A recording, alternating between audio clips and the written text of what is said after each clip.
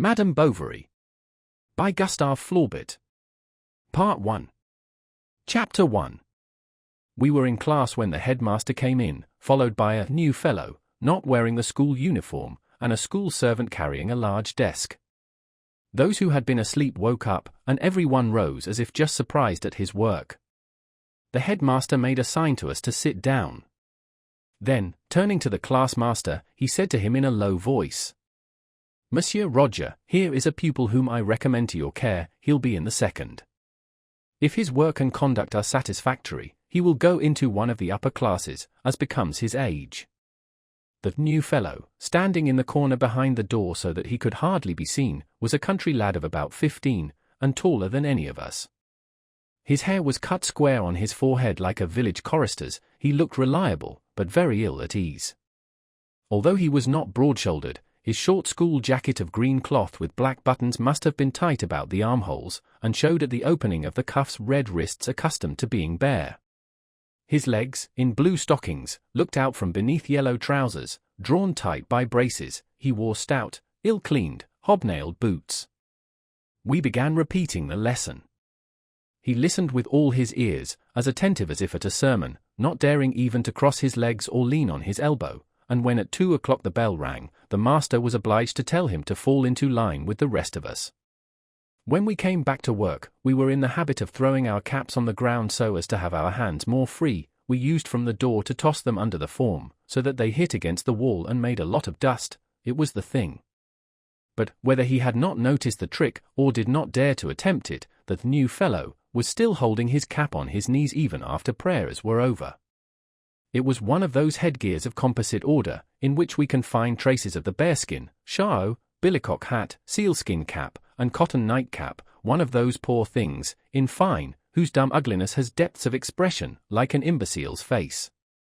Oval, stiffened with whalebone, it began with 3 round knobs, then came in succession lozenges of velvet and rabbit skin separated by a red band, after that a sort of bag that ended in a cardboard polygon covered with complicated braiding, from which hung, at the end of a long thin cord, small twisted gold threads in the manner of a tassel. The cap was new, its peak shone. "Rise," said the master. He stood up, his cap fell. The whole class began to laugh. He stooped to pick it up. A neighbor knocked it down again with his elbow. He picked it up once more. "Get rid of your helmet," said the master, who was a bit of a wag.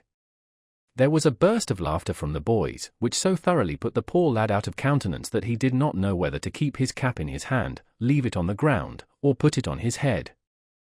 He sat down again and placed it on his knee. "Rise," repeated the master, "and tell me your name." The new boy articulated in a stammering voice an unintelligible name. Again. The same sputtering of syllables was heard, drowned by the tittering of the class. "Louder!" cried the master, "louder!" The new fellow then took a supreme resolution, opened an inordinately large mouth, and shouted at the top of his voice as if calling someone in the word Bovary. A hubbub broke out, rose in crescendo with bursts of shrill voices. They yelled, barked, stamped, repeated, Bovary. Bovary, then died away into single notes, growing quieter only with great difficulty, and now and again suddenly recommencing along the line of a form whence rose here and there, like a damp cracker going off, a stifled laugh. However, amid a rain of impositions, order was gradually re-established in the class, and the master, having succeeded in catching the name of Charles Bovary, having had it dictated to him, spelt out, and re-read, at once ordered the poor devil to go and sit down on the punishment form at the foot of the master's desk. He got up, but before going hesitated. "What are you looking for?" asked the master. "My cap," timidly said the new fellow, casting troubled looks round him. 500 lines for all the class, shouted in a furious voice, stopped, like the quos ego, one, a fresh outburst. "Silence," continued the master indignantly, wiping his brow with his handkerchief, which he had just taken from his cap. "As to you, new boy, you will conjugate ridiculousum, 20 times. 1. A quotation from the Aeneid signifying a threat. 2. I am ridiculous." Then, in a gentler tone, "Come, you'll find your cap again, it hasn't been stolen." Quiet was restored. heads bent over desks, and the new fellow remained for 2 hours in an exemplary attitude, although from time to time some paper pellet flipped from the tip of a pen came bang in his face. But he wiped his face with one hand and continued motionless, his eyes lowered. In the evening, at preparation, he pulled out his pens from his desk, arranged his small belongings, and carefully ruled his paper. We saw him working conscientiously, looking up every word in the dictionary, and taking the greatest pains. Thanks, no doubt, to the willingness he showed, he had not to go down to the class below. But though he knew his rules passably, he had little finish in composition. It was the curé of his village who had taught him his first Latin, his parents, from motives of economy, having sent him to school as late as possible. His father, Monsieur Charles Denis Bartholomé Bovary, retired assistant surgeon major, compromised about 1812 in certain conscription scandals, and forced at this time to leave the service, had taken advantage of his fine figure to get hold of a dowry of 60,000 francs that offered in the person of a hosier's daughter who had fallen in love with his good looks. A fine man, a great talker, making his spurs ring as he walked, wearing whiskers that ran into his moustache, his fingers always garnished with rings and dressed in loud colors, he had the dash of a military man with the easy go of a commercial traveler. Once married, he lived for 3 or 4 years on his wife's fortune, dining well, rising late, smoking long porcelain pipes, not coming in at night till after the theatre, and haunting cafes. The father-in-law died, leaving little. He was indignant at this, went in for the business, lost some money in it, then retired to the country, where he thought he would make money. But, as he knew no more about farming than calico, as he rode his horses instead of sending them to plough, drank his cider in bottle instead of selling it in cask, ate the finest poultry in his farmyard, and greased his hunting boots with the fat of his pigs, he was not long in finding out that he would do better to give up all speculation. For 200 francs a year he managed to live on the border of the provinces of Corse and Picardy, in a kind of place half farm, half private house, and here, soured, eaten up with regrets, cursing his luck, jealous of everyone, he shut himself up at the age of 45, sick of men, he said, and determined to live at peace. His wife had adored him once on a time, she had bored him with 1,000 civilities that had only estranged him the more. Lively once, expansive and affectionate, in growing older she had become, after the fashion of wine that, exposed to air, turns to vinegar, ill-tempered, grumbling, irritable. She had suffered so much without complaint at first, until she had seen him going after all the village drabs, and until a score of bad houses sent him back to her at night, weary, stinking drunk. Then her pride revolted. After that she was silent, burying her anger in a dumb stoicism that she maintained till her death. She was constantly going about looking after business matters. She called on the lawyers, the president, remembered when bills fell due, got them renewed, and at home ironed, sewed, washed, looked after the workmen, paid the accounts, while he, troubling himself about nothing, eternally besotted in sleepy sulkiness, whence he only roused himself to say disagreeable things to her, sat smoking by the fire and spitting into the cinders. When she had a child, it had to be sent out to nurse. When he came home, the lad was spoilt as if he were a prince. His mother stuffed him with jam, his father let him run about barefoot, and, playing the philosopher, even said he might as well go about quite naked like the young of animals. As opposed to the maternal ideas, he had a certain virile idea of childhood on which he sought to mold his son, wishing him to be brought up hardly, like a Spartan, to give him a strong constitution. He sent him to bed without any fire, taught him to drink off large draughts of rum and to jeer at religious processions. But, peaceable by nature, the lad answered only poorly to his notions. His mother always kept him near her, she cut out cardboard for him, told him tales, entertained him with endless monologues full of melancholy gaiety and charming nonsense. In her life's isolation she centered on the child's head all her shattered, broken little vanities. She dreamed of high station, she already saw him, tall, handsome, clever, settled as an engineer or in the law. She taught him to read, and even, on an old piano, she had taught him 2 or 3 little songs. But to all this Monsieur Bovary, caring little for letters, said it was not worth while. Would they ever have the means to send him to a public school, to buy him a practice, or start him in business? Besides, with cheek a man always gets on in the world. Madame Bovary bit her lips, and the child knocked about the village. He went after the labourers, drove away with clods of earth the ravens that were flying about. He ate blackberries along the hedges, minded the geese with a long switch, went haymaking during harvest, ran about in the woods, played hopscotch under the church porch on rainy days, and at great fetes begged the beadle to let him toll the bells, that he might hang all his weight on the long rope and feel himself borne upward by it in its swing. Meanwhile he grew like an oak, he was strong on hand, fresh of colour. When he was 12 years old his mother had her own way, he began lessons. The cure took him in hand, but the lessons were so short and irregular that they could not be of much use. They were given at spare moments in the sacristy, standing up, hurriedly, between a baptism and a burial, or else the cure, if he had not to go out, sent for his pupil after the Angelus. 3. They went up to his room and settled down, the flies and moths fluttered round the candle. It was close, the child fell asleep, and the good man, beginning to doze with his hands on his stomach, was soon snoring with his mouth wide open. On other occasions, when Monsieur le Cure, on his way back after administering the viaticum to some sick person in the neighbourhood, caught sight of Charles playing about the fields, he called him, lectured him for a quarter of an hour and took advantage of the occasion to make him conjugate his verb at the foot of a tree. The rain interrupted them or an acquaintance passed. All the same he was always pleased with him, and even said the young man had a very good memory. 3. A devotion said at morning, noon, and evening, at the sound of a bell. Here, the evening prayer. Charles could not go on like this. Madame Bovary took strong steps. Ashamed, or rather tired out, Monsieur Bovary gave in without a struggle, and they waited 1 year longer, so that the lad should take his first communion. 6 months more passed, and the year after Charles was finally sent to school at Rouen, where his father took him towards the end of October, at the time of the St. Roman Fair. It would now be impossible for any of us to remember anything about him. He was a youth of even temperament, who played in playtime, worked in school hours, was attentive in class, slept well in the dormitory, and ate well in the refectory.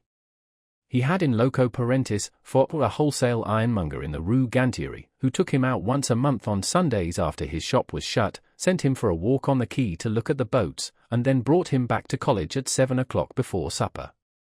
Every Thursday evening he wrote a long letter to his mother with red ink and 3 wafers, then he went over his history notebooks, or read an old volume of Anarchisis that was knocking about the study. When he went for walks he talked to the servant, who, like himself, came from the country. In place of a parent. By dint of hard work he kept always about the middle of the class, once even he got a certificate in natural history. But at the end of his 3rd year his parents withdrew him from the school to make him study medicine, convinced that he could even take his degree by himself. His mother chose a room for him on the 4th floor of a dais she knew, overlooking the Oderobeck. She made arrangements for his board, got him furniture, table and 2 chairs, sent home for an old cherry-tree bedstead, and bought besides a small cast-iron stove with the supply of wood that was to warm the poor child. Then at the end of a week she departed, after 1,000 injunctions to be good now that he was going to be left to himself. The syllabus that he read on the notice board stunned him: lectures on anatomy, lectures on pathology, lectures on physiology, lectures on pharmacy, lectures on botany and clinical medicine, and therapeutics, without counting hygiene and materia medica, all names of whose etymologies he was ignorant, and that were to him as so many doors to sanctuaries filled with magnificent darkness. He understood nothing of it all, it was all very well to listen, he did not follow. Still he worked, he had bound notebooks, he attended all the courses, never missed a single lecture. He did his little daily task like a mill horse, who goes round and round with his eyes bandaged, not knowing what work he is doing. To spare him expense his mother sent him every week by the carrier a piece of veal baked in the oven, with which he lunched when he came back from the hospital, while he sat kicking his feet against the wall. After this he had to run off to lectures, to the operation room, to the hospital, and return to his home at the other end of the town. In the evening, after the poor dinner of his landlord, he went back to his room and set to work again in his wet clothes, which smoked as he sat in front of the hot stove. On the fine summer evenings, at the time when the close streets are empty, when the servants are playing shuttlecock at the doors, he opened his window and leaned out. The river, that makes of this quarter of Rouen a wretched little Venice, flowed beneath him, between the bridges and the railings, yellow, violet, or blue. Working men, kneeling on the banks, washed their bare arms in the water. On poles projecting from the attics, skeins of cotton were drying in the air. Opposite, beyond the route, spread the pure heaven with the red sun setting. How pleasant it must be at home! How fresh under the beech tree! And he expanded his nostrils to breathe in the sweet odors of the country which did not reach him. He grew thin, his figure became taller, his face took a saddened look that made it nearly interesting. Naturally, through indifference, he abandoned all the resolutions he had made. Once he missed a lecture, the next day all the lectures, and, enjoying his idleness, little by little, he gave up work altogether. He got into the habit of going to the public house, and had a passion for dominoes. To shut himself up every evening in the dirty public room, to push about on marble tables the small sheep bones with black dots, seemed to him a fine proof of his freedom, which raised him in his own esteem. It was beginning to see life, the sweetness of stolen pleasures, and when he entered, he put his hand on the door handle with a joy almost sensual. Then many things hidden within him came out. He learnt couplets by heart and sang them to his boon companions, became enthusiastic about Beranger, learnt how to make punch, and, finally, how to make love. Thanks to these preparatory labors, he failed completely in his examination for an ordinary degree. He was expected home the same night to celebrate his success. He started on foot, stopped at the beginning of the village, sent for his mother, and told her all. She excused him, threw the blame of his failure on the injustice of the examiners, encouraged him a little, and took upon herself to set matters straight. It was only 5 years later that Monsieur Bovary knew the truth. It was old then, and he accepted it. Moreover, he could not believe that a man born of him could be a fool. So Charles set to work again and crammed for his examination, ceaselessly learning all the old questions by heart. He passed pretty well. What a happy day for his mother! They gave a grand dinner. Where should he go to practice? To Toast's, where there was only one old doctor. For a long time Madame Bovary had been on the lookout for his death, and the old fellow had barely been packed off when Charles was installed, opposite his place, as his successor. But it was not everything to have brought up a son, to have had him taught medicine, and discovered Toast's, where he could practice it. He must have a wife. She found him one, the widow of a bailiff at Dieppe, who was 45 and had an income of 1,200 francs.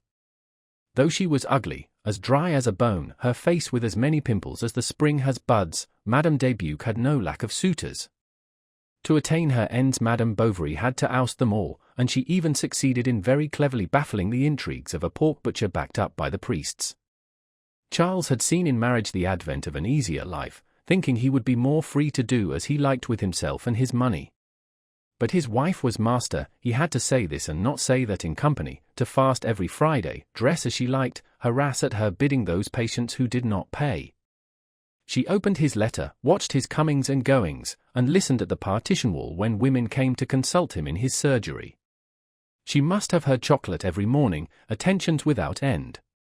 She constantly complained of her nerves, her chest, her liver. The noise of footsteps made her ill. When people left her, solitude became odious to her. If they came back, it was doubtless to see her die.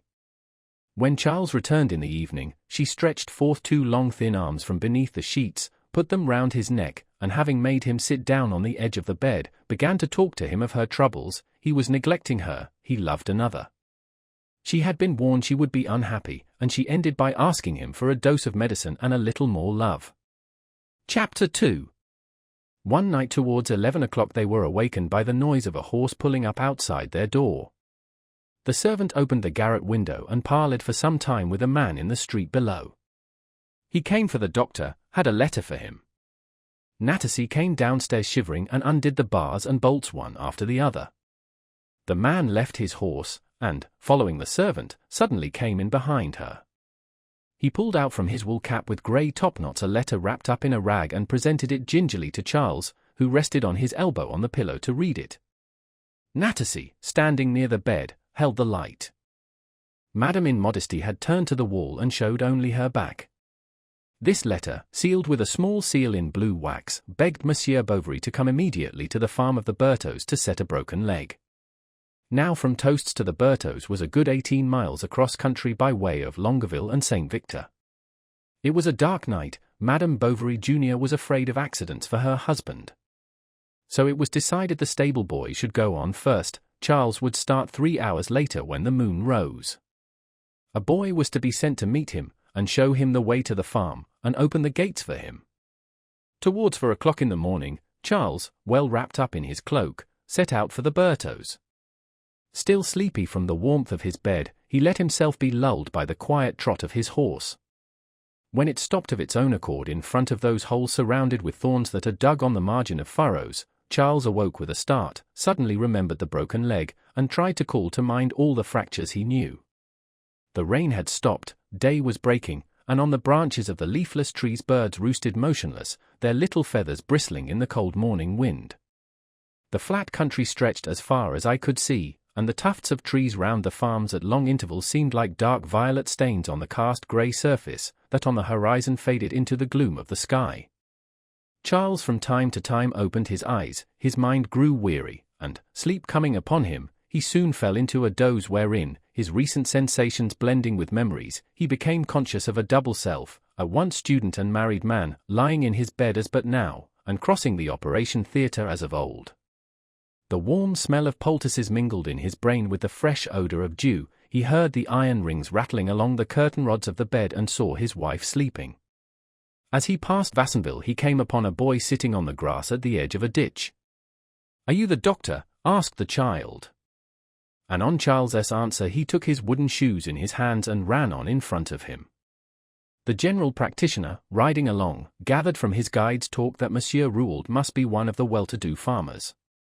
He had broken his leg the evening before on his way home from a 12th night feast at a neighbour's. His wife had been dead for 2 years. There was with him only his daughter, who helped him to keep house. The ruts were becoming deeper, they were approaching the Bertaux'. The little lad, slipping through a hole in the hedge, disappeared, then he came back to the end of a courtyard to open the gate. The horse slipped on the wet grass, Charles had to stoop to pass under the branches. The watchdogs in their kennels barked, dragging at their chains. As he entered the Bertaux', the horse took fright and stumbled. It was a substantial-looking farm. In the stables, over the top of the open doors, one could see great cart horses quietly feeding from new racks. Right along the outbuildings extended a large dunghill, from which manure liquid oozed, while amidst fowls and turkeys, 5 or 6 peacocks, a luxury in Chauchois farmyards, were foraging on the top of it.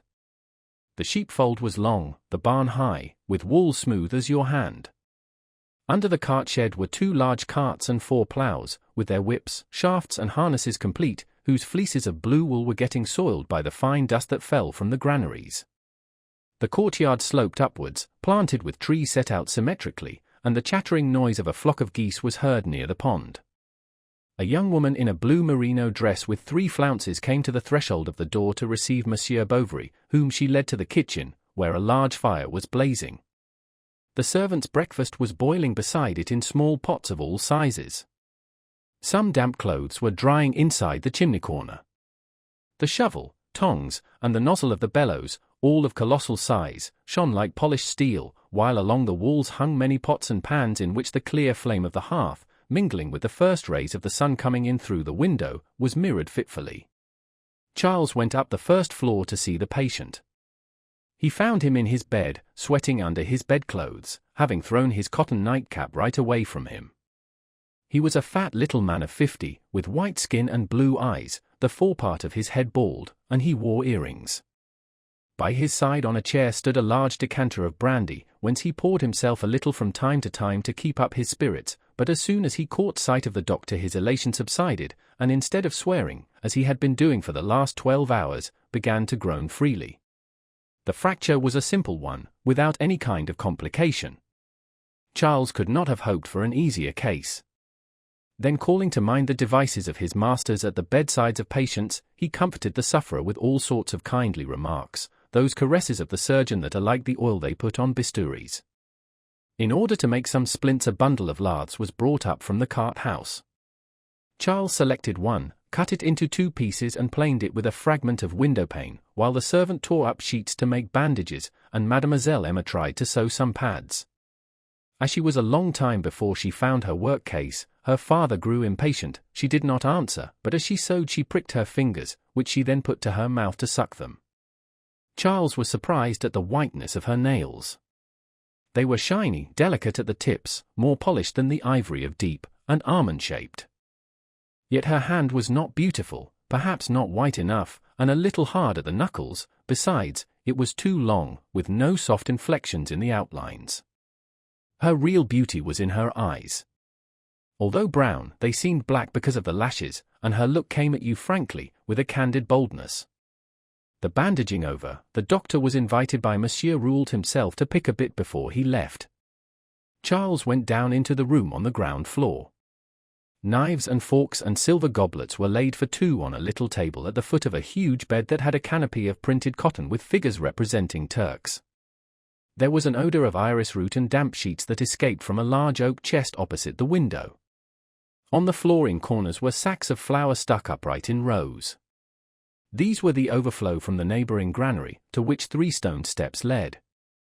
By way of decoration for the apartment, hanging to a nail in the middle of the wall, whose green paint scaled off from the effects of the saltpeter, was a crayon head of Minerva in gold frame, underneath which was written in Gothic letters to dear Papa. First they spoke of the patient, then of the weather, of the great cold, of the wolves that infested the fields at night. Mademoiselle Rouault did not at all like the country, especially now that she had to look after the farm almost alone. As the room was chilly, she shivered as she ate. This showed something of her full lips, that she had a habit of biting when silent.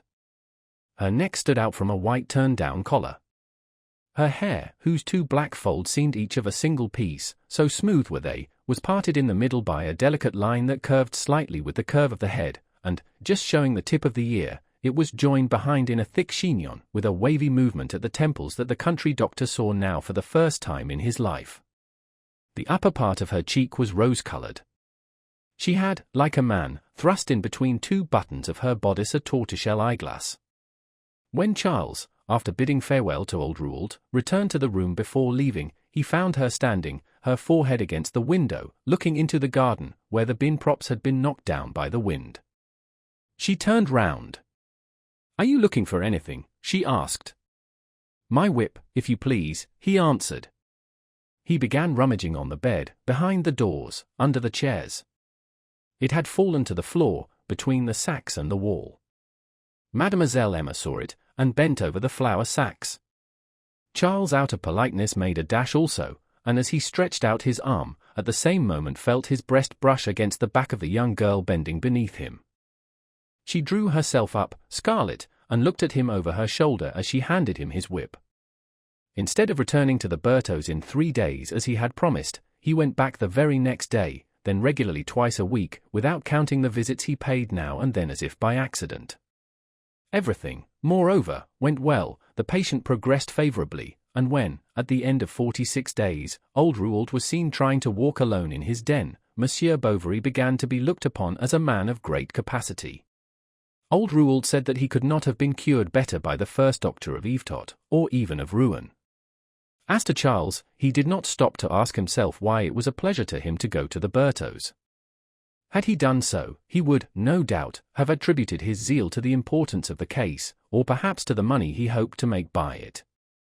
Was it for this, however, that his visits to the farm formed a delightful exception to the meagre occupations of his life?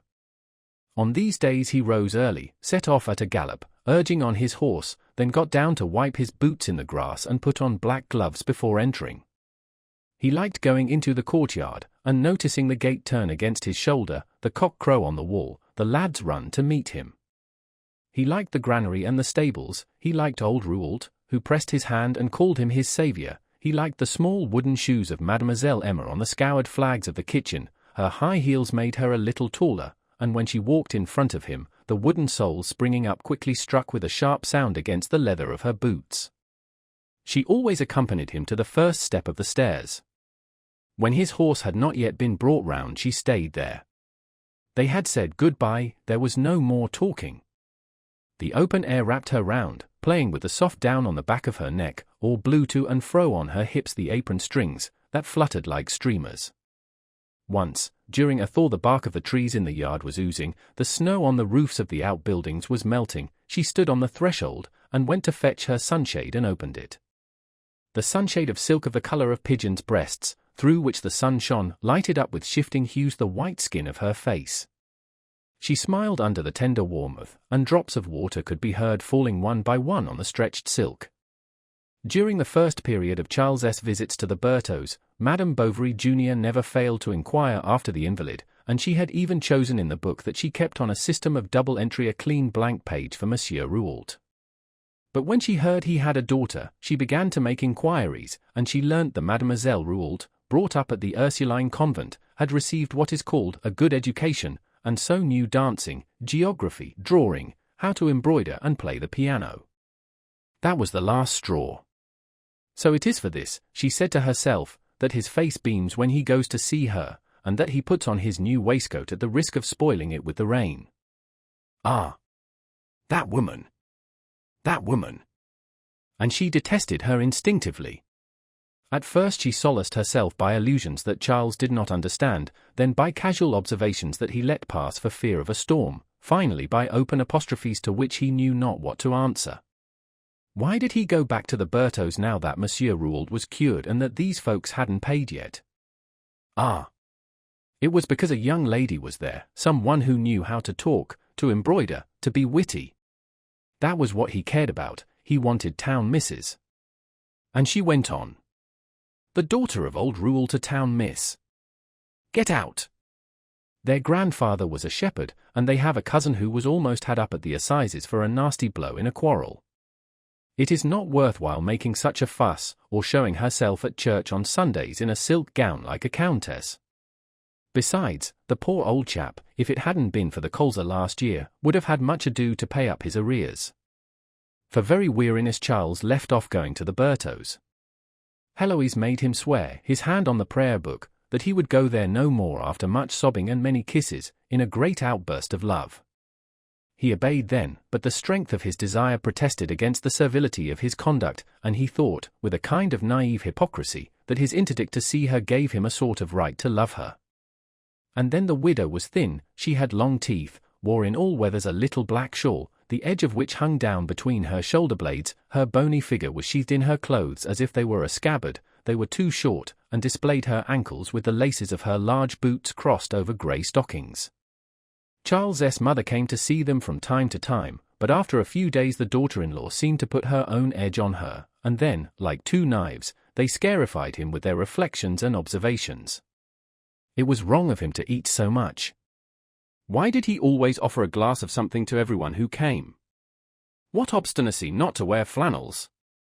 In the spring it came about that a notary at Ingouville, the holder of the widow Dubuque's property, one fine day went off, taking with him all the money in his office. Heloise, it is true, still possessed, besides a share in a boat valued at 6,000 francs, her house in the Rue Saint-François, and yet, with all this fortune that had been so trumpeted abroad, nothing, excepting perhaps a little furniture and a few clothes, had appeared in the household. The matter had to be gone into. The house at Dieppe was found to be eaten up with mortgages to its foundations, what she had placed with the notary God only knew, and her share in the boat did not exceed 1,000 crowns. She had lied, the good lady. In his exasperation, Monsieur Bovary the elder, smashing a chair on the flags, accused his wife of having caused misfortune to the son by harnessing him to such a harridan, whose harness wasn't worth her hide. They came to toasts. Explanations followed. There were scenes. Heloise in tears, throwing her arms about her husband, implored him to defend her from his parents. Charles tried to speak up for her. They grew angry and left the house. But the blow had struck home. A week after, as she was hanging up some washing in her yard, she was seized with a spitting of blood, and the next day, while Charles had his back turned to her drawing the window curtain, she said, "Oh God," gave a sigh and fainted. She was dead. What a surprise! When all was over at the cemetery, Charles went home.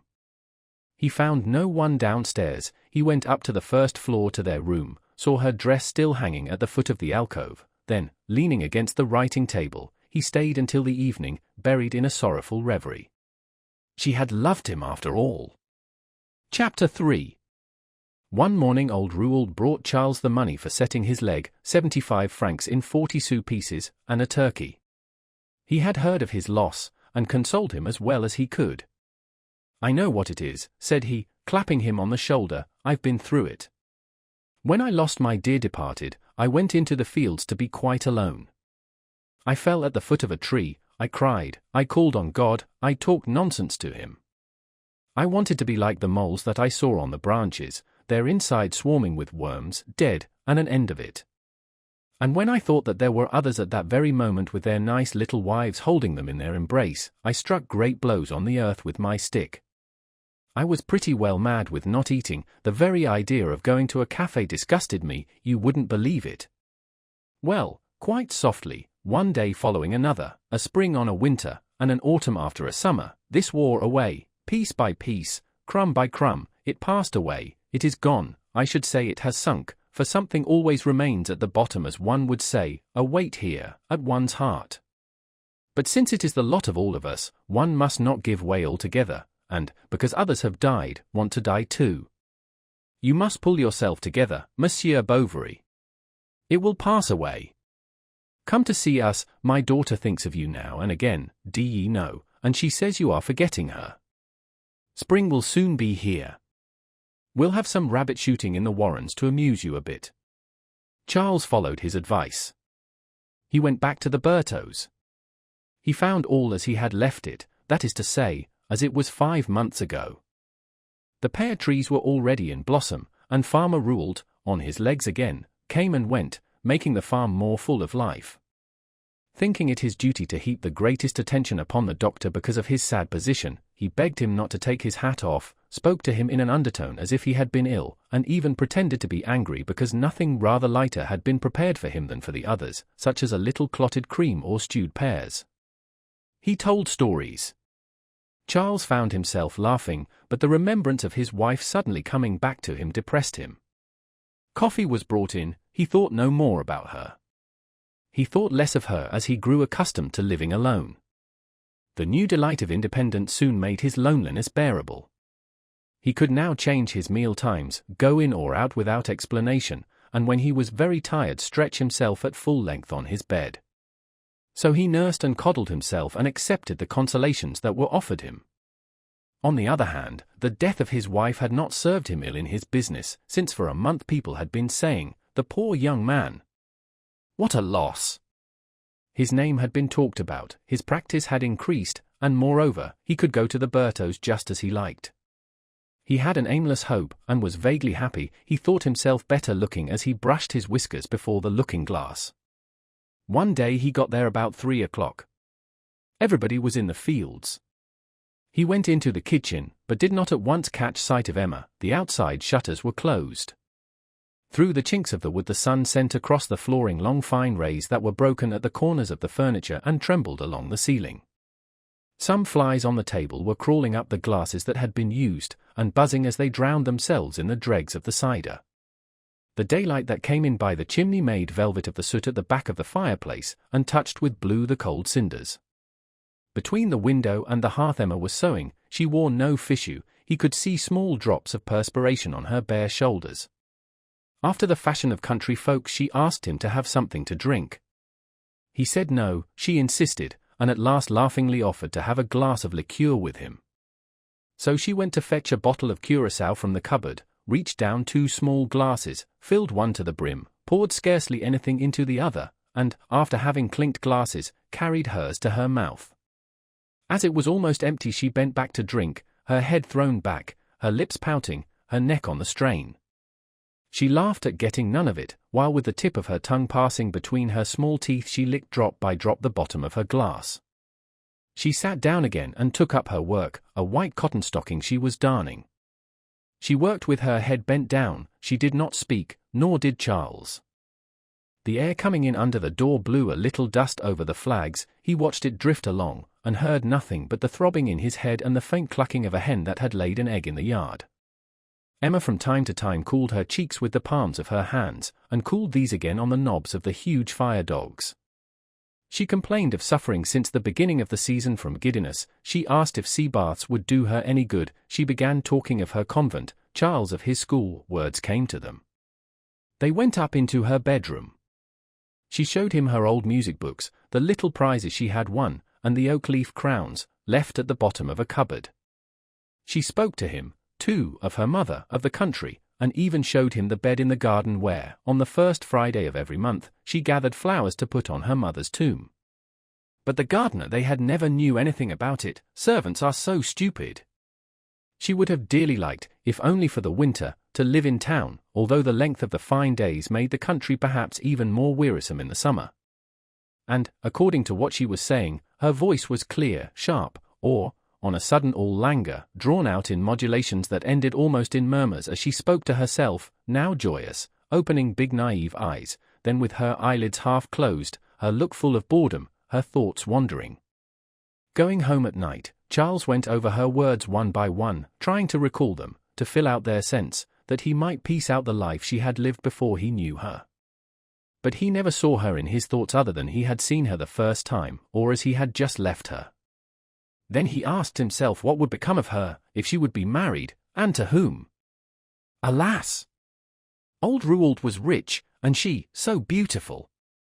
But Emma's face always rose before his eyes, and a monotone, like the humming of a top, sounded in his ears. If you should marry after all. If you should marry. At night he could not sleep, his throat was parched, he was athirst.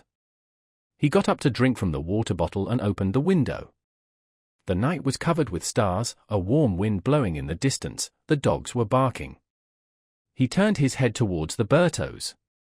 Thinking that, after all, he should lose nothing, Charles promised himself to ask her in marriage as soon as occasion offered, but each time such occasion did offer, the fear of not finding the right words sealed his lips. Old Rouault would not have been sorry to be rid of his daughter, who was of no use to him in the house. In his heart he excused her, thinking her too clever for farming, a calling under the ban of heaven, since one never saw a millionaire in it. Far from having made a fortune by it, the good man was losing every year, for if he was good in bargaining, in which he enjoyed the dodges of the trade, on the other hand, agriculture properly so called, and the internal management of the farm, suited him less than most people.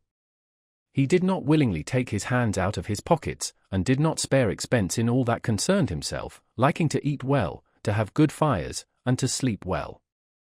He liked old cider, underdone legs of mutton, glorias, 5, well beaten up. He took his meals in the kitchen alone, opposite the fire, on a little table brought to him already laid as on the stage. 5, a mixture of coffee and spirits. When, therefore, he perceived that Charles's cheeks grew red if near his daughter, which meant that he would propose for her one of these days, he chewed the cud of the matter beforehand. He certainly thought him a little meagre, and not quite the son-in-law he would have liked, but he was said to be well brought up, economical, very learned, and no doubt would not make too many difficulties about the dowry. Now, as old Rouault would soon be forced to sell 22 acres of his property, as he owed a good deal to the mason, to the harness-maker, and as the shaft of the cider press wanted renewing, if he asks for her, he said to himself, I'll give her to him. At Michaelmas Charles went to spend 3 days at the Bertaux. The last had passed like the others in procrastinating from hour to hour.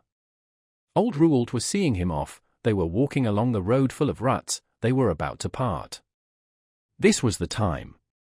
Charles gave himself as far as to the corner of the hedge, and at last, when past it, Monsieur Rouault, he murmured, I should like to say something to you. They stopped. Charles was silent. Well, tell me your story. Don't I know all about it, said old Rouault, laughing softly. Monsieur Rouault, stammered Charles. I ask nothing better, the farmer went on. Although, no doubt, the little one is of my mind, still we must ask her opinion. So you get off, I'll go back home.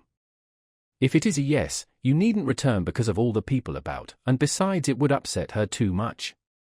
But so that you mayn't be eating your heart, I'll open wide the outer shutter of the window against the wall, you can see it from the back by leaning over the hedge. And he went off. Charles fastened his horse to a tree, he ran into the road and waited. Half an hour passed, then he counted 19 minutes by his watch. Suddenly a noise was heard against the wall, the shutter had been thrown back, the hook was still swinging. The next day by 9 o'clock he was at the farm. Emma blushed as he entered, and she gave a little forced laugh to keep herself in countenance. Old Rouault embraced his future son-in-law. The discussion of money matters was put off, moreover, there was plenty of time before them, as the marriage could not decently take place till Charles was out of mourning, that is to say, about the spring of the next year. The winter passed waiting for this. Mademoiselle Rouault was busy with her trousseau. Part of it was ordered at Rouen, and she made herself chemises and nightcaps after fashion plates that she borrowed. When Charles visited the farmer, the preparations for the wedding were talked over, they wondered in what room they should have dinner, they dreamed of the number of dishes that would be wanted, and what should be entries. Emma would, on the contrary, have preferred to have a midnight wedding with torches, but old Rouault could not understand such an idea. So there was a wedding at which 43 persons were present, at which they remained 16 hours at table, began again the next day, and to some extent on the days following. Chapter 4. The guests arrived early in carriages, in one-horse chaises, two-wheeled cars, old open gigs, wagonettes with leather hoods, and the young people from the nearer villages in carts, in which they stood up in rows, holding on to the sides so as not to fall, going at a trot and well shaken up. Some came from a distance of 30 miles, from Gaudeville, from Normanville, and from Caney. All the relatives of both families had been invited, quarrels between friends arranged, acquaintances long since lost sight of written to. From time to time one heard the crack of a whip behind the hedge, then the gates opened, a chaise entered. Galloping up to the foot of the steps, it stopped short and emptied its load. They got down from all sides, rubbing knees and stretching arms. The ladies, wearing bonnets, had on dresses in the town fashion, gold watch chains, pelerines with the ends tucked into belts, or little coloured fichus fastened down behind with a pin, and that left the back of the neck bare. The lads, dressed like their papas, seemed uncomfortable in their new clothes. Many that day hand-sewed their first pair of boots, and by their sides, speaking never a word, wearing the white dress of their first communion lengthened for the occasion were some big girls of 14 or 16, cousins or elder sisters no doubt, rubicund, bewildered, their hair greasy with rose pomade, and very much afraid of dirtying their gloves. As there were not enough stable boys to unharness all the carriages, the gentlemen turned up their sleeves and set about it themselves. According to their different social positions they wore tailcoats, overcoats, shooting jackets, cutaway coats, fine tailcoats, redolent of family respectability, that only came out of the wardrobe on state occasions, overcoats with long tails flapping in the wind and round capes and pockets like sacks, shooting jackets of coarse cloth, generally worn with a cap with a brass-bound peak, very short cutaway coats with two small buttons in the back, close together like a pair of eyes, and the tails of which seemed cut out of one piece by a carpenter's hatchet. Some, too, but these, you may be sure, would sit at the bottom of the table, wore their best blouses, that is to say, with collars turned down to the shoulders, the back gathered into small plaits and the waist fastened very low down with a worked belt. And the shirts stood out from the chests like cuirasses. Everyone had just had his hair cut, ears stood out from the heads, they had been close-shaved, a few, even, who had had to get up before daybreak, and not been able to see to shave, had diagonal gashes under their noses or cuts the size of a 3-franc piece along the jaws, which the fresh air en route had inflamed, so that the great white beaming faces were mottled here and there with red dabs. The Mairie was 1.5 miles from the farm, and they went thither on foot, returning in the same way after the ceremony in the church. The procession, first united like one long coloured scarf that undulated across the fields, along the narrow path winding amid the green corn, soon lengthened out, and broke up into different groups that loitered to talk. The fiddler walked in front with his violin, gay with ribbons at its pegs. Then came the married pair, the relations, the friends, all following pell-mell. The children stayed behind amusing themselves plucking the bellflowers from oat ears, or playing amongst themselves unseen. Emma's dress, too long, trailed a little on the ground. From time to time she stopped to pull it up, and then delicately, with her gloved hands, she picked off the coarse grass and the thistledowns, while Charles, empty-handed, waited till she had finished. Old Rouault, with a new silk hat and the cuffs of his black coat covering his hands up to the nails, gave his arm to Madame Bovary senior. As to Monsieur Bovary senior, who, heartily despising all these folk, had come simply in a frock coat of military cut with one row of buttons. He was passing compliments of the bar to a fair young peasant. She bowed, blushed, and did not know what to say. The other wedding guests talked of their business or played tricks behind each other's backs, egging one another on in advance to be jolly. Those who listened could always catch the squeaking of the fiddler, who went on playing across the fields. When he saw that the rest were far behind, he stopped to take breath, slowly rosined his bow so that the strings should sound more shrilly, then set off again, by turns lowering and raising his neck, the better to mark time for himself. The noise of the instrument drove away the little birds from afar. The table was laid under the cart shed. On it were 4 sirloins, 6 chicken fricassees, stewed veal, 3 legs of mutton, and in the middle a fine roast suckling pig, flanked by 4 chitlings with sorrel. At the corners were decanters of brandy. Sweet bottled cider frothed round the corks, and all the glasses had been filled to the brim with wine beforehand. Large dishes of yellow cream, that trembled with the least shake of the table, had designed on their smooth surface the initials of the newly wedded pair in nonpareil arabesques. A confectioner of Yvetot had been entrusted with the tarts and sweets. As he had only just set up on the place, he had taken a lot of trouble, and at dessert he himself brought in a set dish that evoked loud cries of wonderment. To begin with, at its base there was a square of blue cardboard, representing a temple with porticos, colonnades, and stucco statuettes all round, and in the niches constellations of gilt paper stars. Then on the second stage was a dungeon of Savoy cake, surrounded by many fortifications in candied angelica, almonds, raisins, and quarters of oranges, and finally, on the upper platform a green field with rocks set in lakes of jam, nutshell boats, and a small Cupid balancing himself in a chocolate swing whose 2 uprights ended in real roses for balls at the top. Until night they ate. When any of them were too tired of sitting, they went out for a stroll in the yard, or for a game with corks in the granary, and then returned to table. Some towards the finish went to sleep and snored. But with the coffee everyone woke up. Then they began songs, showed off tricks, raised heavy weights, performed feats with their fingers, then tried lifting carts on their shoulders, made broad jokes, kissed the women.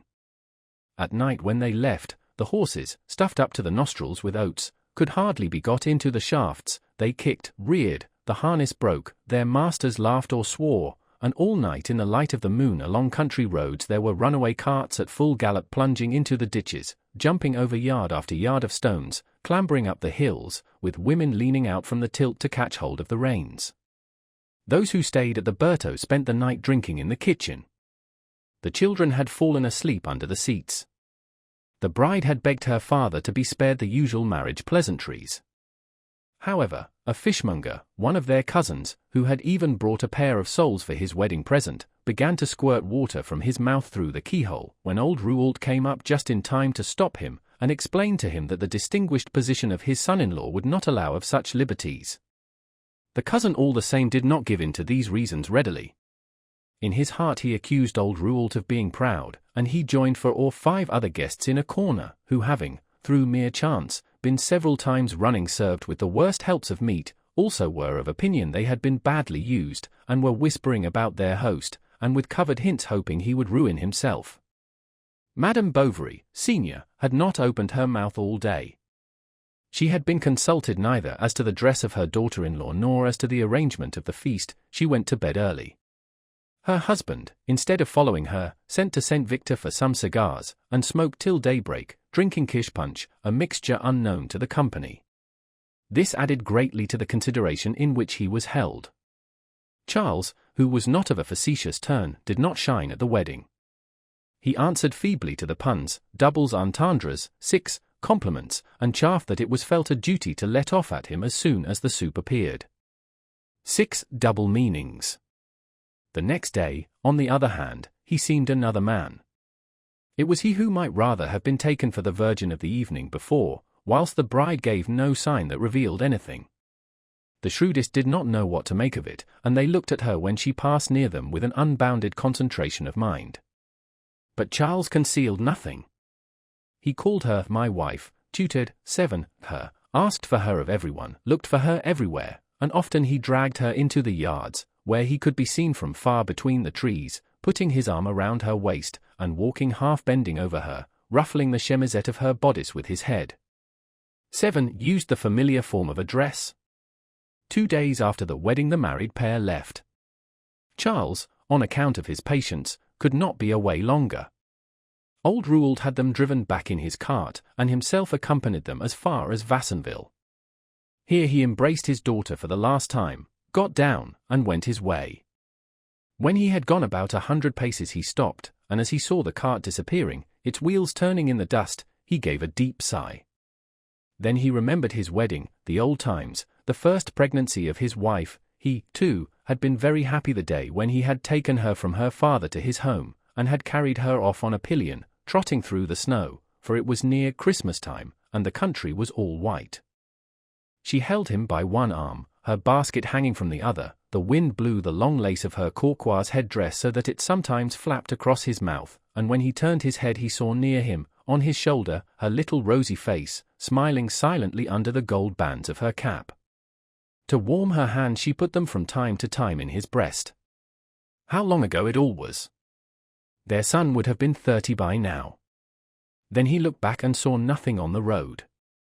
He felt dreary as an empty house, and tender memories mingling with the sad thoughts in his brain, addled by the fumes of the feast, he felt inclined for a moment to take a turn towards the church. As he was afraid, however, that this sight would make him yet more sad, he went right away home. Monsieur and Madame Charles arrived at Toasts about 6 o'clock. The neighbors came to the windows to see their doctor's new wife. The old servant presented herself, curtsied to her, apologized for not having dinner ready, and suggested that Madame, in the meantime, should look over her house. Chapter 5. The brick front was just in a line with the street, or rather the road. Behind the door hung a cloak with a small collar, a bridle, and a black leather cap, and on the floor, in a corner, were a pair of leggings, still covered with dry mud. On the right was the one apartment, that was both dining and sitting room. A canary yellow paper, relieved at the top by a garland of pale flowers, was puckered everywhere over the badly stretched canvas. White calico curtains with a red border hung crossways at the length of the window, and on the narrow mantelpiece a clock with a head of Hippocrates shone resplendent between 2 plate candlesticks under oval shades. On the other side of the passage was Charles's consulting room, a little room about 6 paces wide, with a table, 3 chairs, and an office chair. Volumes of the Dictionary of Medical Science, uncut, but the binding rather the worse for the successive sales through which they had gone, occupied almost along the 6 shelves of a deal bookcase. The smell of melted butter penetrated through the walls when he saw patients, just as in the kitchen one could hear the people coughing in the consulting room and recounting their histories. Then, opening on the yard, where the stable was, came a large dilapidated room with a stove, now used as a wood-house, cellar, and pantry, full of old rubbish, of empty casks, agricultural implements past service, and a mass of dusty things whose use it was impossible to guess. The garden, longer than wide, ran between 2 mud walls with espaliered apricots, to a hawthorn hedge that separated it from the field. In the middle was a slate sundial on a brick pedestal, for flower beds with eglantines surrounded symmetrically the more useful kitchen garden bed. Right at the bottom, under the spruce bushes, was a cure in plaster reading his breviary. Emma went upstairs. The first room was not furnished, but in the second, which was their bedroom, was a mahogany bedstead in an alcove with red drapery. A shell box adorned the chest of drawers, and on the secretary near the window a bouquet of orange blossoms tied with white satin ribbon stood in a bottle. It was a bride's bouquet, it was the other one's. She looked at it. Charles noticed it, he took it and carried it up to the attic, while Emma seated in an armchair, they were putting her things down around her, thought of her bridal flowers packed up in a bandbox, and wondered, dreaming, what would be done with them if she were to die. During the first days she occupied herself in thinking about changes in the house. She took the shades off the candlesticks, had new wallpaper put up, the staircase repainted, and seats made in the garden round the sundial. She even inquired how she could get a basin with a jet fountain and fishes. Finally her husband, knowing that she liked to drive out, picked up a second-hand dog-cart, which, with new lamps and splashboard in striped leather, looked almost like a tilbury. He was happy then, and without a care in the world. A meal together, a walk in the evening on the high road, a gesture of her hands over her hair, the sight of her straw hat hanging from the window fastener, and many another thing in which Charles had never dreamed of pleasure, now made up the endless round of his happiness. In bed, in the morning, by her side, on the pillow, he watched the sunlight sinking into the down on her fair cheek, half hidden by the lappets of her nightcap. Seen thus closely, her eyes looked to him enlarged, especially when, on waking up, she opened and shut them rapidly many times. Black in the shade, dark blue in broad daylight, they had, as it were, depths of different colors, that, darker in the center, grew paler towards the surface of the eye. His own eyes lost themselves in these depths. He saw himself in miniature down to the shoulders, with his handkerchief round his head and the top of his shirt open. He rose. She came to the window to see him off, and stayed leaning on the sill between two pots of geranium, clad in her dressing gown hanging loosely about her. Charles, in the street, buckled his spurs, his foot on the mounting stone, while she talked to him from above, picking with her mouth some scrap of flower or leaf that she blew out at him. Then this, eddying, floating, described semicircles in the air like a bird, and was caught before it reached the ground in the ill-groomed manner of the old white mare standing motionless at the door. Charles from horseback threw her a kiss, she answered with a nod, she shut the window, and he set off. And then along the high road, spreading out its long ribbon of dust, along the deep lanes that the trees bent over as in arbors, along paths where the corn reached to the knees, with the sun on his back and the morning air in his nostrils, his heart full of the joys of the past night, his mind at rest, his flesh at ease, he went on, rechewing his happiness, like those who after dinner taste again the truffles which they are digesting. Until now, what good had he had of his life? His time at school, when he remained shut up within the high walls, alone, in the midst of companions richer than he or cleverer at their work, who laughed at his accent, who jeered at his clothes, and whose mothers came to the school with cakes in their muffs. Later on, when he studied medicine, and never had his purse full enough to treat some little work girl who would have become his mistress. Afterwards, he had lived 14 months with the widow, whose feet in bed were cold as icicles. But now he had for life this beautiful woman whom he adored. For him the universe did not extend beyond the circumference of her petticoat, and he reproached himself with not loving her. He wanted to see her again. He turned back quickly, ran up the stairs with a beating heart. Emma, in her room, was dressing. He came up on tiptoe, kissed her back. She gave a cry. He could not keep from constantly touching her comb, her ring, her fichu. Sometimes he gave her great-sounding kisses with all his mouth on her cheeks, or else little kisses in a row all along her bare arm from the tip of her fingers up to her shoulder, and she put him away half smiling, half vexed, as you do a child who hangs about you. Before marriage she thought herself in love, but the happiness that should have followed this love not having come, she must, she thought, have been mistaken. And Emma tried to find out what one meant exactly in life by the words felicity, passion, rapture, that had seemed to her so beautiful in books. Chapter 6. She had read Paul and Virginia, and she had dreamed of the little bamboo house, the nigger Domingo, the dog Fidel, but above all of the sweet friendship of some dear little brother, who seeks red fruit for you on trees taller than steeples, or who runs barefoot over the sand, bringing you a bird's nest. When she was 13, her father himself took her to town to place her in the convent. They stopped at an inn in the St. Gervais quarter, where, at their supper, they used painted plates that set forth the story of Mademoiselle de la Valliere. The explanatory legends, chipped here and there by the scratching of knives, all glorified religion, the tendernesses of the heart, and the pomps of court.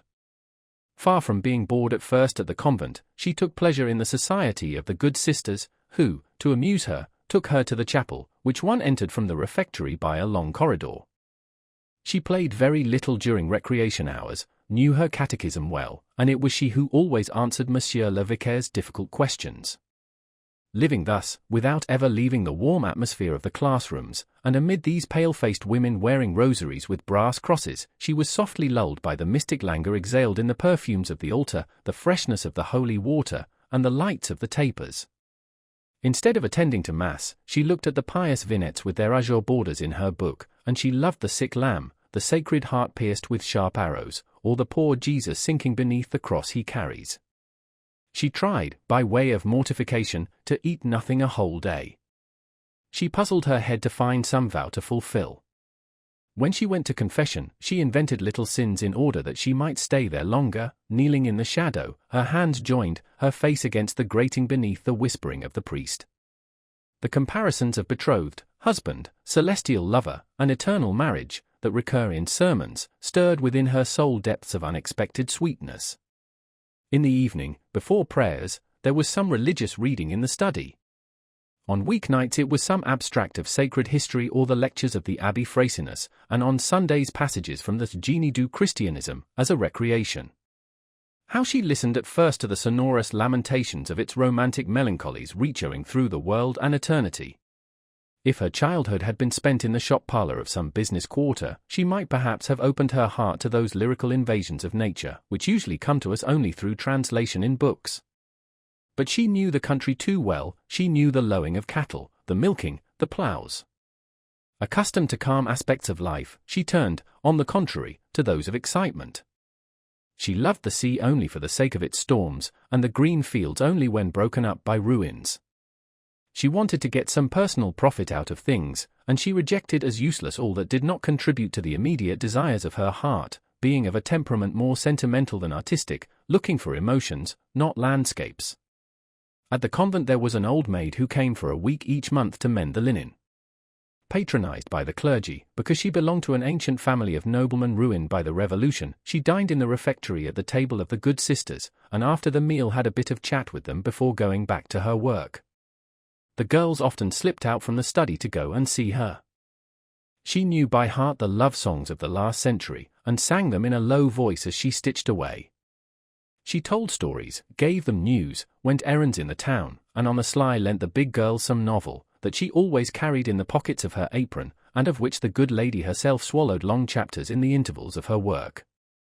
They were all lovers, sweethearts, persecuted ladies fainting in lonely pavilions, postilions killed at every stage, horses ridden to death on every page, sombre forests, heartaches, vows, sobs, tears and kisses, little skiffs by moonlight, nightingales in shady groves, gentlemen brave as lions, gentle as lambs, virtuous as no one ever was, always well dressed, and weeping like fountains. For 6 months, then, Emma, at 15 years of age, made her hands dirty with books from old lending libraries. Through Walter Scott, later on, she fell in love with historical events, dreamed of old chests, guard-rooms, and minstrels. She would have liked to live in some old manor house, like those long-waisted chatelaines who, in the shade of pointed arches, spent their days leaning on the stone, chin in hand, watching a cavalier with white plume galloping on his black horse from the distant fields. At this time she had a cult for Mary Stuart and enthusiastic veneration for illustrious or unhappy women. Joan of Arc, Heloise, Agnes Sorel, the beautiful Ferroniere, and Clemence Isaure stood out to her like comets in the dark immensity of heaven, where also were seen, lost in shadow, and all unconnected, St. Louis with his oak, the dying Bayard, some cruelties of Louis XI, a little of St. Bartholomew's Day, the plume of the Béarnais, and always the remembrance of the plates painted in honor of Louis XIV.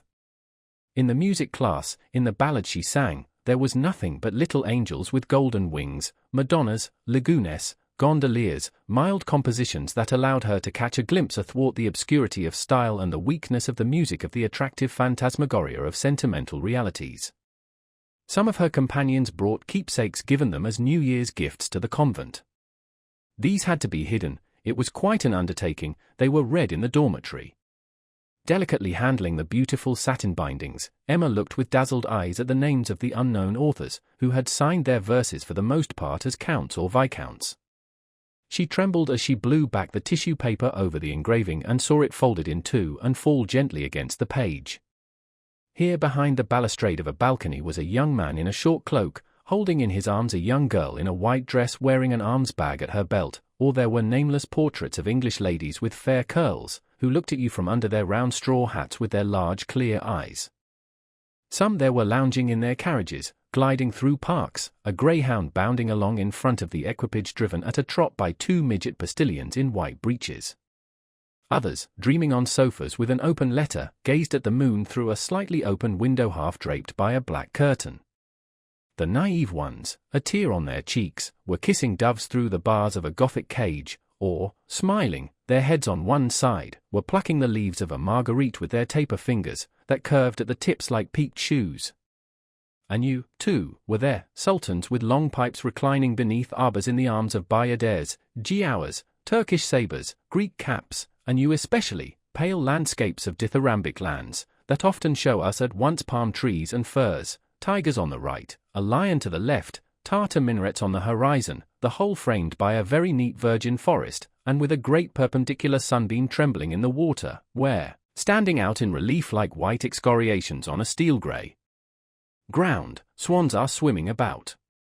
And the shade of the argent lamp fastened to the wall above Emma's head lighted up all these pictures of the world, that passed before her one by one in the silence of the dormitory, and to the distant noise of some belated carriage rolling over the boulevards.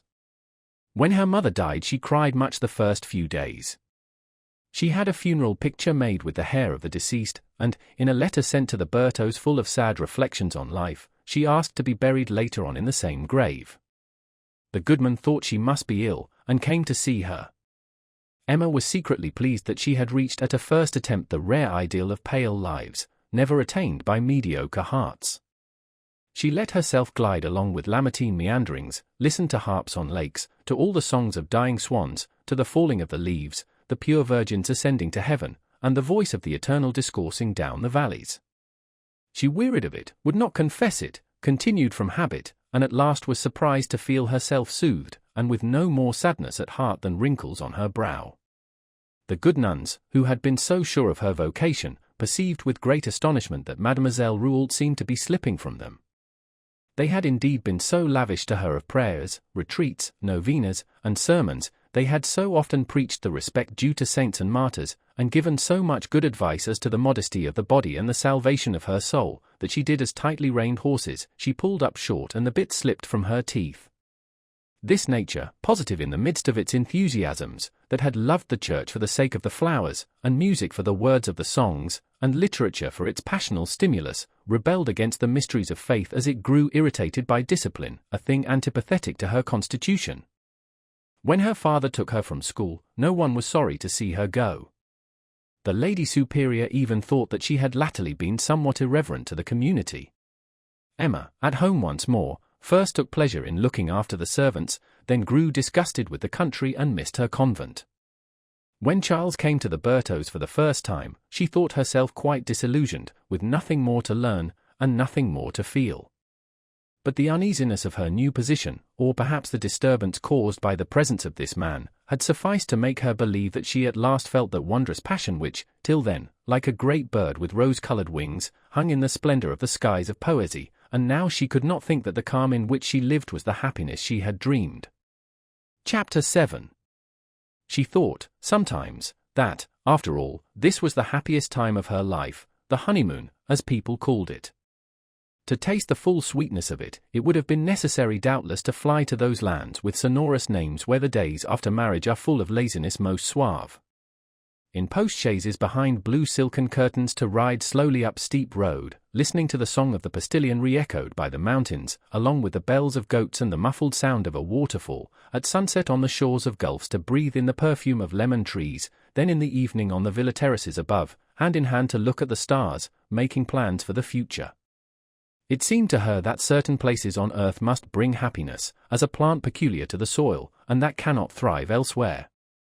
Why could not she lean over balconies in Swiss chalets, or enshrine her melancholy in a Scotch cottage, with a husband dressed in a black velvet coat with long tails, and thin shoes, a pointed hat and frills? Perhaps she would have liked to confide all these things to someone. But how tell an undefinable uneasiness, variable as the clouds, unstable as the winds?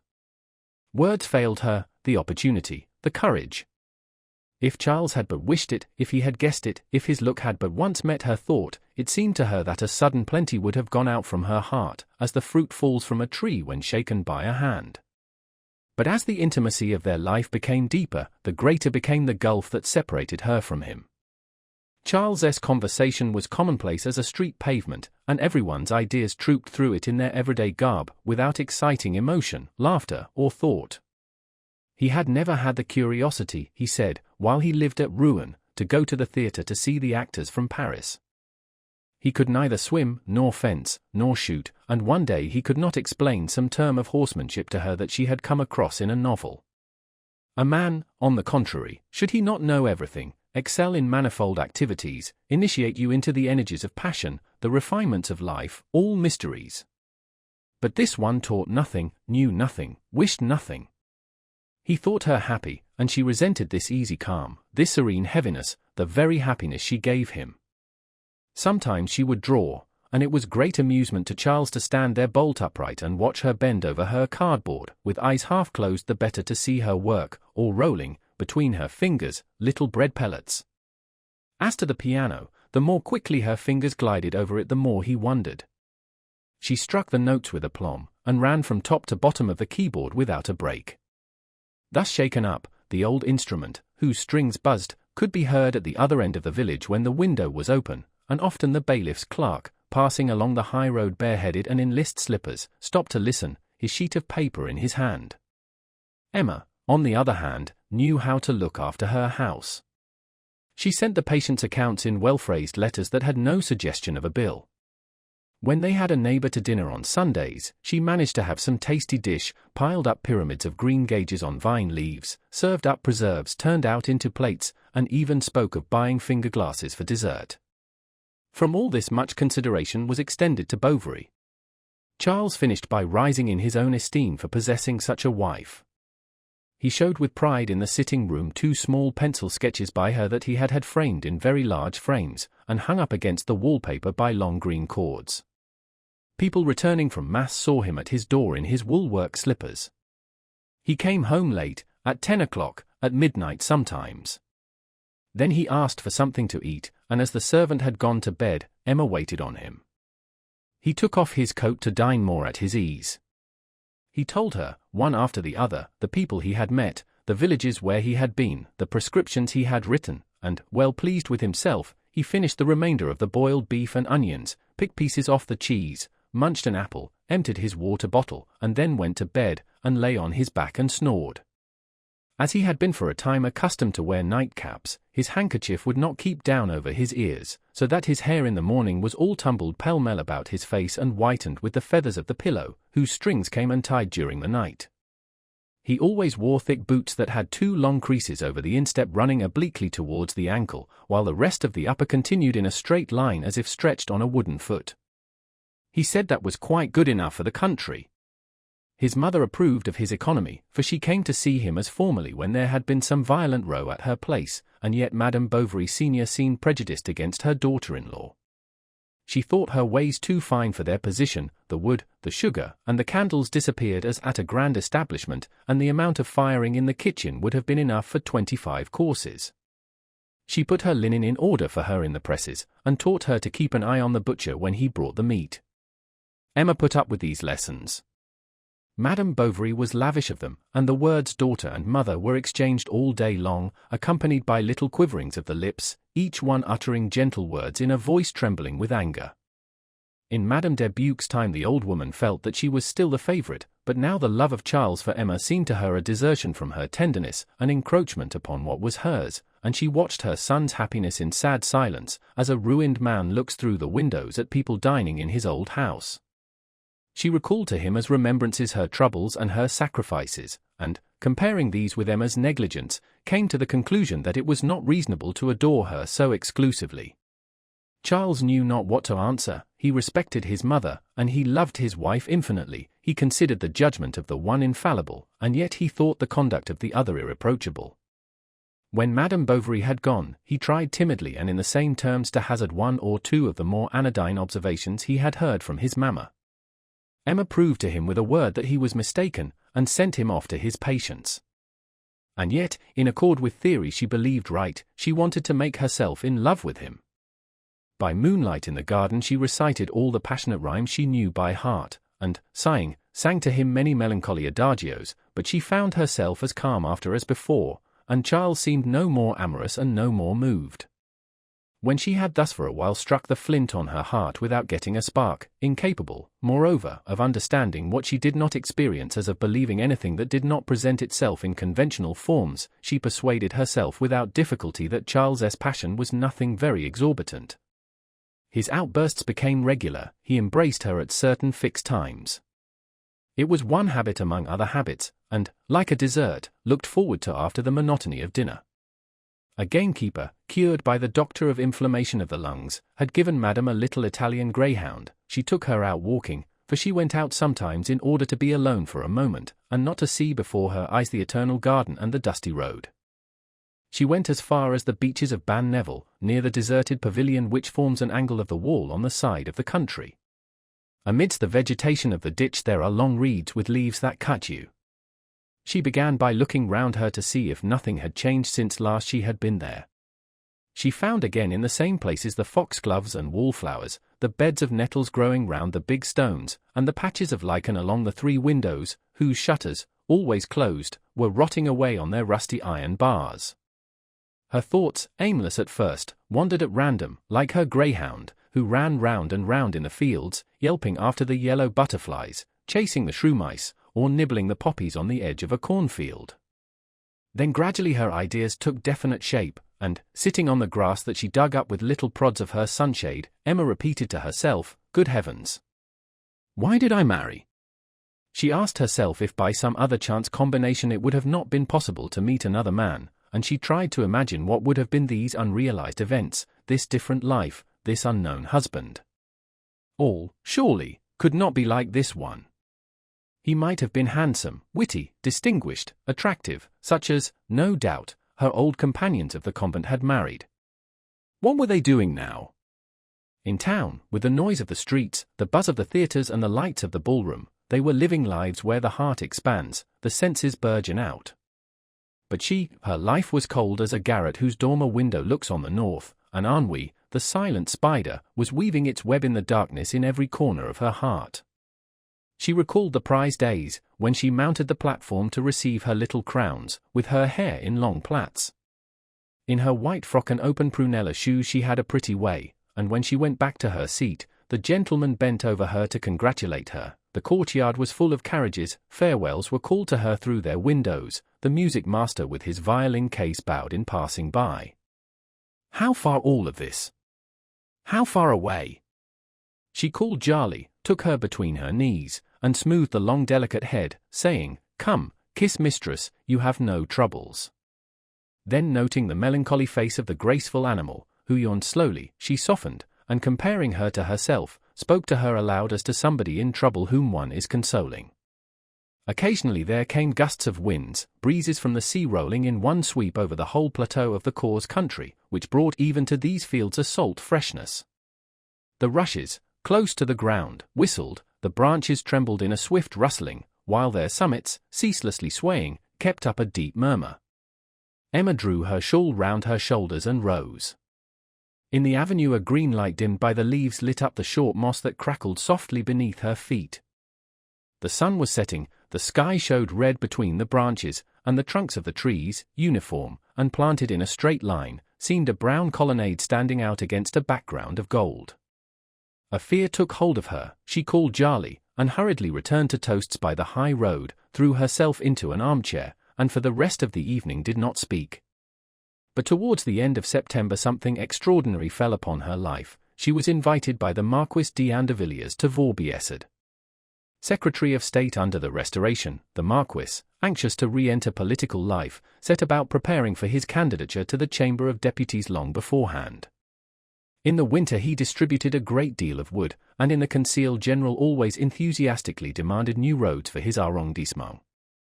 During the dog days he had suffered from an abscess, which Charles had cured as if by miracle by giving a timely little touch with the lancet. The steward sent to toasts to pay for the operation reported in the evening that he had seen some superb cherries in the doctor's little garden.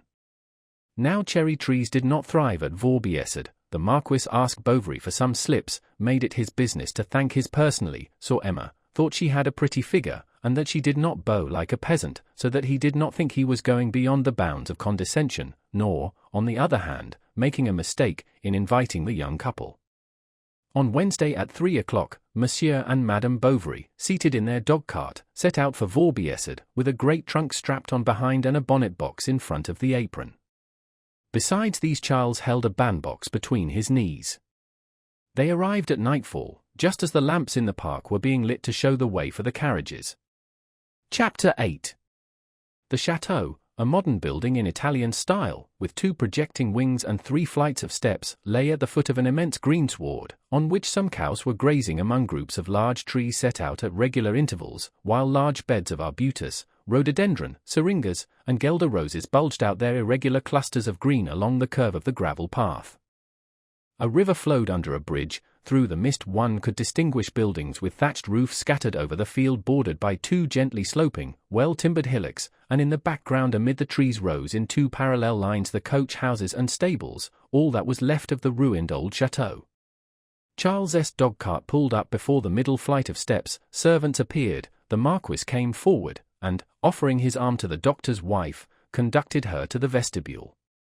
It was paved with marble slabs, was very lofty, and the sound of footsteps and that of voices re-echoed through it as in a church.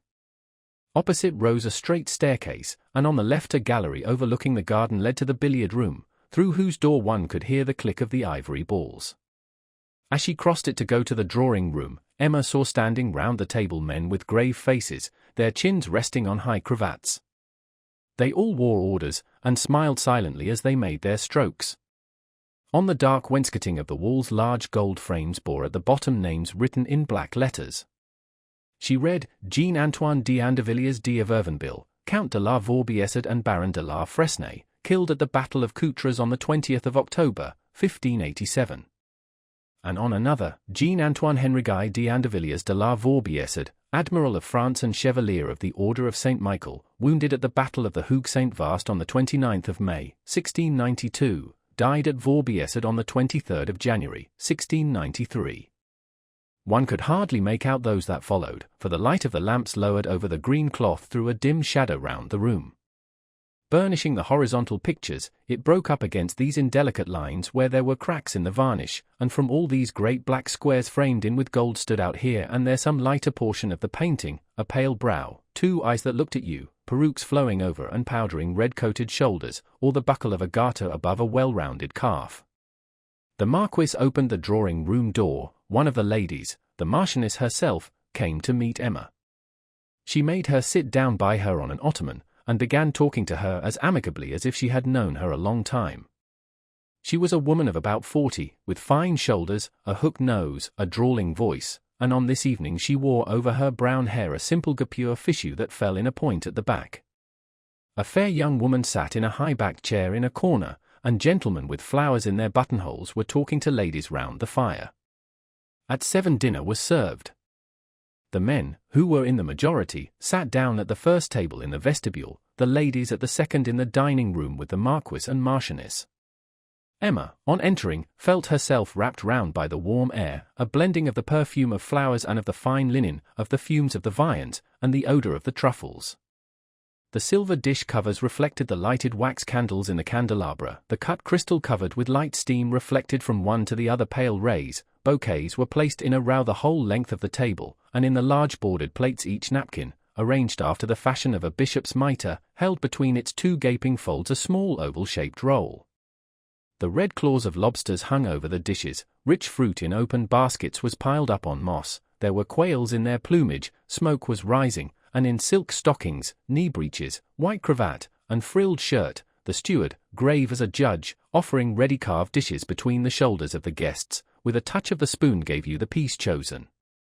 On the large stove of porcelain inlaid with copper baguettes the statue of a woman, draped to the chin, gazed motionless on the room full of life. Madame Bovary noticed that many ladies had not put their gloves in their glasses. But at the upper end of the table, alone amongst all these women, bent over his full plate, and his napkin tied round his neck like a child, an old man sat eating, letting drops of gravy drip from his mouth. His eyes were bloodshot, and he wore a little queue tied with black ribbon. He was the Marquis's father-in-law, the old Duke de Lavadier, once on a time favourite of the Count d'Artois, in the days of the vaudeville hunting parties at the Marquis de Conflans, and had been, it was said, the lover of Queen Marie Antoinette, between Monsieur de Coigny and Monsieur de Lauzun. He had lived a life of noisy debauch, full of duels, bets, elopements. He had squandered his fortune and frightened all his family.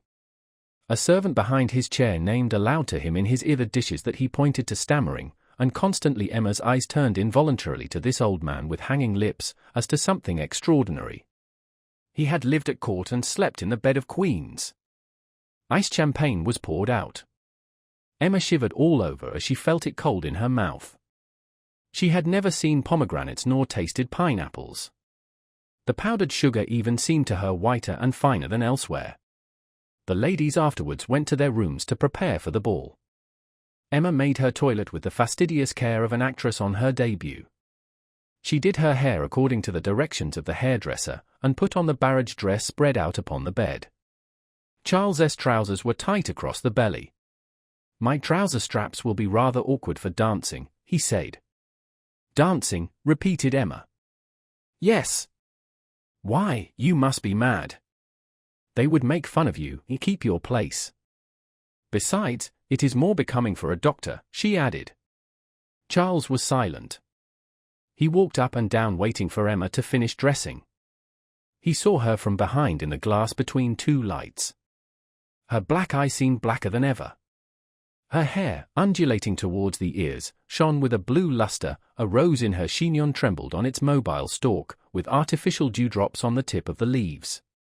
She wore a gown of pale saffron trimmed with 3 bouquets of pompon roses mixed with green.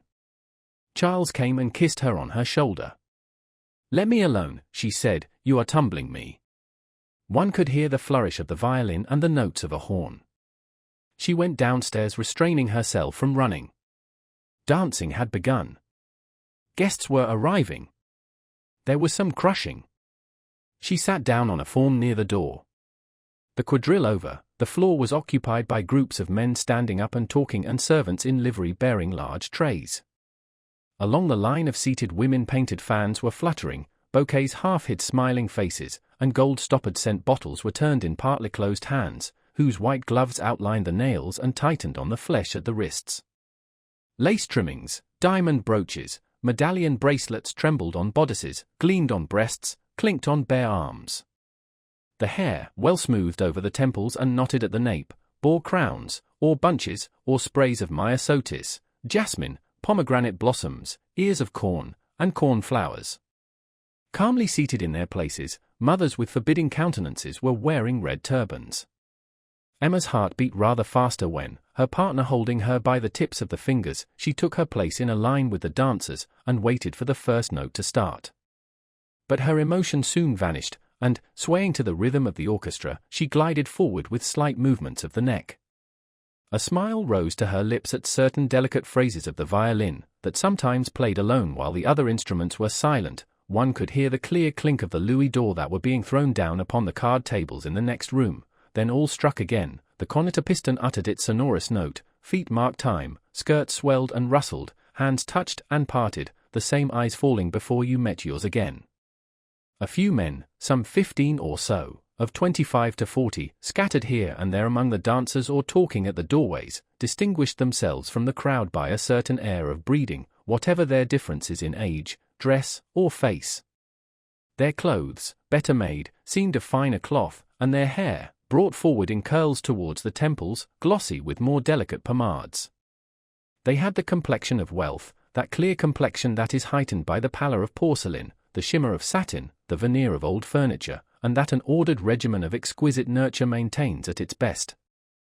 Their necks moved easily in their low cravats, their long whiskers fell over their turned-down collars, they wiped their lips upon handkerchiefs with embroidered initials that gave forth a subtle perfume. Those who were beginning to grow old had an air of youth, while there was something mature in the faces of the young. In their unconcerned looks was the calm of passions daily satiated, and through all their gentleness of manner pierced that peculiar brutality, the result of a command of half-easy things, in which force is exercised and vanity amused, the management of thoroughbred horses and the society of loose women. A few steps from Emma a gentleman in a blue coat was talking of Italy with a pale young woman wearing a parure of pearls.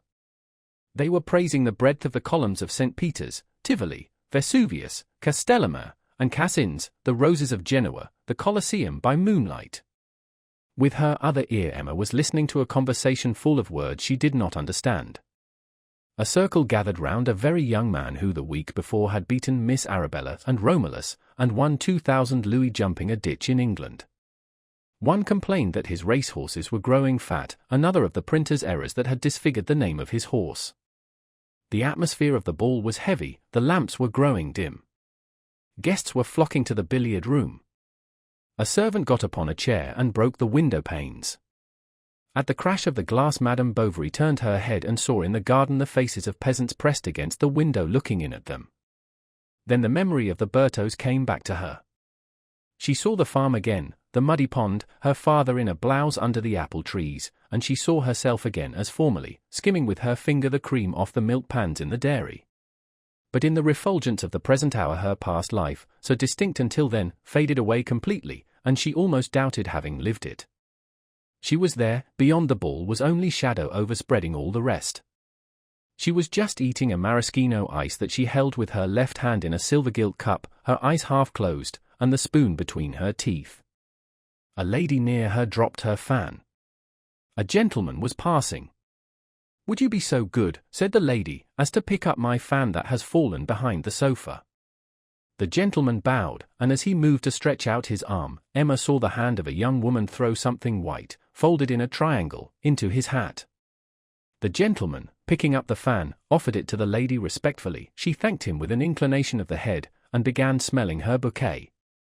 After supper, where were plenty of Spanish and Rhine wines, soups à la bisque and au lait diamonds, puddings à la Trafalgar, and all sorts of cold meats with jellies that trembled in the dishes, the carriages one after the other began to drive off. Raising the corners of the muslin curtain, one could see the light of their lanterns glimmering through the darkness. The seats began to empty, some card players were still left, the musicians were cooling the tips of their fingers on their tongues. Charles was half asleep, his back propped against a door. 8, with almond milk. At 3 o'clock the cotillion began. Emma did not know how to waltz. Everyone was waltzing, Mademoiselle d'Andervilliers herself and the Marquis, only the guests staying at the castle were still there, about a dozen persons. One of the waltzers, however, who was familiarly called Viscount, and whose low-cut waistcoat seemed moulded to his chest, came a second time to ask Madame Bovary to dance, assuring her that he would guide her, and that she would get through it very well. They began slowly, then went more rapidly. They turned, all around them was turning, the lamps, the furniture, the wainscoting, the floor, like a disc on a pivot. On passing near the doors the bottom of Emma's dress caught against his trousers.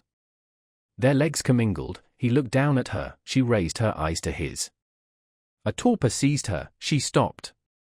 They started again, and with a more rapid movement, the Viscount, dragging her along, disappeared with her to the end of the gallery, where, panting, she almost fell, and for a moment rested her head upon his breast. And then, still turning, but more slowly, he guided her back to her seat.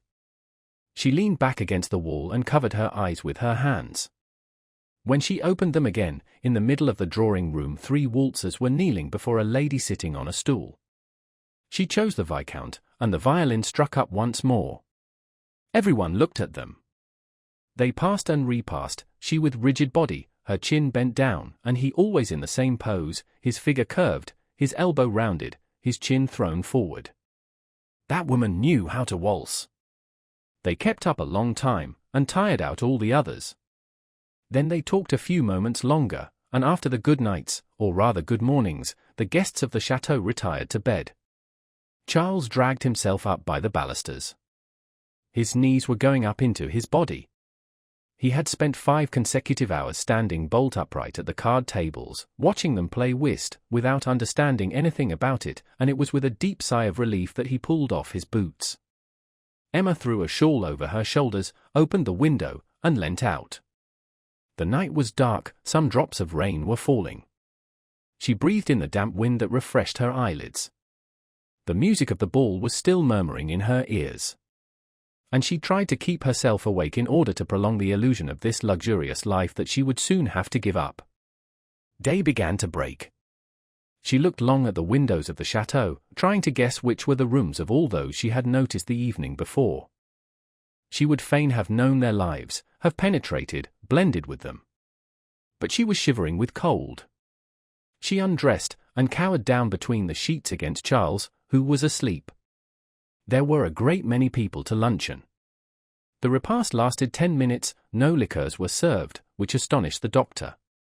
Next, Mademoiselle d'Andervilliers collected some pieces of roll in a small basket to take them to the swans on the ornamental waters, and they went to walk in the hot houses, where strange plants, bristling with hairs, rose in pyramids under hanging vases, whence, as from overfilled nests of serpents, fell long green cords interlacing.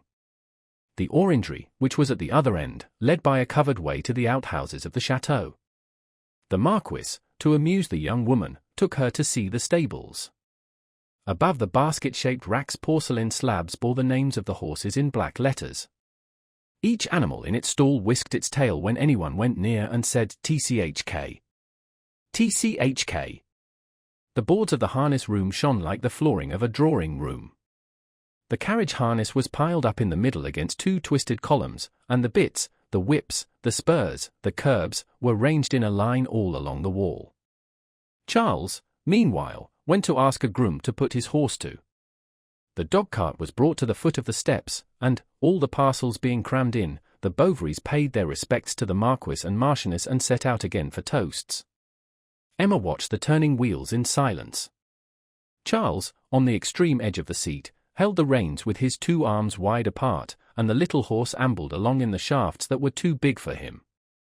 The loose reins hanging over his crupper were wet with foam, and the box fastened on behind the chaise gave great regular bumps against it. They were on the heights of Thiberville when suddenly some horsemen with cigars between their lips passed laughing. Emma thought she recognized the Viscount, turned back, and caught on the horizon only the movement of the heads rising or falling with the unequal cadence of the trot or gallop. A mile farther on they had to stop to mend with some string the traces that had broken. But Charles, giving a last look to the harness, saw something on the ground between his horse's legs, and he picked up a cigar case with a green silk border and beblazoned in the center like the door of a carriage. "There are even 2 cigars in it," said he. "They'll do for this evening after dinner." "Why, do you smoke?" she asked. "Sometimes, when I get a chance." He put his find in his pocket and whipped up the nag. When they reached home the dinner was not ready. Madame lost her temper. Nastasy answered rudely. "Leave the room," said Emma. "You are forgetting yourself. I give you warning." For dinner there was onion soup and a piece of veal with sorrel. Charles, seated opposite Emma, rubbed his hands gleefully. "How good it is to be at home again." Nastasy could be heard crying. He was rather fond of the poor girl. She had formerly, during the wearisome time of his widowhood, kept him company many an evening. She had been his first patient, his oldest acquaintance in the place. "Have you given her warning for good?" he asked at last. "Yes." "Who is to prevent me?" she replied. Then they warmed themselves in the kitchen while their room was being made ready. Charles began to smoke. He smoked with lips protruding, spitting every moment, recoiling at every puff. "You'll make yourself ill," she said scornfully. He put down his cigar and ran to swallow a glass of cold water at the pump. Emma, seizing hold of the cigar case, threw it quickly to the back of the cupboard. The next day was a long one.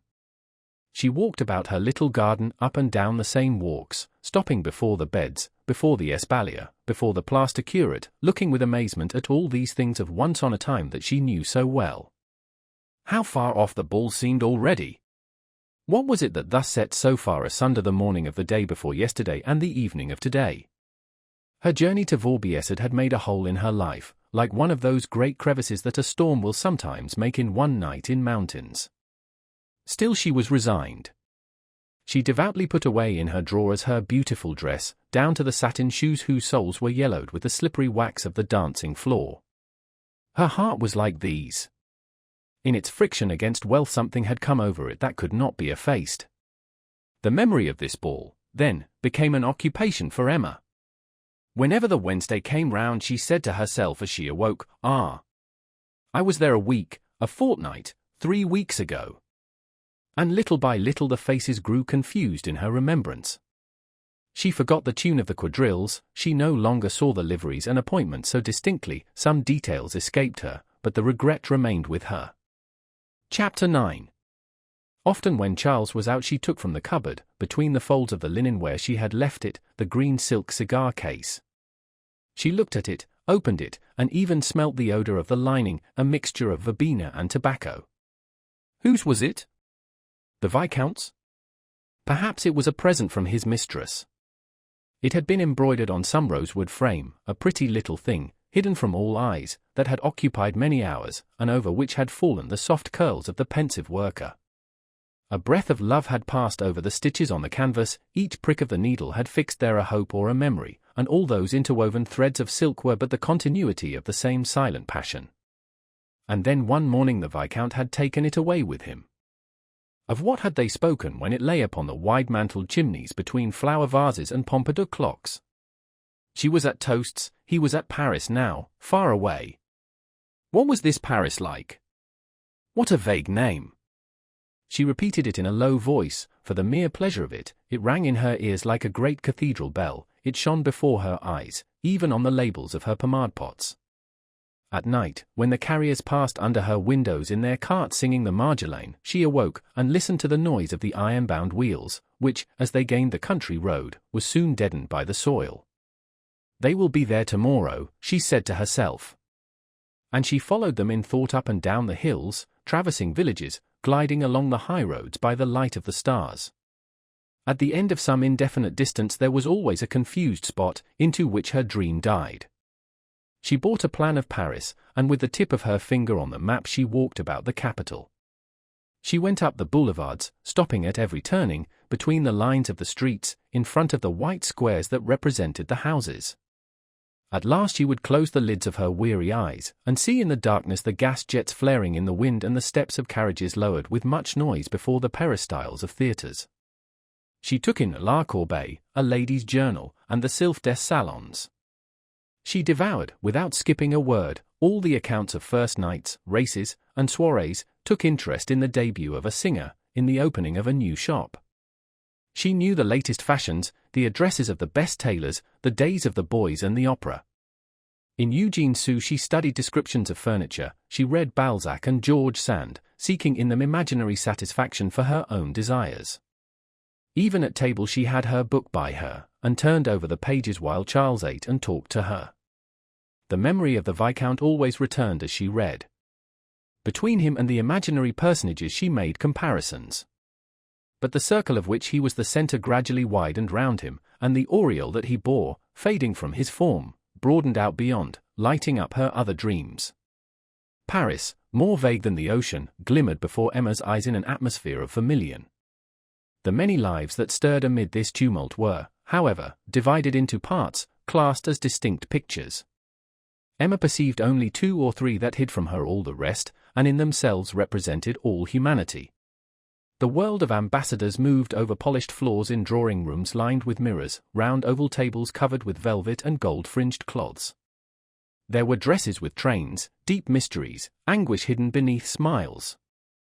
Then came the society of the duchesses. All were pale, all got up at 4 o'clock, the women, poor angels, wore English point on their petticoats, and the men, unappreciated geniuses under a frivolous outward seeming, rode horses to death at pleasure parties, spent the summer season at Baden, and towards the 40s married heiresses.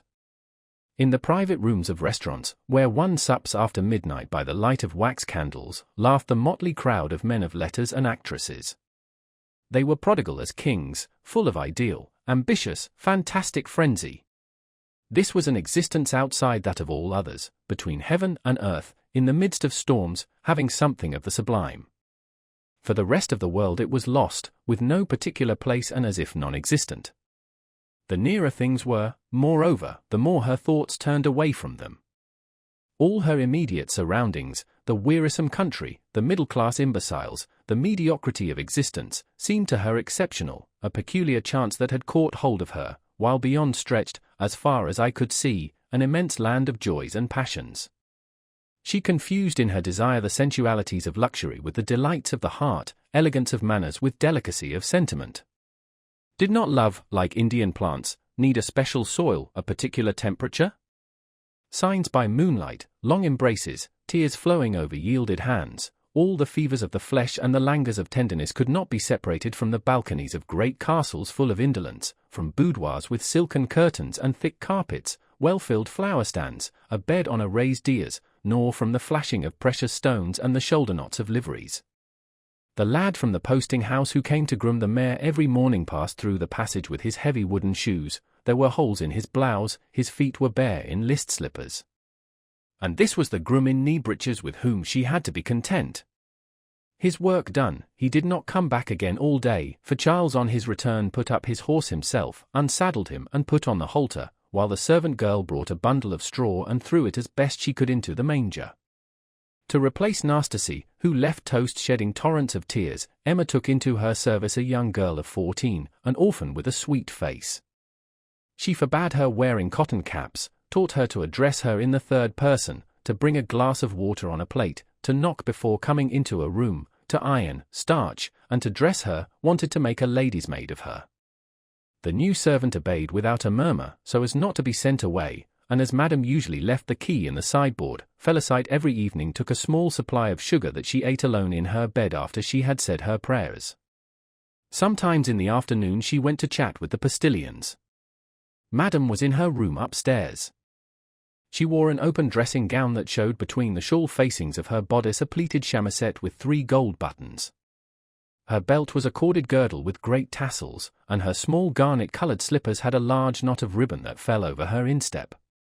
She had bought herself a blotting book, writing case, penholder, and envelopes. Although she had no one to write to, she dusted her whatnot, looked at herself in the glass, picked up a book, and then, dreaming between the lines, let it drop on her knees.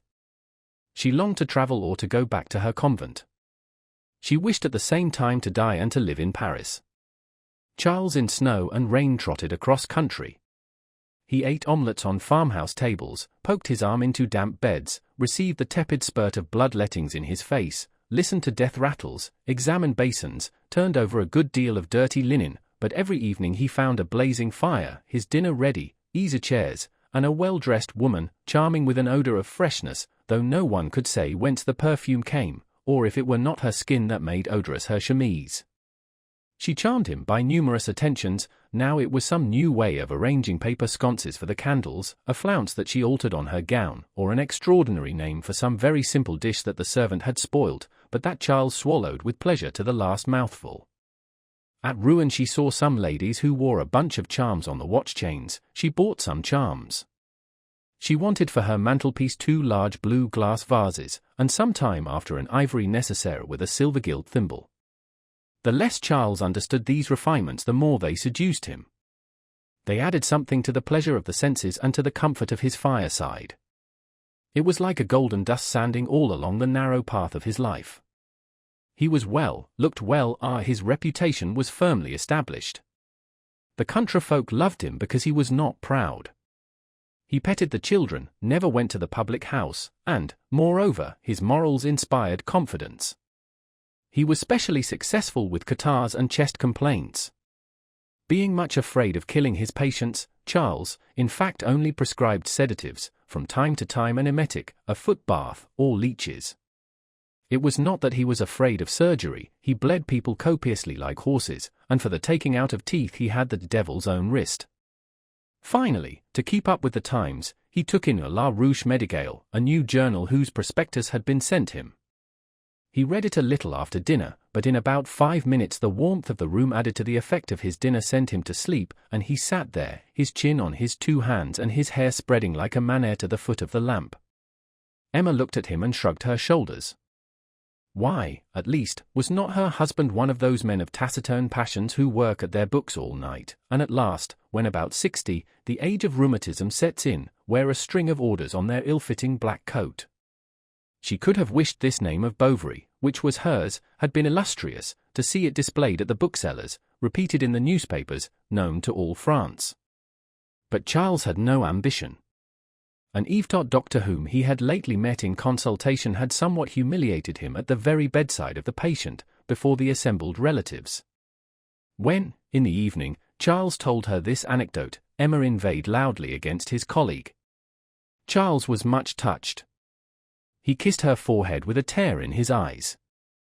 But she was angered with shame. She felt a wild desire to strike him. She went to open the window in the passage and breathed in the fresh air to calm herself. "What a man! What a man!" she said in a low voice, biting her lips. Besides, she was becoming more irritated with him. As he grew older his manner grew heavier. At dessert he cut the corks of the empty bottles. After eating he cleaned his teeth with his tongue. In taking soup he made a gurgling noise with every spoonful, and, as he was getting fatter, the puffed-out cheeks seemed to push the eyes. always small, up to the temples. Sometimes Emma tucked the red borders of his undervest under his waistcoat, rearranged his cravat, and threw away the dirty gloves he was going to put on, and this was not, as he fancied, for himself, it was for herself, by a diffusion of egotism, of nervous irritation. Sometimes, too, she told him of what she had read, such as a passage in a novel, of a new play, or an anecdote of the upper ten that she had seen in a feuilleton, for, after all, Charles was something, an ever-open ear, an ever-ready approbation. She confided many a thing to her greyhound. She would have done so to the logs in the fireplace or to the pendulum of the clock. At the bottom of her heart, however, she was waiting for something to happen. Like shipwrecked sailors, she turned despairing eyes upon the solitude of her life, seeking afar off some white sail in the mists of the horizon. She did not know what this chance would be, what wind would bring it her, towards what shore it would drive her, if it would be a shallop or a three-decker laden with anguish or full of bliss to the portholes. But each morning, as she awoke, she hoped it would come that day. She listened to every sound, sprang up with a start, wondered that it did not come, then at sunset, always more saddened, she longed for the morrow. Spring came round. With the first warm weather, when the pear trees began to blossom, she suffered from dyspnea. From the beginning of July she counted how many weeks there were to October, thinking that perhaps the Marquis d'Andervilliers would give another ball at Vaubyessard. But all September passed without letters or visits. After the ennui of this disappointment her heart once more remained empty, and then the same series of days recommenced. So now they would thus follow one another, always the same, immovable, and bringing nothing. Other lives, however flat, had at least the chance of some event. One adventure sometimes brought with it infinite consequences and the scene changed. But nothing happened to her, God had willed it so. The future was a dark corridor, with its door at the end shut fast. She gave up music. What was the good of playing? Who would hear her? Since she could never, in a velvet gown with short sleeves, striking with her light fingers the ivory keys of an erudite at a concert, feel the murmur of ecstasy envelop her like a breeze, it was not worth while boring herself with practicing. Her drawing cardboard and her embroidery she left in the cupboard. What was the good? What was the good? Sewing irritated her. I have read everything, she said to herself. And she sat there making the tongs red hot, or looked at the rain falling. How sad she was on Sundays when vespers sounded. She listened with dull attention to each stroke of the cracked bell. A cat slowly walking over some roof put up his back in the pale rays of the sun. The wind on the high road blew up clouds of dust. Afar off a dog sometimes howled, and the bell, keeping time, continued its monotonous ringing that died away over the fields. But the people came out from church. The women in waxed clogs, the peasants in new blouses, the little bareheaded children skipping along in front of them, all were going home. Until nightfall, 5 or 6 men, always the same, stayed playing at corks in front of the large door of the inn. The winter was severe. The windows every morning were covered with rime, and the light shining through them, dim as through ground glass, sometimes did not change the whole day long. At 4 o'clock the lamp had to be lighted. On fine days she went down into the garden. The dew had left on the cabbages a silver lace with long transparent threads spreading from one to the other. No birds were to be heard, everything seemed asleep, the espalier covered with straw, and the vine, like a great sick serpent under the coping of the wall, along which, on drawing near, one saw the many-footed woodlice crawling.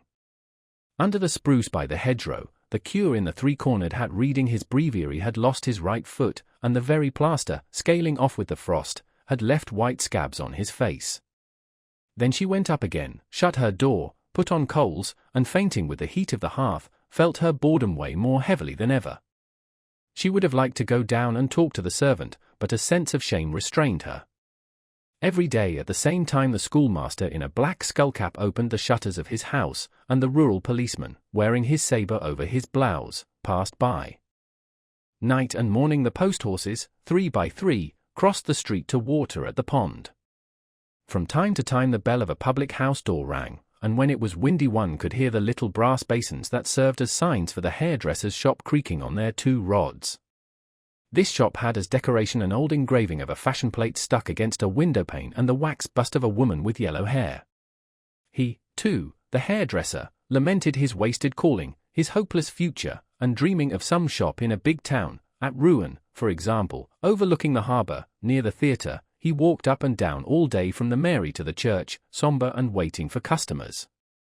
When Madame Bovary looked up, she always saw him there, like a sentinel on duty, with his skullcap over his ears and his vest of lasting. Sometimes in the afternoon outside the window of her room, the head of a man appeared, a swarthy head with black whiskers, smiling slowly, with a broad, gentle smile that showed his white teeth.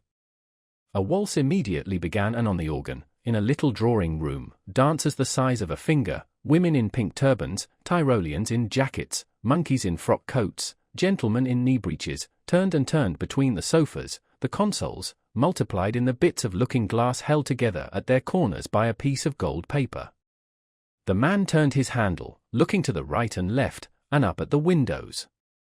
Now and again, while he shot out a long squirt of brown saliva against the milestone, with his knee raised his instrument, whose hard straps tired his shoulder, and now, doleful and drawling, or gay and hurried, the music escaped from the box, droning through a curtain of pink taffeta under a brass claw in arabesque.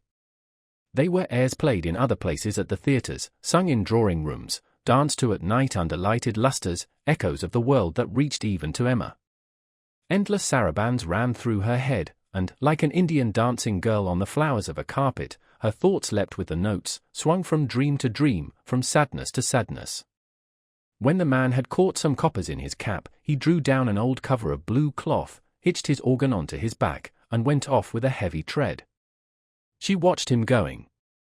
But it was above all the meal times that were unbearable to her, in this small room on the ground floor, with its smoking stove, its creaking door, the walls that sweated, the damp flags, all the bitterness in life seemed served up on her plate, and with smoke of the boiled beef there rose from her secret soul whiffs of sickliness. Charles was a slow eater. She played with a few nuts, or, leaning on her elbow, amused herself with drawing lines along the oilcloth table cover with the point of her knife. She now let everything in her household take care of itself, and Madame Bovary Senior, when she came to spend part of Lent at Toasts, was much surprised at the change. She who was formerly so careful, so dainty, now passed whole days without dressing, wore grey cotton stockings, and burnt tallow candles. She kept saying they must be economical since they were not rich, adding that she was very contented, very happy, that toasts pleased her very much, with other speeches that closed the mouth of her mother-in-law. Besides, Emma no longer seemed inclined to follow her advice. Once even, Madame Bovary having thought fit to maintain that mistresses ought to keep an eye on the religion of their servants, she had answered with so angry a look and so cold a smile that the good woman did not interfere again. Emma was growing difficult, capricious. She ordered dishes for herself, then she did not touch them, one day drank only pure milk, the next cups of tea by the dozen. Often she persisted in not going out, then, stifling, threw open the windows and put on light dresses. After she had well scolded her servant, she gave her presents or sent her out to see neighbors, just as she sometimes threw beggars all the silver in her purse, although she was by no means tender-hearted or easily accessible to the feelings of others, like most country-bred people, who always retain in their souls something of the horny hardness of the paternal hands. Towards the end of February old Rouault, in memory of his cure, himself brought his son-in-law a superb turkey, and stayed 3 days at Toasts. Charles being with his patients, Emma kept him company. He smoked in the room, spat on the fire-dogs, talked farming, calves, cows, poultry, and municipal council, so that when he left she closed the door on him with a feeling of satisfaction that surprised even herself. Moreover, she no longer concealed her contempt for anything or anybody, and at times she set herself to express singular opinions, finding fault with that which others approved, and approving things perverse and immoral, all of which made her husband open his eyes widely. Would this misery last forever? Would she never issue from it? Yet she was as good as all the women who were living happily. She had seen duchesses at Vaubyessard with clumsier waists and commoner ways, and she execrated the injustice of God. She leant her head against the walls to weep, she envied lives of stir, longed for masked balls, for violent pleasures, with all the wildness that she did not know, but that these must surely yield. She grew pale and suffered from palpitations of the heart. Charles prescribed valerian and camphor baths. Everything that was tried only seemed to irritate her the more. On certain days she chatted with feverish rapidity, and this overexcitement was suddenly followed by a state of torpor, in which she remained without speaking, without moving. What then revived her was pouring a bottle of eau de cologne over her arms. As she was constantly complaining about toasts, Charles fancied that her illness was no doubt due to some local cause, and fixing on this idea, began to think seriously of setting up elsewhere. From that moment she drank vinegar, contracted a sharp little cough, and completely lost her appetite. It cost Charles much to give up toasts after living there 4 years and when he was beginning to get on there. Yet if it must be, he took her to Rouen to see his old master. It was a nervous complaint, change of air was needed. After looking about him on this side and on that, Charles learnt that in the Neufchâtel arrondissement there was a considerable market town called Yonville-l'Abbaye, whose doctor, a Polish refugee, had decamped a week before. Then he wrote to the chemist of the place to ask the number of the population, the distance from the nearest doctor, what his predecessor had made a year, and so forth, and the answer being satisfactory, he made up his mind to move towards the spring, if Emma's health did not improve. One day when, in view of her departure, she was tidying a drawer, something pricked her finger. It was a wire of her wedding bouquet. The orange blossoms were yellow with dust and the silver-bordered satin ribbons frayed at the edges. She threw it into the fire. It flared up more quickly than dry straw. Then it was, like a red bush in the cinders, slowly devoured. She watched it burn. The little pasteboard berries burst, the wire twisted, the gold lace melted, and the shriveled paper corollas, fluttering like black butterflies at the back of the stove, at last flew up the chimney. When they left toasts at the month of March, Madame Bovary was pregnant. Part 2. Chapter 1. Yonville-l'Abbaye, so called from an old Capuchin abbey of which not even the ruins remain, is a market town 24 miles from Rouen, between the Abbeville and Beauvais roads, at the foot of a valley watered by the Rieule, a little river that runs into the Andelle after turning 3 watermills near its mouth, where there are a few trout that the lads amuse themselves by fishing for on Sundays. We leave the high road at La Boissière and keep straight on to the top of the Lieu hill, whence the valley is seen. The river that runs through it makes of it, as it were, 2 regions with distinct physiognomies. All on the left is pasture land, all of the right arable. The meadow stretches under a bulge of low hills to join at the back with the pasture land of the Bray country, while on the eastern side, the plain, gently rising, broadens out, showing as far as I can follow its blonde cornfields. The water, flowing by the grass, divides with a white line the color of the roads and of the plains, and the country is like a great unfolded mantle with a green velvet cape bordered with a fringe of silver. Before us, on the verge of the horizon, lie the oaks of the forest of Arguil, with the steeps of the Saint-Jean hill scarred from top to bottom with red irregular lines. They are rain tracks, and these brick-tones standing out in narrow streaks against the grey color of the mountain are due to the quantity of iron springs that flow beyond in the neighboring country. Here we are on the confines of Normandy, Picardy, and the Isle de France, a bastard land whose language is without accent and its landscape is without character. It is there that they make the worst Neufchâtel cheeses of all the arrondissement, and, on the other hand, farming is costly because so much manure is needed to enrich this friable soil full of sand and flints. Up to 1835 there was no practicable road for getting to Yonville, but about this time a crossroad was made which joins that of Abbeville to that of Amiens, and is occasionally used by the Rouen wagoners on their way to Flanders. Yonville-l'Abbaye has remained stationary in spite of its new outlet. Instead of improving the soil, they persist in keeping up the pasture lands, however depreciated they may be in value, and the lazy borough, growing away from the plain, has naturally spread riverwards. It is seen from afar sprawling along the banks like a cowherd taking a siesta by the waterside.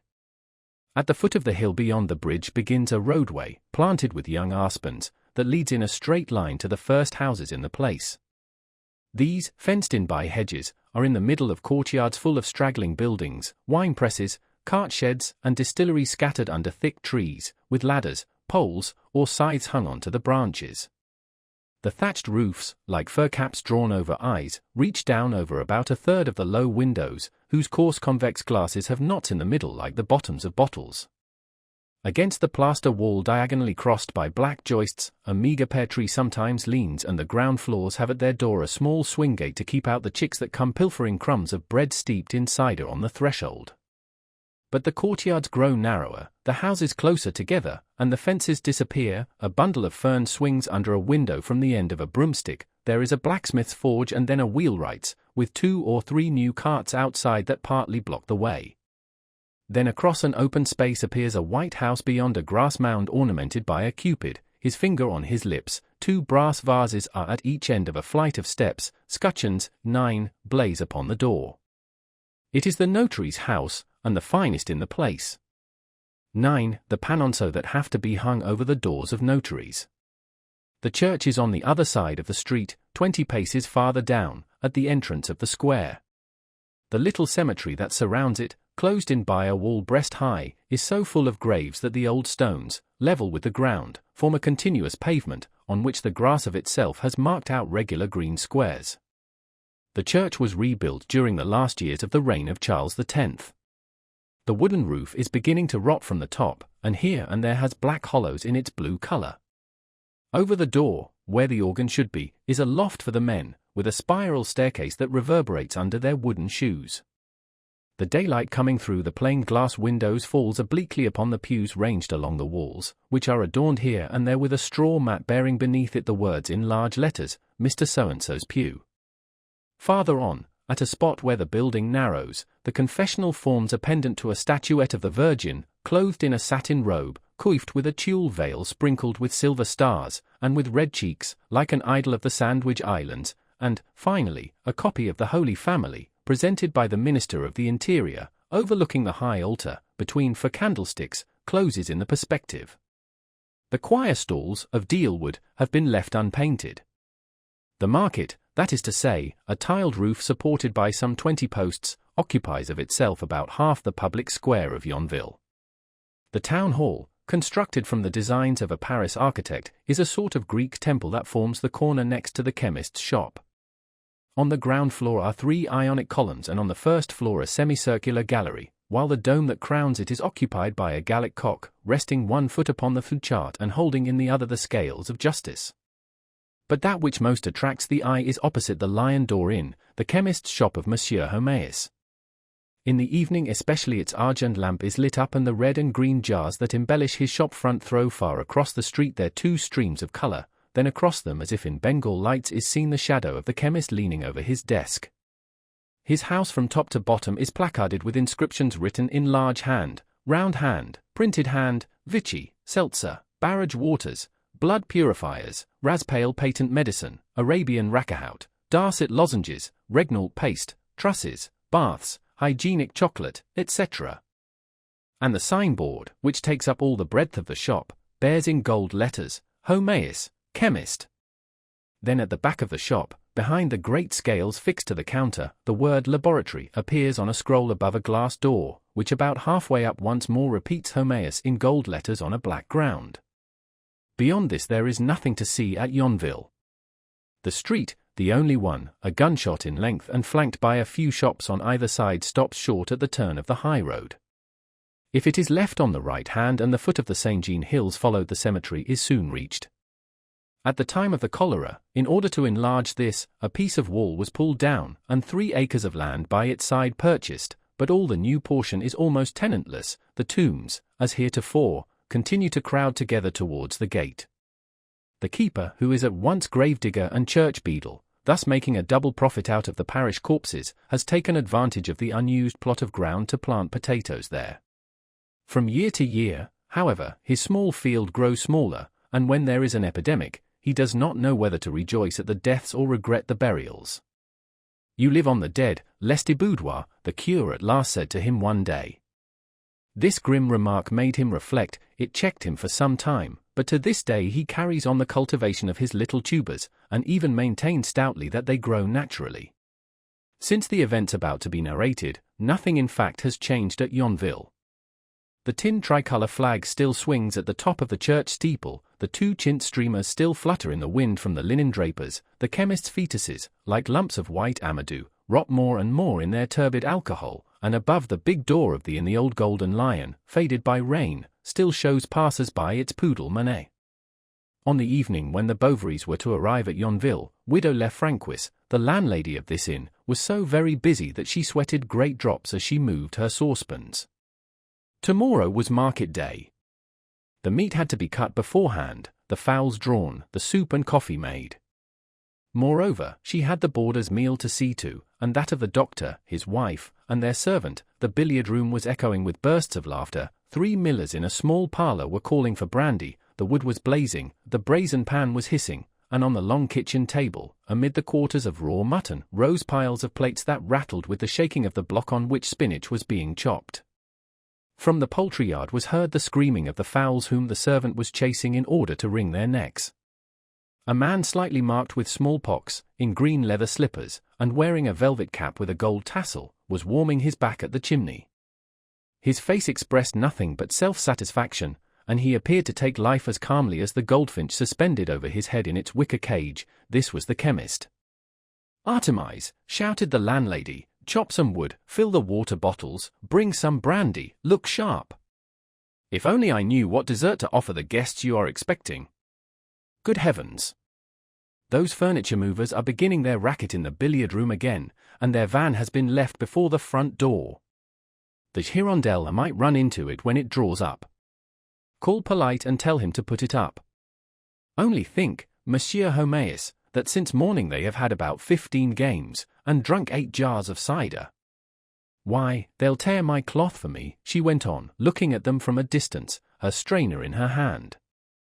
"That wouldn't be much of a loss," replied Monsieur Homéus. "You would buy another." "Another billiard table," exclaimed the widow. "Since that one is coming to pieces, Madame la Franquise. I tell you again you are doing yourself harm, much harm. And besides, players now want narrow pockets and heavy cues. Hazards aren't played now, everything is changed. One must keep pace with the times. Just look at Tellier." The hostess reddened with vexation. The chemist went on.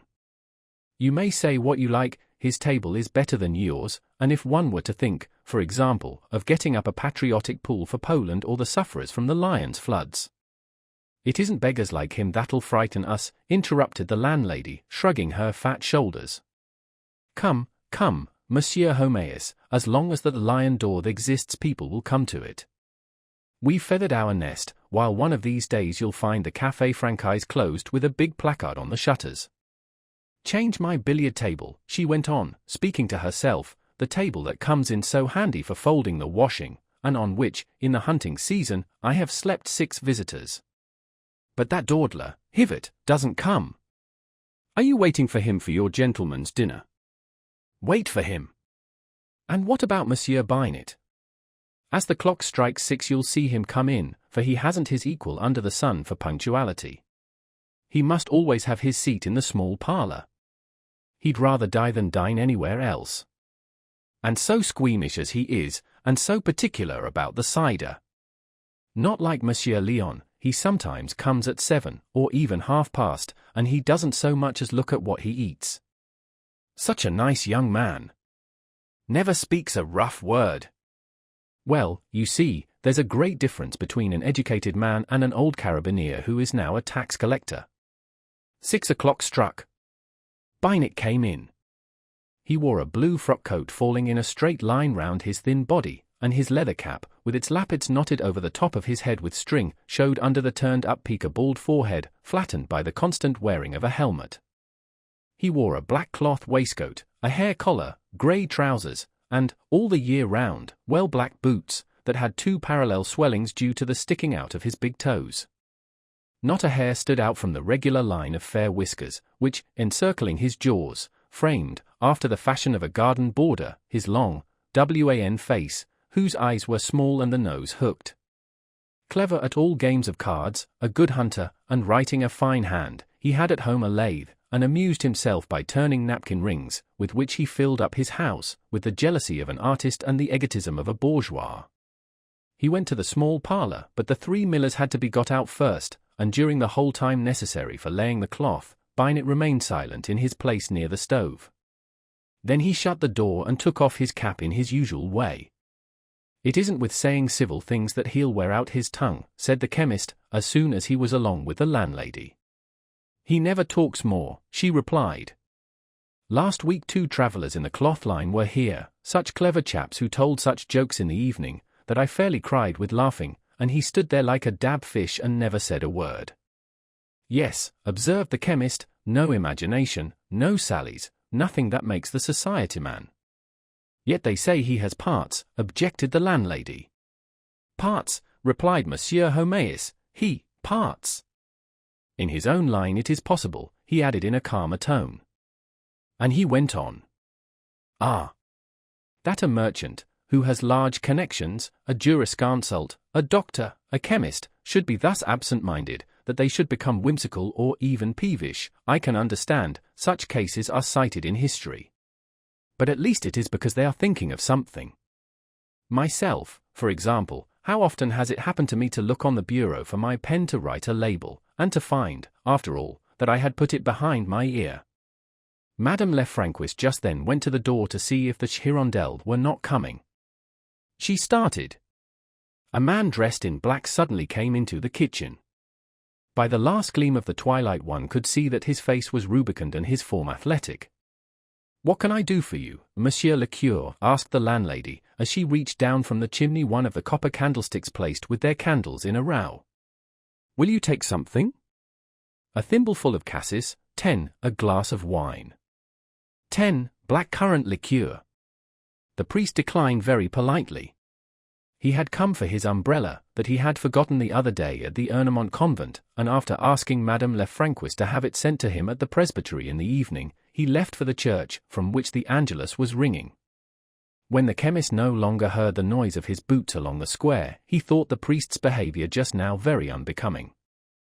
This refusal to take any refreshment seemed to him the most odious hypocrisy. All priests tippled on the sly, and were trying to bring back the days of the tithe. The landlady took up the defense of her cure. "Besides, he could double up for men like you over his knee. Last year he helped our people to bring in the straw, he carried as many as 6 trusses at once, he is so strong." "Bravo," said the chemist. "Now just send your daughters to confess to fellows with such a temperament. If I were the government, I'd have the priests bled once a month. Yes, Madame Lefrancois, every month, a good phlebotomy, in the interests of the police and morals." "Be quiet, Monsieur Homais. You are an infidel, you've no religion." The chemist answered, "I have a religion, my religion, and I even have more than all these others with their mummeries and their juggling. I adore God, on the contrary. I believe in the Supreme Being, in a Creator, whatever he may be. I care little who has placed us here below to fulfill our duties as citizens and fathers of families, but I don't need to go to church to kiss silver plates, and fatten, out of my pocket, a lot of good-for-nothings who live better than we do. For one can know him as well in a wood, in a field, or even contemplating the eternal vault like the ancients. My God! Mine is the God of Socrates, of Franklin, of Voltaire, and of Beranger. I am for the profession of faith of the Savoyard vicar, and the immortal principles of 89. And I can't admit of an old boy of a God who takes walks in his garden with a cane in his hand, who lodges his friends in the belly of whales, dies uttering a cry, and rises again at the end of 3 days, things absurd in themselves, and completely opposed, moreover, to all physical laws, which prove to us, by the way, that priests have always wallowed in turpid ignorance, in which they would fain engulf the people with them." He ceased, looking round for an audience, for in his bubbling over the chemist had for a moment fancied himself in the midst of the town council. But the landlady no longer heeded him, she was listening to a distant rolling. One could distinguish the noise of a carriage mingled with the clattering of loose horseshoes that beat against the ground, and at last the Hirondelle stopped at the door. It was a yellow box on 2 large wheels, that, reaching to the tilt, prevented travellers from seeing the road and dirted their shoulders. The small panes of the narrow windows rattled in their sashes when the coach was closed, and retained here and there patches of mud amid the old layers of dust, that not even storms of rain had altogether washed away. It was drawn by 3 horses, the first a leader, and when it came downhill its bottom jolted against the ground. Some of the inhabitants of Yonville came out into the square, they all spoke at once, asking for news, for explanations, for hampers. Hivet did not know whom to answer. It was he who did the errands of the place in town. He went to the shops and brought back rolls of leather for the shoemaker, old iron for the farrier, a barrel of herrings for his mistress, caps from the milliners, locks from the hairdressers, and all along the road on his return journey he distributed his parcels, which he threw, standing upright on his seat and shouting at the top of his voice, over the enclosures of the yards. An accident had delayed him. Madame Bovary's greyhound had run across the field. They had whistled for him a quarter of an hour. Hivet had even gone back a mile and a half expecting every moment to catch sight of her, but it had been necessary to go on. Emma had wept, grown angry. She had accused Charles of this misfortune. Monsieur Leroux, a draper, who happened to be in the coach with her, had tried to console her by a number of examples of lost dogs recognizing their masters at the end of long years. One, he said, had been told of, who had come back to Paris from Constantinople. Another had gone 150 miles in a straight line, and swum for rivers, and his own father had possessed a poodle, which, after 12 years of absence, had all of a sudden jumped on his back in the street as he was going to dine in town. Chapter 2. Emma got out first, then Felicite, Monsieur Leroux, and a nurse, and they had to wake up Charles in his corner, where he had slept soundly since night set in. Homéus introduced himself. He offered his homages to Madame and his respects to Monsieur, said he was charmed to have been able to render them some slight service, and added with a cordial air that he had ventured to invite himself, his wife being away. When Madame Bovary was in the kitchen she went up to the chimney. With the tips of her fingers she caught her dress at the knee, and having thus pulled it up to her ankle, held out her foot in its black boot to the fire above the revolving leg of mutton. The flame lit up the whole of her, penetrating with a crude light the woof of her gowns, the fine pores of her fair skin, and even her eyelids, which she blinked now and again. A great red glow passed over her with the blowing of the wind through the half-open door. On the other side of the chimney a young man with fair hair watched her silently. As he was a good deal bored at Yonville, where he was a clerk at the notary's, Monsieur Guillaumin, Monsieur Léon Dupuis, it was he who was the second habitué of the Lion d'Or, frequently put back his dinner hour in hope that some traveller might come to the inn, with whom he could chat in the evening. On the days when his work was done early, he had, for want of something else to do, to come punctually, and endure from soup to cheese a tête-à-tête with Binet. It was therefore with delight that he accepted the landlady's suggestion that he should dine in company with the newcomers, and they passed into the large parlour where Madame Lefrancois, for the purpose of showing off, had had the table laid for 4. Homéus asked to be allowed to keep on his skull-cap, for fear of Coriza, then, turning to his neighbour. Madame is no doubt a little fatigued, one gets jolted so abominably in our Hirondelle. That is true, replied Emma, but moving about always amuses me. I like change of place. It is so tedious, sighed the clerk, to be always riveted to the same places. If you were like me, said Charles, constantly obliged to be in the saddle. But, Léon went on, addressing himself to Madame Bovary, nothing, it seems to me, is more pleasant, when one can, he added. Moreover, said the druggist, the practice of medicine is not very hard work in our part of the world, for the state of our roads allows us the use of gigs, and generally, as the farmers are prosperous, they pay pretty well. We have, medically speaking, besides the ordinary cases of enteritis, bronchitis, bilious affections, etc., now and then a few intermittent fevers at harvest time, but on the whole, little of a serious nature, nothing special to note, unless it be a great deal of scrofula, due, no doubt, to the deplorable hygienic conditions of our peasant dwellings. Ah!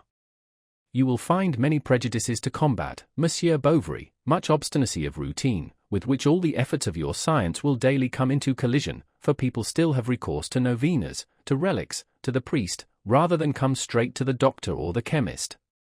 The climate, however, is not, truth to tell, bad, and we even have a few nonagenarians in our parish. The thermometer, I have made some observations, falls in winter to 4 degrees centigrade at the outside, which gives us 24 degrees Roma as the maximum, or otherwise 54 degrees Fahrenheit, English scale, not more. And, as a matter of fact, we are sheltered from the north winds by the forest of Arguil on the one side, from the west winds by the St. Jean range on the other, and this heat, moreover, which, on account of the aqueous vapours given off by the river and the considerable number of cattle in the fields, which, as you know, exhale much ammonia, that is to say, nitrogen, hydrogen and oxygen, no, nitrogen and hydrogen alone, and which sucking up into itself the humus from the ground, mixing together all those different emanations, unites them into a stack, so to say, and combining with the electricity diffused through the atmosphere, when there is any, might in the long run, as in tropical countries, engender insalubrious miasmata. This heat, I say, finds itself perfectly tempered on the side whence it comes, or rather whence it should come, that is to say, the southern side, by the southeastern winds, which, having cooled themselves passing over the Seine, reach us sometimes all at once like breezes from Russia.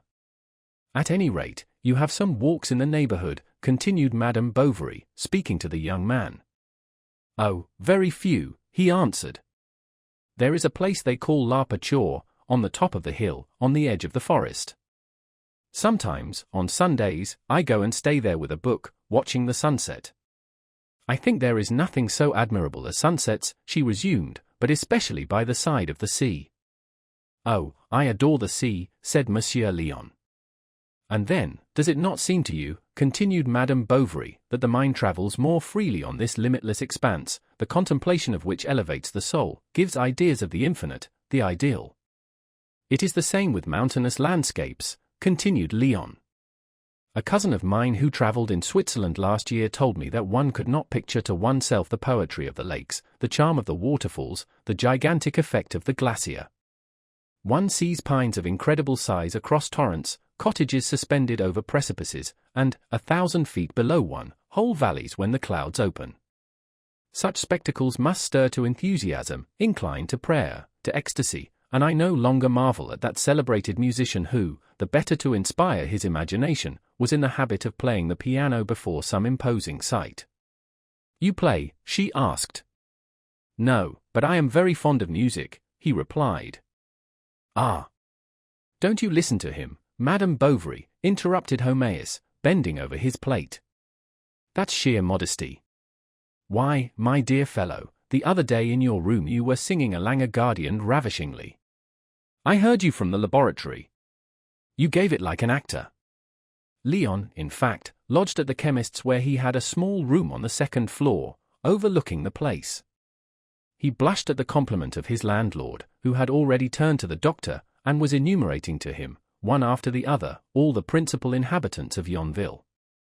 He was telling anecdotes, giving information. The fortune of the notary was not known exactly, and there was the Tuvache household, who made a good deal of show. Emma continued, and what music do you prefer? Oh, German music, that which makes you dream. Have you been to the opera? Not yet, but I shall go next year, when I am living at Paris to finish reading for the bar.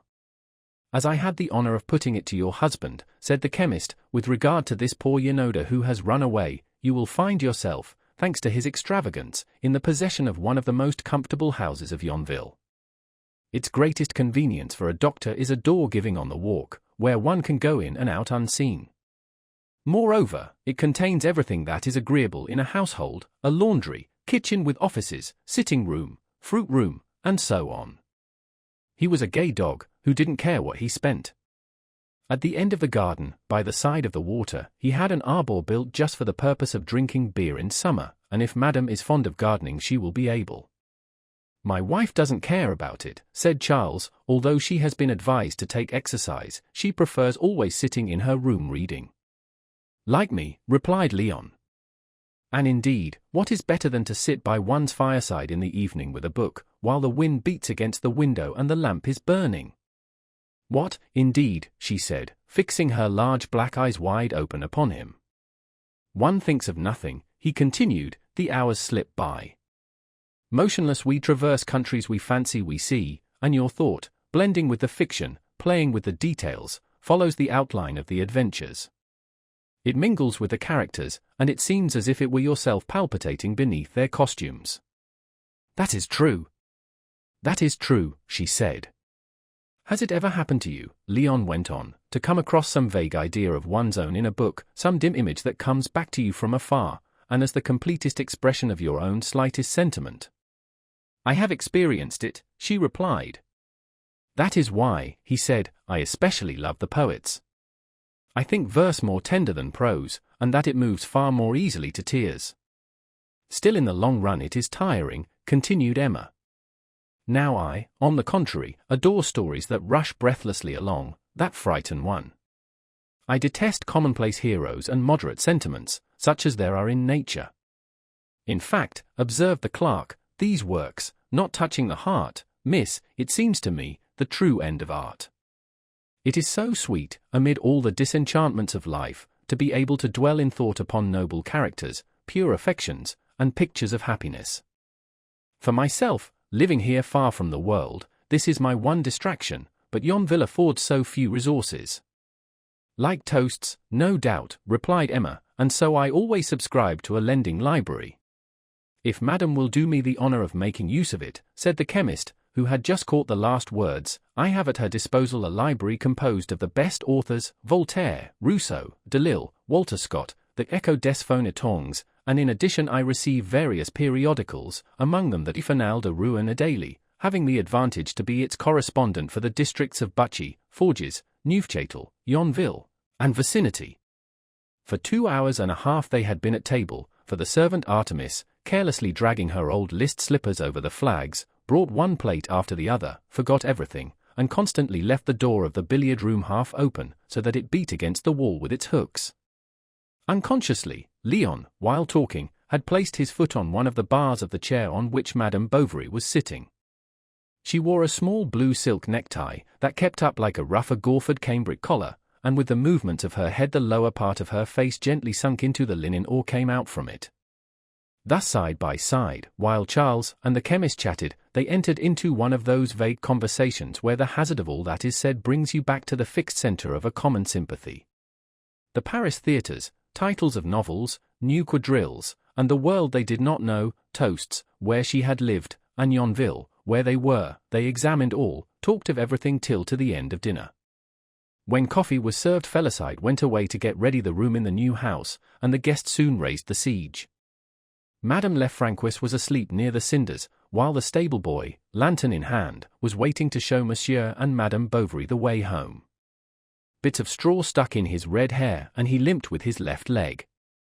When he had taken in his other hand the cure's umbrella, they started. The town was asleep, the pillars of the market threw great shadows, the earth was all grey as on a summer's night. But as the doctor's house was only some 50 paces from the inn, they had to say good night almost immediately, and the company dispersed. As soon as she entered the passage, Emma felt the cold of the plaster fall about her shoulders like damp linen. The walls were new and the wooden stairs creaked. In their bedroom, on the first floor, a whitish light passed through the curtainless windows. She could catch glimpses of tree tops, and beyond, the fields, half drowned in the fog that lay reeking in the moonlight along the course of the river. In the middle of the room, pell-mell, were scattered drawers, bottles, curtain rods, gilt poles, with mattresses on the chairs and basins on the ground. The two men who had brought the furniture had left everything about carelessly. This was the 4th time that she had slept in a strange place. The first was the day of her going to the convent, the second, of her arrival at Toasts, the third, at Vaubyessard, and this was the 4th. And each one had marked, as it were, the inauguration of a new phase in her life. She did not believe that things could present themselves in the same way in different places, and since the portion of her life lived had been bad, no doubt that which remained to be lived would be better. Chapter 3. The next day, as she was getting up, she saw the clerk on the place. She had on a dressing gown. He looked up and bowed. She nodded quickly and reclosed the window. Leon waited all day for 6 o'clock in the evening to come, but on going to the inn, he found no one but Monsieur Binet, already at table.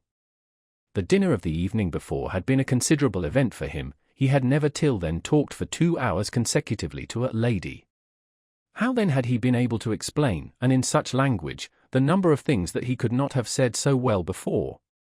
He was usually shy, and maintained that reserve which partakes at once of modesty and dissimulation.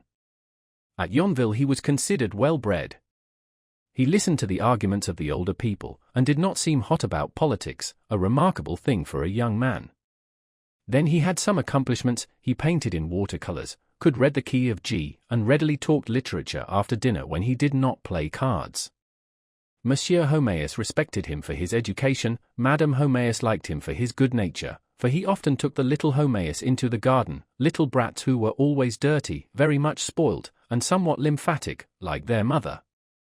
Besides the servant to look after them, They had Justin, the chemist's apprentice, a second cousin of Monsieur Homais, who had been taken into the house from charity, and who was useful at the same time as a servant. The druggist proved the best of neighbors. He gave Madame Bovary information as to the tradespeople, sent expressly for his own cider merchant, tasted the drink himself, and saw that the casks were properly placed in the cellar. He explained how to set about getting in a supply of butter cheap, and made an arrangement with Lestiboudois, the sacristan, who, besides his sacerdotal and funeral functions, looked after the principal gardens at Yonville by the hour or the year, according to the taste of the customers. The need of looking after others was not the only thing that urged the chemist to such obsequious cordiality. There was a plan underneath it all. He had infringed the law of the 19th Ventos, Year 11, Article I, which forbade all persons not having a diploma to practice medicine, so that, after certain anonymous denunciations, Homais had been summoned to Rouen to see the procureur of the king in his own private room, the magistrate receiving him standing up, ermine on shoulder and cap on head. It was in the morning, before the court opened. In the corridors one heard the heavy boots of the gendarmes walking past, and like a far-off noise great locks that were shut. The druggist's ears tingled as if he were about to have an apoplectic stroke. He saw the depths of dungeons, his family in tears, his shop sold, all the jars dispersed, and he was obliged to enter a café and take a glass of rum and seltzer to recover his spirits. Little by little the memory of this reprimand grew fainter, and he continued, as heretofore, to give anodyne consultations in his back parlour. But the mayor resented it, his colleagues were jealous, everything was to be feared. Gaining over Monsieur Bovary by his attentions was to earn his gratitude, and prevent his speaking out later on, should he notice anything. So every morning Homais brought him the paper, and often in the afternoon left his shop for a few moments to have a chat with the doctor. Charles was dull, patients did not come. He remained seated for hours without speaking, went into his consulting room to sleep, or watched his wife sewing. Then for diversion he employed himself at home as a workman. He even tried to do up the attic with some paint which had been left behind by the painters. But money matters worried him. He had spent so much for repairs at Toast's, for Madame's toilette, and for the moving, that the whole dowry, over 3,000 crowns, had slipped away in 2 years. Then how many things had been spoilt or lost during their carriage from Toast's to Yonville, without counting the plaster cure, who falling out of the coach at an over-severe jolt, had been dashed into 1,000 fragments on the pavements of Quincampoix. A pleasanter trouble came to distract him, namely, the pregnancy of his wife. As the time of her confinement approached he cherished her the more. It was another bond of the flesh establishing itself, and, as it were, a continued sentiment of a more complex union.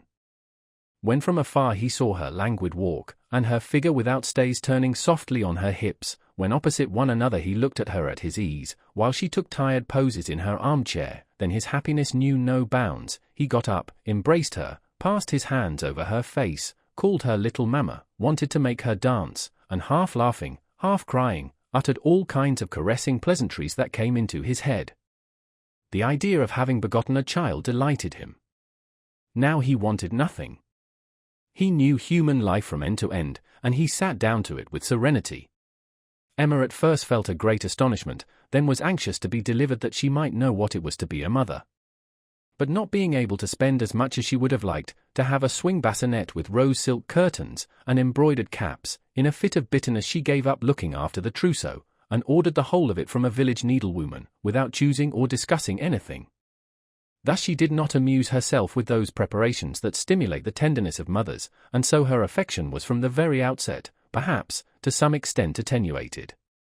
As Charles, however, spoke of the boy at every meal, she soon began to think of him more consecutively. She hoped for a son, he would be strong and dark, she would call him George, and this idea of having a male child was like an expected revenge for all her impotence in the past. A man, at least, is free, he may travel over passions and over countries, overcome obstacles, taste of the most faraway pleasures. But a woman is always hampered. At once inert and flexible, she has against her the weakness of the flesh and legal dependence. Her will, like the veil of her bonnet, held by a string, flutters in every wind. There is always some desire that draws her, some conventionality that restrains. She was confined on a Sunday at about 6 o'clock, as the sun was rising. "It is a girl," said Charles. She turned her head away and fainted. Madame Homéis, as well as Madame Lefrancois of the Lion d'Or, almost immediately came running in to embrace her. The chemist, as man of discretion, only offered a few provincial felicitations through the half-open door. He wished to see the child and thought it well made. Whilst she was getting well, she occupied herself much in seeking a name for her daughter. First she went over all those that have Italian endings, such as Clara, Louisa, Amanda, Atala. She liked Gulsuin pretty well, and Yseult or Leocadie still better. Charles wanted the child to be called after her mother. Emma opposed this. They ran over the calendar from end to end, and then consulted outsiders. Monsieur Léon, said the chemist, with whom I was talking about it the other day, wonders you do not choose Madeleine. It is very much in fashion just now. But Madame Bovary, senior, cried out loudly against this name of a sinner. As to Monsieur Homéis, he had a preference for all those that recalled some great man, an illustrious fact, or a generous idea, and it was on this system that he had baptized his 4 children. Thus Napoleon represented glory and Franklin liberty. Irma was perhaps a concession to romanticism, but Athalie was a homage to the greatest masterpiece of the French stage. For his philosophical convictions did not interfere with his artistic tastes. In him the thinker did not stifle the man of sentiment. He could make distinctions, make allowances for imagination and fanaticism. In this tragedy, for example, he found fault with the ideas, but admired the style. He detested the conception, but applauded all the details, and loathed the characters while he grew enthusiastic over their dialogue. When he read the fine passages he was transported, but when he thought that mummers would get something out of them for their show, he was disconsolate, and in this confusion of sentiments in which he was involved he would have liked at once to crown Racine with both his hands and discuss with him for a good quarter of an hour. At last Emma remembered that at the chateau of Vaubyessard she had heard the Marchioness call a young lady Berthe. From that moment this name was chosen, and as old Rouault could not come, Monsieur Homéis was requested to stand godfather.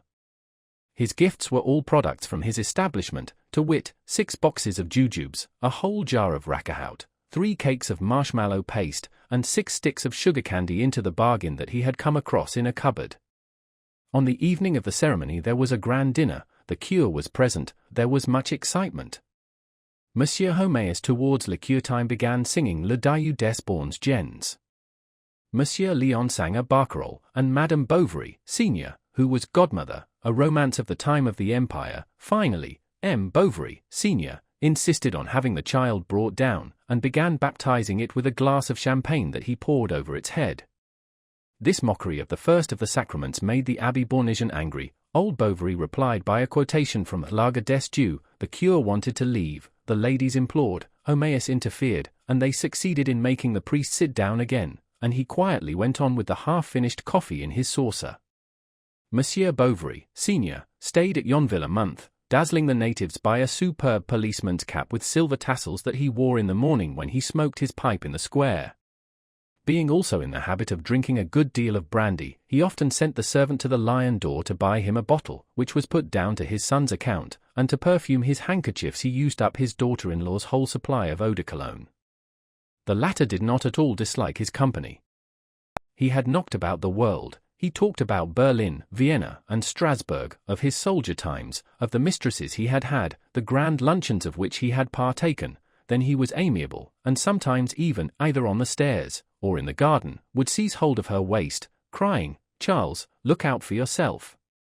Then Madame Bovary, senior, became alarmed for her son's happiness, and fearing that her husband might in the long run have an immoral influence upon the ideas of the young woman, took care to hurry their departure. Perhaps she had more serious reasons for uneasiness. Monsieur Bovary was not the man to respect anything.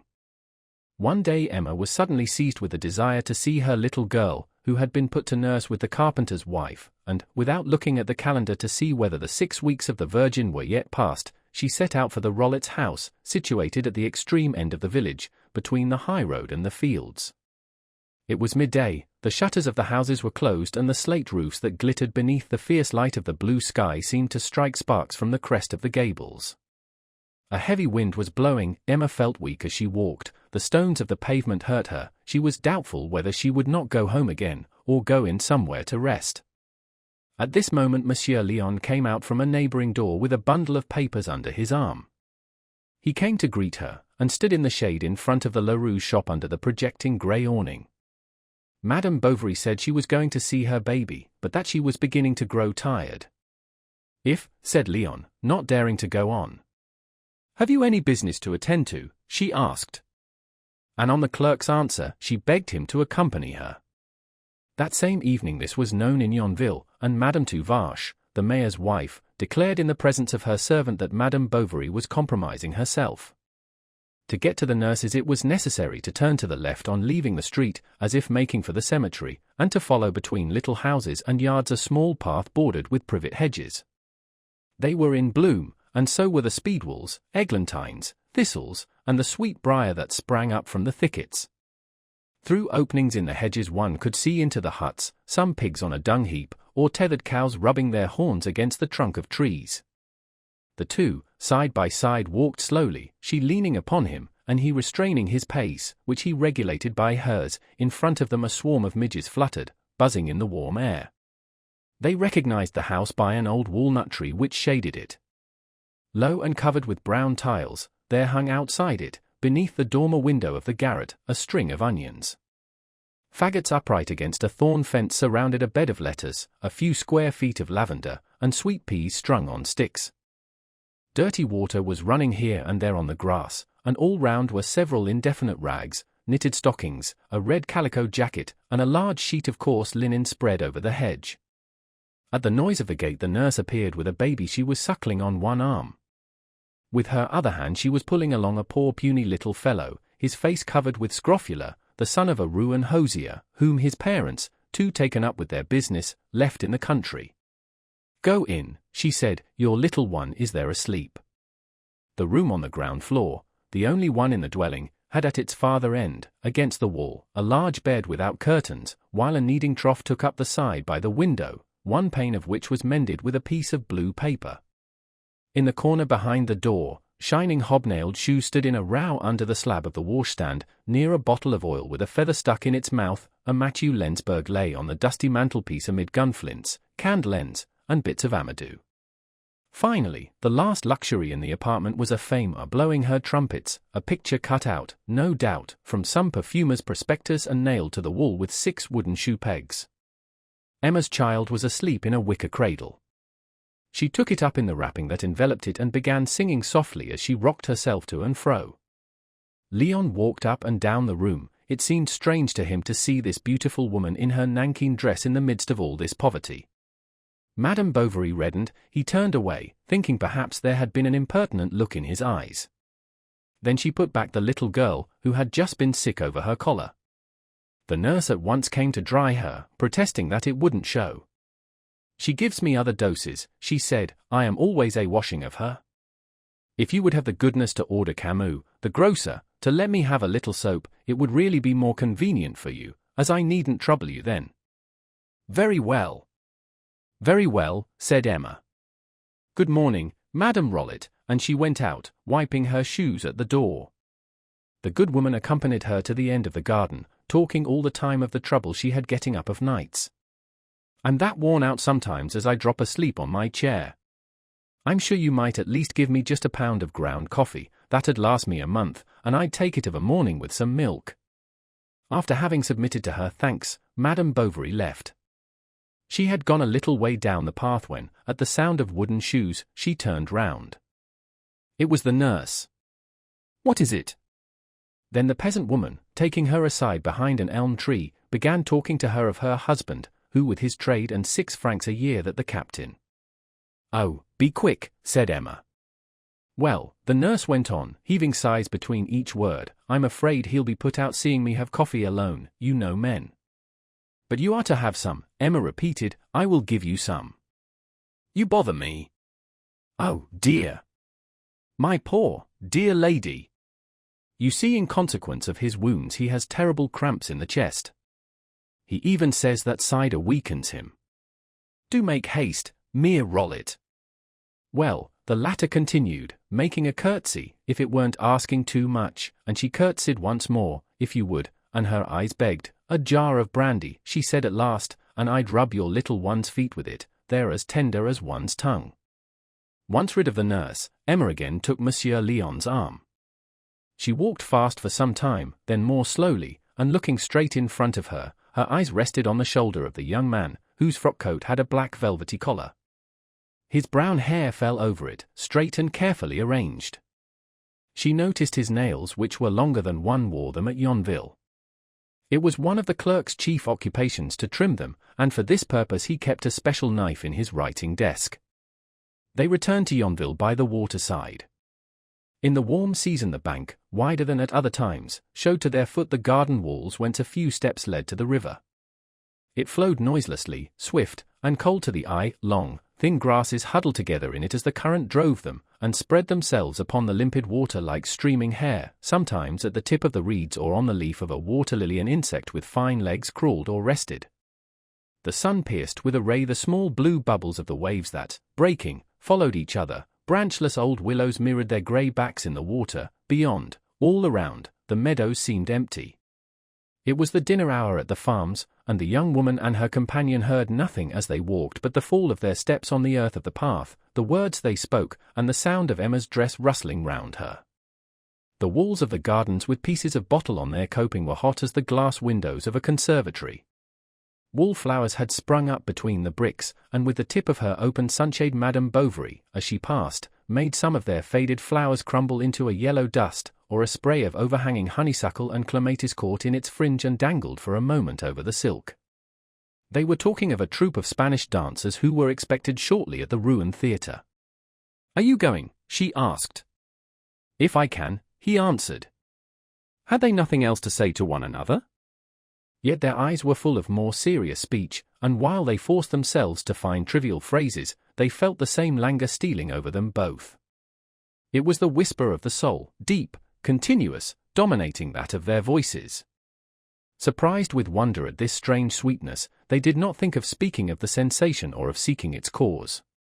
Coming joys, like tropical shores, throw over the immensity before them their inborn softness, an odorous wind, and we are lulled by this intoxication without a thought of the horizon that we do not even know. In one place the ground had been trodden down by the cattle. They had to step on large green stones put here and there in the mud. She often stopped a moment to look where to place her foot, and tottering on a stone that shook, her arms outspread, her form bent forward with a look of indecision, she would laugh, afraid of falling into the puddles of water. When they arrived in front of her garden, Madame Bovary opened the little gate, ran up the steps and disappeared. Leon returned to his office. His chief was away. He just glanced at the briefs, then cut himself a pen, and at last took up his hat and went out. He went to La Pachore at the top of the Arguil Hills at the beginning of the forest. He threw himself upon the ground under the pines and watched the sky through his fingers. "How bored I am," he said to himself, "how bored I am." He thought he was to be pitied for living in this village, with Homéus for a friend and Monsieur Guillaumin for master. The latter, entirely absorbed by his business, wearing gold-rimmed spectacles and red whiskers over a white cravat, understood nothing of mental refinements, although he affected a stiff English manner, which in the beginning had impressed the clerk. As to the chemist's spouse, she was the best wife in Normandy, gentle as a sheep, loving her children, her father, her mother, her cousins, weeping for others' woes, letting everything go in her household, and detesting corsets, but so slow of movement, such a bore to listen to, so common in appearance, and of such restricted conversation, that although she was 30, he only 20, although they slept in rooms next each other and he spoke to her daily, he never thought that she might be a woman for another, or that she possessed anything else of her sex than the gown. And what else was there? Binet, a few shopkeepers, 2 or 3 publicans, the cure, and finally, Monsieur Tuvache, the mayor, with his 2 sons, rich, crabbed, obtuse persons, who farmed their own lands and had feasts among themselves, bigoted to boot, and quite unbearable companions. But from the general background of all these human faces Emma stood out isolated and yet farthest off, for between her and him he seemed to see a vague abyss. In the beginning he had called on her several times along with the druggist. Charles had not appeared particularly anxious to see him again, and Leon did not know what to do between his fear of being indiscreet and the desire for an intimacy that seemed almost impossible. Chapter 4. When the first cold days set in, Emma left her bedroom for the sitting-room, a long apartment with a low ceiling, in which there was on the mantelpiece a large bunch of coral spread out against the looking-glass. Seated in her armchair near the window, she could see the villagers pass along the pavement. Twice a day Leon went from his office to the Lion door. Emma could hear him coming from afar. She leant forward listening, and the young man glided past the curtain, always dressed in the same way, and without turning his head. But in the twilight, when, her chin resting on her left hand, she let the embroidery she had begun fall on her knees, she often shuddered at the apparition of this shadow suddenly gliding past. She would get up and order the table to be laid. Monsieur Homais called at dinner time. Skull-cap in hand, he came in on tiptoe, in order to disturb no one, always repeating the same phrase, "Good evening, everybody." Then, when he had taken his seat at the table between the pair, he asked the doctor about his patients, and the latter consulted his as to the probability of their payment. Next they talked of what was in the paper. Homais by this hour knew it almost by heart, and he repeated it from end to end, with the reflections of the penny-a-liners, and all the stories of individual catastrophes that had occurred in France or abroad. But the subject becoming exhausted, he was not slow in throwing out some remarks on the dishes before him. Sometimes even, half rising, he delicately pointed out to Madame the tenderest morsel, or turning to the servant, gave her some advice on the manipulation of stews and the hygiene of seasoning. He talked aroma, arsmazome, juices, and gelatine in a bewildering manner. Moreover, Homais, with his head fuller of recipes than his shop of jars, excelled in making all kinds of preserves, vinegars, and sweet liqueurs. He knew also all the latest inventions in economic stoves, together with the art of preserving cheese and of curing sick wines. At 8 o'clock Justin came to fetch him to shut up the shop. Then Monsieur Homais gave him a sly look, especially if Felicite was there, for he half noticed that his apprentice was fond of the doctor's house. "The young dog," he said, "is beginning to have ideas, and the devil take me if I don't believe he's in love with your servant." But a more serious fault with which he reproached Justin was his constantly listening to conversation.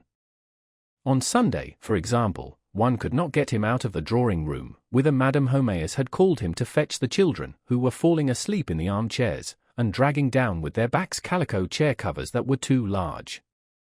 Not many people came to these soirees at the chemist's, his scandal-mongering and political opinions having successfully alienated various respectable persons from him. The clerk never failed to be there. As soon as he heard the bell he ran to meet Madame Bovary, took her shawl, and put away under the shop counter the thick list shoes that she wore over her boots when there was snow. First they played some hands at Trente et Un, next Monsieur Homais played écarté with Emma. Leon behind her gave her advice. Standing up with his hands on the back of her chair he saw the teeth of her comb that bit into her chignon. With every movement that she made to throw her cards the right side of her dress was drawn up. From her turned-up hair a dark colour fell over her back, and growing gradually paler, lost itself little by little in the shade. Then her dress fell on both sides of her chair, puffing out full of folds, and reached the ground. When Leon occasionally felt the sole of his boot resting on it, he drew back as if he had trodden upon someone. When the game of cards was over, the druggist and the doctor played dominoes, and Emma, changing her place, leant her elbow on the table, turning over the leaves of illustration. She had brought her lady's journal with her. Leon sat down near her, they looked at the engravings together, and waited for one another at the bottom of the pages. She often begged him to read her the verses. Leon declaimed them in a languid voice, to which he carefully gave a dying fall in the love passages. But the noise of the dominoes annoyed him. Monsieur Homais was strong at the game, he could beat Charles and give him a double six. Then the 300 finished, they both stretched themselves out in front of the fire, and were soon asleep. The fire was dying out in the cinders, the teapot was empty, Leon was still reading. Emma listened to him, mechanically turning around the lampshade, on the gauze of which were painted clowns in carriages, and tightrope dances with their balancing poles. Leon stopped, pointing with a gesture to his sleeping audience, then they talked in low tones, and their conversation seemed the more sweet to them because it was unheard. Thus a kind of bond was established between them, a constant commerce of books and of romances. Monsieur Bovary, little given to jealousy, did not trouble himself about it. On his birthday he received a beautiful phrenological head, all marked with figures to the thorax and painted blue. This was an attention of the clerk's. He showed him many others, even to doing errands for him at Rouen, and the book of a novelist having made the mania for cactuses fashionable, Leon bought some for Madame Bovary, bringing them back on his knees in the hirondelle, pricking his fingers on their hard hairs. She had a board with a balustrade fixed against her window to hold the pots. The clerk, too, had his small hanging garden. They saw each other tending their flowers at their windows.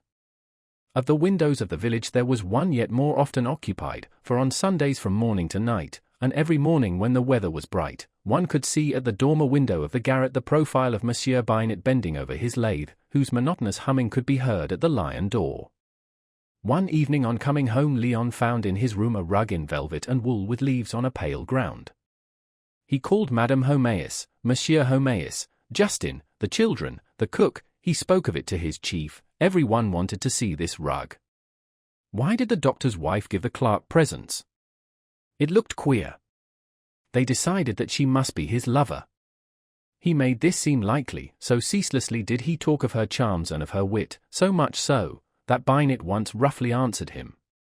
"What does it matter to me since I'm not in her set?" He tortured himself to find out how he could make his declaration to her, and always halting between the fear of displeasing her and the shame of being such a coward, he wept with discouragement and desire.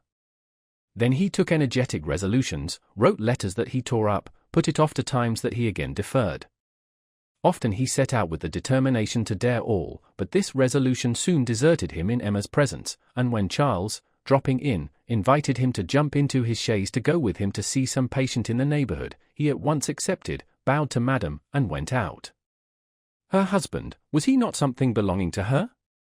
As to Emma, she did not ask herself whether she loved. Love, she thought, must come suddenly, with great outbursts and lightnings, a hurricane of the skies, which falls upon life, revolutionizes it, roots up the will like a leaf, and sweeps the whole heart into the abyss. She did not know that on the terrace of houses it makes lakes when the pipes are choked, and she would thus have remained in her security when she suddenly discovered a rent in the wall of it. Chapter 5. It was a Sunday in February, an afternoon when the snow was falling. They had all, Monsieur and Madame Bovary, Homéus, and Monsieur Leon, gone to see a yarn mill that was being built in the valley a mile and a half from Yonville. The druggist had taken Napoleon and Athalie to give them some exercise, and Justin accompanied them, carrying the umbrellas on his shoulder. Nothing, however, could be less curious than this curiosity. A great piece of waste ground, on which pell-mell, amid a mass of sand and stones, were a few brake wheels, already rusty, surrounded by a quadrangular building pierced by a number of little windows. The building was unfinished, the sky could be seen through the joists of the roofing. Attached to the stop plank of the gable a bunch of straw mixed with corn ears fluttered its tricolored ribbons in the wind. Homéus was talking. He explained to the company the future importance of this establishment, computed the strength of the floorings, the thickness of the walls, and regretted extremely not having a yardstick such as Monsieur Binet possessed for his own special use. Emma, who had taken his arm, bent lightly against his shoulder, and she looked at the sun's disk shedding afar through the mist his pale splendor. She turned. Charles was there. His cap was drawn down over his eyebrows, and his two thick lips were trembling, which added a look of stupidity to his face. His very back, his calm back, was irritating to behold, and she saw written upon his coat all the platitude of the bearer. While she was considering him thus, tasting in her irritation a sort of depraved pleasure, Leon made a step forward. The cold that made him pale seemed to add a more gentle languor to his face. Between his cravat and his neck the somewhat loose collar of his shirt showed the skin, the lobe of his ear looked out from beneath a lock of hair, and his large blue eyes, raised to the clouds, seemed to Emma more limpid and more beautiful than those mountain lakes where the heavens are mirrored. "Wretched boy!" suddenly cried the chemist. And he ran to his son, who had just precipitated himself into a heap of lime in order to whiten his boots. At the reproaches with which he was being overwhelmed, Napoleon began to roar, while Justin dried his shoes with a wisp of straw. But a knife was wanted. Charles offered his. "Ah," she said to herself, he carried a knife in his pocket like a peasant. The hoarfrost was falling, and they turned back to Yonville. In the evening Madame Bovary did not go to her neighbors, and when Charles had left and she felt herself alone, the comparison re-began with the clearness of a sensation almost actual, and with that lengthening of perspective which memory gives to things. Looking from her bed at the clean fire that was burning, she still saw, as she had down there, Leon standing up with one hand behind his cane, and with the other holding Athalie, who was quietly sucking a piece of ice. She thought him charming, she could not tear herself away from him, she recalled his other attitudes on other days, the words he had spoken, the sound of his voice, his whole person, and she repeated, pouting out her lips as if for a kiss. Yes, charming. Charming. Is he not in love, she asked herself, but with whom? With me? All the proofs arose before her at once, her heart leapt. The flame of the fire threw a joyous light upon the ceiling, she turned on her back, stretching out her arms. Then began the eternal lamentation, oh, if heaven had not willed it! And why not? What prevented it? When Charles came home at midnight, she seemed to have just awakened, and as he made a noise undressing, she complained of a headache, then asked carelessly what had happened that evening. Monsieur Léon, he said, went to his room early. She could not help smiling, and she fell asleep, her soul filled with a new delight. The next day, at dusk, she received a visit from Monsieur Leroux, the draper. He was a man of ability, was this shopkeeper. Born a Gascon but bred a Norman, he grafted upon his southern volubility the cunning of the courtois. His fat, flabby, beardless face seemed dyed by a decoction of licorice, and his white hair made even more vivid the keen brilliance of his small black eyes. No one knew what he had been formerly, a peddler said some, a banker at Routot according to others. What was certain was that he made complex calculations in his head that would have frightened Binet himself. Polite to obsequiousness, he always held himself with his back bent in the position of one who bows or who invites. After leaving at the door his hat surrounded with crape, he put down a green bandbox on the table, and began by complaining to Madame, with many civilities, that he should have remained till that day without gaining her confidence. A poor shop like his was not made to attract a fashionable lady, he emphasized the words, yet she had only to command, and he would undertake to provide her with anything she might wish, either in haberdashery or linen, millinery or fancy goods, for he went to town regularly 4 times a month. He was connected with the best houses. You could speak of him at the Trois Frères, at the Barbe d'Or, or at the Grand Sauvage, all these gentlemen knew him as well as the insides of their pockets.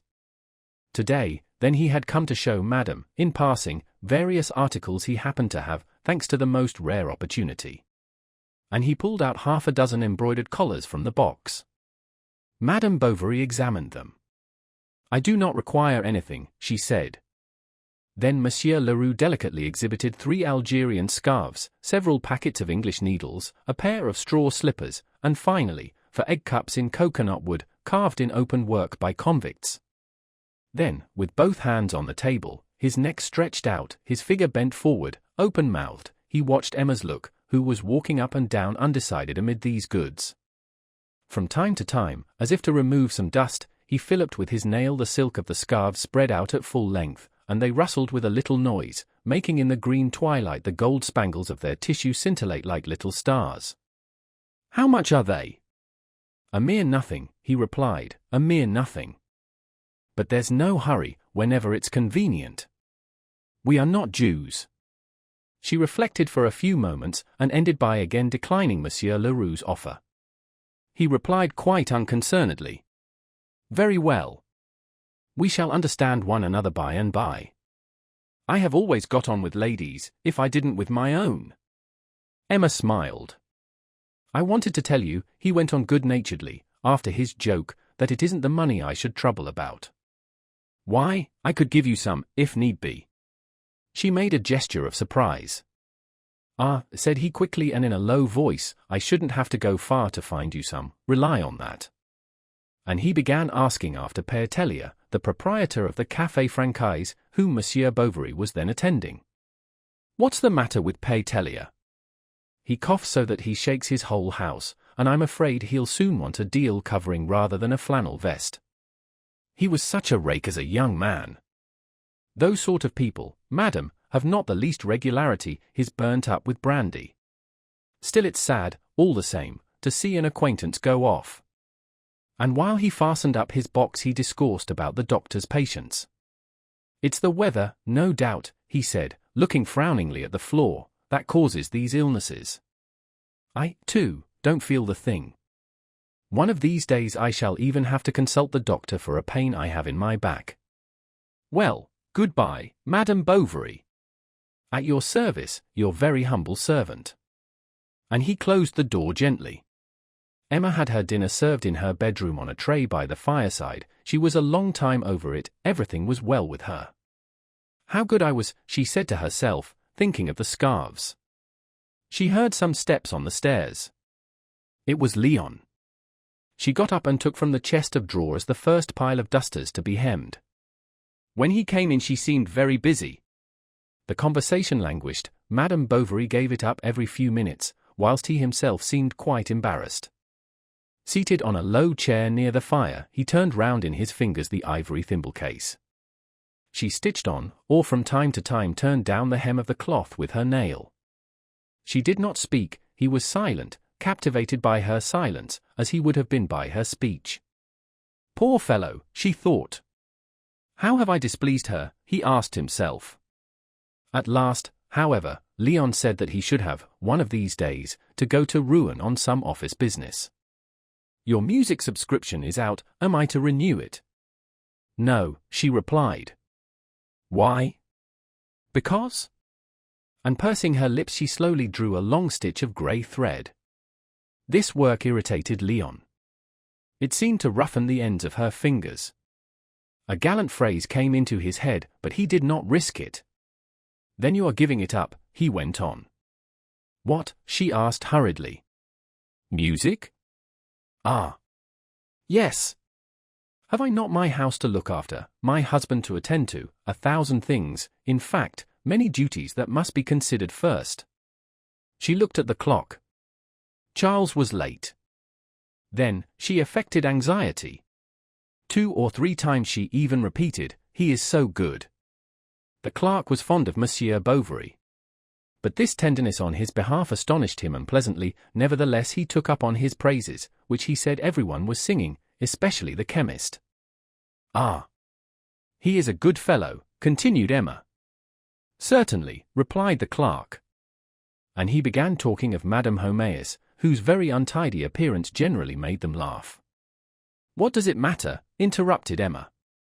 A good housewife does not trouble about her appearance. Then she relapsed into silence. It was the same on the following days, her talks, her manners, everything changed. She took interest in the housework, went to church regularly, and looked after her servant with more severity. She took birth from nurse. When visitors called, Felicite brought her in, and Madame Bovary undressed her to show off her limbs. She declared she adored children. This was her consolation, her joy, her passion, and she accompanied her caresses with lyrical outbursts which would have reminded anyone but the Yonville people of Sachet in Notre Dame de Paris. When Charles came home he found his slippers put to warm near the fire. His waistcoat now never wanted lining, nor his shirt buttons, and it was quite a pleasure to see in the cupboard the nightcaps arranged in piles of the same height. She no longer grumbled as formerly at taking a turn in the garden. What he proposed was always done, although she did not understand the wishes to which she submitted without a murmur, and when Leon saw him by his fireside after dinner, his 2 hands on his stomach, his 2 feet on the fender, his 2 cheeks red with feeding, his eyes moist with happiness, the child crawling along the carpet, and this woman with the slender waist who came behind his armchair to kiss his forehead, what madness! He said to himself. And how to reach her? And thus she seemed so virtuous and inaccessible to him that he lost all hope, even the faintest.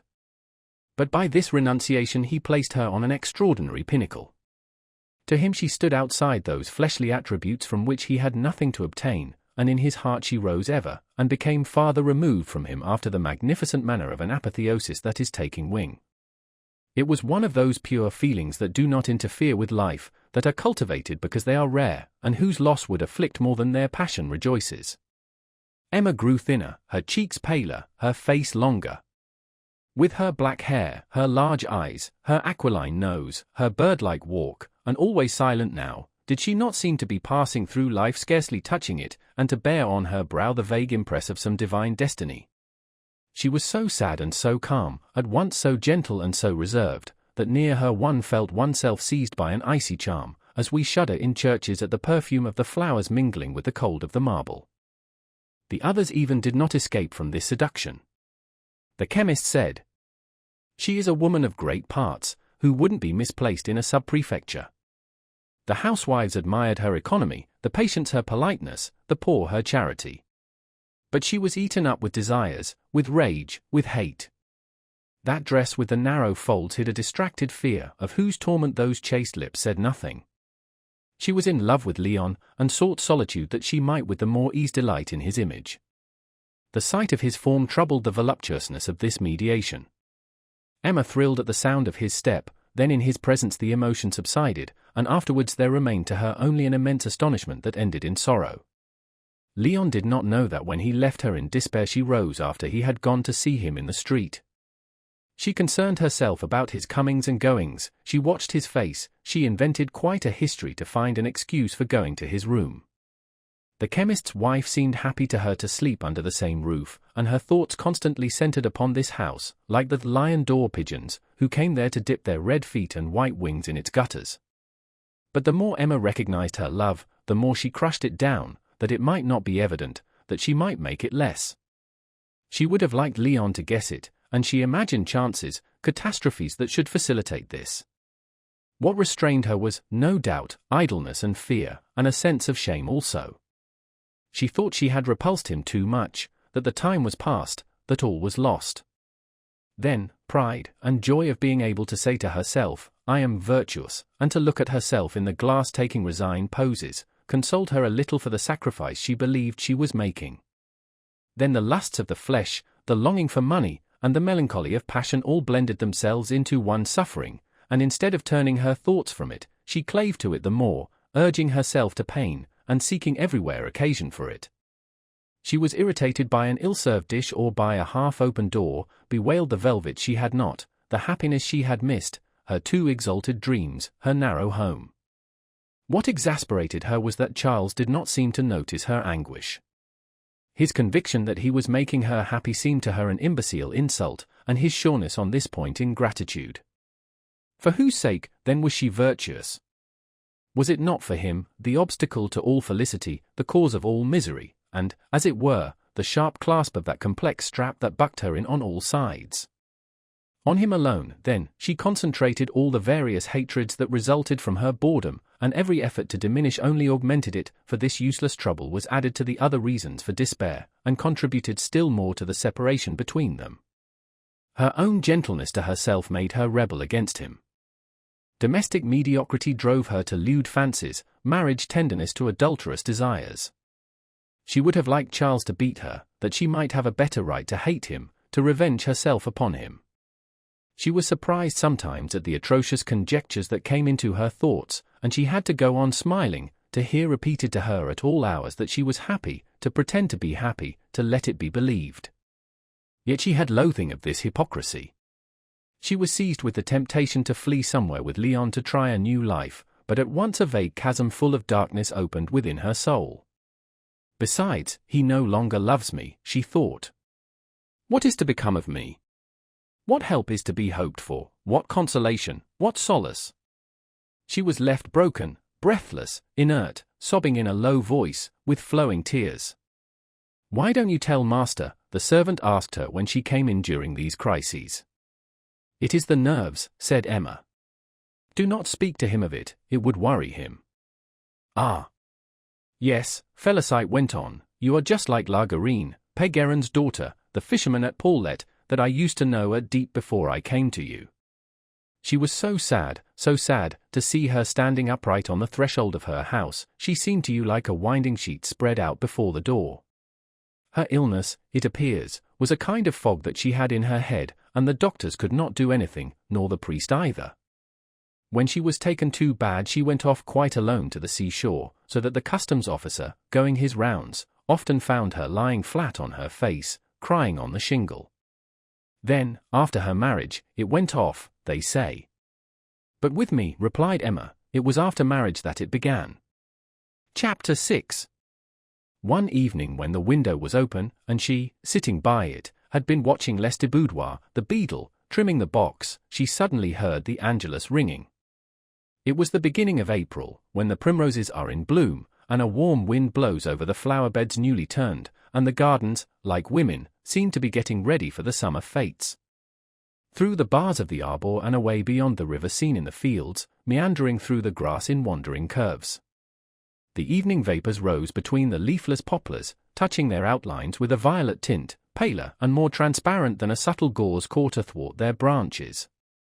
In the distance cattle moved about, neither their steps nor their lowing could be heard, and the bell, still ringing through the air, kept up its peaceful lamentation.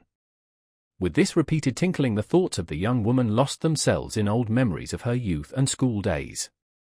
She remembered the great candlesticks that rose above the vases full of flowers on the altar, and the tabernacle with its small columns. She would have liked to be once more lost in the long line of white veils, marked off here and there by the stuffed black hoods of the good sisters bending over their prie-dieu. At Mass on Sundays, when she looked up, she saw the gentle face of the Virgin amid the blue smoke of the rising incense. Then she was moved, she felt herself weak and quite deserted, like the down of a bird whirled by the tempest, and it was unconsciously that she went towards the church, included to no matter what devotions, so that her soul was absorbed and all existence lost in it. On the place she met Lestiboudois on his way back, for, in order not to shorten his day's labor, he preferred interrupting his work, then beginning it again, so that he rang the Angelus to suit his own convenience. Besides, the ringing over a little earlier warned the lads of catechism hour. Already a few who had arrived were playing marbles on the stones of the cemetery. Others, astride the wall, swung their legs, kicking with their clogs the large nettles growing between the little enclosure and the newest graves. This was the only green spot. All the rest was but stones, always covered with a fine powder, despite the vestibroom. The children in list shoes ran about there as if it were an enclosure made for them. The shouts of their voices could be heard through the humming of the bell. This grew less and less with the swinging of the great rope that, hanging from the top of the belfry, dragged its end on the ground. Swallows flitted to and fro uttering little cries, cut the air with the edge of their wings, and swiftly returned to their yellow nests under the tiles of the coping. At the end of the church a lamp was burning, the wick of a nightlight in a glass hung up. Its light from a distance looked like a white stain trembling in the oil. A long ray of the sun fell across the nave and seemed to darken the lower sides and the corners. "Where is the cure?" asked Madame Bovary of one of the lads, who was amusing himself by shaking a swivel in a hole too large for it. "He is just coming," he answered. And in fact the door of the presbytery grated, Abbé Bournisien appeared, the children, pell-mell, fled into the church.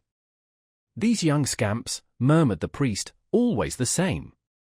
Then, picking up a catechism all in rags that he had struck with his foot, they respect nothing. But as soon as he caught sight of Madame Bovary, "Excuse me," he said, "I did not recognize you." He thrust the catechism into his pocket and stopped short, balancing the heavy vestry key between his 2 fingers. The light of the setting sun that fell full upon his face paled the lasting of his cassock, shiny at the elbows, unravelled at the hem. Grease and tobacco stains followed along his broad chest the lines of the buttons, and grew more numerous the farther they were from his neckcloth, in which the massive folds of his red chin rested. This was dotted with yellow spots, that disappeared beneath the coarse hair of his greyish beard. He had just dined and was breathing noisily. "How are you?" he added. "Not well," replied Emma, "I am ill." "Well, and so am I," answered the priest. "These first warm days weaken one most remarkably, don't they? But, after all, we are born to suffer, as St. Paul says. But what does Monsieur Bovary think of it?" She said with a gesture of contempt. "What," replied the good fellow, quite astonished, "doesn't he prescribe something for you?" "Ah," said Emma, "it is no earthly remedy I need." But the cure from time to time looked into the church, where the kneeling boys were shouldering one another, and tumbling over like packs of cards. "I should like to know," she went on. "You look out, Riboudet," cried the priest in an angry voice, "I'll warm your ears, you imp."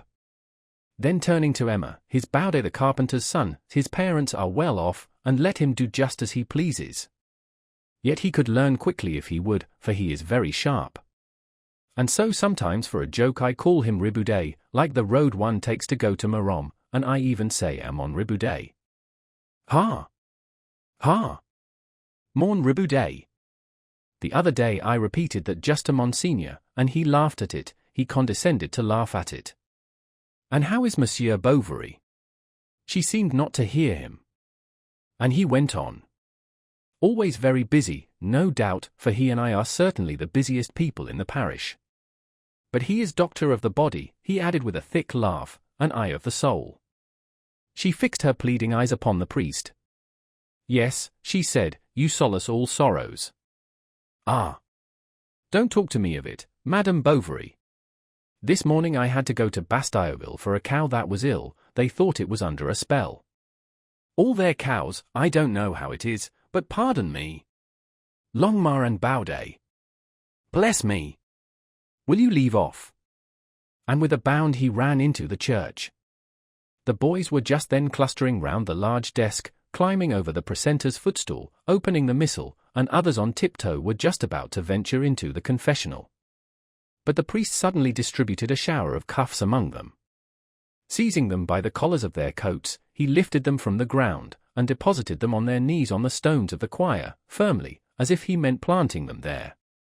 "Yes," said he, when he returned to Emma, unfolding his large cotton handkerchief, one corner of which he put between his teeth, "farmers are much to be pitied." "Others, too," she replied. "Assuredly. Town labourers, for example." "It is not they." "Pardon. I've there known poor mothers of families, virtuous women, I assure you, real saints, who wanted even bread." "But those," replied Emma, and the corners of her mouth twitched as she spoke, "those, Monsieur le Curé, who have bread and have no fire in the winter," said the priest. "Oh, what does that matter?" "What?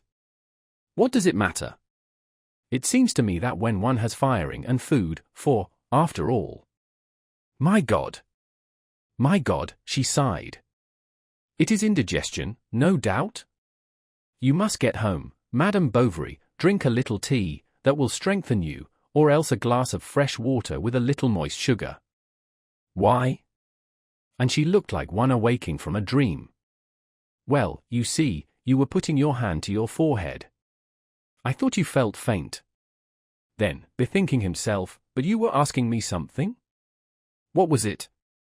I really don't remember." "Huh?" "Nothing." "Nothing," repeated Emma. And the glance she cast round her slowly fell upon the old man in the cassock. They looked at one another face to face without speaking. Then, "Madame Bovary," he said at last, "excuse me, but duty first, you know, I must look after my good-for-nothings. The first communion will soon be upon us, and I fear we shall be behind after all. So after Ascension Day I keep them rector, 11, an extra hour every Wednesday. Poor children! One cannot lead them too soon into the path of the Lord, as, moreover, he has himself recommended us to do by the mouth of his divine Son. Good health to you, madam, my respects to your husband. 11, on the straight and narrow path." And he went into the church making a genuflection as soon as he reached the door. Emma saw him disappear between the double row of forms, walking with a heavy tread, his head a little bent over his shoulder, and with his two hands half open behind him. Then she turned on her heel all of one piece, like a statue on a pivot, and went homewards. But the loud voice of the priest, the clear voices of the boys still reached her ears, and went on behind her. "Are you a Christian?" "Yes, I am a Christian." "What is a Christian?" "He who, being baptized. She went up the steps of the staircase holding on to the banisters, and when she was in her room threw herself into an armchair. The whitish light of the window panes fell with soft undulations. The furniture in its place seemed to have become more immobile, and to lose itself in the shadow as in an ocean of darkness. The fire was out, the clock went on ticking, and Emma vaguely marvelled at this calm of all things while within herself was such tumult. But little Berthe was there, between the window and the work-table, tottering on her knitted shoes, and trying to come to her mother to catch hold of the ends of her apron strings. "Leave me alone," said the latter, putting her from her with her hand. The little girl soon came up closer against her knees, and leaning on them with her arms, she looked up with her large blue eyes, while a small thread of pure saliva dribbled from her lips onto the silk apron. "Leave me alone," repeated the young woman quite irritably. Her face frightened the child, who began to scream. "Will you leave me alone?" she said, pushing her with her elbow. Berthe fell at the foot of the drawers against the brass handle, cutting her cheek, which began to bleed, against it.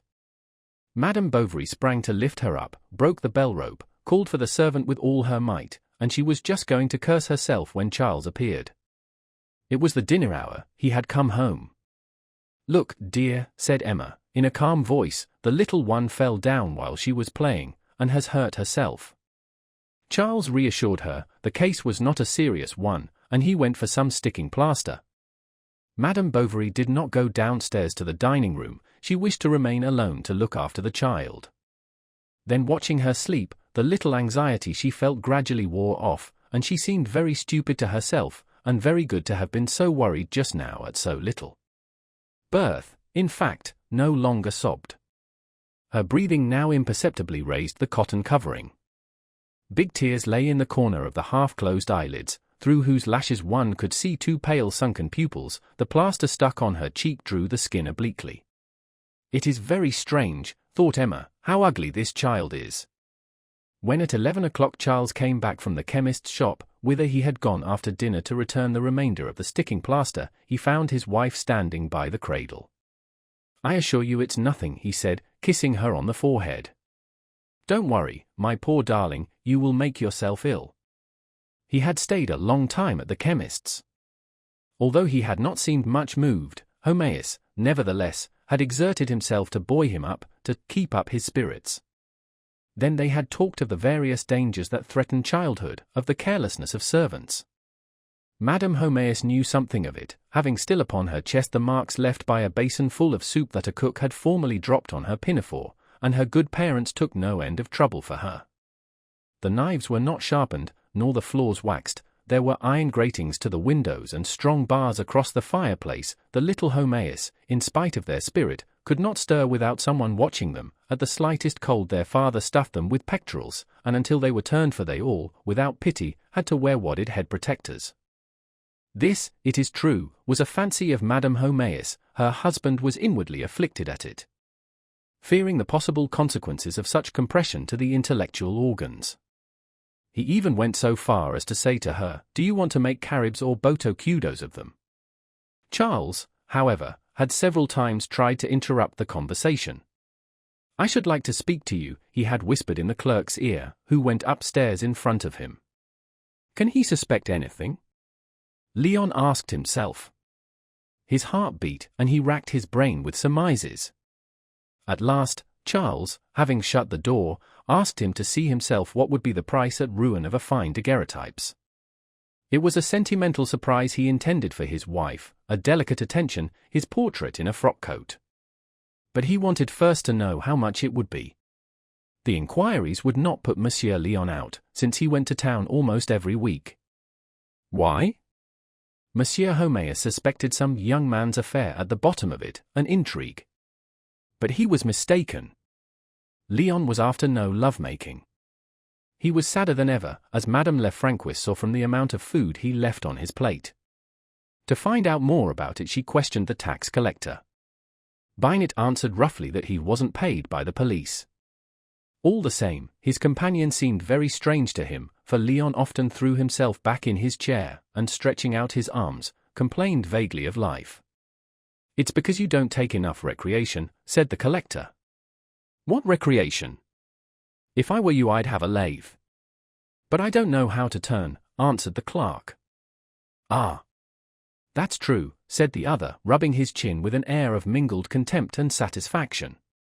Leon was weary of loving without any result. Moreover, he was beginning to feel that depression caused by the repetition of the same kind of life, when no interest inspires and no hope sustains it. He was so bored with Yonville and its inhabitants, that the sight of certain persons, of certain houses, irritated him beyond endurance, and the chemist, good fellow though he was becoming absolutely unbearable to him. Yet the prospect of a new condition of life frightened as much as it seduced him. This apprehension soon changed into impatience, and then Paris from afar sounded its fanfare of masked balls with the laugh of grisettes. As he was to finish reading there, why not set out at once? What prevented him? And he began making home preparations. He arranged his occupations beforehand. He furnished in his head an apartment. He would lead an artist's life there. He would take lessons on the guitar. He would have a dressing gown, a basque cap, blue velvet slippers. He even already was admiring 2 crossed foils over his chimneypiece, with a death's head on the guitar above them. The difficulty was the consent of his mother. Nothing, however, seemed more reasonable. Even his employer advised him to go to some other chambers where he could advance more rapidly. Taking a middle course, then, Leon looked for some place as second clerk at Rouen, found none, and at last wrote his mother a long letter full of details, in which he set forth the reasons for going to live at Paris immediately. She consented. He did not hurry. Every day for a month Hivet carried boxes, valises, parcels for him from Yonville to Rouen and from Rouen to Yonville, and when Leon had packed up his wardrobe, had his 3 armchairs restuffed, bought a stock of neckties, in a word, had made more preparations than for a voyage around the world, he put it off from week to week, until he received a second letter from his mother urging him to leave, since he wanted to pass his examination before the vacation. When the moment for the farewells had come, Madame Homéus wept. Justin sobbed. Homéus, as a man of nerve, concealed his emotion. He wished to carry his friend's overcoat himself as far as the gate of the notary, who was taking Leon to Rouen in his carriage. The latter had just time to bid farewell to Monsieur Bovary. When he reached the head of the stairs, he stopped, he was so out of breath. As he came in, Madame Bovary arose hurriedly. "It is I again," said Leon. "I was sure of it." She bit her lips, and a rush of blood flowing under her skin made her red from the roots of her hair to the top of her collar. She remained standing, leaning with her shoulder against the wainscot. "The doctor is not here," he went on. "He is out." She repeated, "He is out." Then there was silence. They looked at one another, and their thoughts, confounded in the same agony, clung close together like 2 throbbing breasts. "I should like to kiss Berthe," said Leon. Emma went down a few steps and called Félicite. He threw one long look around him that took in the walls, the decorations, the fireplace, as if to penetrate everything, carry away everything. But she returned, and the servant brought Berthe, who was swinging a windmill roof downwards at the end of a string. Leon kissed her several times on the neck. "Goodbye, poor child. Goodbye, dear little one. Goodbye." And he gave her back to her mother. "Take her away," she said. They remained alone, Madame Bovary, her back turned, her face pressed against a window pane. Leon held his cap in his hand, knocking it softly against his thigh. "It is going to rain," said Emma. "I have a cloak," he answered. "Ah." She turned around, her chin lowered, her forehead bent forward. The light fell on it as on a piece of marble, to the curve of the eyebrows, without one's being able to guess what Emma was seeing on the horizon or what she was thinking within herself. "Well, goodbye," he sighed. She raised her head with a quick movement. "Yes, goodbye, go." They advanced towards each other, he held out his hand, she hesitated. "In the English fashion, then," she said, giving her own hand wholly to him, and forcing a laugh. Leon felt it between his fingers, and the very essence of all his being seemed to pass down into that moist palm. Then he opened his hand, their eyes met again, and he disappeared. When he reached the market-place, he stopped and hid behind a pillar to look for the last time at this white house with the 4 green blinds. He thought he saw a shadow behind the window in the room, but the curtain, sliding along the pole as though no one were touching it, slowly opened its long oblique folds that spread out with a single movement, and thus hung straight and motionless as a plaster wall. Leon set off running. From afar he saw his employer's gig in the road, and by it a man in a coarse apron holding the horse. Homéus and Monsieur Guillaumin were talking. They were waiting for him. "Embrace me," said the druggist with tears in his eyes. "Here is your coat, my good friend. Mind the cold, take care of yourself, look after yourself." "Come, Leon, jump in," said the notary. Homéus bent over the splashboard, and in a voice broken by sobs uttered these 3 sad words. "A pleasant journey." "Good night," said Monsieur Guillaumin. "Give him his head." They set out, and Homéus went back. Madame Bovary had opened her window overlooking the garden and watched the clouds.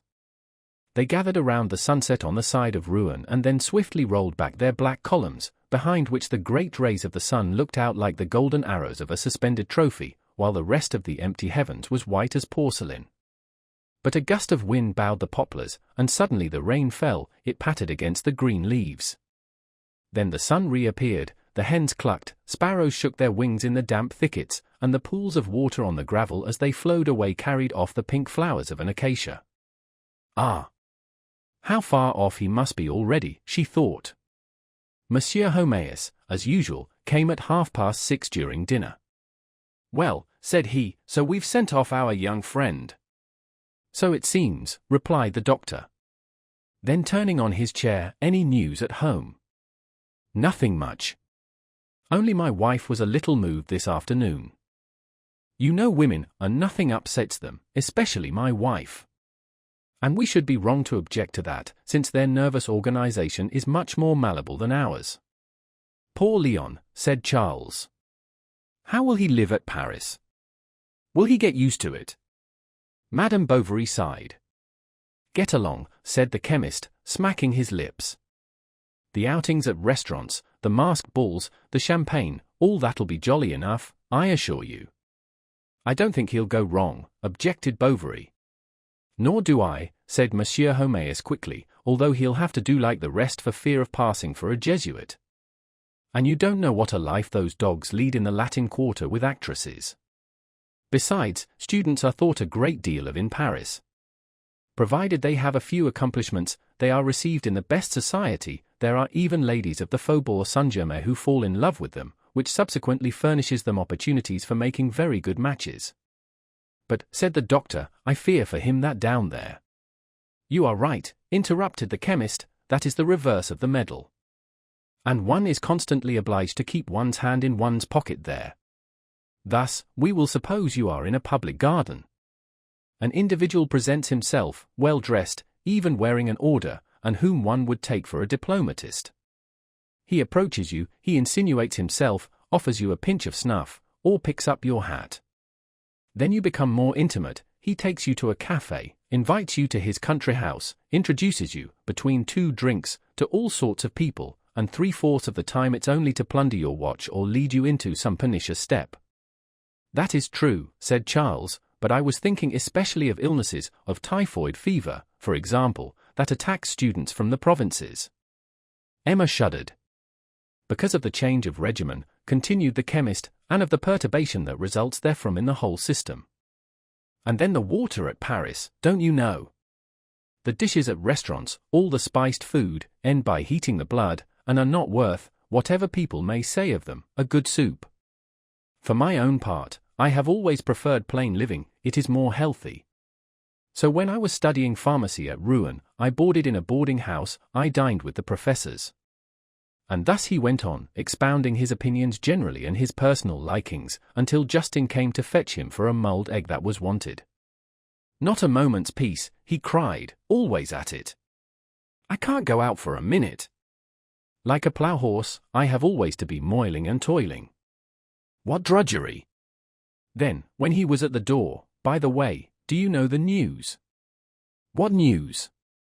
"That it is very likely," Homais went on, raising his eyebrows and assuming one of his most serious expression, "that the agricultural meeting of the Seine Inferior will be held this year at Yonville-l'Abbaye. The rumor, at all events, is going the round. This morning the paper alluded to it. It would be of the utmost importance for our district. But we'll talk it over later on. I can see, thank you, Justin has the lantern." Chapter 7.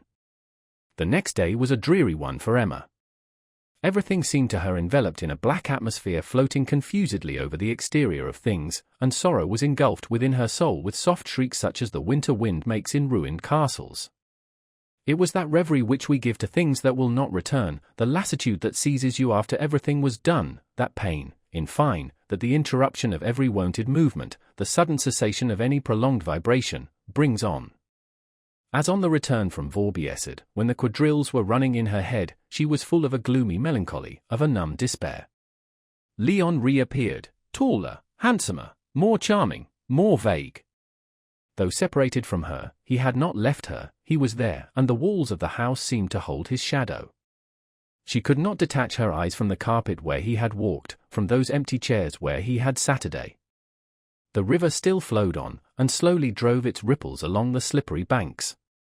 They had often walked there to the murmur of the waves over the moss-covered pebbles. How bright the sun had been! What happy afternoons they had seen alone in the shade at the end of the garden! He read aloud, bareheaded, sitting on a footstool of dry sticks, the fresh wind of the meadow set trembling the leaves of the book and the nasturtiums of the arbor. Ah! He was gone, the only charm of her life, the only possible hope of joy. Why had she not seized this happiness when it came to her? Why not have kept hold of it with both hands, with both knees, when it was about to flee from her? And she cursed herself for not having loved Leon. She thirsted for his lips. The wish took possession of her to run after and rejoin him, throw herself into his arms and say to him, "It is I am yours." But Emma recoiled beforehand at the difficulties of the enterprise, and her desires, increased by regret, became only the more acute. Henceforth the memory of Leon was the center of her boredom, it burnt there more brightly than the fire travelers have left on the snow of a Russian steppe. She sprang towards him, she pressed against him, she stirred carefully the dying embers, sought all around her anything that could revive it, and the most distant reminiscences, like the most immediate occasions, what she experienced as well as what she imagined, her voluptuous desires that were unsatisfied, her projects of happiness that crackled in the wind like dead boughs, her sterile virtue, her lost hopes, the domestic tete-a-tete. She gathered it all up, took everything, and made it all serve as fuel for her melancholy. The flames, however, subsided, either because the supply had exhausted itself, or because it had been piled up too much. Love, little by little, was quelled by absence, regret stifled beneath habit, and this incendiary light that had empurpled her pale sky was overspread and faded by degrees. In the supineness of her conscience she even took her repugnance towards her husband for aspirations towards her lover, the burning of hate for the warmth of tenderness, but as the tempest still raged, and as passion burnt itself down to the very cinders, and no help came, no sun rose, there was night on all sides, and she was lost in the terrible cold that pierced her. Then the evil days of toasts began again. She thought herself now far more unhappy, for she had the experience of grief, with the certainty that it would not end. A woman who had laid on herself such sacrifices could well allow herself certain whims. She bought a Gothic prie-dieu, and in a month spent 14 francs on lemons for polishing her nails. She wrote to Rouen for a blue cashmere gown. She chose one of Leroux's finest scarves, and wore it knotted around her waist over her dressing gown, and, with closed blinds and a book in her hand, she lay stretched out on a couch in this garb. She often changed her coiffure, she did her hair à la Quinoise, in flowing curls, in plaited coils, she parted in on one side and rolled it under like a man's.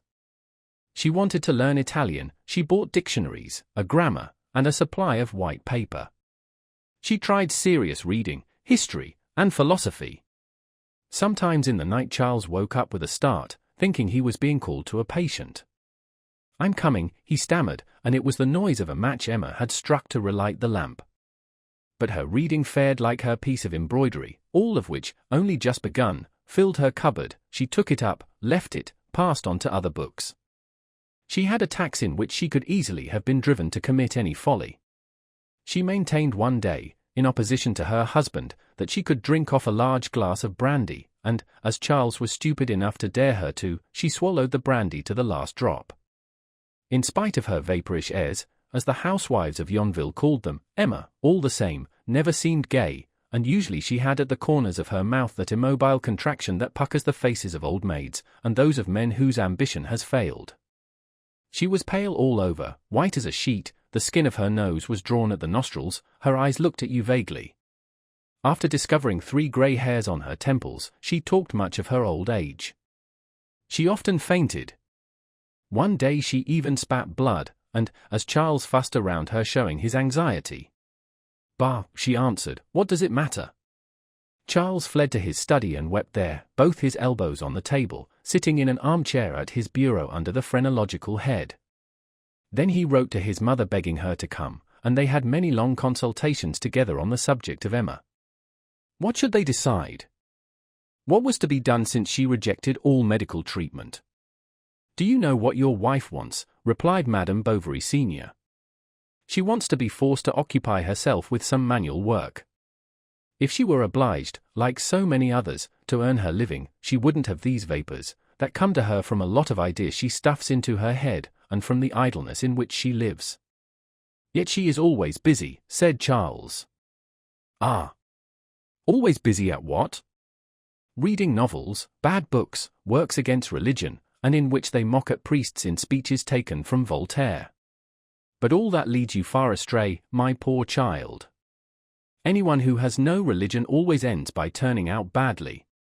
So it was decided to stop Emma reading novels. The enterprise did not seem easy. The good lady undertook it. She was, when she passed through Rouen, to go herself to the lending library and represent that Emma had discontinued her subscription. Would they not have a right to apply to the police if the librarian persisted all the same in his poisonous trade? The farewells of mother and daughter-in-law were cold. During the 3 weeks that they had been together they had not exchanged half a dozen words apart from the inquiries and phrases when they met at table and in the evening before going to bed. Madame Bovary left on a Wednesday, the market day at Yonville. The place since morning had been blocked by a row of carts, which, on end and their shafts in the air, spread all along the line of houses from the church to the inn. On the other side there were canvas booths, where cotton checks, blankets, and woolen stockings were sold, together with harness for horses, and packets of blue ribbon, whose ends fluttered in the wind. The coarse hardware was spread out on the ground between pyramids of eggs and hampers of cheeses, from which sticky straw stuck out. Near the corn machines clucking hens passed their necks through the bars of flat cages. The people, crowding in the same place and unwilling to move thence, sometimes threatened to smash the shop front of the chemist. On Wednesdays his shop was never empty, and the people pushed in less to buy drugs than for consultations. So great was Homéus' reputation in the neighboring villages. His robust aplomb had fascinated the rustics. They considered him a greater doctor than all the doctors. Emma was leaning out at the window, she was often there. The window in the provinces replaces the theatre and the promenade. She was amusing herself with watching the crowd of boors when she saw a gentleman in a green velvet coat. He had on yellow gloves, although he wore heavy gaiters. He was coming towards the doctor's house, followed by a peasant walking with a bent head and quite a thoughtful air.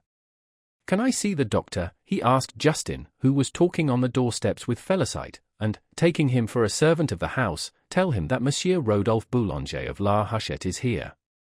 It was not from territorial vanity that the new arrival added of La Huchette to his name, but to make himself the better known. La Huchette, in fact, was an estate near Yonville, where he had just bought the chateau and 2 farms that he cultivated himself, without, however, troubling very much about them. He lived as a bachelor, and was supposed to have at least 15,000 francs a year. Charles came into the room. Monsieur Boulanger introduced his man, who wanted to be bled because he felt la tingling all over. "That'll purge me," he urged as an objection to all reasoning. So Bovary ordered a bandage and a basin, and asked Justin to hold it. Then addressing the peasant, who was already pale, "Don't be afraid, my lad." "No, no, sir," said the other, "get on." And with an air of bravado he held out his great arm. At the prick of the lancet the blood spurted out, splashing against the looking-glass. "Hold the basin nearer," exclaimed Charles. "Law," said the peasant, "one would swear it was a little fountain flowing. How red my blood is! That's a good sign, isn't it?" "Sometimes," answered the doctor, "one feels nothing at first, and then syncope sets in, and more especially with people of strong constitution like this man." At these words the rustic let go the lancet case he was twisting between his fingers. A shudder of his shoulders made the chair back creak. His hat fell off.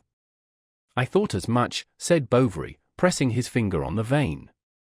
The basin was beginning to tremble in Justin's hands, his knees shook, he turned pale. "Emma! Emma!" called Charles. With one bound she came down the staircase. "Some vinegar," he cried. "Oh dear!" 2 at once. And in his emotion he could hardly put on the compress. "It is nothing," said Monsieur Boulanger quietly, taking Justin in his arms. He seated him on the table with his back resting against the wall. Madame Bovary began taking off his cravat. The strings of his shirt had got into a knot, and she was for some minutes moving her light fingers about the young fellow's neck. Then she poured some vinegar on her cambric handkerchief, she moistened his temples with little dabs, and then blew upon them softly. The ploughman revived, but Justin's syncope still lasted, and his eyeballs disappeared in the pale sclerotics like blue flowers in milk. "We must hide this from him," said Charles. Madame Bovary took the basin to put it under the table. With the movement she made in bending down, her dress, it was a summer dress with 4 flounces, yellow, long in the waist and wide in the skirt, spread out around her on the flags of the room, and as Emma, stooping, staggered a little as she stretched out her arms. The stuff here and there gave with the inflections of her bust. Then she went to fetch a bottle of water, and she was melting some pieces of sugar when the chemist arrived. The servant had been to fetch him in the tumult. Seeing his pupil's eyes staring, he drew a long breath, then going around him he looked at him from head to foot. "Fool," he said, "really a little fool. A fool in for letters. A phlebotomy's a big affair, isn't it? And a fellow who isn't afraid of anything, a kind of squirrel, just as he is who climbs to vertiginous heights to shake down nuts. Oh, yes. You just talk to me, boast about yourself. Here's a fine fitness for practicing pharmacy later on, for under serious circumstances you may be called before the tribunals in order to enlighten the minds of the magistrates, and you would have to keep your head then, to reason, show yourself a man, or else pass for an imbecile." Justin did not answer. The chemist went on. "Who asked you to come? You are always pestering the doctor and madam. On Wednesday, moreover, your presence is indispensable to me. There are now 20 people in the shop. I left everything because of the interest I take in you. Come, get along. Sharp. Wait for me, and keep an eye on the jars." When Justin, who was rearranging his dress, had gone, they talked for a little while about fainting fits. Madame Bovary had never fainted. "That is extraordinary for a lady," said Monsieur Boulanger, "but some people are very susceptible. Thus in a duel, I have seen a second lose consciousness at the mere sound of the loading of pistols. For my part," said the chemist, "the sight of other people's blood doesn't affect me at all, but the mere thought of my own flowing would make me faint if I reflected upon it too much." Monsieur Boulanger, however, dismissed his servant, advising him to calm himself, since his fancy was over. "It procured me the advantage of making your acquaintance," he added, and he looked at Emma as he said this. Then he put 3 francs on the corner of the table, bowed negligently, and went out. He was soon on the other side of the river. This was his way back to La Huchette, and Emma saw him in the meadow, walking under the poplars, slackening his pace now and then as one who reflects. "She is very pretty," he said to himself, "she is very pretty, this doctor's wife. Fine teeth, black eyes, a dainty foot, a figure like a Parisian's. Where the devil does she come from? Wherever did that fat fellow pick her up?" Monsieur Rodolphe Boulanger was 34, he was of brutal temperament and intelligent perspicacity, having, moreover, had much to do with women, and knowing them well. This one had seemed pretty to him, so he was thinking about her and her husband. "I think he is very stupid. She is tired of him, no doubt. He has dirty nails, and hasn't shaved for 3 days. While he is trotting after his patients, she sits there botching socks. And she gets bored. She would like to live in town and dance polkas every evening. Poor little woman. She is gaping after love like a carp after water on a kitchen table. With 3 words of gallantry she'd adore one, I'm sure of it. She'd be tender, charming. Yes, but how to get rid of her afterwards?" Then the difficulties of love-making seen in the distance made him by contrast think of his mistress. She was an actress at Rouen, whom he kept, and when he had pondered over this image, with which, even in remembrance, he was satiated. "Ah! Madame Bovary," he thought, "is much prettier, especially fresher. Virginie is decidedly beginning to grow fat. She is so finicky about her pleasures, and, besides, she has a mania for prawns." The fields were empty, and around him Rodolphe only heard the regular beating of the grass striking against his boots, with a cry of the grasshopper hidden at a distance among the oats. He again saw Emma in her room, dressed as he had seen her, and he undressed her. "Oh, I will have her," he cried, striking a blow with his stick at a clod in front of him. And he at once began to consider the political part of the enterprise. He asked himself, "Where shall we meet? By what means? We shall always be having the brat on our hands, and the servant, the neighbors, and husband, all sorts of worries. Pshaw! One would lose too much time over it." Then he resumed, "She really has eyes that pierce one's heart like a gimlet. And that pale complexion! I adore pale women." When he reached the top of the Arguil Hills he had made up his mind. It's only finding the opportunities. Well, I will call in now and then. I'll send them venison, poultry, I'll have myself bled, if need be. We shall become friends, I'll invite them to my place. By Jove, added he, there's the agricultural show coming on. She'll be there. I shall see her. We'll begin boldly, for that's the surest way. Chapter 8. At last it came, the famous agricultural show. On the morning of the solemnity all the inhabitants at their doors were chatting over the preparations. The pediment of the town hall had been hung with garlands of ivy, a tent had been erected in a meadow for the banquet, and in the middle of the place, in front of the church, a kind of bombard was to announce the arrival of the prefect and the names of the successful farmers who had obtained prizes. The National Guard of Buchy, there was none at Yonville, had come to join the corps of firemen, of whom Binet was captain. On that day he wore a collar even higher than usual, and, tightly buttoned in his tunic, his figure was so stiff and motionless that the whole vital portion of his person seemed to have descended into his legs, which rose in a cadence of set steps with a single movement. As there was some rivalry between the tax collector and the colonel, both, to show off their talents, drilled their men separately. One saw the red epaulets and the black breastplates pass and repass alternately, there was no end to it, and it constantly began again. There had never been such a display of pomp. Several citizens had scoured their houses the evening before, tricolored flags hung from half-open windows, all the public houses were full, and in the lovely weather the starched caps, the golden crosses, and the colored neckerchief seemed whiter than snow, shone in the sun, and relieved with the motley colors the somber monotony of the frock-coats and blue smocks. The neighboring farmers' wives, when they got off their horses, pulled out the long pins that fastened around them their dresses, turned up for fear of mud, and the husbands, for their part, in order to save their hats, kept their handkerchiefs around them, holding one corner between their teeth. The crowd came into the main street from both ends of the village. People poured in from the lanes, the alleys, the houses, and from time to time one heard knockers banging against doors closing behind women with their gloves, who were going out to see the fete. What was most admired were two long lamp stands covered with lanterns, that flanked a platform on which the authorities were to sit. Besides this there were against the four columns of the town hall 4 kinds of poles, each bearing a small standard of greenish cloth, embellished with inscriptions in gold letters. On one was written, "To Commerce," on the other, "To Agriculture," on the third, "To Industry," and on the fourth, "To the Fine Arts." But the jubilation that brightened all faces seemed to darken that of Madame Lefrancois, the innkeeper. Standing on her kitchen steps she muttered to herself, "What rubbish! What rubbish! With their canvas booth! Do they think the prefect will be glad to dine down there under a tent like a gypsy? They call all this fussing doing good to the place. Then it wasn't worth while sending to Neufchâtel for the keeper of a cook shop. And for whom? For cowherds! Tatterdemalions!" The druggist was passing. He had on a frock coat, nankeen trousers, beaver shoes, and, for a wonder, a hat with a low crown. "Your servant." "Excuse me, I am in a hurry." And as the fat widow asked where he was going.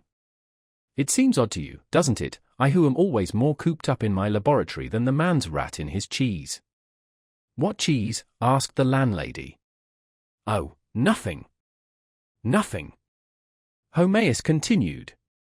"I merely wish to convey to you, Madame Lefrancois, that I usually live at home like a recluse. Today, however, considering the circumstances, it is necessary."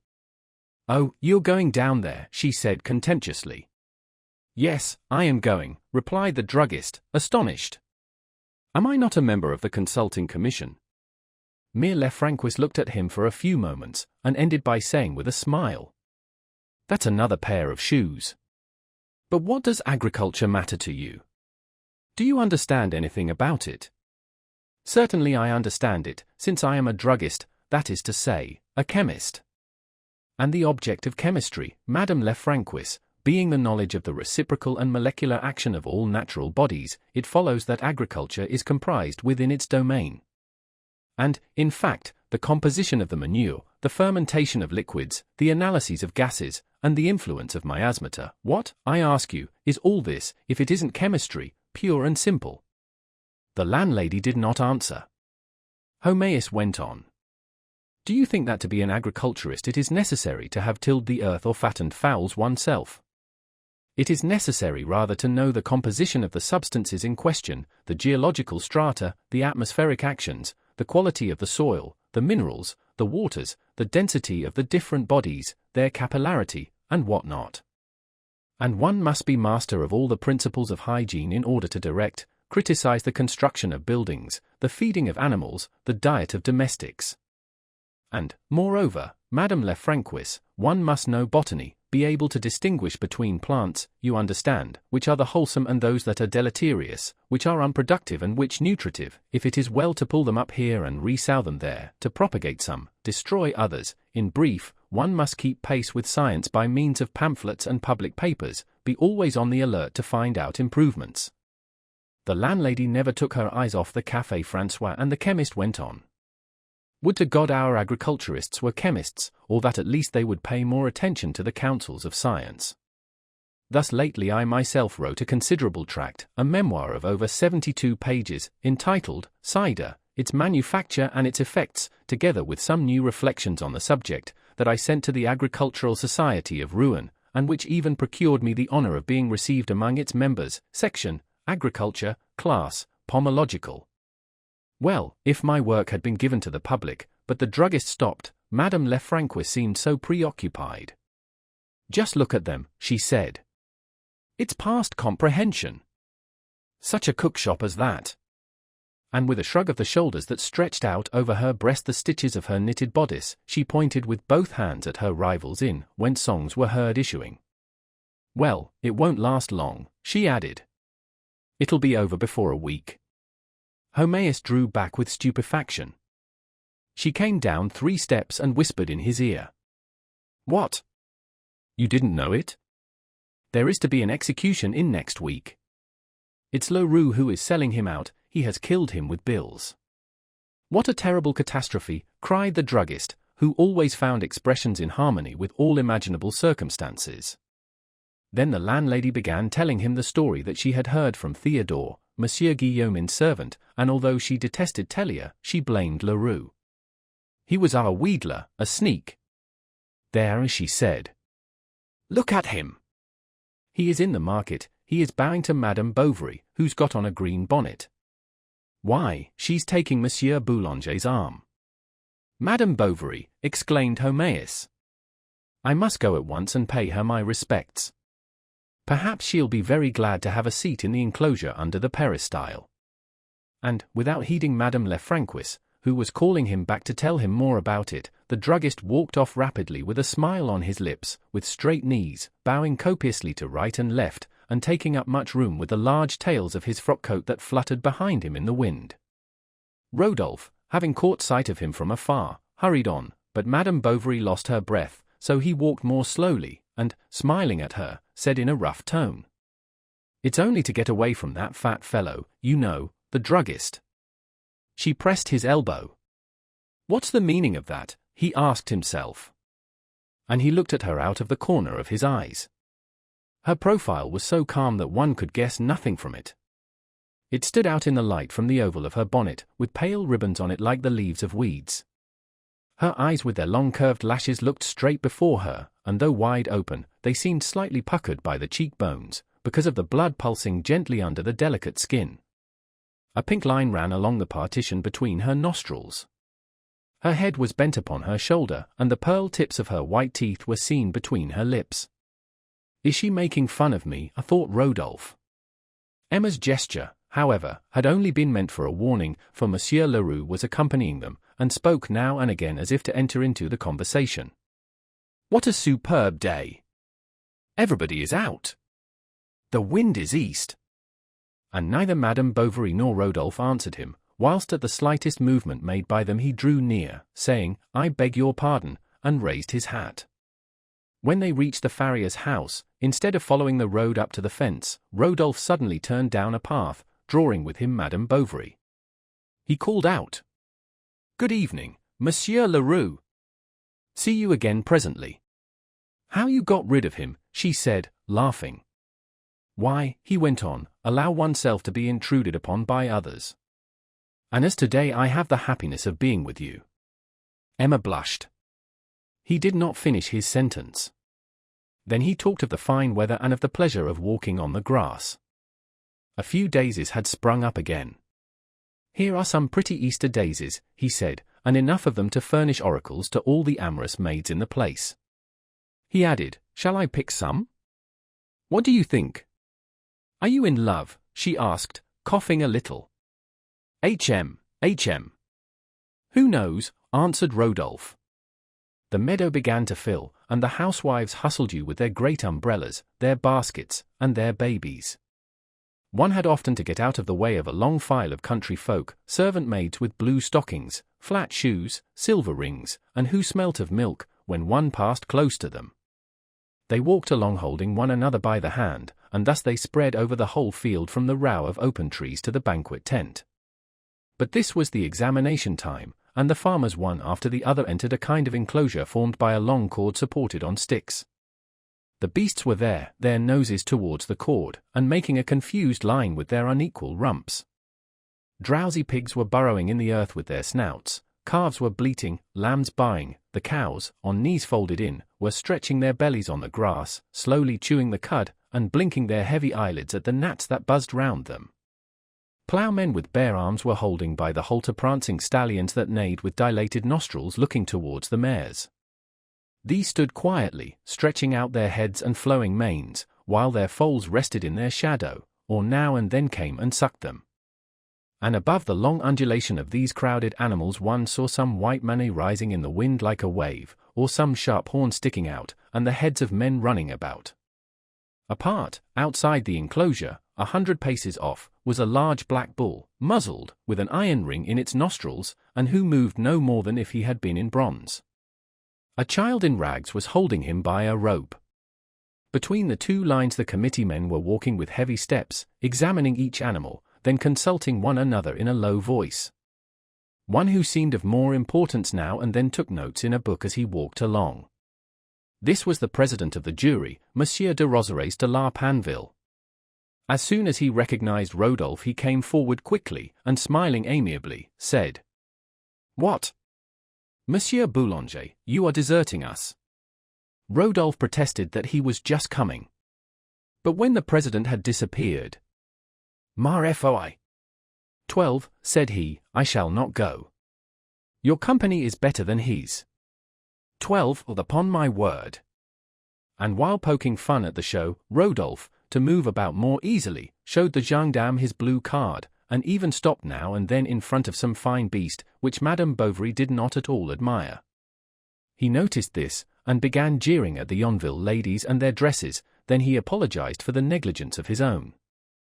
He had that incongruity of common and elegant in which the habitually vulgar think they see the revelation of an eccentric existence, of the perturbations of sentiment, the tyrannies of art, and always a certain contempt for social conventions, that seduces or exasperates them.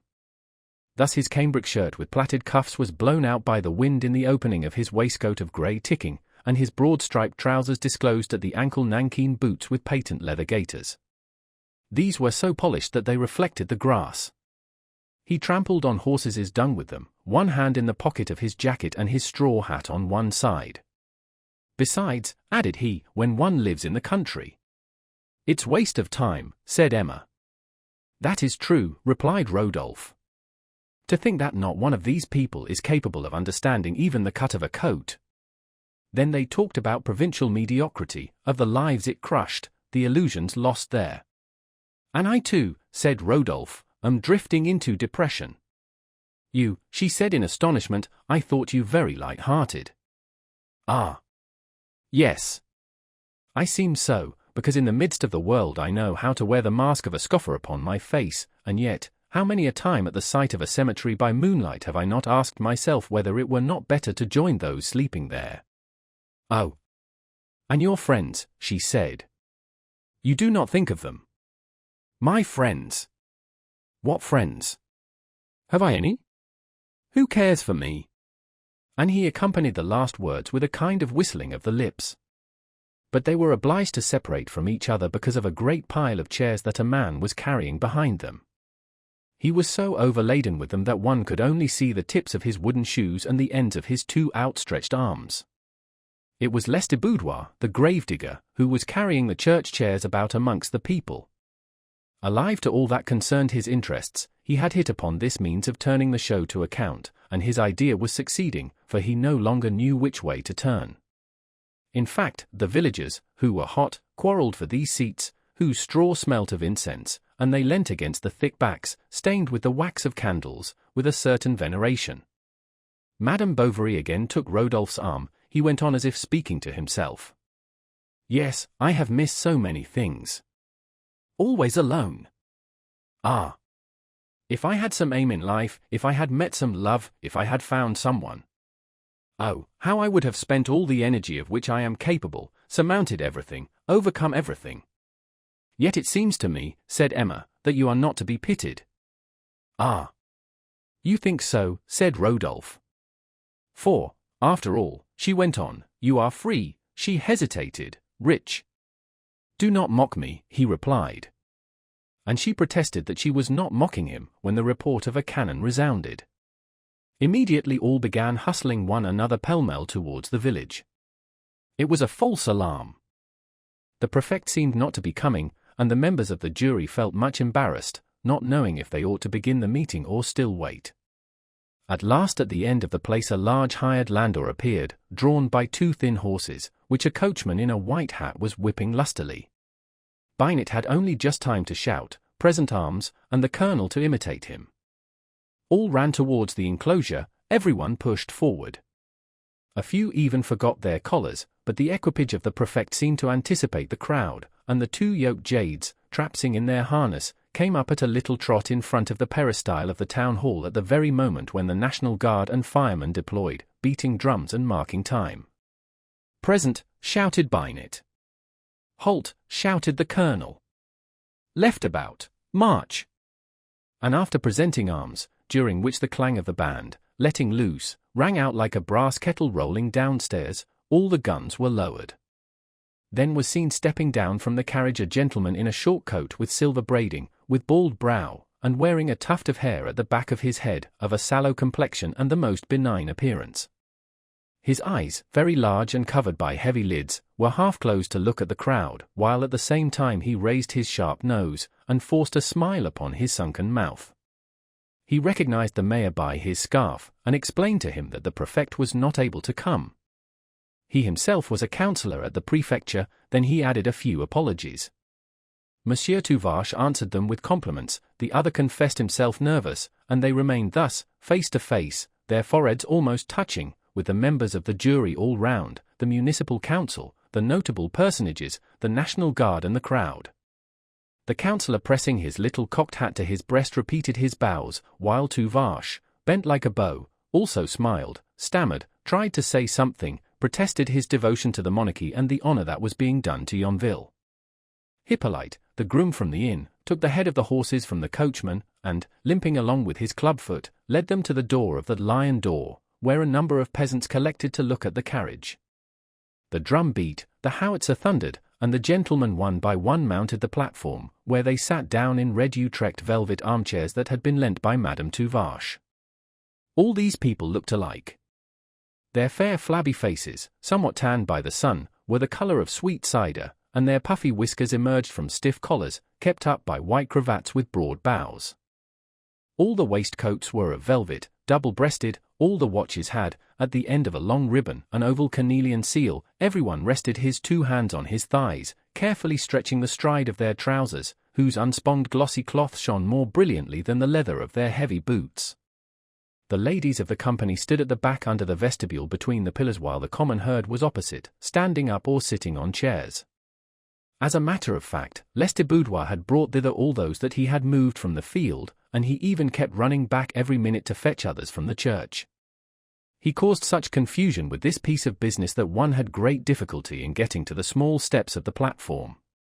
"I think," said Monsieur Leroux to the chemist, who was passing to his place, "that they ought to have put up 2 Venetian masts with something rather severe and rich for ornaments. It would have been a very pretty effect." "To be sure," replied Homaeus, "but what can you expect? The mayor took everything on his own shoulders. He hasn't much taste.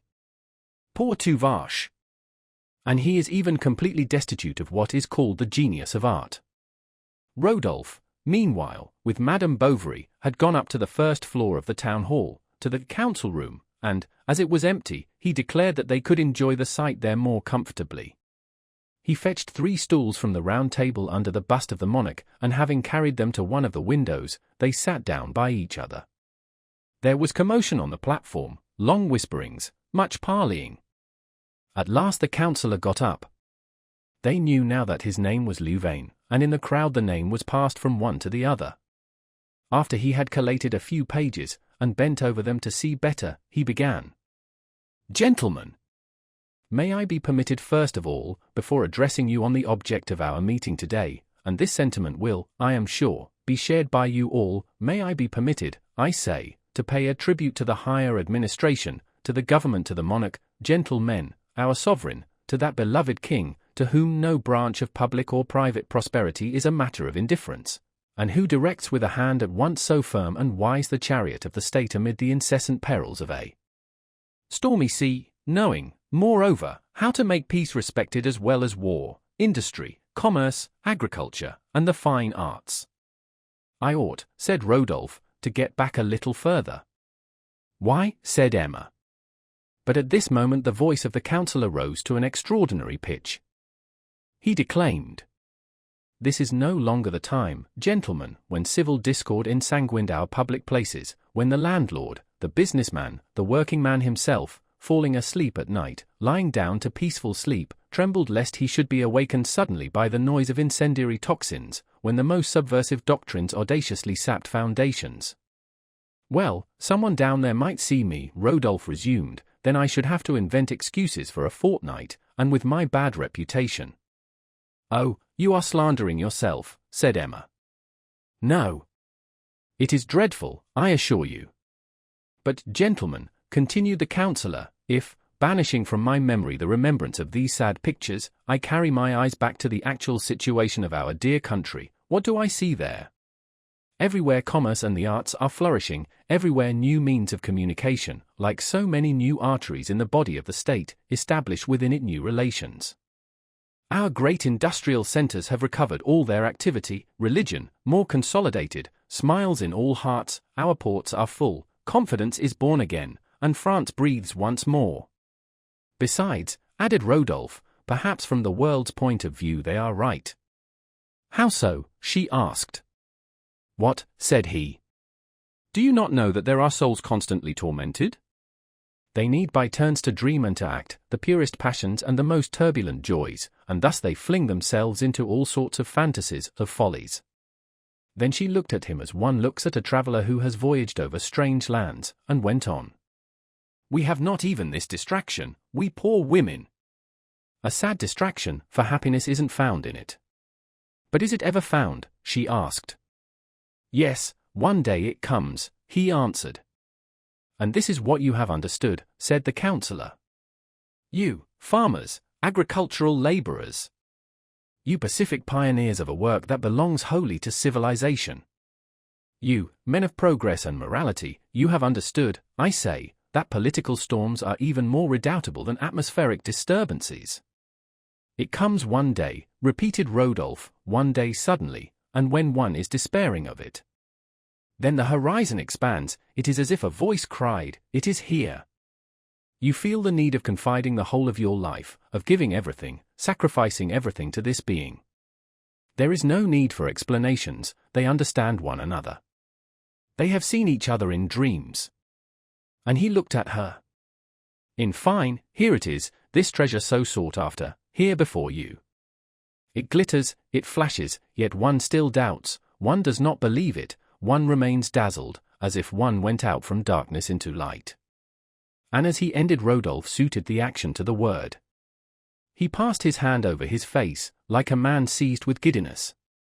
Then he let it fall on Emma's. She took hers away. And who would be surprised at it, gentlemen? He only who is so blind, so plunged, I do not fear to say it, so plunged in the prejudices of another age as still to misunderstand the spirit of agricultural populations. Where, indeed, is to be found more patriotism than in the country, greater devotion to the public welfare, more intelligence, in a word. And, gentlemen, I do not mean that superficial intelligence, vain ornament of idle minds, but rather that profound and balanced intelligence that applies itself above all else to useful objects, thus contributing to the good of all, to the common amelioration and to the support of the state, born of respect for law and the practice of duty. Ah! Again, said Rodolphe. Always to duty. I am sick of the word. They are a lot of old blockheads in flannel vests and of old women with foot-warmers and rosaries who constantly drone into our ears a duty, duty. Ah! By Jove! One's duty is to feel what is great, cherish the beautiful, and not accept all the conventions of society with the ignominy that it imposes upon us. Yet, objected Madame Bovary. No, no. Why cry out against the passions? Are they not the one beautiful thing on the earth, the source of heroism, of enthusiasm, of poetry, music, the arts, of everything, in a word? But one must, said Emma, to some extent bow to the opinion of the world and accept its moral code. Ah! But there are two, he replied. The small, the conventional, that of men, that which constantly changes, that brays out so loudly, that makes such a commotion here below, of the earth earthly, like the mass of imbeciles you see down there. But the other, the eternal, that is about us and above, like the landscape that surrounds us, and the blue heavens that give us light. Monsieur Louvain had just wiped his mouth with a pocket handkerchief. He continued. And what should I do here, gentlemen, pointing out to you the uses of agriculture? Who supplies our wants? Who provides our means of subsistence? Is it not the agriculturist? The agriculturist, gentlemen, who, sowing with laborious hand the fertile furrows of the country, brings forth the corn, which, being ground, is made into a powder by means of ingenious machinery, comes out thence under the name of flour, and from there, transported to our cities, is soon delivered at the baker's, who makes it into food for poor and rich alike. Again, is it not the agriculturist who fattens, for our clothes, his abundant flocks in the pastures? For how should we clothe ourselves, how nourish ourselves, without the agriculturist? And, gentlemen, is it even necessary to go so far for examples? Who has not frequently reflected on all the momentous things that we get out of that modest animal, the ornament of poultry yards, that provides us at once with a soft pillow for our bed, with succulent flesh for our tables, and eggs? But I should never end if I were to enumerate one after the other all the different products which the earth, well cultivated, like a generous mother, lavishes upon her children. Here it is the vine, elsewhere the apple tree for cider, there colza, farther on cheeses and flax. Gentlemen, let us not forget flax, which has made such great strides of late years, and to which I will more particularly call your attention. He had no need to call it, for all the mouths of the multitude were wide open, as if to drink in his words. Tuvache by his side listened to him with staring eyes. Monsieur de Roserais from time to time softly closed his eyelids, and farther on the chemist, with his son Napoleon between his knees, put his hand behind his ear in order not to lose a syllable. The chins of the other members of the jury went slowly up and down in their waistcoats in sign of approval.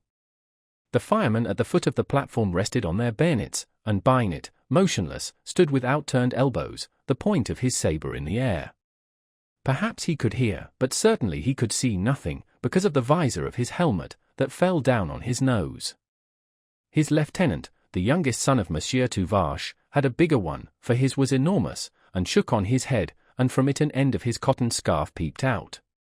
He smiled beneath it with a perfectly infantine sweetness, and his pale little face, whence drops were running, wore an expression of enjoyment and sleepiness. The square as far as the houses was crowded with people. One saw folk leaning on their elbows at all the windows, others standing at doors, and Justin, in front of the chemist's shop, seemed quite transfixed by the sight of what he was looking at. In spite of the silence, Monsieur Louvain's voice was lost in the air. It reached you in fragments of phrases, and interrupted here and there by the creaking of chairs in the crowd. Then you suddenly heard the long bellowing of an ox, or else the bleating of the lambs, who answered one another at street corners. In fact, the cowherds and shepherds had driven their beasts thus far, and these lowed from time to time, while with their tongues they tore down some scrap of foliage that hung above their mouths.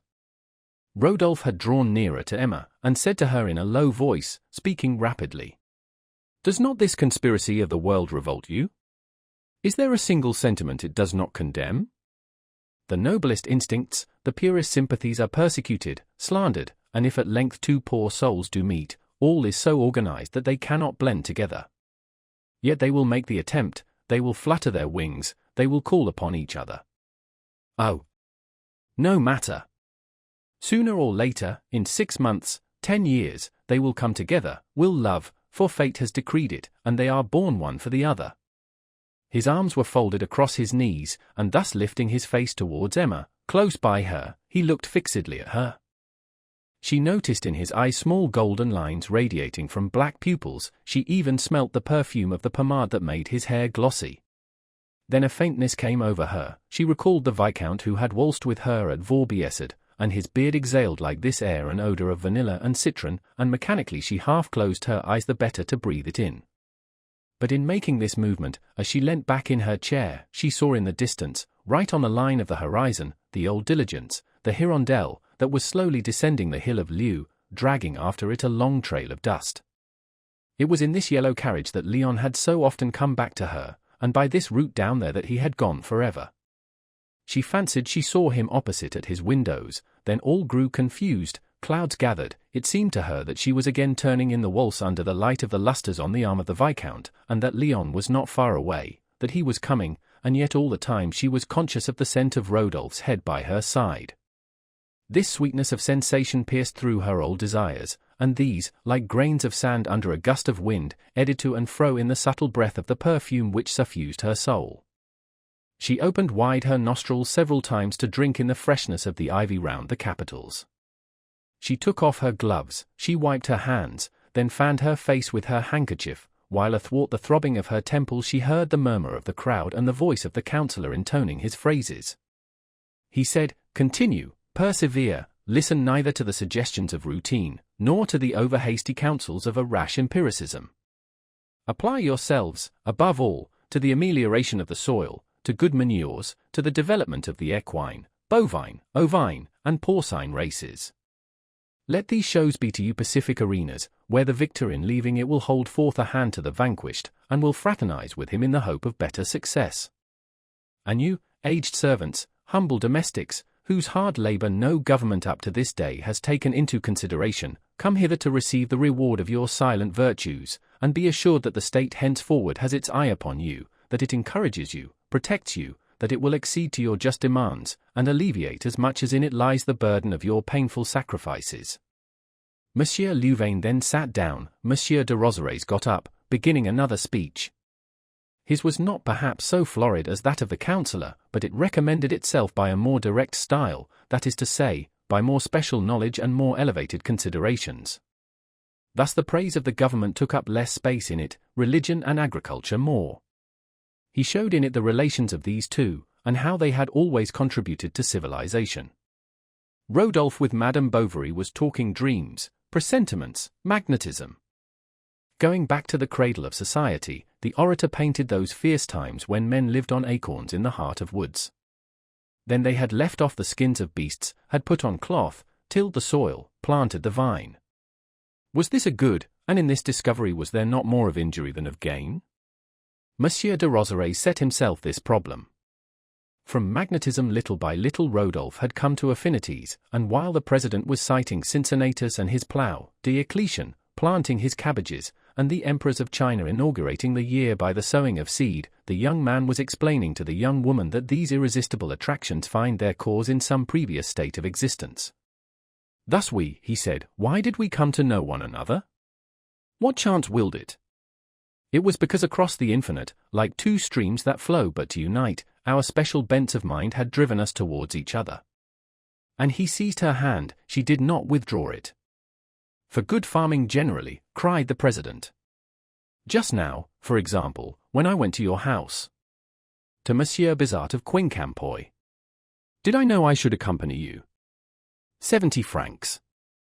100 times I wished to go, and I followed you, I remained. Manures. And I shall remain tonight, tomorrow, all other days, all my life. To Monsieur Caron of Arguil, a gold medal. For I have never in the society of any other person found so complete a charm. To Monsieur Bain of Givry Saint Martin. And I shall carry away with me the remembrance of you. For a merino ram. But you will forget me, I shall pass away like a shadow. To Monsieur Belot of Notre Dame. Oh, no. I shall be something in your thought, in your life, shall I not? Porcine race, prizes, equal, to Messrs. Laharis and Cullenberg, 60 francs. Rodolphe was pressing her hand, and he felt it all warm and quivering like a captive dove that wants to fly away, but, whether she was trying to take it away or whether she was answering his pressure, she made a movement with her fingers. He exclaimed. Oh, I thank you. You do not repulse me. You are good. You understand that I am yours. Let me look at you, let me contemplate you. A gust of wind that blew in at the window ruffled the cloth on the table, and in the square below all the great caps of the peasant women were uplifted by it like the wings of white butterflies fluttering. Use of oil cakes, continued the president. He was hurrying on, Flemish menu flax growing drainage long leases domestic service. Rodolphe was no longer speaking. They looked at one another. A supreme desire made their dry lips tremble, and wearily, without an effort, their fingers intertwined. Catherine Niquez Elizabeth Leroux, of Sastot-Larguerier, for 54 years of service at the same farm, a silver medal, value, 25 francs. Where is Catherine Leroux? Repeated the councillor. She did not present herself, and one could hear voices whispering. Go up. Don't be afraid. Oh, how stupid she is. Well, is she there? Cried Tuvache. Yes, here she is. Then let her come up. Then there came forward on the platform a little old woman with timid bearing, who seemed to shrink within her poor clothes. On her feet she wore heavy wooden clogs, and from her hips hung a large blue apron. Her pale face framed in a borderless cap was more wrinkled than a withered russet apple. And from the sleeves of her red jacket looked out two large hands with knotty joints. The dust of barns, the potash of washing, the grease of wools had so encrusted, roughened, hardened these that they seemed dirty, although they had been rinsed in clear water, and by dint of long service they remained half open, as if to bear humble witness for themselves of so much suffering endured. Something of monastic rigidity dignified her face. Nothing of sadness or of emotion weakened that pale look. In her constant living with animals she had caught their dumbness and their calm. It was the first time that she found herself in the midst of so large a company, and inwardly scared by the flags, the drums, the gentlemen in frock coats, and the order of the councillor. She stood motionless, not knowing whether to advance or run away, nor why the crowd was pushing her and the jury were smiling at her. Thus stood before these radiant bourgeois this half-century of servitude. Approach, venerable Catherine Niquez Elizabeth Leroux, said the councillor, who had taken the list of prize-winners from the president, and, looking at the piece of paper and the old woman by turns, he repeated in a fatherly tone, approach. Approach. Are you deaf? Said Tuvache, fidgeting in his armchair, and he began shouting in her ear, 54 years of service. A silver medal. 25 francs. For you. Then, when she had her medal, she looked at it, and a smile of beatitude spread over her face, and as she walked away they could hear her muttering, I'll give it to our cure up home, to say some masses for me. What fanaticism, exclaimed the chemist, leaning across to the notary. The meeting was over, the crowd dispersed, and now that the speeches had been read, each one fell back into his place again, and everything into the old grooves. The masters bullied the servants, and these struck the animals, indolent victors, going back to the stalls, a green crown on their horns. The National Guards, however, had gone up to the first floor of the town hall with buns spitted on their bayonets, and the drummer of the battalion carried a basket with bottles. Madame Bovary took Rodolphe's arm. He saw her home. They separated at her door. Then he walked about alone in the meadow while he waited for the time of the banquet. The feast was long, noisy, ill-served. The guests were so crowded that they could hardly move their elbows, and the narrow planks used for forms almost broke down under their weight. They ate hugely. Each one stuffed himself on his own account. Sweat stood on every brow, and a whitish steam, like the vapor of a stream on an autumn morning, floated above the table between the hanging lamps. Rodolphe, leaning against the calico of the tent, was thinking so earnestly of Emma that he heard nothing. Behind him on the grass the servants were piling up the dirty plates. His neighbors were talking. He did not answer them. They filled his glass, and there was silence in his thoughts in spite of the growing noise. He was dreaming of what she had said, of the line of her lips. Her face, as in a magic mirror, shone on the plates of the charros. The folds of her gown fell along the walls, and days of love unrolled to all infinity before him in the vistas of the future. He saw her again in the evening during the fireworks, but she was with her husband, Madame Homéus, and the druggist, who was worrying about the danger of stray rockets, and every moment he left the company to go and give some advice to Binet. The pyrotechnic pieces sent to Monsieur Tuvache had, through an excess of caution, been shut up in his cellar, and so the damp powder would not light, and the principal set piece, that was to represent a dragon biting his tail, failed completely. Now and then a meagre Roman candle went off. Then the gaping crowd sent up a shout that mingled with the cry of the women, whose waists were being squeezed in the darkness. Emma silently nestled against Charles's shoulder. Then, raising her chin, she watched the luminous rays of the rockets against the dark sky. Rodolphe gazed at her in the light of the burning lanterns. They went out one by one. The stars shone out. A few crops of rain began to fall. She knotted her fichu round her bare head. At this moment the councillor's carriage came out from the inn. His coachman, who was drunk, suddenly dozed off, and one could see from the distance, above the hood, between the two lanterns, the mass of his body, that swayed from right to left with the giving of the traces. "Truly," said the druggist, "one ought to proceed most rigorously against drunkenness. I should like to see written up weekly at the door of the town hall on a board ad hoc, 13, the names of all those who during the week got intoxicated on alcohol. Besides, with regard to statistics, one would thus have, as it were, public records that one could refer to in case of need. But excuse me. 13, specifically for that." And he once more ran off to the captain. The latter was going back to see his lathe again. "Perhaps you would not do ill," Homéus said to him, "to send one of your men, or to go yourself." "Leave me alone," answered the tax collector. "It's all right." "Do not be uneasy," said the druggist, when he returned to his friends. "Monsieur Binet has assured me that all precautions have been taken.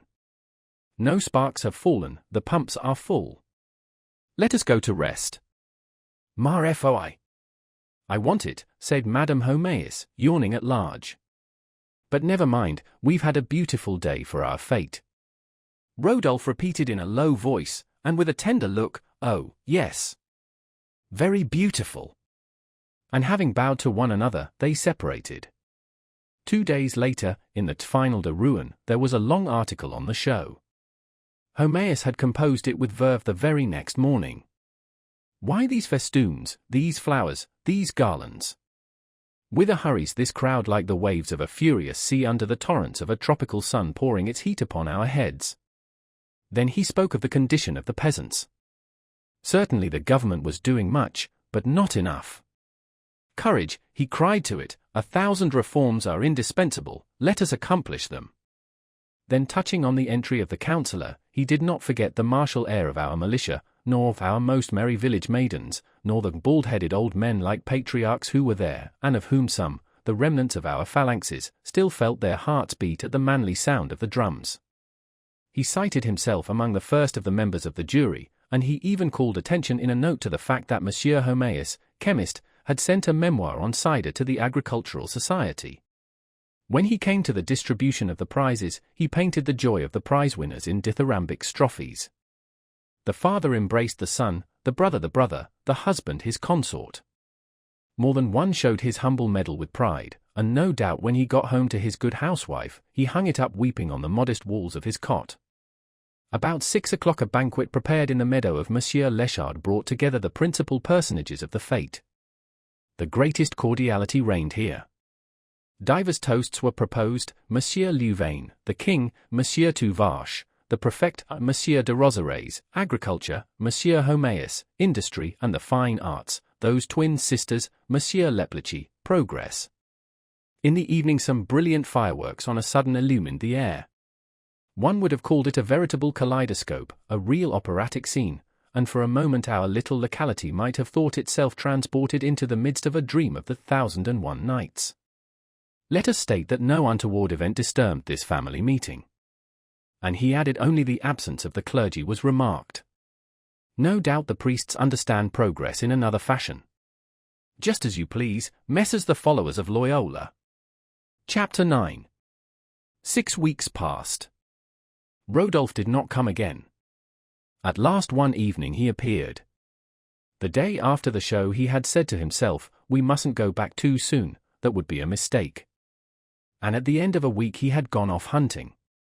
After the hunting he had thought it was too late, and then he reasoned thus.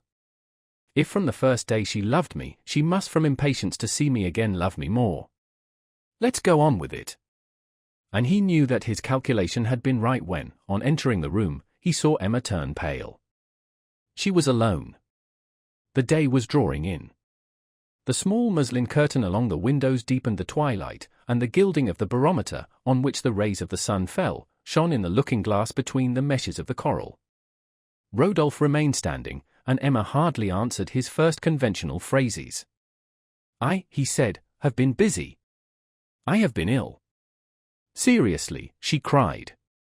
"Well," said Rodolphe, sitting down at her side on a footstool, "no, it was because I did not want to come back." "Why? Can you not guess?" He looked at her again, but so hard that she lowered her head, blushing. He went on. "Emma." "Sir," she said, drawing back a little. "Ah. You see," replied he in a melancholy voice, "that I was right not to come back, for this name that fills my whole soul, and that escaped me, you forbid me to use. Madame Bovary. Why all the world calls you thus? Besides, it is not your name, it is the name of another." He repeated, "Of another." And he hid his face in his hands. "Yes, I think of you constantly.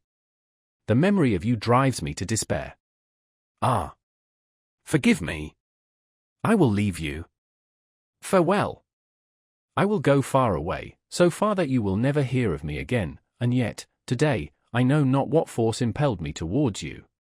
For one does not struggle against heaven, one cannot resist the smile of angels, one is carried away by that which is beautiful, charming, adorable." It was the first time that Emma had heard such words spoken to herself, and her pride, like one who reposes bathed in warmth, expanded softly and fully at this glowing language. "But if I did not come," he continued, "if I could not see you, at least I have gazed long on all that surrounds you. At night, every night I arose, I came hither, I watched your house, its glimmering in the moon, the trees in the garden swaying before your window, and the little lamp, a gleam shining through the window panes in the darkness. Ah! You never knew that there, so near you, so far from you, was a poor wretch." She turned towards him with a sob. "Oh, you are good," she said. "No, I love you, that is all. You do not doubt that. Tell me, one word, only one word." And Rodolphe imperceptibly glided from the footstool to the ground, but a sound of wooden shoes was heard in the kitchen, and he noticed the door of the room was not closed. "How kind it would be of you," he went on, rising, "if you would humor a whim of mine." It was to go over her house, he wanted to know it, and Madame Bovary seeing no objection to this, they both rose, when Charles came in. "Good morning, doctor," Rodolphe said to him. The doctor, flattered at this unexpected title, launched out into obsequious phrases. Of this the other took advantage to pull himself together a little. "Madame was speaking to me," he then said, "about her health." Charles interrupted him. He had indeed 1,000 anxieties, his wife's palpitations of the heart were beginning again. Then Rodolphe asked if riding would not be good. Certainly. Excellent. Just the thing. There's an idea. You ought to follow it up. And as she objected that she had no horse, Monsieur Rodolphe offered one. She refused his offer, he did not insist. Then to explain his visit he said that his ploughman, the man of the bloodletting, still suffered from giddiness. I'll call around, said Bovary. No, no. I'll send him to you or we'll come, that will be more convenient for you. Ah. Very good. I thank you. And as soon as they were alone, why don't you accept Monsieur Boulanger's kind offer? She assumed a sulky air, invented 1,000 excuses, and finally declared that perhaps it would look odd. Well, what the deuce do I care for that, said Charles, making a pirouette. Health before everything. You are wrong. And how do you think I can ride when I haven't got a habit? You must order one, he answered. The riding habit decided her. When the habit was ready, Charles wrote to Monsieur Boulanger that his wife was at his command, and that they counted on his good nature. The next day at noon Rodolphe appeared at Charles's door with 2 saddle horses. One had pink rosettes at his ears and a deer-skin-side saddle. Rodolphe had put on high soft boots, saying to himself that no doubt she had never seen anything like them. In fact, Emma was charmed with his appearance as he stood on the landing in his great velvet coat and white corduroy breeches. She was ready, she was waiting for him. Justin escaped from the chemist's to see her start, and the chemist also came out. He was giving Monsieur Boulanger a little good advice. An accident happened so easily. Be careful. Your horses perhaps are mettlesome. She heard a noise above her, it was Felicite drumming on the window-panes to amuse little Berthe. The child blew her a kiss, her mother answered with a wave of her whip. A pleasant ride, cried Monsieur Herméus. Prudence. Above all, prudence. And he flourished his newspaper as he saw them disappear. As soon as he felt the ground, Emma's horse set off at a gallop. Rodolphe galloped by her side. Now and then they exchanged a word. Her figure slightly bent, her hand well up, and her right arm stretched out, she gave herself up to the cadence of the movement that rocked her in her saddle. At the bottom of the hill Rodolphe gave his horse its head, they started together at a bound, then at the top suddenly the horses stopped, and her large blue veil fell about her. It was early in October. There was fog over the land. Hazy clouds hovered on the horizon between the outlines of the hills, others, rent asunder, floated up and disappeared. Sometimes through a rift in the clouds, beneath a ray of sunshine, gleamed from afar the roots of Yonville, with the gardens at the water's edge, the yards, the walls, and the church steeple. Emma half closed her eyes to pick out her house, and never had this poor village where she lived appeared so small. From the height on which they were the whole valley seemed an immense pale lake sending off its vapor into the air. Clumps of trees here and there stood out like black rocks, and the tall lines of the poplars that rose above the mist were like a beach stirred by the wind. By the side, on the turf between the pines, a brown light shimmered in the warm atmosphere. The earth, ruddy like the powder of tobacco, deadened the noise of their steps, and with the edge of their shoes the horses as they walked kicked the fallen fir cones in front of them. Rodolphe and Emma thus went along the skirt of the wood. She turned away from time to time to avoid his look, and then she saw only the pine trunks in lines, whose monotonous succession made her a little giddy. The horses were panting, the leather of the saddles creaked. Just as they were entering the forest the sun shone out. God protects us, said Rodolphe. Do you think so? She said. Forward. Forward, he continued. He tchk'd with his tongue. The two beasts set off at a trot. Long ferns by the roadside caught in Emma's stirrup. Rodolphe leant forward and removed them as they rode along. At other times, to turn aside the branches, he passed close to her, and Emma felt his knee brushing against her leg. The sky was now blue, the leaves no longer stirred. There were spaces full of heather in flower, and plots of violets alternated with the confused patches of the trees that were grey, fawn, or golden-coloured, according to the nature of their leaves.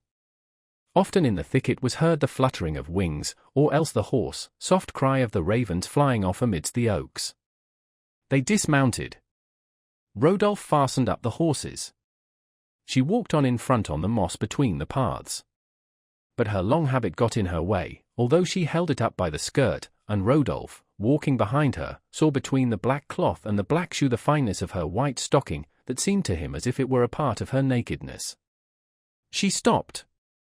"I am tired," she said. "Come, try again," he went on. "Courage!" Then some 100 paces farther on she again stopped, and through her veil, that fell sideways from her man's hat over her hips, her face appeared in a bluish transparency as if she were floating under azure waves. "But where are we going?" He did not answer. She was breathing irregularly. Rodolphe looked round him, biting his moustache. They came to a larger space where the coppice had been cut. They sat down on the trunk of a fallen tree, and Rodolphe began speaking to her of his love. He did not begin by frightening her with compliments. He was calm, serious, melancholy. Emma listened to him with bowed head, and stirred the bits of wood on the ground with the tip of her foot. But at the words, "Are not our destinies now one?" "Oh, no," she replied.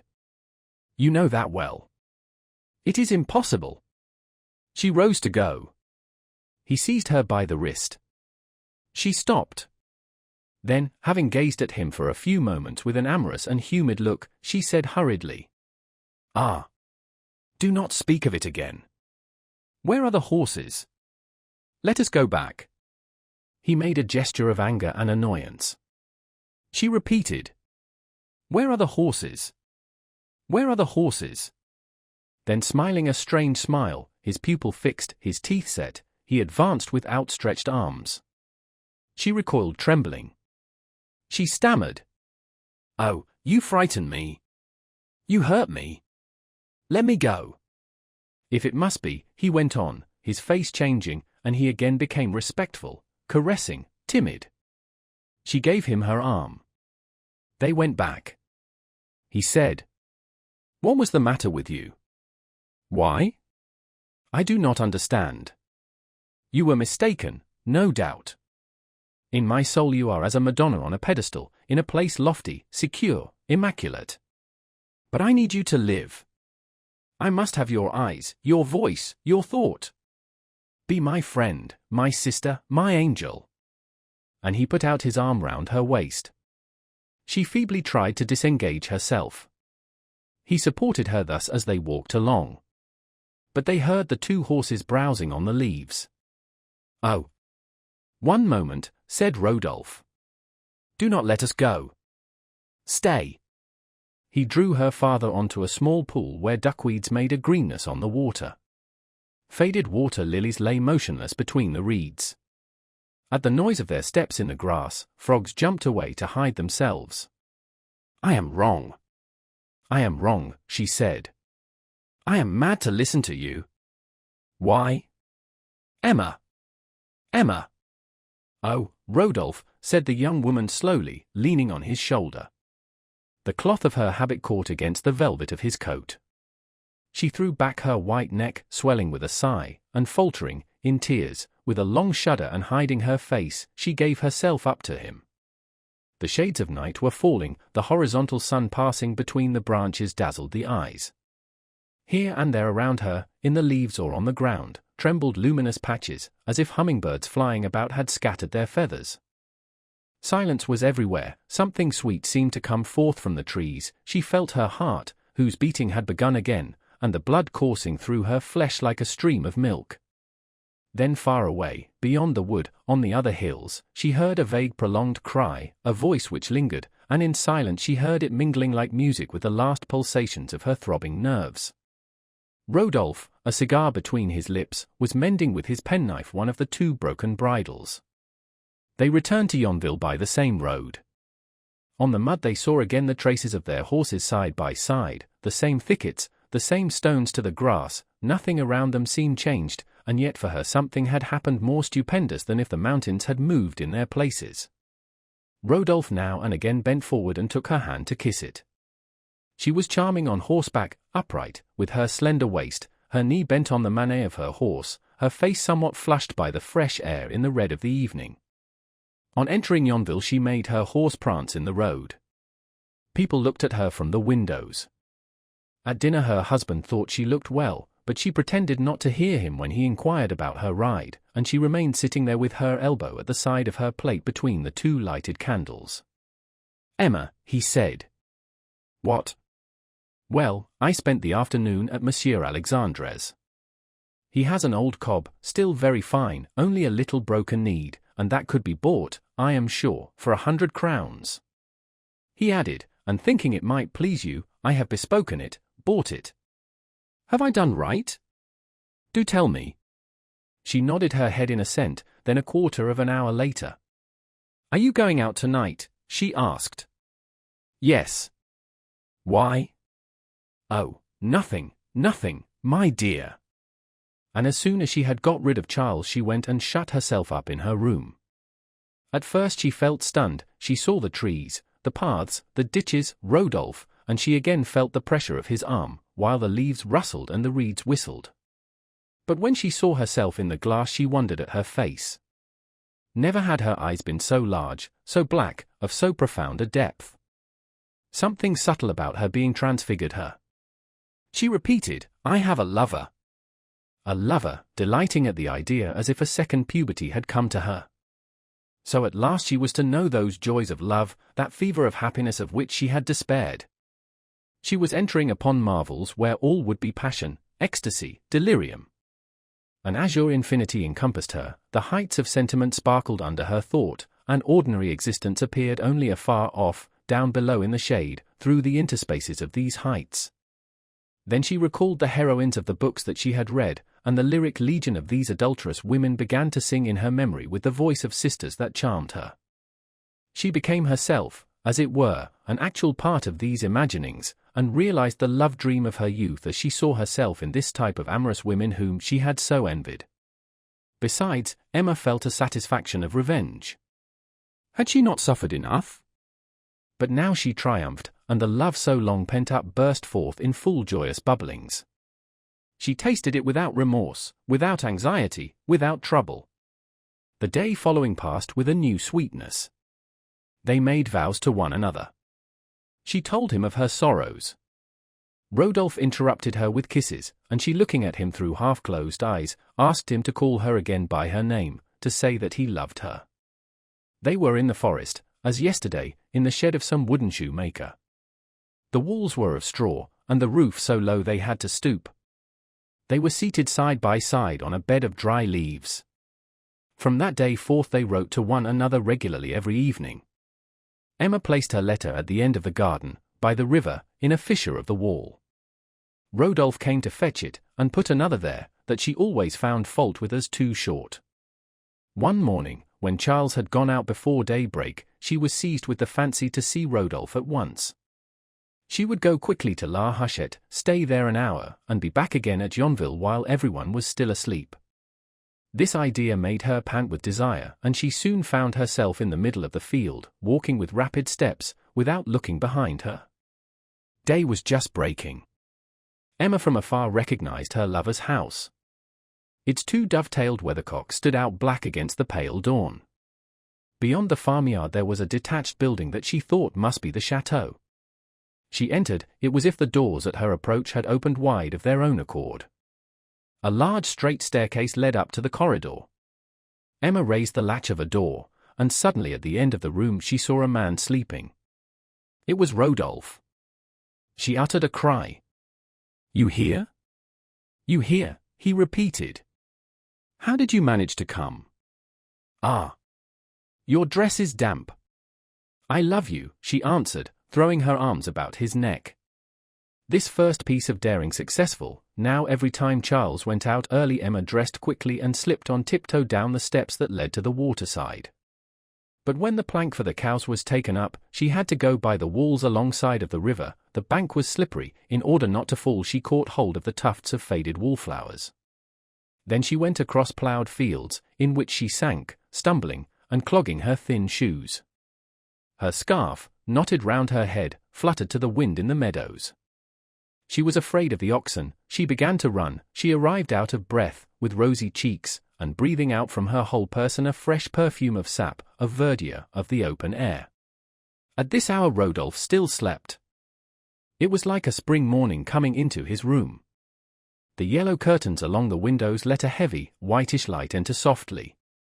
Emma felt about, opening and closing her eyes, while the drops of dew hanging from her hair formed, as it were, a topaz aureole around her face.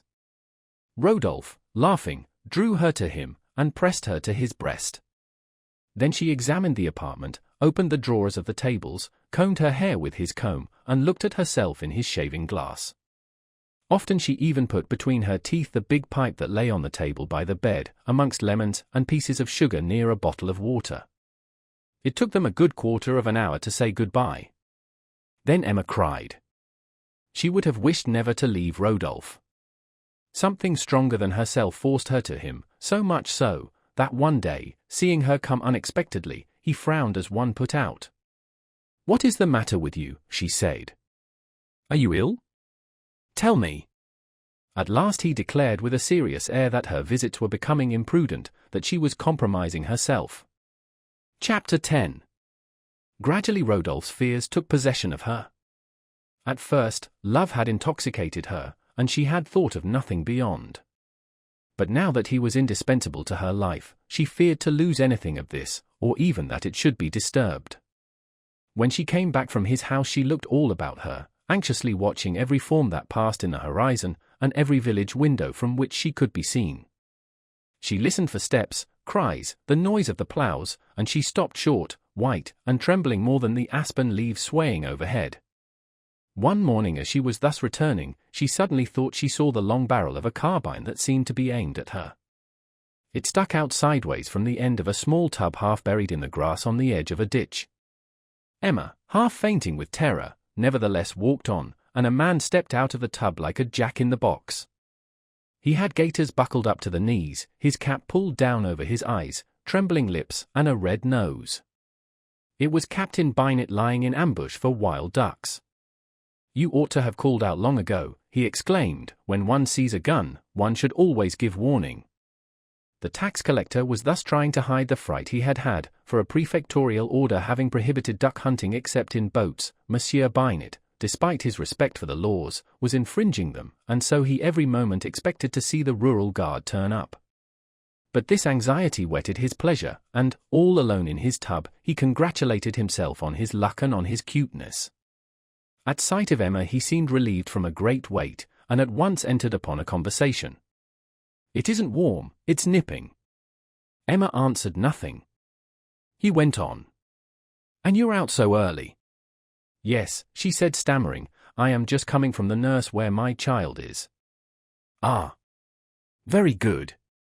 Very good. For myself, I am here, just as you see me, since break of day, but the weather is so muggy, that unless one had the bird at the mouth of the gun—" "Good evening, Monsieur Binet," she interrupted him, turning on her heel. "Your servant, madam," he replied dryly, and he went back into his tub. Emma regretted having left the tax collector so abruptly.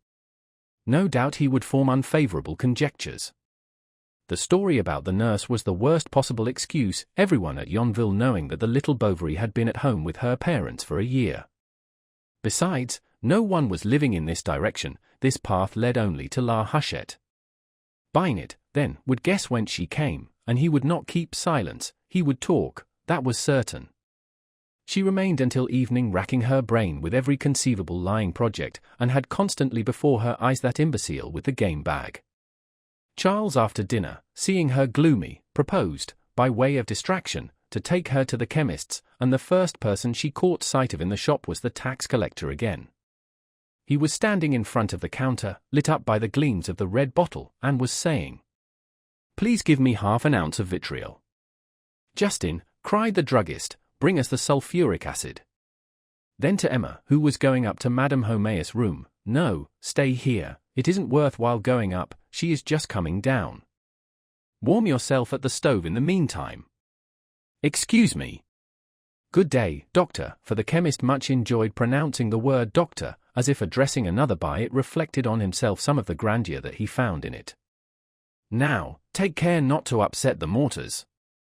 You'd better fetch some chairs from the little room, you know very well that the armchairs are not to be taken out of the drawing-room."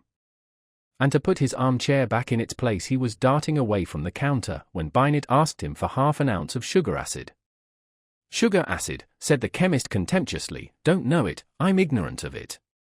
But perhaps you want oxalic acid." "It is oxalic acid, isn't it?" Binet explained that he wanted a corrosive to make himself some copper water with which to remove rust from his hunting things. Emma shuddered. The chemist began saying, "Indeed the weather is not propitious on account of the damp." "Nevertheless," replied the tax collector, with a sly look, "there are people who like it." She was stifling. "And give me." "Will he never go?" thought she. "Half an ounce of resin and turpentine, 4 ounces of yellow wax, and 3/2 ounces of animal charcoal, if you please, to clean the varnished leather of my togs." The druggist was beginning to cut the wax when Madame Homais appeared, Irma in her arms, Napoleon by her side, and Athalie following. She sat down on the velvet seat by the window, and the lad squatted down on a footstool, while his eldest sister hovered round the jujube box near her papa. The latter was filling funnels and corking phials, sticking on labels, making up parcels. Around him all were silent, only from time to time were heard the weights jingling in the balance and a few low words from the chemist giving directions to his pupil. "And how's the little woman?" suddenly asked Madame Homais. "Silence," exclaimed her husband, who was writing down some figures in his waste book. "Why didn't you bring her?" she went on in a low voice. "Hush! Hush," said Emma, pointing with her finger to the druggist. But Binet, quite absorbed in looking over his bill, had probably heard nothing. At last he went out. Then Emma, relieved, uttered a deep sigh. "How hard you are breathing," said Madame Homais. "Well, you see, it's rather warm," she replied. So the next day they talked over how to arrange their rendezvous. Emma wanted to bribe her servant with a present, but it would be better to find some safe house at Yonville. Rodolphe promised to look for one. All through the winter, 3 or 4 times a week, in the dead of night he came to the garden. Emma had on purpose taken away the key of the gate, which Charles thought lost. To call her, Rodolphe threw a sprinkle of sand at the shutters. She jumped up with a start, but sometimes he had to wait, for Charles had a mania for chatting by the fireside, and he would not stop. She was wild with impatience. If her eyes could have done it, she would have hurled him out at the window. At last she would begin to undress, then take up a book, and go on reading very quietly as if the book amused her. But Charles, who was in bed, called to her to come too. "Come, now, Emma," he said, "it is time." "Yes, I am coming," she answered. Then, as the candles dazzled him, he turned to the wall and fell asleep. She escaped, smiling, palpitating, undressed. Rodolphe had a large cloak, he wrapped her in it, and putting his arm round her waist, he drew her without a word to the end of the garden. It was in the arbor, on the same seat of old sticks where formerly Leon had looked at her so amorously on the summer evenings. She never thought of him now. The stars shone through the leafless jasmine branches. Behind them they heard the river flowing, and now and again on the bank the rustling of the dry reeds. Masses of shadow here and there loomed out in the darkness, and sometimes, vibrating with one movement, they rose up and swayed like immense black waves pressing forward to engulf them.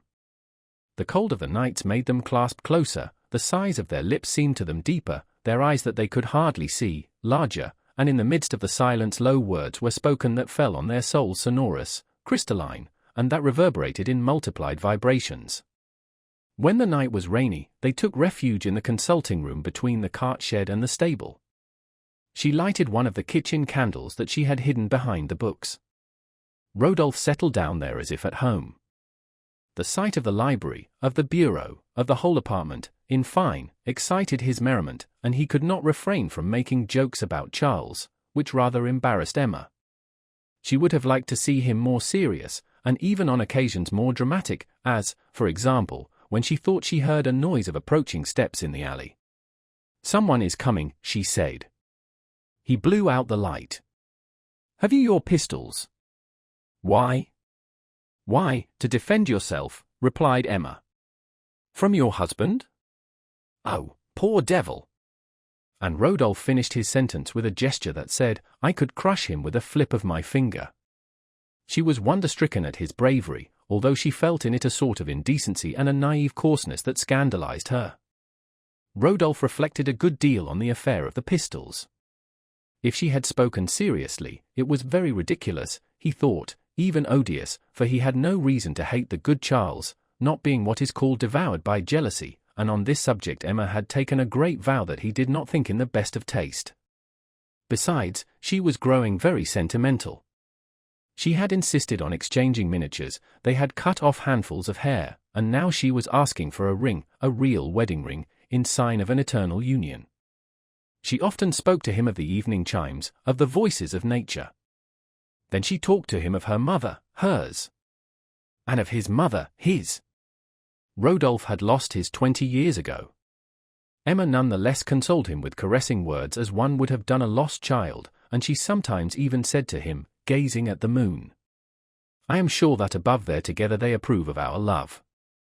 But she was so pretty. He had possessed so few women of such ingenuousness. This love without debauchery was a new experience for him, and, drawing him out of his lazy habits, caressed at once his pride and his sensuality. Emma's enthusiasm, which his bourgeois good sense disdained, seemed to him in his heart of hearts charming, since it was lavished on him. Then, sure of being loved, he no longer kept up appearances, and insensibly his ways changed. He had no longer, as formerly, words so gentle that they made her cry, nor passionate caresses that made her mad, so that their great love, which engrossed her life, seemed to lessen beneath her like the water of a stream absorbed into its channel, and she could see the bed of it. She would not believe it, she redoubled in tenderness, and Rodolphe concealed his indifference less and less. She did not know if she regretted having yielded to him, or whether she did not wish, on the contrary, to enjoy him the more. The humiliation of feeling herself weak was turning to rancor, tempered by their voluptuous pleasures. It was not affection, it was like a continual seduction. He subjugated her, she almost feared him. Appearances, nevertheless, were calmer than ever, Rodolphe having succeeded in carrying out the adultery after his own fancy, and at the end of 6 months, when the springtime came, they were to one another like a married couple, tranquilly keeping up a domestic flame. It was the time of year when old Rouault sent his turkey in remembrance of the setting of his leg. The present always arrived with a letter. Emma cut the string that tied it to the basket, and read the following lines. "My dear children, I hope this will find you well, and that this one will be as good as the others. For it seems to me a little more tender, if I may venture to say so, and heavier. But next time, for a change, I'll give you a turkey-cock, unless you have a preference for some dabs, and send me back the hamper, if you please, with the 2 old ones. I have had an accident with my cart sheds, whose covering flew off one windy night among the trees. The harvest has not been over good either. Finally, I don't know when I shall come to see you. It is so difficult now to leave the house since I am alone, my poor Emma." Here there was a break in the lines, as if the old fellow had dropped his pen to dream a little while. "For myself, I am very well, except for a cold I caught the other day at the fair at Yvetot, where I had gone to hire a shepherd, having turned away mine because he was too dainty. How we are to be pitied with such a lot of thieves! Besides, he was also rude. I heard from a peddler, who, travelling through your part of the country this winter, had a tooth drawn, that Bovary was as usual working hard. That doesn't surprise me, and he showed me his tooth, we had some coffee together. I asked him if he had seen you, and he said not, but that he had seen 2 horses in the stables, from which I conclude that business is looking up. So much the better, my dear children, and may God send you every imaginable happiness. It grieves me not yet to have seen my dear little granddaughter, Berthe Bovary. I have planted an Orleans plum tree for her in the garden under your room, and I won't have it touched unless it is to have jam made for her by and by, that I will keep in the cupboard for her when she comes. Goodbye, my dear children. I kiss you, my girl, you too, my son-in-law, and the little one on both cheeks. I am, with best compliments, your loving father. Theodore Rouault." She held the coarse paper in her fingers for some minutes. The spelling mistakes were interwoven one with the other, and Emma followed the kindly thought that cackled right through it like a hen half hidden in the hedge of thorns. The writing had been dried with ashes from the hearth, for a little grey powder slipped from the letter onto her dress, and she almost thought she saw her father bending over the hearth to take up the tongs. How long since she had been with him, sitting on the footstool in the chimney corner, where she used to burn the end of a bit of wood in the great flame of the sea sedges. She remembered the summer evenings all full of sunshine. The colts neighed when anyone passed by, and galloped. Under her window there was a beehive, and sometimes the bees wheeling round in the light struck against her window like rebounding balls of gold. What happiness there had been at that time, what freedom, what hope! What an abundance of illusions! Nothing was left of them now. She had got rid of them all in her soul's life, in all her successive conditions of life, maidenhood, her marriage, and her love, thus constantly losing them all her life through, like a traveller who leaves something of his wealth at every inn along his road. But what then made her so unhappy? What was the extraordinary catastrophe that had transformed her? And she raised her head, looking round as if to seek the cause of that which made her suffer. An April ray was dancing on the china of the whatnot, the fire burned, beneath her slippers she felt the softness of the carpet, the day was bright, the air warm, and she heard her child shouting with laughter. In fact, the little girl was just then rolling on the lawn in the midst of the grass that was being turned. She was lying flat on her stomach at the top of a rick. The servant was holding her by her skirt. Lestiboudois was raking by her side, and every time he came near she leant forward, beating the air with both her arms. "Bring her to me," said her mother, rushing to embrace her. "How I love you, my poor child! How I love you!" Then noticing that the tips of her ears were rather dirty, she rang at once for warm water, and washed her, changed her linen, her stockings, her shoes, asked 1,000 questions about her health, as if on the return from a long journey, and finally, kissing her again and crying a little, she gave her back to the servant, who stood quite thunderstricken at this excess of tenderness. That evening Rodolphe found her more serious than usual.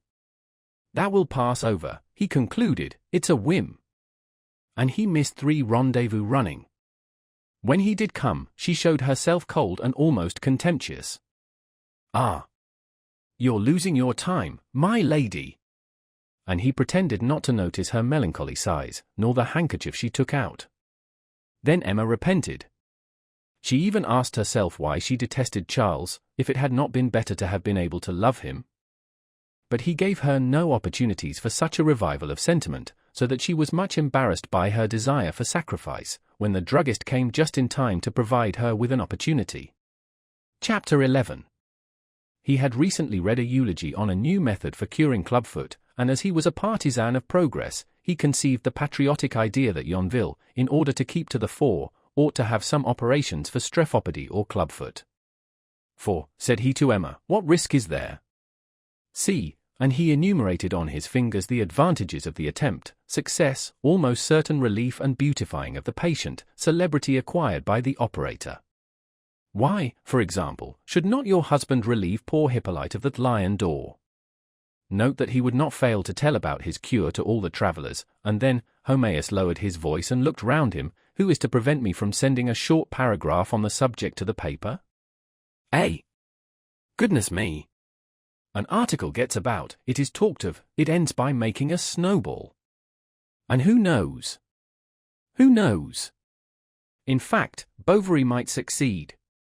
Nothing proved to Emma that he was not clever, and what a satisfaction for her to have urged him to a step by which his reputation and fortune would be increased. She only wished to lean on something more solid than love. Charles, urged by the druggist and by her, allowed himself to be persuaded. He sent to Rouen for Dr. Duval's volume, and every evening, holding his head between both hands, plunged into the reading of it. While he was studying Aquinas, Varus, and Valgus, that is to say, catastrephopody, endostrephopody, and exostrephopody, or better, the various turnings of the foot downwards, inwards, and outwards, with the hypostrephopody and anastrephopody, otherwise torsion downwards and upwards, Monsieur Homaeus, with all sorts of arguments, was exhorting the lad at the inn to submit to the operation.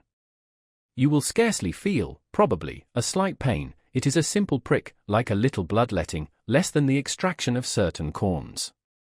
Hippolyte, reflecting, rolled his stupid eyes. However, continued the chemist, it doesn't concern me. It's for your sake, for pure humanity. I should like to see you, my friend, rid of your hideous caudication, together with that waddling of the lumbar regions which, whatever you say, must considerably interfere with you in the exercise of your calling. Then Homaeus represented to him how much jollier and brisker he would feel afterwards, and even gave him to understand that he would be more likely to please the women, and the stable boy began to smile heavily. Then he attacked him through his vanity. Aren't you a man? Hang it! What would you have done if you had had to go into the army, to go and fight beneath the standard? Ah! Hippolyte! And Homaeus retired, declaring that he could not understand this obstinacy, this blindness in refusing the benefactions of science. The poor fellow gave way, for it was like a conspiracy. Binet, who never interfered with other people's business, Madame Lefrancois, Artemise, the neighbors, even the mayor, Monsieur Tuvache, everyone persuaded him, lectured him, shamed him, but what finally decided him was that it would cost him nothing. Bovary even undertook to provide the machine for the operation. This generosity was an idea of Emma's, and Charles consented to it, thinking in his heart of hearts that his wife was an angel. So by the advice of the chemist, and after 3 fresh starts, he had a kind of box made by the carpenter, with the aid of the locksmith, that weighed about 8 pounds, and in which iron, wood, sheer iron, leather, screws, and nuts had not been spared. But to know which of Hippolyte's tendons to cut, it was necessary first of all to find out what kind of clubfoot he had. He had a foot forming almost a straight line with the leg, which, however, did not prevent it from being turned in, so that it was an equinus together with something of a varus, or else a slight varus with a strong tendency to equinus. But with this equinus, wide in foot like a horse's hoof, with rugo's skin, dry tendons, and large toes, on which the black nails looked as if made of iron, the clubfoot ran about like a deer from morn till night. He was constantly to be seen on the place, jumping round the carts, thrusting his limping foot forwards. He seemed even stronger on that leg than the other. By dint of hard service it had acquired, as it were, moral qualities of patience and energy, and when he was given some heavy work, he stood on it in preference to its fellow. Now, as it was an equinus, it was necessary to cut the tendon of Achilles, and, if need were, the anterior tibial muscle could be seen to afterwards for getting rid of the varus, for the doctor did not dare to risk both operations at once. He was even trembling already for fear of injuring some important region that he did not know. Neither Ambrose Pare, applying for the first time since Celsus, after an interval of 15 centuries, a ligature to an artery, nor Dupuytren, about to open an abscess in the brain, nor Gensol when he first took away the superior maxilla, had hearts that trembled, hands that shook, mind so strained as Monsieur Bovary when he approached Hippolyte, his tenatome between his fingers. And as at hospitals, near-by on a table lay a heap of lint, with waxed thread, many bandages, a pyramid of bandages, every bandage to be found at the druggist's. It was Monsieur Homaeus who since morning had been organizing all these preparations, as much to dazzle the multitude as to keep up his illusions. Charles pierced the skin, a dry crackling was heard. The tendon was cut, the operation over. Hippolyte could not get over his surprise, but bent over Bovary's hands to cover them with kisses. "Come, be calm," said the druggist, "later on you will show your gratitude to your benefactor." And he went down to tell the result to 5 or 6 inquirers who were waiting in the yard, and who fancied that Hippolyte would reappear walking properly. Then Charles, having buckled his patient into the machine, went home, where Emma, all anxiety, awaited him at the door. She threw herself on his neck, they sat down to table, he ate much, and at dessert he even wanted to take a cup of coffee, a luxury he only permitted himself on Sundays when there was company. The evening was charming, full of prattle, of dreams together. They talked about their future fortune, of the improvements to be made in their house. He saw people's estimation of him growing, his comforts increasing, his wife always loving him, and she was happy to refresh herself with a new sentiment, healthier, better, to feel at last some tenderness for this poor fellow who adored her. The thought of Rodolphe for one moment passed through her mind, but her eyes turned again to Charles. She even noticed with surprise that he had not bad teeth. They were in bed when Monsieur Homaeus, in spite of the servant, suddenly entered the room, holding in his hand a sheet of paper just written. It was the paragraph he intended for the Finale de Rouen. He brought it for them to read. "Read it yourself," said Bovary. He read. Despite the prejudices that still invest a part of the face of Europe like a net, the light nevertheless begins to penetrate our country places. Thus on Tuesday our little town of Yonville found itself the scene of a surgical operation which is at the same time an act of loftiest philanthropy. Monsieur Bovary, one of our most distinguished practitioners. "Oh, that is too much." "Too much," said Charles, choking with emotion. "No, no. Not at all." "What next?" "Performed an operation on a club-footed man." I have not used the scientific term, because you know in a newspaper everyone would not perhaps understand. The masses must. "No doubt," said Bovary, "go on." "I proceed," said the chemist. Monsieur Bovary, one of our most distinguished practitioners, performed an operation on a club-footed man called Hippolyte Tourtain, stableman for the last 25 years at the Hotel of the Lion d'Or, kept by Widow Lefrancois, at the Place d'Armes. The novelty of the attempt, and the interest incident to the subject, had attracted such a concourse of persons that there was a veritable obstruction on the threshold of the establishment. The operation, moreover, was performed as if by magic, and barely a few drops of blood appeared on the skin, as though to say that the rebellious tendon had at last given way beneath the efforts of art. The patient, strangely enough, we affirm it as an eyewitness, complained of no pain. His condition up to the present time leaves nothing to be desired. Everything tends to show that his convalescence will be brief, and who knows even if at our next village festivity we shall not see our good Hippolyte figuring in the Bacchic dance in the midst of a chorus of joyous boon companions, and thus proving to all eyes by his verve and his capers his complete cure. Honor, then, to the generous savants. Honor to those indefatigable spirits who consecrate their vigils to the amelioration or to the alleviation of their kind. Honor, thrice honor.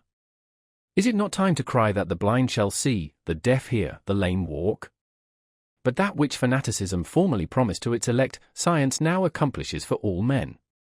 We shall keep our readers informed as to the successive phases of this remarkable cure. This did not prevent mere Lefrancois from coming 5 days after, scared, and crying out, "Help! He is dying! I am going crazy!" Charles rushed to the Lion d'Or, and the chemist, who caught sight of him passing along the place hatless, abandoned his shop. He appeared himself breathless, red, anxious, and asking everyone who was going up the stairs, "Why, what's the matter with our interesting strephopode?" The strephopode was writhing in hideous convulsions, so that the machine in which his leg was enclosed was knocked against the wall enough to break it. With many precautions, in order not to disturb the position of the limb, the box was removed, and an awful sight presented itself. The outlines of the foot disappeared in such a swelling that the entire skin seemed about to burst, and it was covered with ecchymosis, caused by the famous machine. Hippolyte had already complained of suffering from it. No attention had been paid to him, they had to acknowledge that he had not been altogether wrong, and he was freed for a few hours. But hardly had the edema gone down to some extent, than the 2 savants thought fit to put back the limb in the apparatus, strapping it tighter to hasten matters. At last, 3 days after, Hippolyte being unable to endure it any longer, they once more removed the machine, and were much surprised at the result they saw. The livid tumefaction spread over the leg, with blisters here and there, whence there oozed a black liquid. Matters were taking a serious turn. Hippolyte began to worry himself, and mere Lefrancois had him installed in the little room near the kitchen, so that he might at least have some distraction. But the tax collector, who dined there every day, complained bitterly of such companionship. Then Hippolyte was removed to the billiard room. He lay there moaning under his heavy coverings, pale with long beard, sunken eyes, and from time to time turning his perspiring head on the dirty pillow, where the flies alighted. Madame Bovary went to see him. She brought him linen for his poultices, she comforted and encouraged him.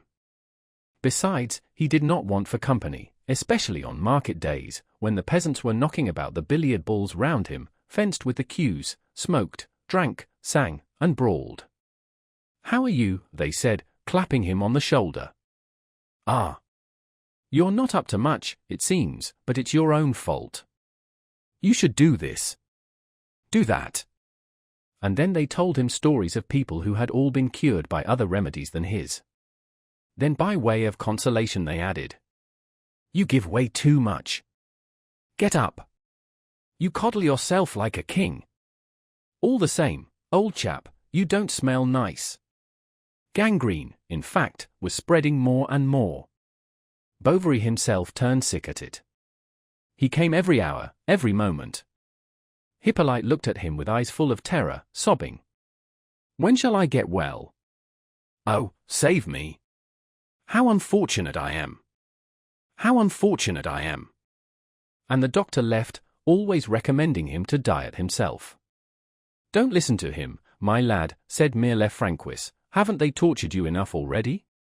You'll grow still weaker. Here. Swallow this. And she gave him some good beef tea, a slice of mutton, a piece of bacon, and sometimes small glasses of brandy that he had not the strength to put to his lips. Abbe Bournisien, hearing that he was growing worse, asked to see him. He began by pitying his sufferings, declaring at the same time that he ought to rejoice at them since it was the will of the Lord, and take advantage of the occasion to reconcile himself to heaven. For, said the ecclesiastic in a paternal tone, you rather neglected your duties, you were rarely seen at divine worship. How many years is it since you approached the holy table? I understand that your work, that the whirl of the world may have kept you from care for your salvation. But now is the time to reflect. Yet don't despair. I have known great sinners, who, about to appear before God, you are not yet at this point I know, had implored his mercy, and who certainly died in the best frame of mind. Let us hope that, like them, you will set us a good example. Thus, as a precaution, what is to prevent you from saying morning and evening a Hail Mary, full of grace, and Our Father which art in heaven? Yes, do that, for my sake, to oblige me. That won't cost you anything.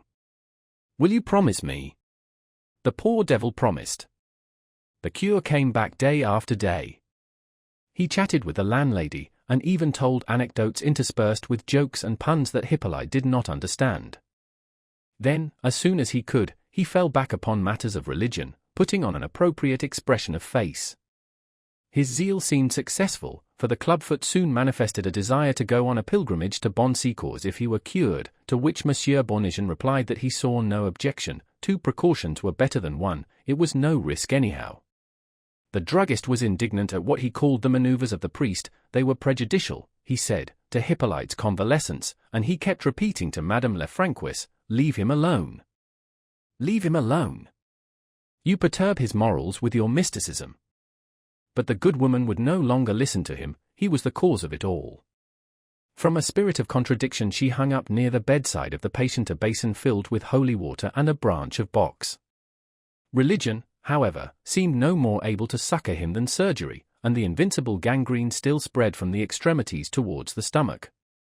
It was all very well to vary the potions and change the poultices, the muscles each day rotted more and more, and at last Charles replied by an affirmative nod of the head when Mère Lefrancois asked him if she could not, as a forlorn hope, send for Monsieur Cainevet of Neufchâtel, who was a celebrity. A doctor of medicine, 50 years of age, enjoying a good position and self-possessed, Charles's colleague did not refrain from laughing disdainfully when he had uncovered the leg, mortified to the knee. Then, having flatly declared that it must be amputated, he went off to the chemist's to rail at the asses who could have reduced a poor man to such a state. Shaking Monsieur Homéus by the button of his coat, he shouted out in the shop. These are the inventions of Paris. These are the ideas of those gentry of the capital. It is like strabismus, chloroform, lithotrity, a heap of monstrosities that the government ought to prohibit. But they want to do the clever, and they cram you with remedies without troubling about the consequences. We are not so clever, not we. We are not savants, coxcombs, fops. We are practitioners, we cure people, and we should not dream of operating on anyone who is in perfect health. Straighten club feet. As if one could straighten club feet. It is as if one wished, for example, to make a hunchback straight. Homéus suffered as he listened to this discourse, and he concealed his discomfort beneath a courtier's smile, for he needed to humour Monsieur Cainevet, whose prescription sometimes came as far as Yonville. So he did not take up the defence of Bovary, he did not even make a single remark, and, renouncing his principles, he sacrificed his dignity to the more serious interests of his business. This amputation of the thigh by Dr. Canivet was a great event in the village. On that day all the inhabitants got up earlier, and the Grande Rue, although full of people, had something lugubrious about it, as if an execution had been expected. At the grocer's they discussed Hippolyte's illness, the shops did no business, and Madame Tuvache, the mayor's wife, did not stir from her window, such was her impatience to see the operator arrive. He came in his gig, which he drove himself. But the springs of the right side having at length given way beneath the weight of his corpulence, it happened that the carriage as it rolled along leaned over a little, and on the other cushion near him could be seen a large box covered in red sheep leather, whose 3 brass clasps shone grandly. After he had entered like a whirlwind the porch of the lion door, the doctor, shouting very loud, ordered them to unharness his horse. Then he went into the stable to see that she was eating her oats all right, for on arriving at a patient's he first of all looked after his mare and his gig. People even said about this, "Ah, Monsieur Canivet's a character." And he was the more esteemed for this imperturbable coolness. The universe to the last man might have died, and he would not have missed the smallest of his habits. Homaeus presented himself. "I count on you," said the doctor. "Are we ready?" "Come along." But the druggist, turning red, confessed that he was too sensitive to assist at such an operation. "When one is a simple spectator," he said, "the imagination, you know, is impressed. And then I have such a nervous system."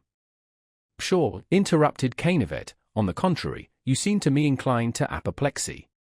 Besides, that doesn't astonish me, for you chemist fellows are always poking about your kitchens, which must end by spoiling your constitutions. Now just look at me. I get up every day at 4 o'clock, I shave with cold water, and am never cold. I don't wear flannels, and I never catch cold, my carcass is good enough. I live now in one way, now in another, like a philosopher, taking pot luck. That is why I am not squeamish like you, and it is as indifferent to me to carve a Christian as the first fowl that turns up. Then, perhaps, you will say, habit. Habit.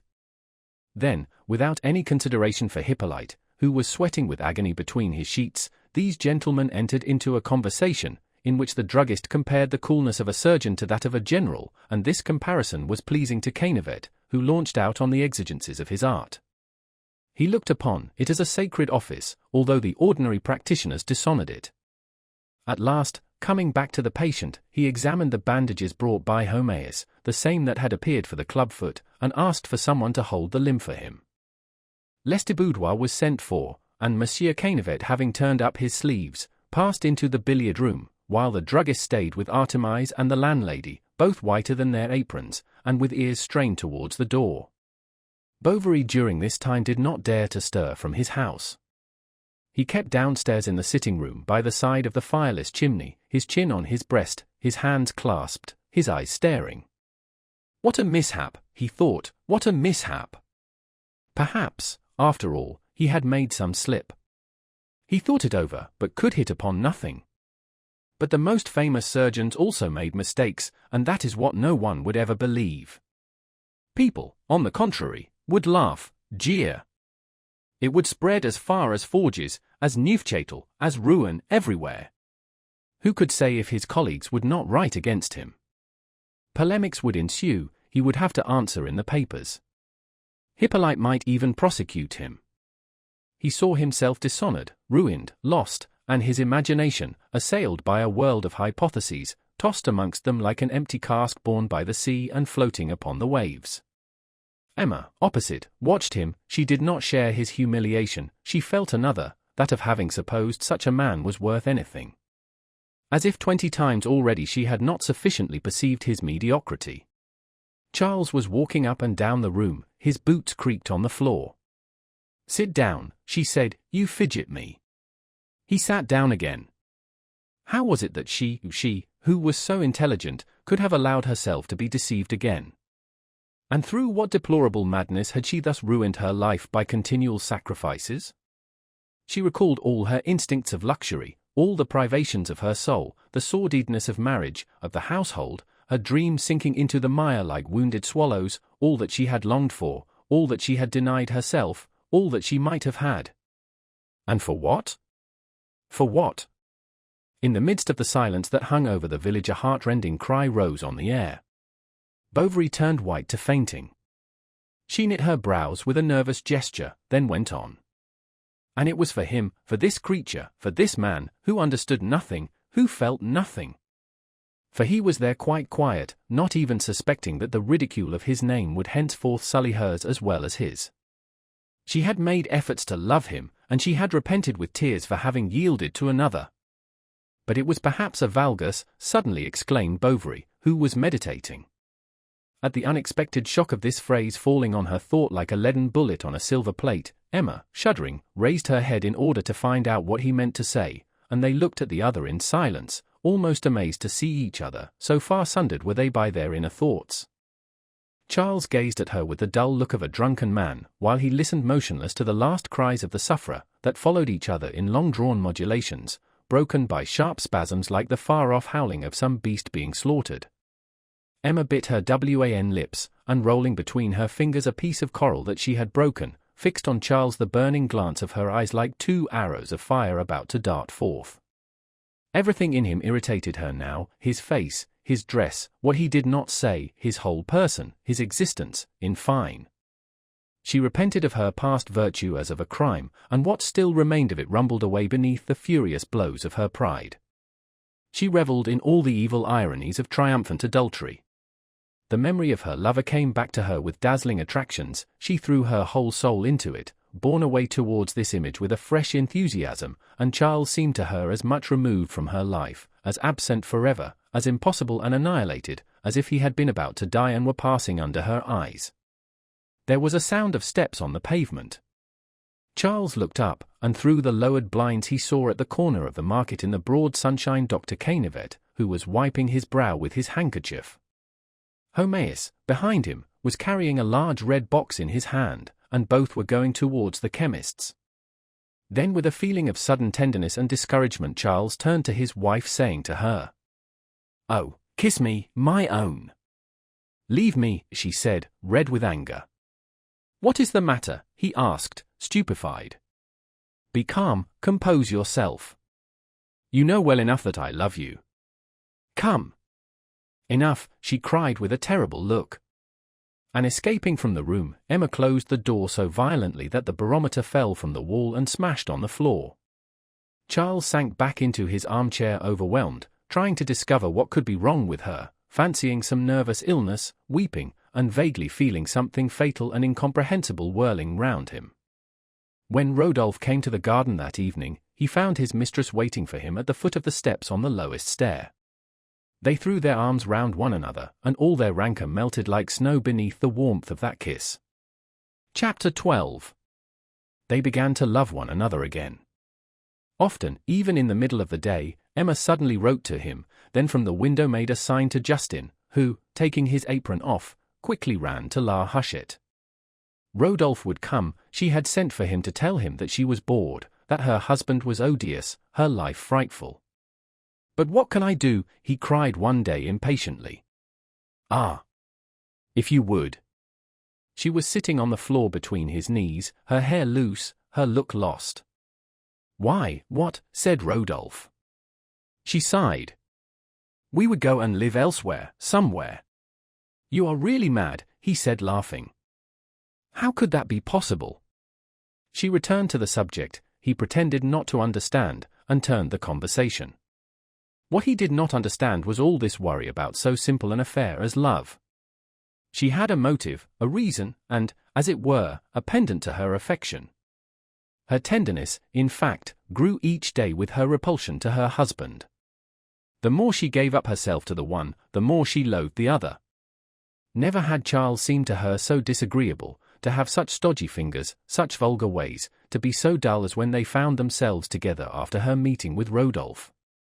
Then, while playing the spouse and virtue, she was burning at the thought of that head whose black hair fell in a curl over the sunburnt brow, of that form at once so strong and elegant, of that man, in a word, who had such experience in his reasoning, such passion in his desires. It was for him that she filed her nails with the care of a chaser, and that there was never enough cold cream for her skin, nor of patchouli for her handkerchiefs. She loaded herself with bracelets, rings, and necklaces.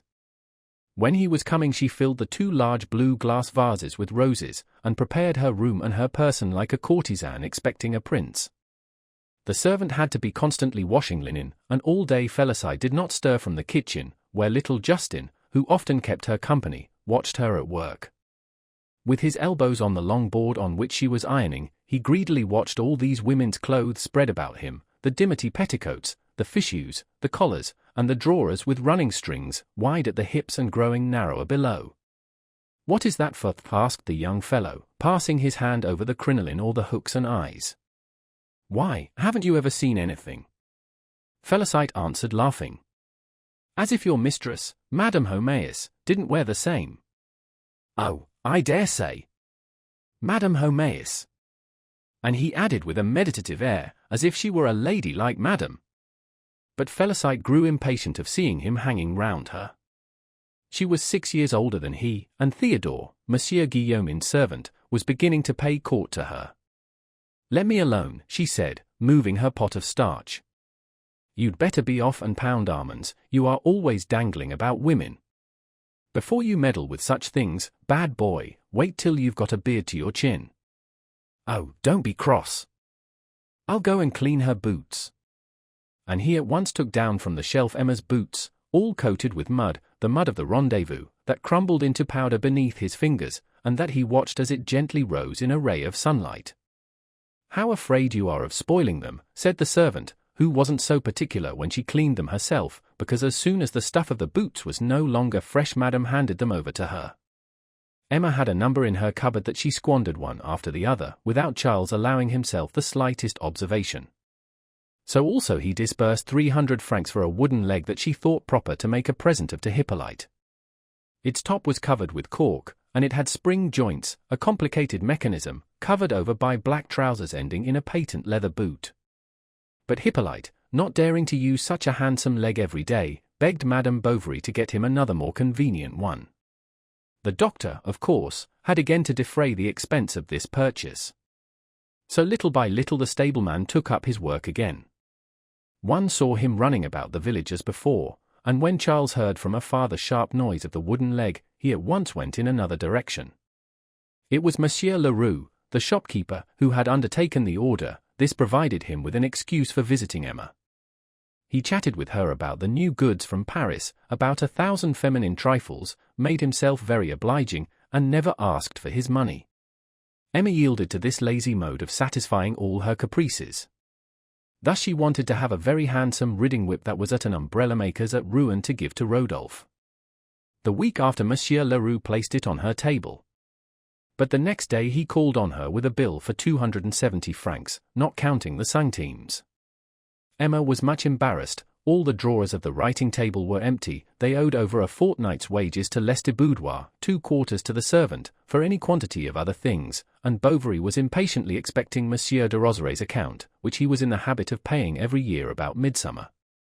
She succeeded at first in putting off Leroux. At last he lost patience. He was being sued, his capital was out, and unless he got some in he should be forced to take back all the goods she had received.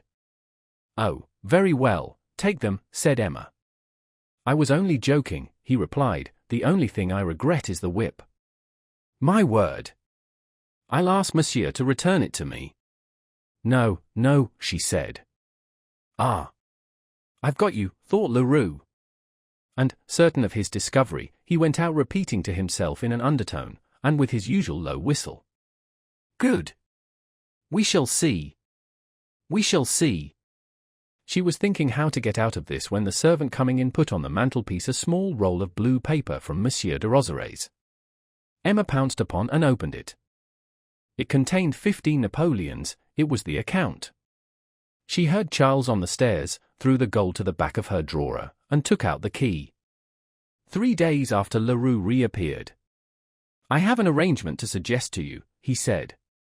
"If, instead of the sum agreed on, you would take—" "Here it is," she said, placing 14 Napoleons in his hand.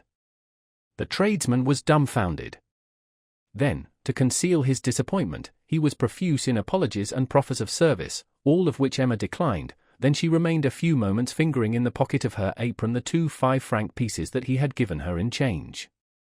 she promised herself she would economize in order to pay back later on.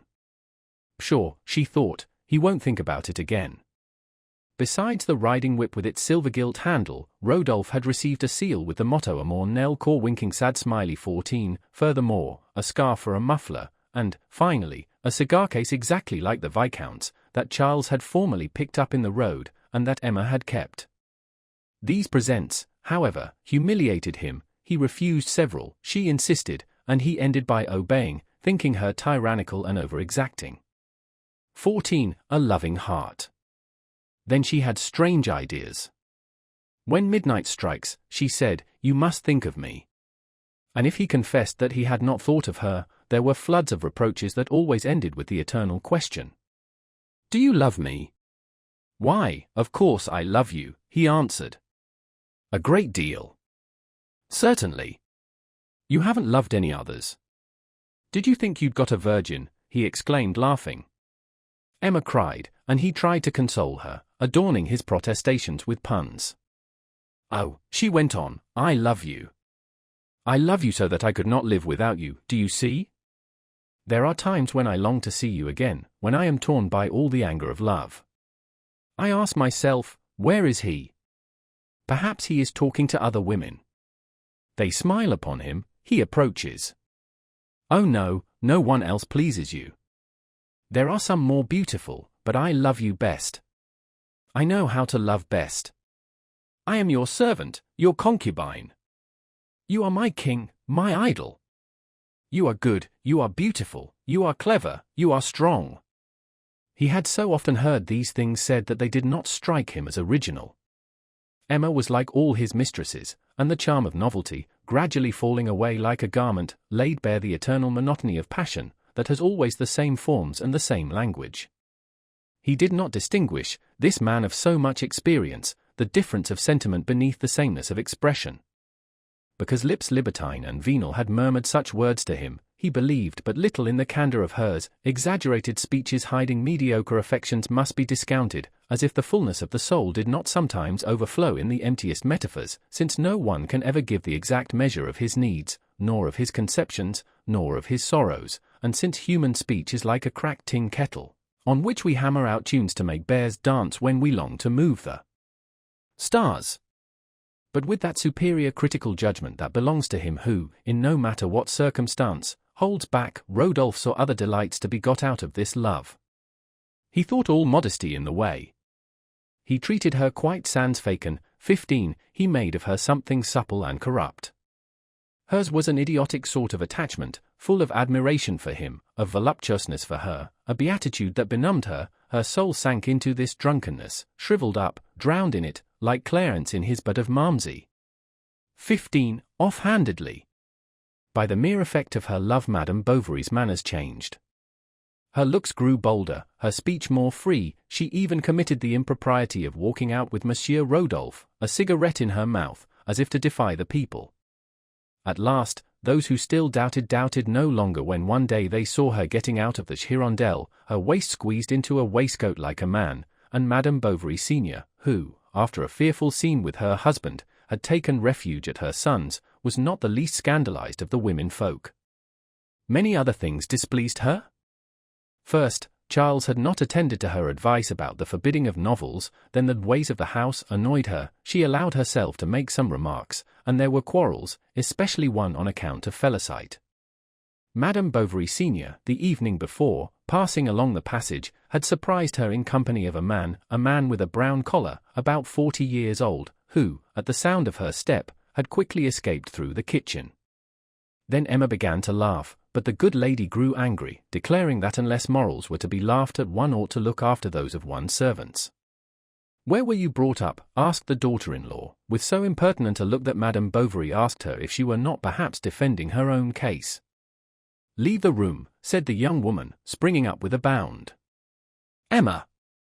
"Mamma!" cried Charles, trying to reconcile them. But both had fled in their exasperation. Emma was stamping her feet as she repeated, "Oh! What manners! What a peasant!" He ran to his mother, she was beside herself. She stammered, "She is an insolent, gid-headed thing, or perhaps worse. And she was for leaving at once if the other did not apologize. So Charles went back again to his wife and implored her to give way. He knelt to her. She ended by saying, "Very well. I'll go to her." And in fact she held out her hand to her mother-in-law with the dignity of a marchioness as she said, "Excuse me, madam." Then, having gone up again to her room, she threw herself flat on her bed and cried there like a child, her face buried in the pillow. She and Rodolphe had agreed that in the event of anything extraordinary occurring, she should fasten a small piece of white paper to the blind, so that if by chance he happened to be in Yonville, he could hurry to the lane behind the house. Emma made the signal. She had been waiting 3/4 of an hour when she suddenly caught sight of Rodolphe at the corner of the market. She felt tempted to open the window and call him, but he had already disappeared. She fell back in despair. Soon, however, it seemed to her that someone was walking on the pavement. It was he, no doubt. She went downstairs, crossed the yard. He was there outside. She threw herself into his arms. "Do take care," he said. "Ah. If you knew," she replied. And she began telling him everything, hurriedly, disjointedly, exaggerating the facts, inventing many, and so prodigal of parentheses that he understood nothing of it. "Come, my poor angel, courage. Be comforted. Be patient. But I have been patient, I have suffered for 4 years. A love like ours ought to show itself in the face of heaven. They torture me. I can bear it no longer. Save me." She clung to Rodolphe. Her eyes, full of tears, flashed like flames beneath a wave, her breast heaved. He had never loved her so much, so that he lost his head and said, "What is it? What do you wish?" "Take me away," she cried, "carry me off. Oh, I pray you." And she threw herself upon his mouth, as if to seize there the unexpected consent if breathed forth in a kiss. But Rodolphe resumed. "What? Your little girl?" She reflected a few moments, then replied, "We will take her. It can't be helped." "What a woman," he said to himself, watching her as she went. For she had run into the garden. Someone was calling her. On the following days Madame Bovary Senior was much surprised at the change in her daughter-in-law. Emma, in fact, was showing herself more docile, and even carried her deference so far as to ask for a recipe for pickling gherkins. Was it the better to deceive them both? Or did she wish by a sort of voluptuous stoicism to feel the more profoundly the bitterness of the things she was about to leave? But she paid no heed to them. On the contrary, she lived as lost in the anticipated delight of her coming happiness. It was an eternal subject for conversation with Rodolphe. She leant on his shoulder murmuring, "Ah, when we are in the mail coach. Do you think about it? Can it be? It seems to me that the moment I feel the carriage start, it will be as if we were rising in a balloon, as if we were setting out for the clouds. Do you know that I count the hours? And you?" Never had Madame Bovary been so beautiful as at this period. She had that indefinable beauty that results from joy, from enthusiasm, from success, and that is only the harmony of temperament with circumstances. Her desires, her sorrows, the experience of pleasure, and her ever-young illusions, that had, as soil and rain and winds and the sun make flowers grow, gradually developed her, and she at length blossomed forth in all the plenitude of her nature. Her eyelids seemed chiseled expressly for her long amorous looks in which the pupil disappeared, while a strong inspiration expanded her delicate nostrils and raised the fleshy corner of her lips, shaded in the light by a little black down. One would have thought that an artist apt in conception had arranged the curls of hair upon her neck. They fell in a thick mass, negligently, and with the changing chances of their adultery, that unbound them every day.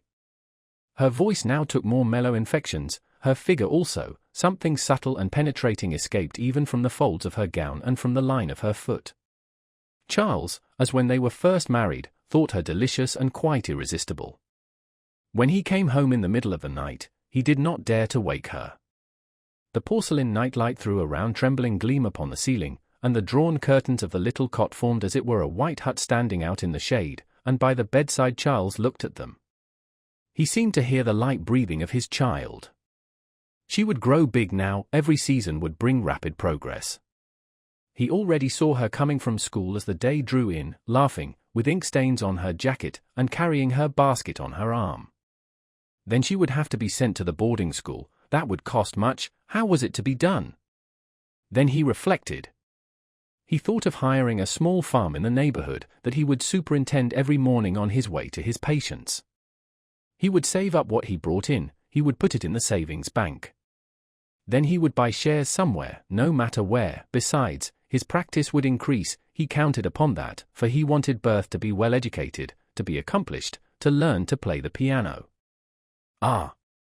How pretty she would be later on when she was 15, when, resembling her mother, she would, like her, wear large straw hats in the summer time. From a distance they would be taken for two sisters. He pictured her to himself working in the evening by their side beneath the light of the lamp. She would embroider him slippers, she would look after the house, she would fill all the home with her charm and her gaiety.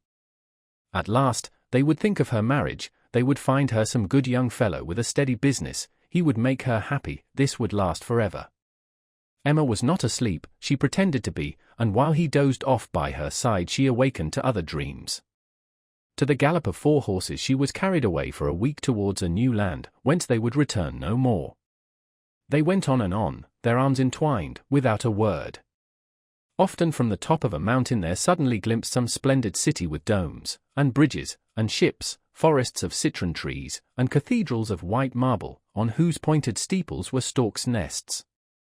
They went at a walking pace because of the great flagstones, and on the ground there were bouquets of flowers, offered you by women dressed in red bodices. They heard the chiming of bells, the neighing of mules, together with the murmur of guitars and the noise of fountains, whose rising spray refreshed heaps of fruit arranged like a pyramid at the foot of pale statues that smiled beneath playing waters. And then, one night they came to a fishing village, where brown nets were drying in the wind along the cliffs and in front of the huts.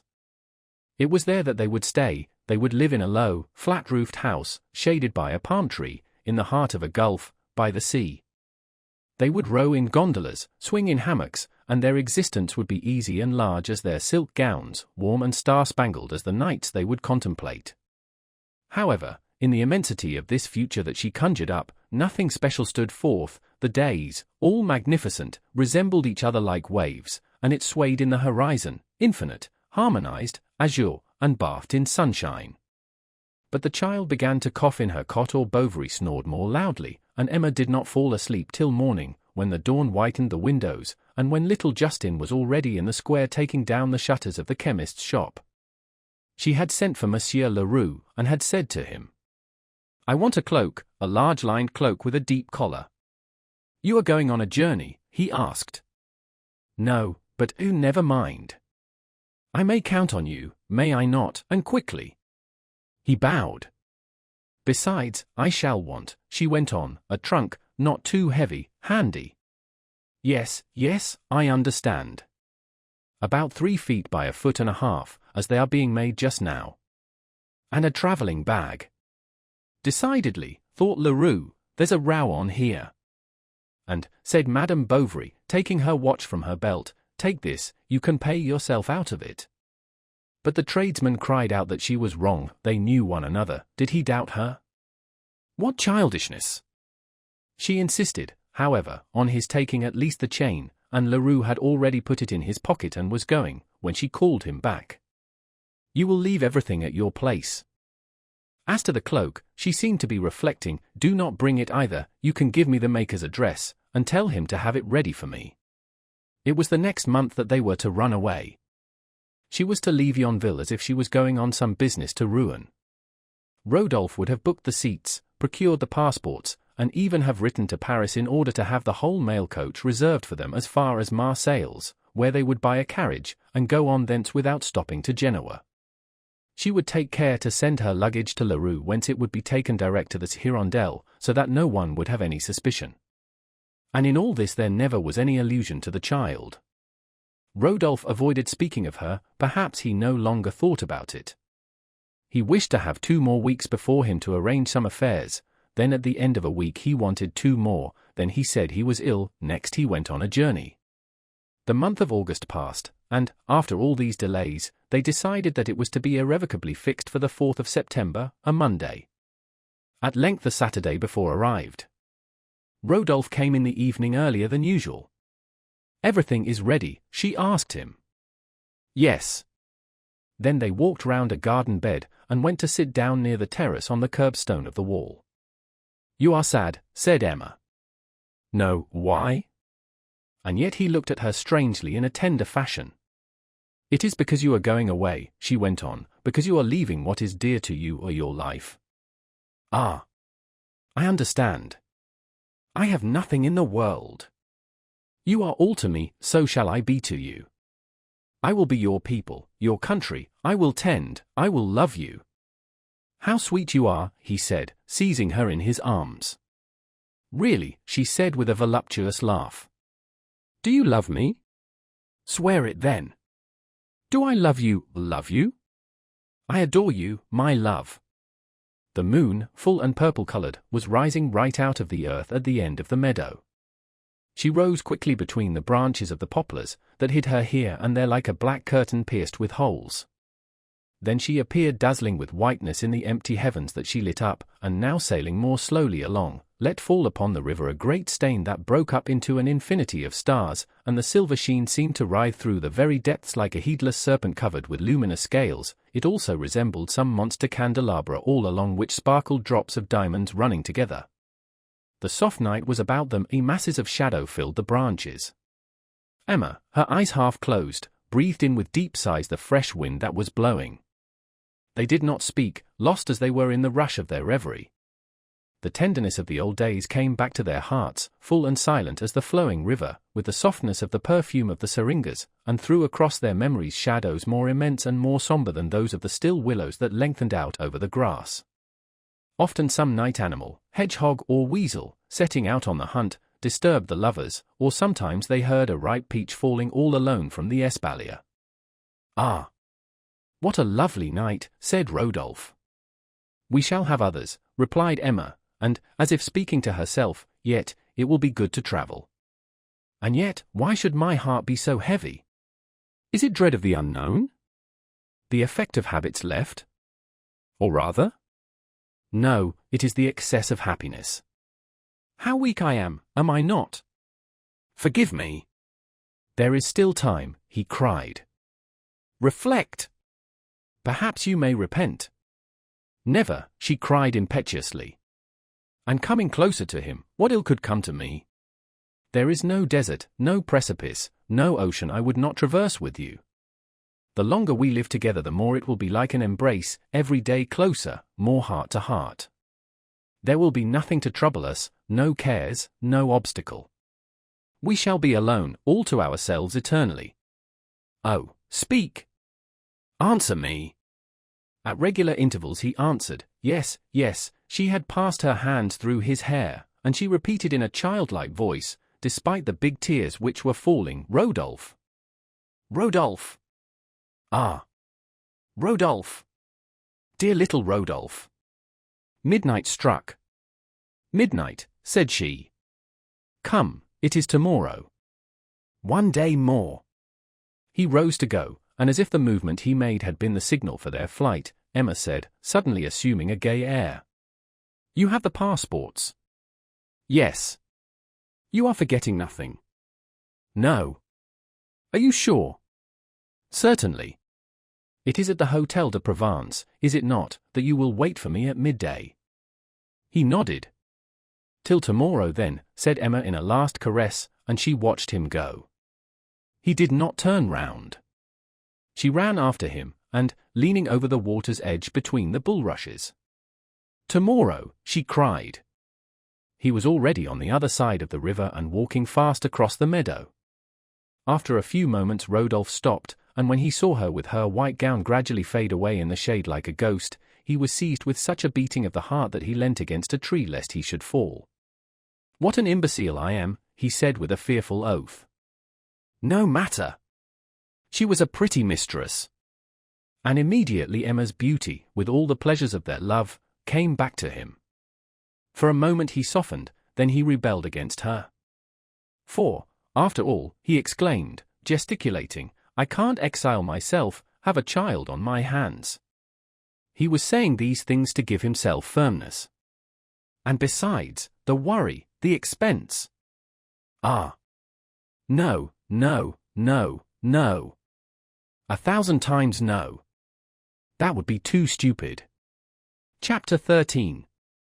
No sooner was Rodolphe at home than he sat down quickly at his bureau under the stag's head that hung as a trophy on the wall. But when he had the pen between his fingers, he could think of nothing, so that, resting on his elbows, he began to reflect. Emma seemed to him to have receded into a far-off past, as if the resolution he had taken had suddenly placed a distance between them. To get back something of her, he fetched from the cupboard at the bedside an old Rheims biscuit box, in which he usually kept his letters from women, and from it came an odour of dry dust and withered roses. First he saw a handkerchief with pale little spots. It was a handkerchief of hers. Once when they were walking her nose had bled, he had forgotten it. Near it, chipped at all the corners, was a miniature given him by Emma. Her toilette seemed to him pretentious, and her languishing look in the worst possible taste.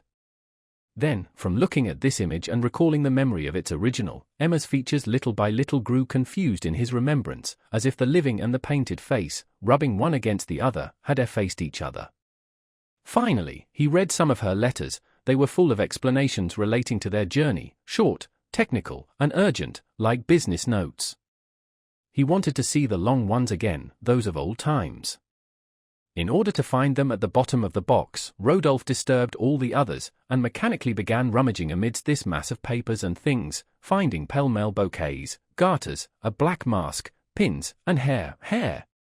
Dark and fair, some even, catching in the hinges of the box, broke when it was opened. Thus dallying with his souvenirs, he examined the writing and the style of the letters, as varied as their orthography. They were tender or jovial, facetious, melancholy. There were some that asked for love, others that asked for money. A word recalled faces to him, certain gestures, the sound of a voice. Sometimes, however, he remembered nothing at all. In fact, these women, rushing at once into his thoughts, cramped each other and lessened, as reduced to a uniform level of love that equalized them all. So taking handfuls of the mixed-up letters, he amused himself for some moments with letting them fall in cascades from his right into his left hand. At last, bored and weary, Rodolphe took back the box to the cupboard, saying to himself, "What a lot of rubbish!" Which summed up his opinion, for pleasures, like schoolboys in a school courtyard, had so trampled upon his heart that no green thing grew there, and that which passed through it, more heedless than children, did not even, like them, leave a name carved upon the wall. "Come," said he, "let's begin." He wrote, "Courage, Emma. Courage. I would not bring misery into your life." After all, that's true, thought Rodolphe. I am acting in her interest, I am honest. Have you carefully weighed your resolution? Do you know to what an abyss I was dragging you, poor angel? No, you do not, do you? You were coming confident and fearless, believing in happiness in the future. Ah! Unhappy that we are, insensate. Rodolphe stopped here to think of some good excuse. If I told her all my fortune is lost? No. Besides, that would stop nothing. It would all have to be begun over again later on. As if one could make women like that listen to reason. He reflected, then went on. I shall not forget you, oh believe it, and I shall ever have a profound devotion for you, but some day, sooner or later, this ardour, such is the fate of human things, would have grown less, no doubt. Lassitude would have come to us, and who knows if I should not even have had the atrocious pain of witnessing your remorse, of sharing it myself, since I should have been its cause?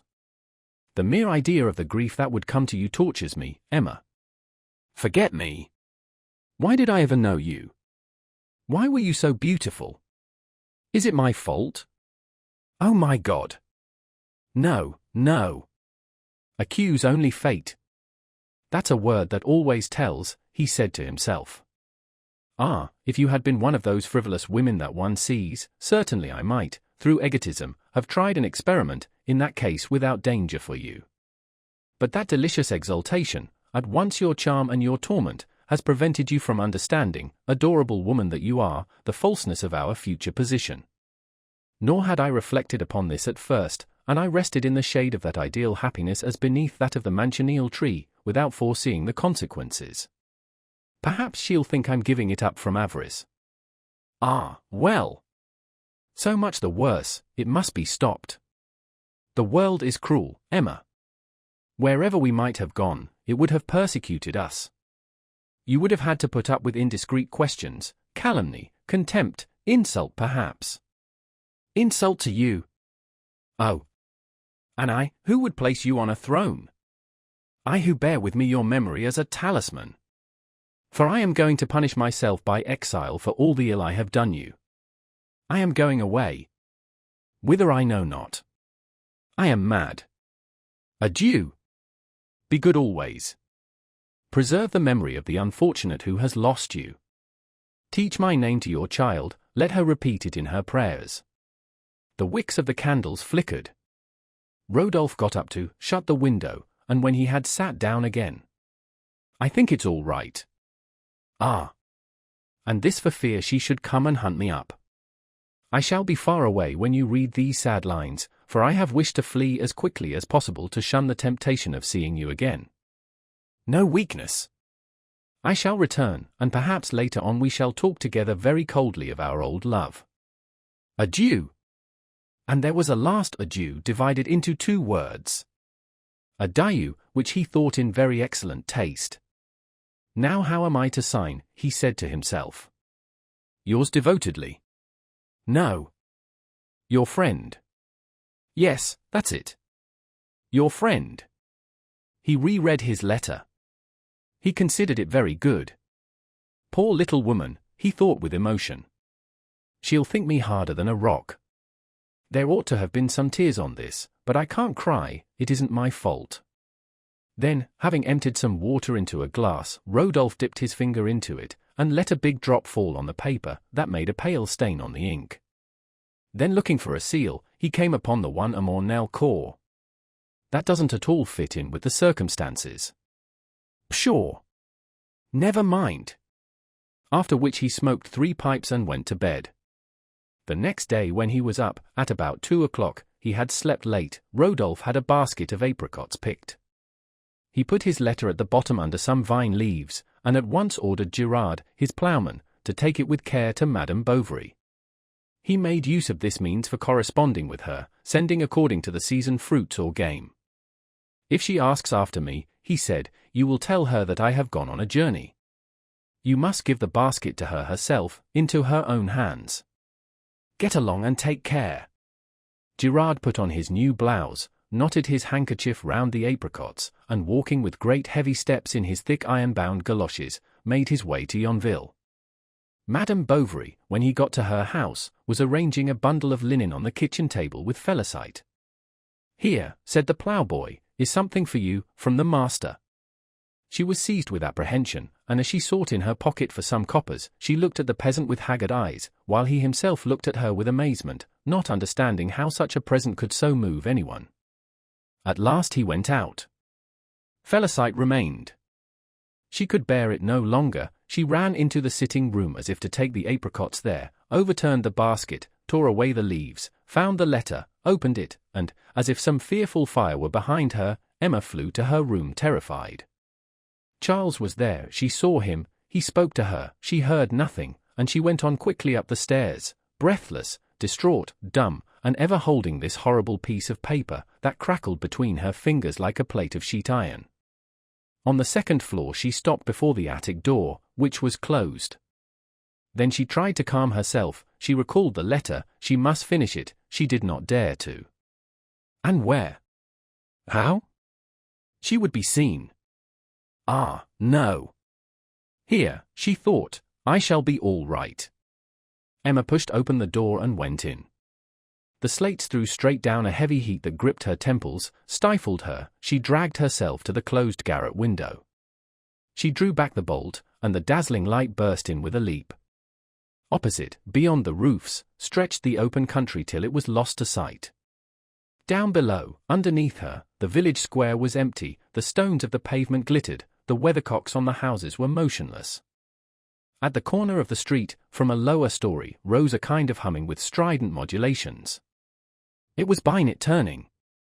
She leant against the embrasure of the window, and reread the letter with angry sneers. But the more she fixed her attention upon it, the more confused were her ideas.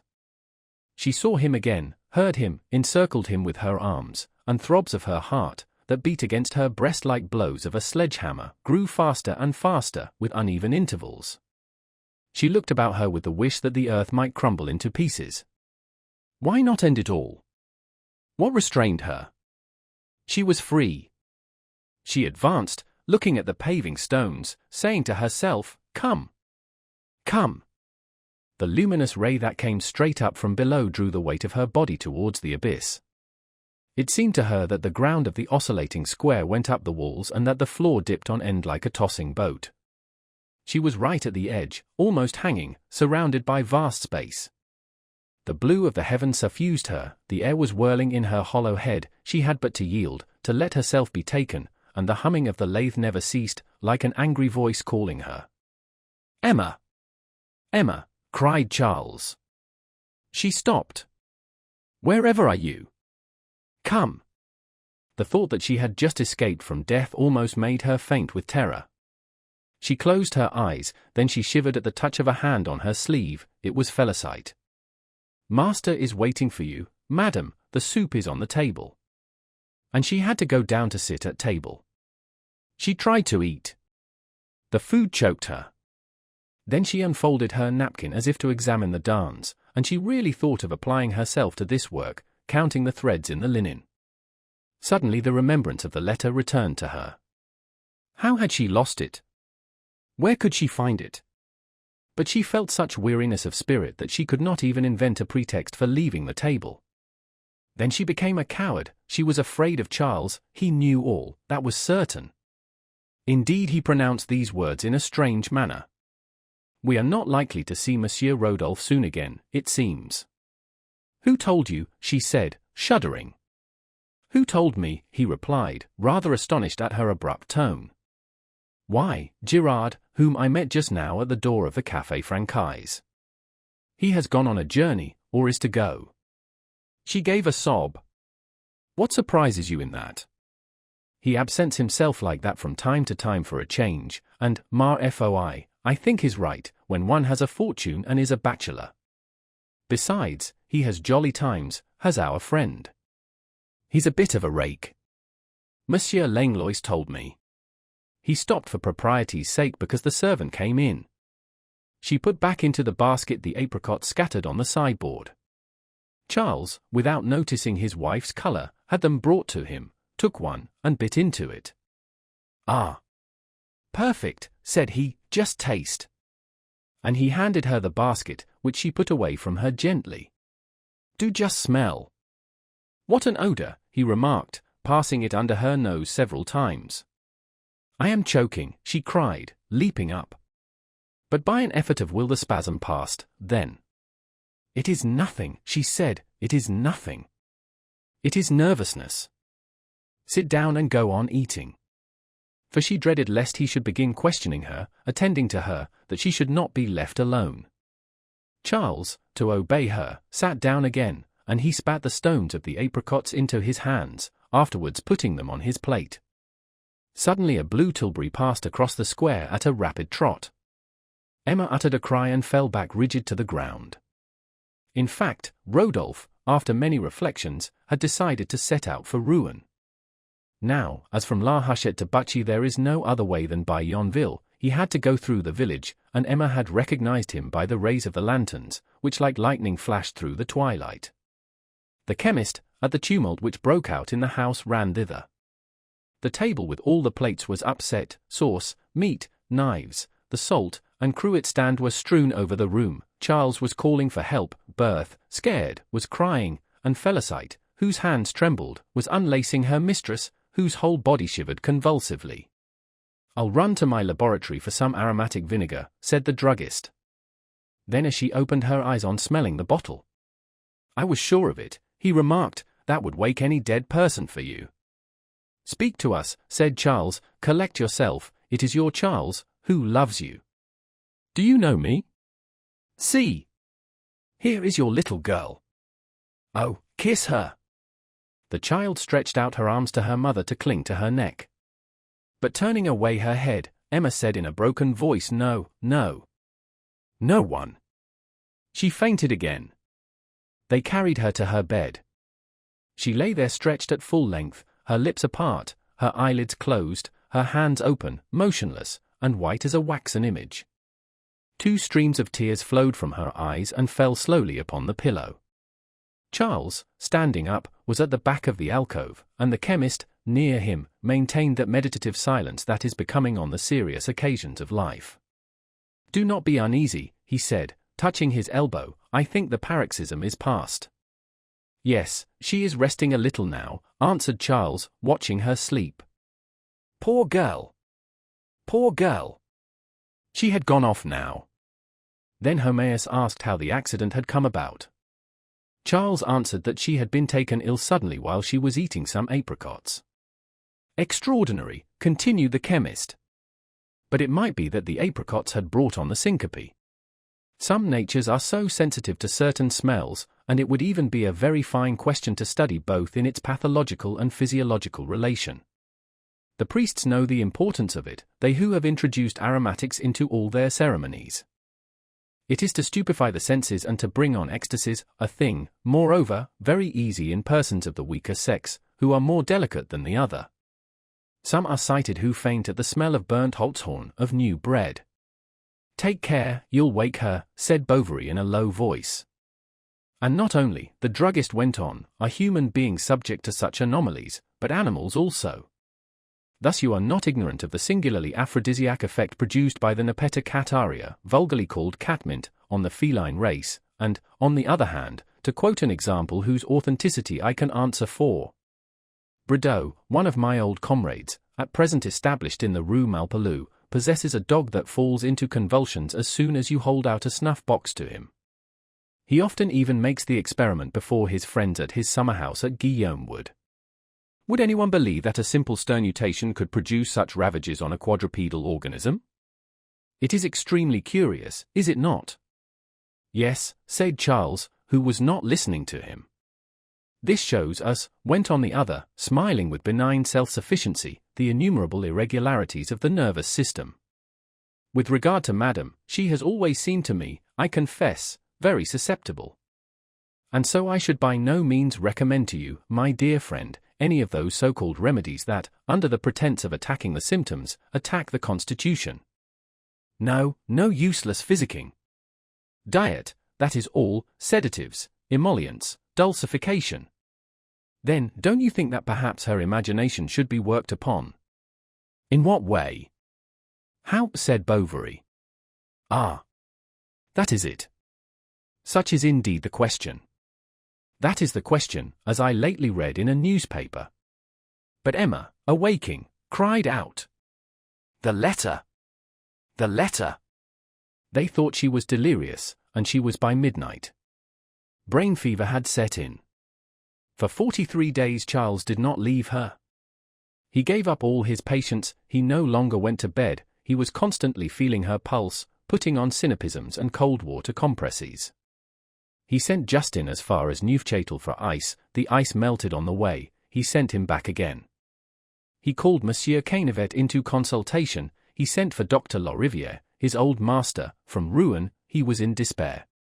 What alarmed him most was Emma's prostration, for she did not speak, did not listen, did not even seem to suffer, as if her body and soul were both resting together after all their troubles. About the middle of October she could sit up in bed supported by pillows. Charles wept when he saw her eat her first bread and jelly. Her strength returned to her, she got up for a few hours of an afternoon, and one day, when she felt better, he tried to take her, leaning on his arm, for a walk round the garden. The sand of the paths was disappearing beneath the dead leaves, she walked slowly, dragging along her slippers, and leaning against Charles's shoulder. She smiled all the time. They went thus to the bottom of the garden near the terrace.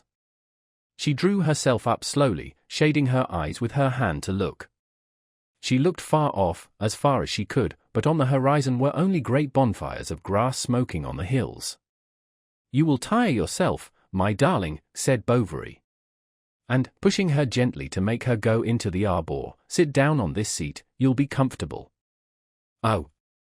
No, not there," she said in a faltering voice. She was seized with giddiness, and from that evening her illness recommenced, with a more uncertain character, it is true, and more complex symptoms. Now she suffered in her heart, then in the chest, the head, the limbs. She had vomitings, in which Charles thought he saw the first signs of cancer. And besides this, the poor fellow was worried about money matters. Chapter 14. To begin with, he did not know how he could pay Monsieur Homais for all the physic supplied by him, and though, as a medical man, he was not obliged to pay for it, he nevertheless blushed a little at such an obligation. Then the expenses of the household, now that the servant was mistress, became terrible. Bills rained in upon the house, the tradesmen grumbled, Monsieur Leroux especially harassed him. In fact, at the height of Emma's illness, the latter, taking advantage of the circumstances to make his bill larger, had hurriedly brought the cloak, the travelling bag, 2 trunks instead of 1, and a number of other things. It was very well for Charles to say he did not want them.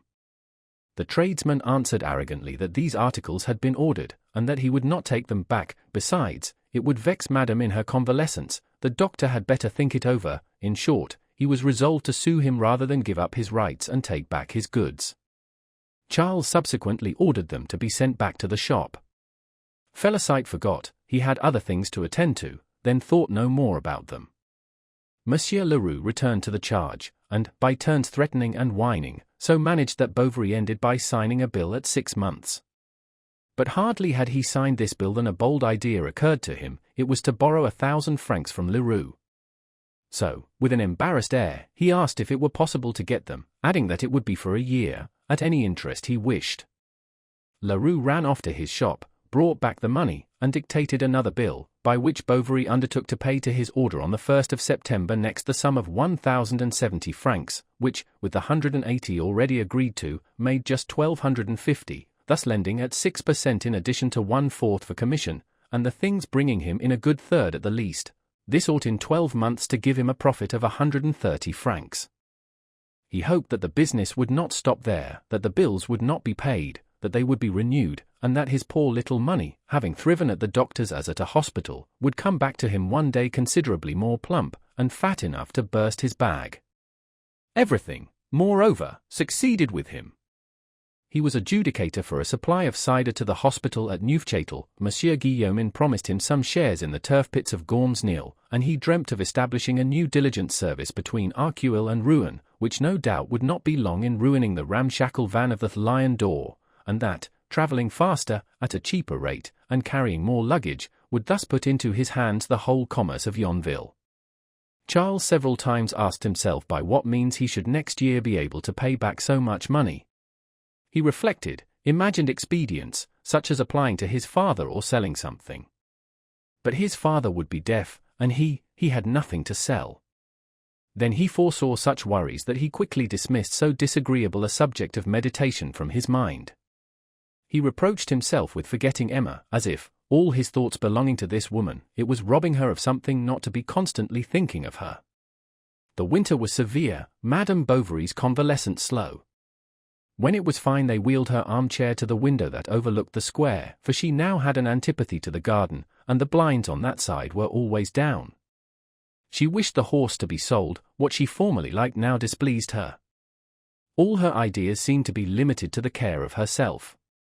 She stayed in bed taking little meals, rang for the servant to inquire about her gruel or to chat with her. The snow on the market roof threw a white, still light into the room. Then the rain began to fall, and Emma waited daily with a mind full of eagerness for the inevitable return of some trifling events which nevertheless had no relation to her. The most important was the arrival of the Hirondelle in the evening. Then the landlady shouted out, and other voices answered, while Hippolyte's lantern, as he fetched the boxes from the boot, was like a star in the darkness.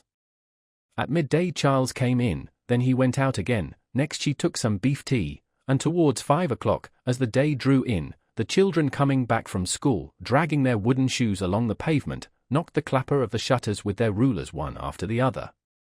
It was at this hour that Monsieur Bournisien came to see her. He inquired after her health, gave her news, exhorted her to religion, in a coaxing little prattle that was not without its charm. The mere thought of his cassock comforted her. One day, when at the height of her illness, she had thought herself dying, and had asked for the communion, and, while they were making the preparations in her room for the sacrament, while they were turning the night table covered with syrups into an altar, and while Felicite was strewing dahlia flowers on the floor, Emma felt some power passing over her that freed her from her pains, from all perception, from all feeling. Her body, relieved, no longer thought another life was beginning. It seemed to her that her being, mounting toward God, would be annihilated in that love like a burning incense that melts into vapor. The bedclothes were sprinkled with holy water, the priest drew from the holy pyx the white wafer, and it was fainting with a celestial joy that she put out her lips to accept the body of the Saviour presented to her.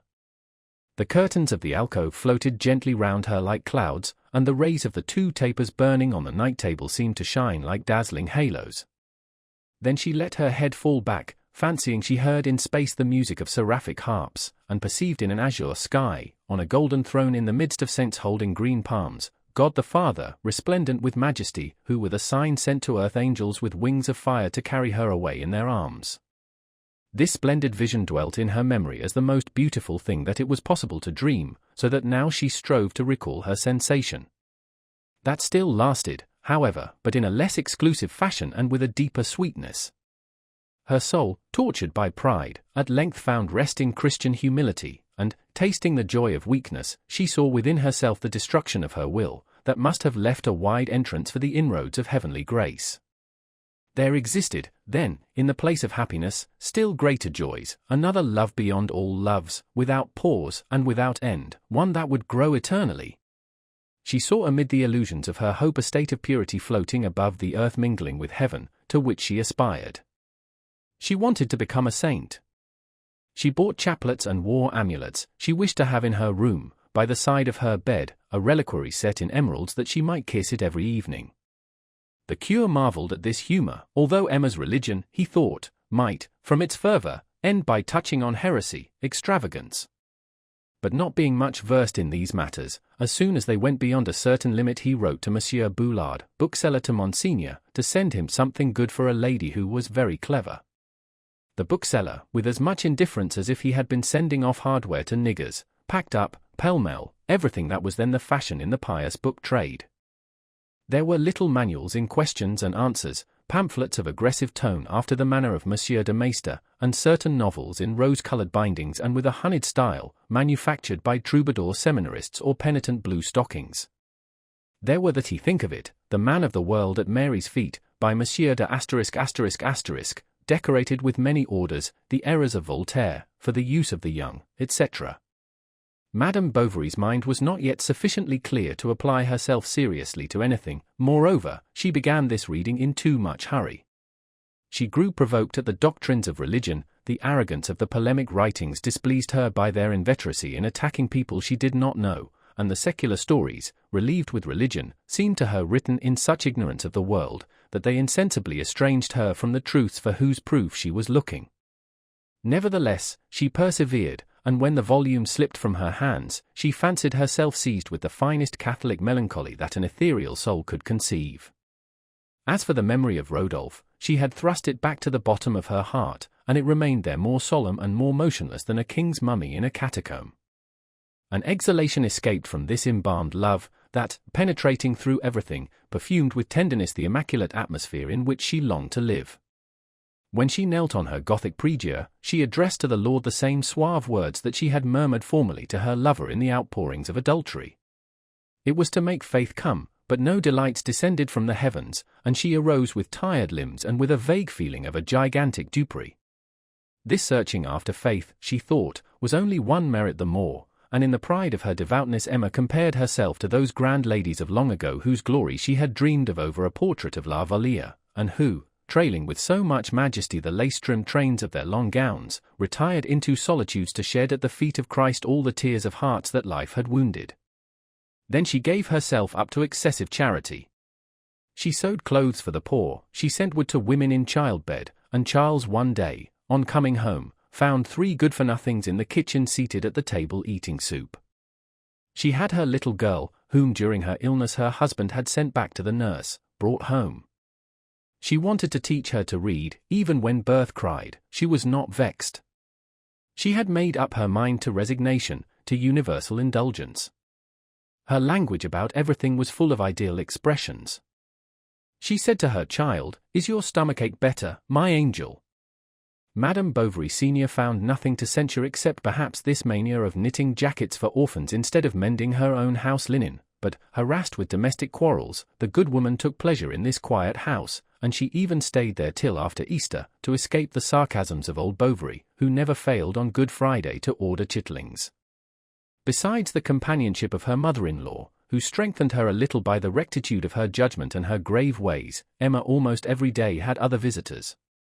These were Madame Langlois, Madame Caron, Madame Dubreuil, Madame Tuvache, and regularly from 2 to 5 o'clock the excellent Madame Homéus, who, for her part, had never believed any of the tittle-tattle about her neighbor. The little Homéus also came to see her. Justin accompanied them. He went up with them to her bedroom, and remained standing near the door, motionless and mute. Often even Madame Bovary, taking no heed of him, began her toilette. She began by taking out her comb, shaking her head with a quick movement, and when he for the first time saw all this mass of hair that fell to her knees unrolling in black ringlets, it was to him, poor child, like a sudden entrance into something new and strange, whose splendor terrified him. Emma, no doubt, did not notice his silent attentions or his timidity. She had no suspicion that the love vanished from her life was there, palpitating by her side, beneath that coarse holland shirt, in that youthful heart open to the emanations of her beauty.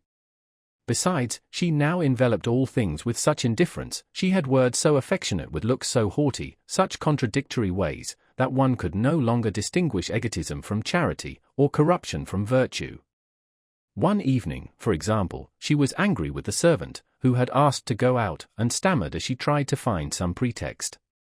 Then suddenly, "So you love him," she said. And without waiting for any answer from Félicite, who was blushing, she added, "There. Run along, enjoy yourself." In the beginning of spring she had the garden turned up from end to end, despite Bovary's remonstrances. However, he was glad to see her at last manifest a wish of any kind. As she grew stronger she displayed more willfulness. First, she found occasion to expel Mere Rollet, the nurse, who during her convalescence had contracted the habit of coming too often to the kitchen with her 2 nurslings and her boarder, better off for teeth than a cannibal. Then she got rid of the Homéus family, successively dismissed all the other visitors, and even frequented church less assiduously, to the great approval of the druggist, who said to her in a friendly way, "You were going in a bit for the cassock." As formerly, Monsieur Bournisien dropped in every day when he came out after catechism class. He preferred staying out of doors to taking the air, in the grove, as he called the arbor. This was the time when Charles came home. They were hot, some sweet cider was brought out, and they drank together to Madame's complete restoration. Binet was there, that is to say, a little lower down against the terrace wall, fishing for crayfish. Bovary invited him to have a drink, and he thoroughly understood the uncorking of the stone bottles. "You must," he said, throwing a satisfied glance all round him, even to the very extremity of the landscape, "hold the bottle perpendicularly on the table, and after the strings are cut, press up the cork with little thrusts, gently, gently, as indeed they do seltzer water at restaurants." But during his demonstration the cider often spurted right into their faces, and then the ecclesiastic, with a thick laugh, never missed this joke. "Its goodness strikes the eye." He was, in fact, a good fellow, and one day he was not even scandalized at the chemist, who advised Charles to give Madame some distraction by taking her to the theatre at Rouen to hear the illustrious tenor, Lagardy. Homéus, surprised at this silence, wanted to know his opinion, and the priest declared that he considered music less dangerous for morals than literature. But the chemist took up the defense of letters. The theatre, he contended, served for railing at prejudices, and, beneath a mask of pleasure, taught virtue. Castigat ridendo mors, 16, Monsieur Bournisien. Thus consider the greater part of Voltaire's tragedies, they are cleverly strewn with philosophical reflections, that made them a vast school of morals and diplomacy for the people. 16. It corrects customs through laughter. "I," said Binet, "once saw a piece called the Gamin de Paris, in which there was the character of an old general that is really hit off to a T. He sets down a young swell who had seduced a working girl, who at the ending? Certainly, continued Homais, there is bad literature as there is bad pharmacy, but to condemn in a lump the most important of the fine arts seems to me a stupidity, a Gothic idea, worthy of the abominable times that imprisoned Galileo. I know very well, objected the curé, that there are good works, good authors. However, if it were only those persons of different sexes united in a bewitching apartment, decorated rouge, those lights, those effeminate voices, all this must, in the long run, engender a certain mental libertinage, give rise to immodest thoughts and impure temptations. Such, at any rate, is the opinion of all the fathers. Finally, he added, suddenly assuming a mystic tone of voice while he rolled a pinch of snuff between his fingers, if the Church has condemned the theatre, she must be right, we must submit to her decrees. Why, asked the druggist, should she excommunicate actors? For formerly they openly took part in religious ceremonies. Yes, in the middle of the chancel they acted, they performed a kind of farce called a mysteries, which often offended against the laws of decency. The ecclesiastic contented himself with uttering a groan, and the chemist went on. It's like it is in the Bible, there are, you know, more than one piquant detail, matters really libidinous.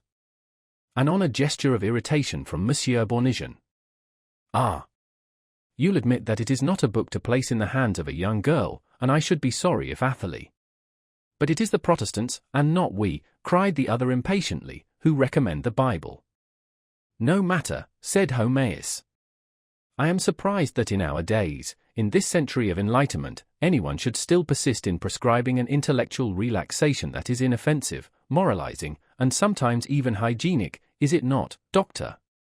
No doubt, replied the doctor carelessly, either because, sharing the same ideas, he wished to offend no one, or else because he had not any ideas. The conversation seemed at an end when the chemist thought fit to shoot a Parthian arrow. I've known priests who put on ordinary clothes to go and see dancers kicking about. Come, said the curé. Ah! I've known some. And separating the words of his sentence, Homais repeated, I have known some. Well, they were wrong, said Bournisien, resigned to anything. By Jove! They go in for more than that, exclaimed the druggist. Sir, replied the ecclesiastic, with such angry eyes that the druggist was intimidated by them. I only mean to say, he replied in less brutal a tone, that toleration is the surest way to draw people to religion. That is true. That is true, agreed the good fellow, sitting down again on his chair. But he stayed only a few moments. Then, as soon as he had gone, Monsieur Homais said to the doctor, That's what I call a cockfight. I beat him, did you see, in a way, now take my advice. Take Madame to the theatre, if it were only for once in your life, to enrage one of these ravens, hang it. If anyone could take my place, I would accompany you myself. Be quick about it. Lagardy is only going to give one performance, he's engaged to go to England at a high salary. From what I hear, he's a regular dog, he's rolling in money, he's taking 3 mistresses and a cook along with him. All these great artists burn the candle at both ends, they require a dissolute life, that suits the imagination to some extent. But they die at the hospital, because they haven't the sense when young to lay by. Well, a pleasant dinner.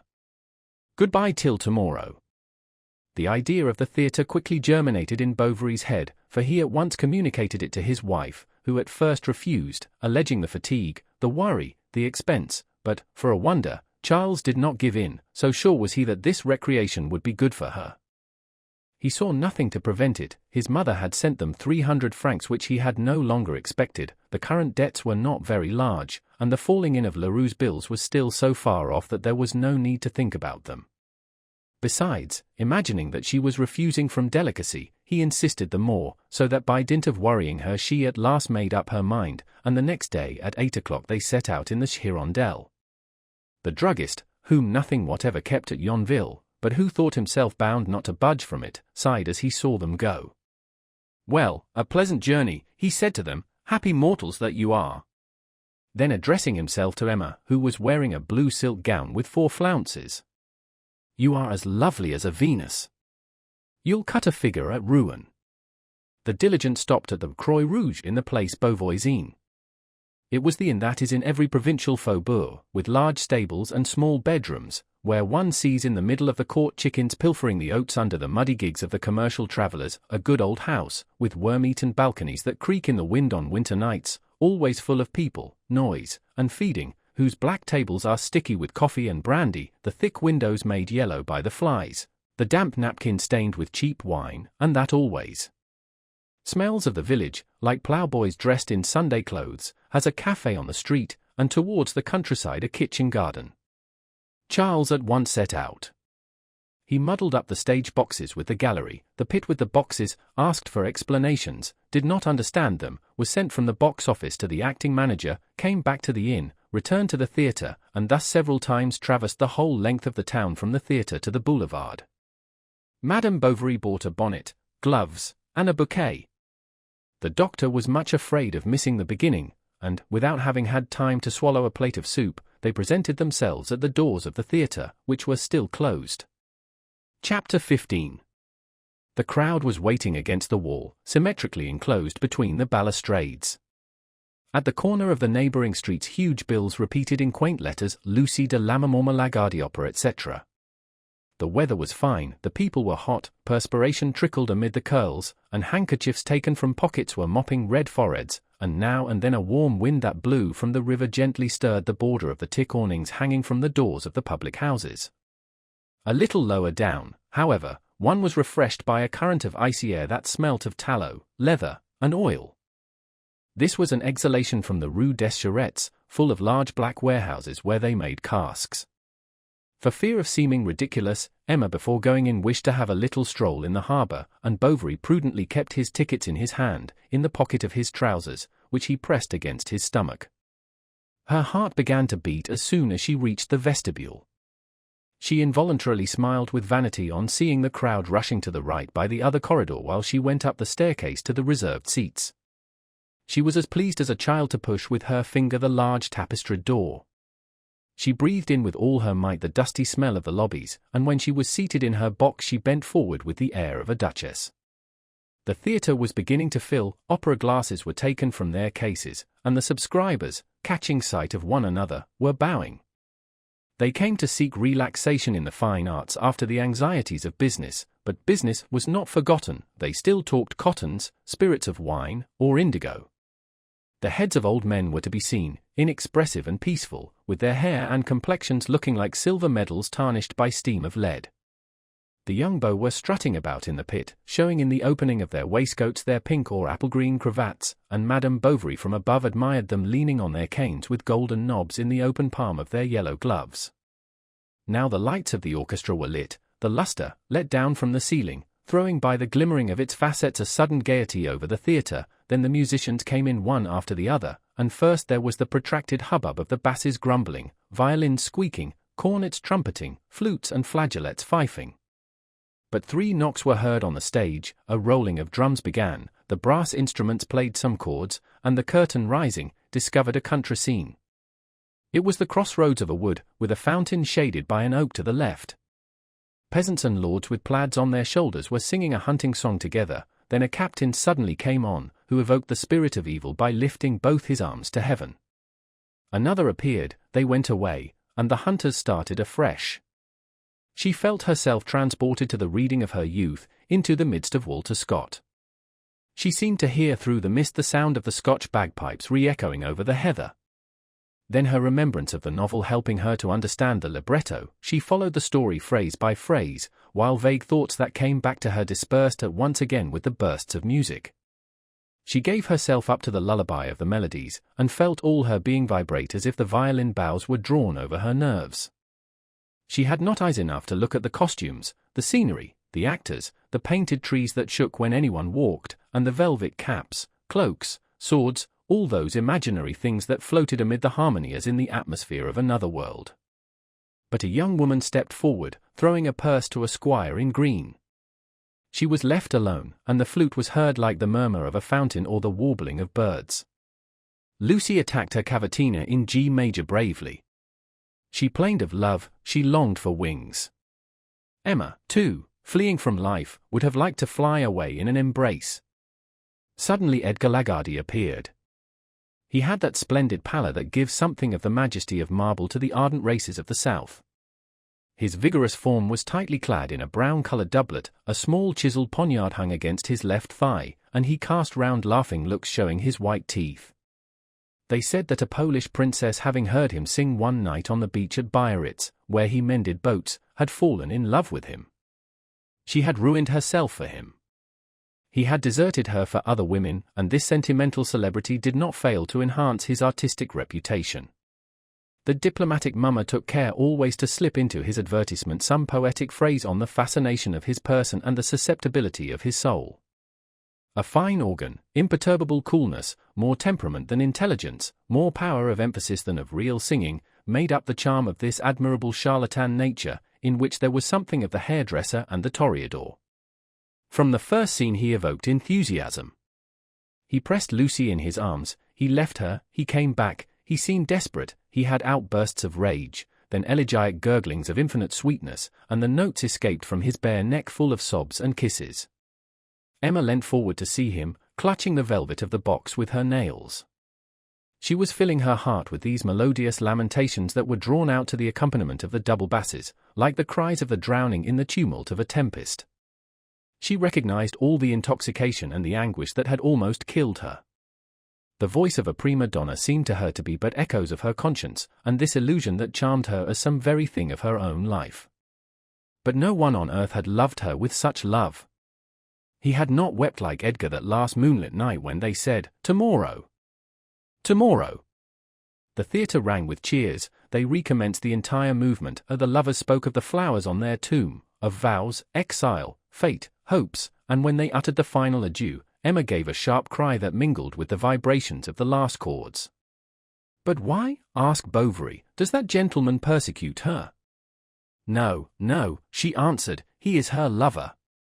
Yet he vows vengeance on her family, while the other one who came on before said, 'I love Lucy and she loves me.' Besides, he went off with her father arm in arm. For he certainly is her father, isn't he, the ugly little man with a cock's feather in his hat?" Despite Emma's explanations, as soon as the recitative duet began in which Gilbert lays bare his abominable machinations to his master Ashton, Charles, seeing the false troth ring that is to deceive Lucy, thought it was a love gift sent by Edgar. He confessed, moreover, that he did not understand the story because of the music, which interfered very much with the words. "What does it matter?" said Emma. "Do be quiet." "Yes, but you know," he went on, leaning against her shoulder, "I like to understand things." "Be quiet! Be quiet!" she cried impatiently. Lucy advanced, half supported by her women, a wreath of orange blossoms in her hair, and paler than the white satin of her gown. Emma dreamed of her marriage day, she saw herself at home again amid the corn in the little path as they walked to the church. Oh, why had not she, like this woman, resisted, implored? She, on the contrary, had been joyous, without seeing the abyss into which she was throwing herself. Ah! If in the freshness of her beauty, before the soiling of marriage and the disillusions of adultery, she could have anchored her life upon some great, strong heart, then virtue, tenderness, voluptuousness, and duty blending, she would never have fallen from so high a happiness. But that happiness, no doubt, was a lie invented for the despair of all desire. She now knew the smallness of the passions that art exaggerated. So, striving to divert her thoughts, Emma determined now to see in this reproduction of her sorrows only a plastic fantasy, well enough to please the eye, and she even smiled internally with disdainful pity when at the back of the stage under the velvet hangings a man appeared in a black cloak. His large Spanish hat fell at a gesture he made, and immediately the instruments and the singers began the sextet. Edgar, flashing with fury, dominated all the others with his clearer voice. Ashton hurled homicidal provocations at him in deep notes, Lucy uttered her shrill plaint, Arthur at one side, his modulated tones in the middle register, and the bass of the minister pealed forth like an organ, while the voices of the women repeating his words took them up in chorus delightfully. They were all in a row gesticulating, and anger, vengeance, jealousy, terror, and stupefaction breathed forth at once from their half-opened mouths. The outraged lover brandished his naked sword, his guipure ruffle rose with jerks to the movements of his chest, and he walked from right to left with long strides, clanking against the boards the silver-gilt spurs of his soft boots, widening out at the ankles. she thought must have an inexhaustible love to lavish it upon the crowd with such effusion.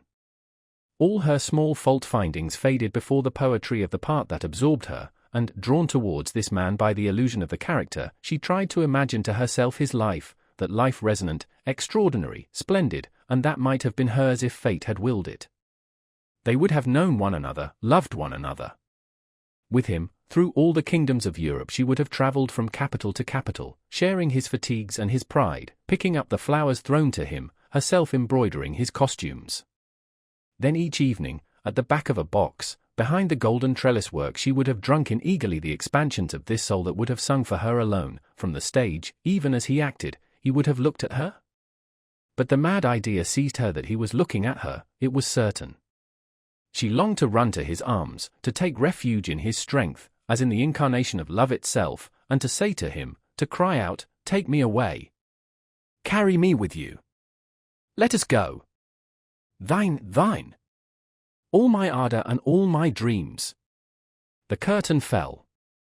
The smell of the gas mingled with that of the breaths, the waving of the fans, made the air more suffocating. Emma wanted to go out, the crowd filled the corridors, and she fell back in her armchair with palpitations that choked her. Charles, fearing that she would faint, ran to the refreshment room to get a glass of barley water. He had great difficulty in getting back to his seat, for his elbows were jerked at every step because of the glass he held in his hands, and he even spilt 3/4 on the shoulders of a Rouen lady in short sleeves, who, feeling the cold liquid running down to her loins, uttered cries like a peacock, as if she were being assassinated. Her husband, who was a mill owner, railed at the clumsy fellow, and while she was with her handkerchief wiping up the stains from her handsome cherry-coloured taffeta gown, he angrily muttered about indemnity, costs, reimbursement. At last Charles reached his wife, saying to her, quite out of breath, "Ma foi! I thought I should have had to stay there. There is such a crowd, such a crowd." He added, "Just guess whom I met up there. Monsieur Léon." "Léon?" "Himself. He's coming along to pay his respects." And as he finished these words the ex-clerk of Yonville entered the box. He held out his hand with the ease of a gentleman, and Madame Bovary extended hers, without doubt obeying the attraction of a stronger will. She had not felt it since that spring evening when the rain fell upon the green leaves, and they had said good-bye standing at the window. But soon recalling herself to the necessities of the situation, with an effort she shook off the torpor of her memories, and began stammering a few hurried words. "Ah, good day. What? You here?" "Silence," cried a voice from the pit, for the third act was beginning. "So you are at Rouen?" "Yes." "And since when?" "Turn them out. Turn them out." People were looking at them. They were silent. But from that moment she listened no more, and the chorus of the guests, the scene between Ashton and his servant, the grand duet in D major, all were for her as far off as if the instruments had grown less sonorous and the characters more remote. She remembered the games at cards at the druggist's, and the walk to the nurse's, the reading in the arbour, the tete-a-tete by the fireside, all that poor love, so calm and so protracted, so discreet, so tender, and that she had nevertheless forgotten. And why had he come back? What combination of circumstances had brought him back into her life? He was standing behind her, leaning with his shoulder against the wall of the box. Now and again she felt herself shuddering beneath the hot breath from his nostrils falling upon her hair. "Does this amuse you?" said he, bending over her so closely that the end of his moustache brushed her cheek. She replied carelessly, "Oh, dear me, no, not much." Then he proposed that they should leave the theatre and go and take an ice somewhere. "Oh, not yet, let us stay," said Bovary. "Her hair's undone, this is going to be tragic." But the mad scene did not at all interest Emma, and the acting of the singer seemed to her exaggerated. "She screams too loud," said she, turning to Charles, who was listening. "Yes, a little," he replied, undecided between the frankness of his pleasure and his respect for his wife's opinion. Then with a sigh Léon said, "The heat is unbearable." "Yes." "Do you feel unwell?" asked Bovary. "Yes, I am stifling, let us go." Monsieur Léon put her long lace shawl carefully about her shoulders, and all three went off to sit down in the harbour, in the open air, outside the windows of a café. First they spoke of her illness, although Emma interrupted Charles from time to time, for fear, she said, of boring Monsieur Léon, and the latter told them that he had come to spend 2 years at Rouen in a large office, in order to get practice in his profession, which was different in Normandy and Paris. Then he inquired after Berthe, the Homéis, mere Lefrancois, and as they had, in the husband's presence, nothing more to say to one another, the conversation soon came to an end. People coming out of the theatre passed along the pavement, humming or shouting at the top of their voices, "Oh belle Angie, ma Lucy." 17. Then Léon, playing the dilettante, began to talk music. He had seen Tamburini, Rubini, Persiani, Grisi, and, compared with them, Lagardy, despite his grand outbursts, was nowhere. 17. Oh beautiful angel, my Lucy. Yet, interrupted Charles, who was slowly sipping his rum sherbet, they say that he is quite admirable in the last act.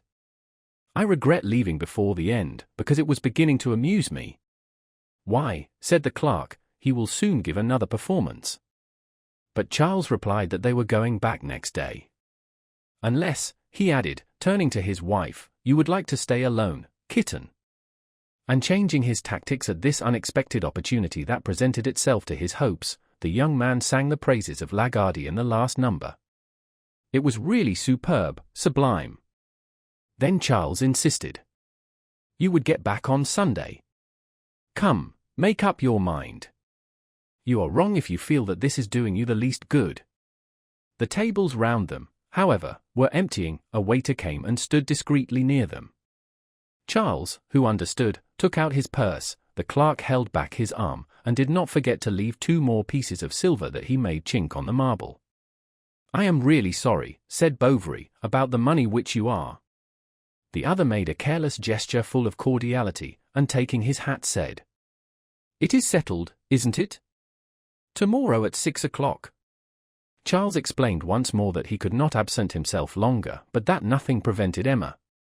But, she stammered, with a strange smile, I am not sure.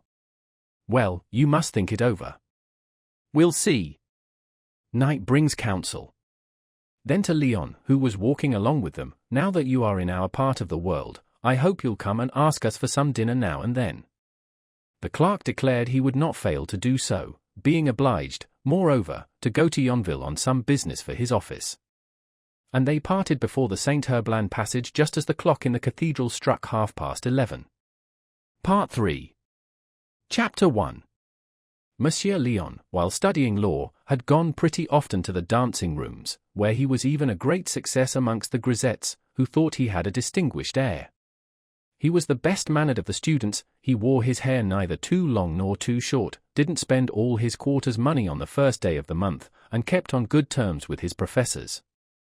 As for excesses, he had always abstained from them, as much from cowardice as from refinement.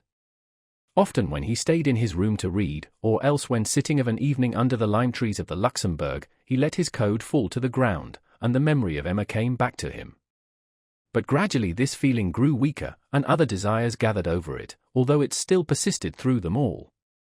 For Léon did not lose all hope. There was for him, as it were, a vague promise floating in the future, like a golden fruit suspended from some fantastic tree. Then, seeing her again after 3 years of absence, his passion reawakened. He must, he thought, at last make up his mind to possess her. Moreover, his timidity had worn off by contact with his gay companions, and he returned to the provinces despising everyone who had not with varnished shoes trodden the asphalt of the boulevards.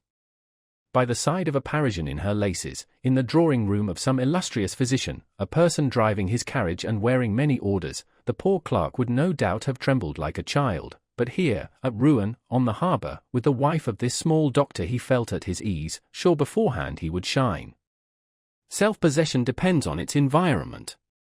We don't speak on the first floor as on the fourth, and the wealthy woman seems to have, about her, to guard her virtue, all her banknotes, like a cuirass in the lining of her corset. On leaving the Bovarys the night before, Léon had followed them through the streets at a distance, then having seen them stop at the Croix Rouge, he turned on his heel and spent the night meditating a plan. So the next day about 5 o'clock he walked into the kitchen of the inn, with a choking sensation in his throat, pale cheeks, and that resolution of cowards that stops at nothing. "The gentleman isn't in," answered a servant. This seemed to him a good omen. He went upstairs. She was not disturbed at his approach. On the contrary, she apologized for having neglected to tell him where they were staying. "Oh, I divined it," said Leon. He pretended he had been guided towards her by chance, by instinct. She began to smile, and at once, to repair his folly, Leon told her that he had spent his morning in looking for her in all the hotels in the town one after the other. "So you have made up your mind to stay," he added. "Yes," she said, "and I am wrong. One ought not to accustom oneself to impossible pleasures when there are 1,000 demands upon one." "Oh, I can imagine." "Ah. No, for you are a man." But men too had had their trials, and the conversation went off into certain philosophical reflections.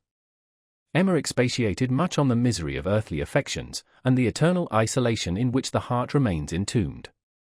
To show off, or from a naive imitation of this melancholy which called forth his, the young man declared that he had been awfully bored during the whole course of his studies.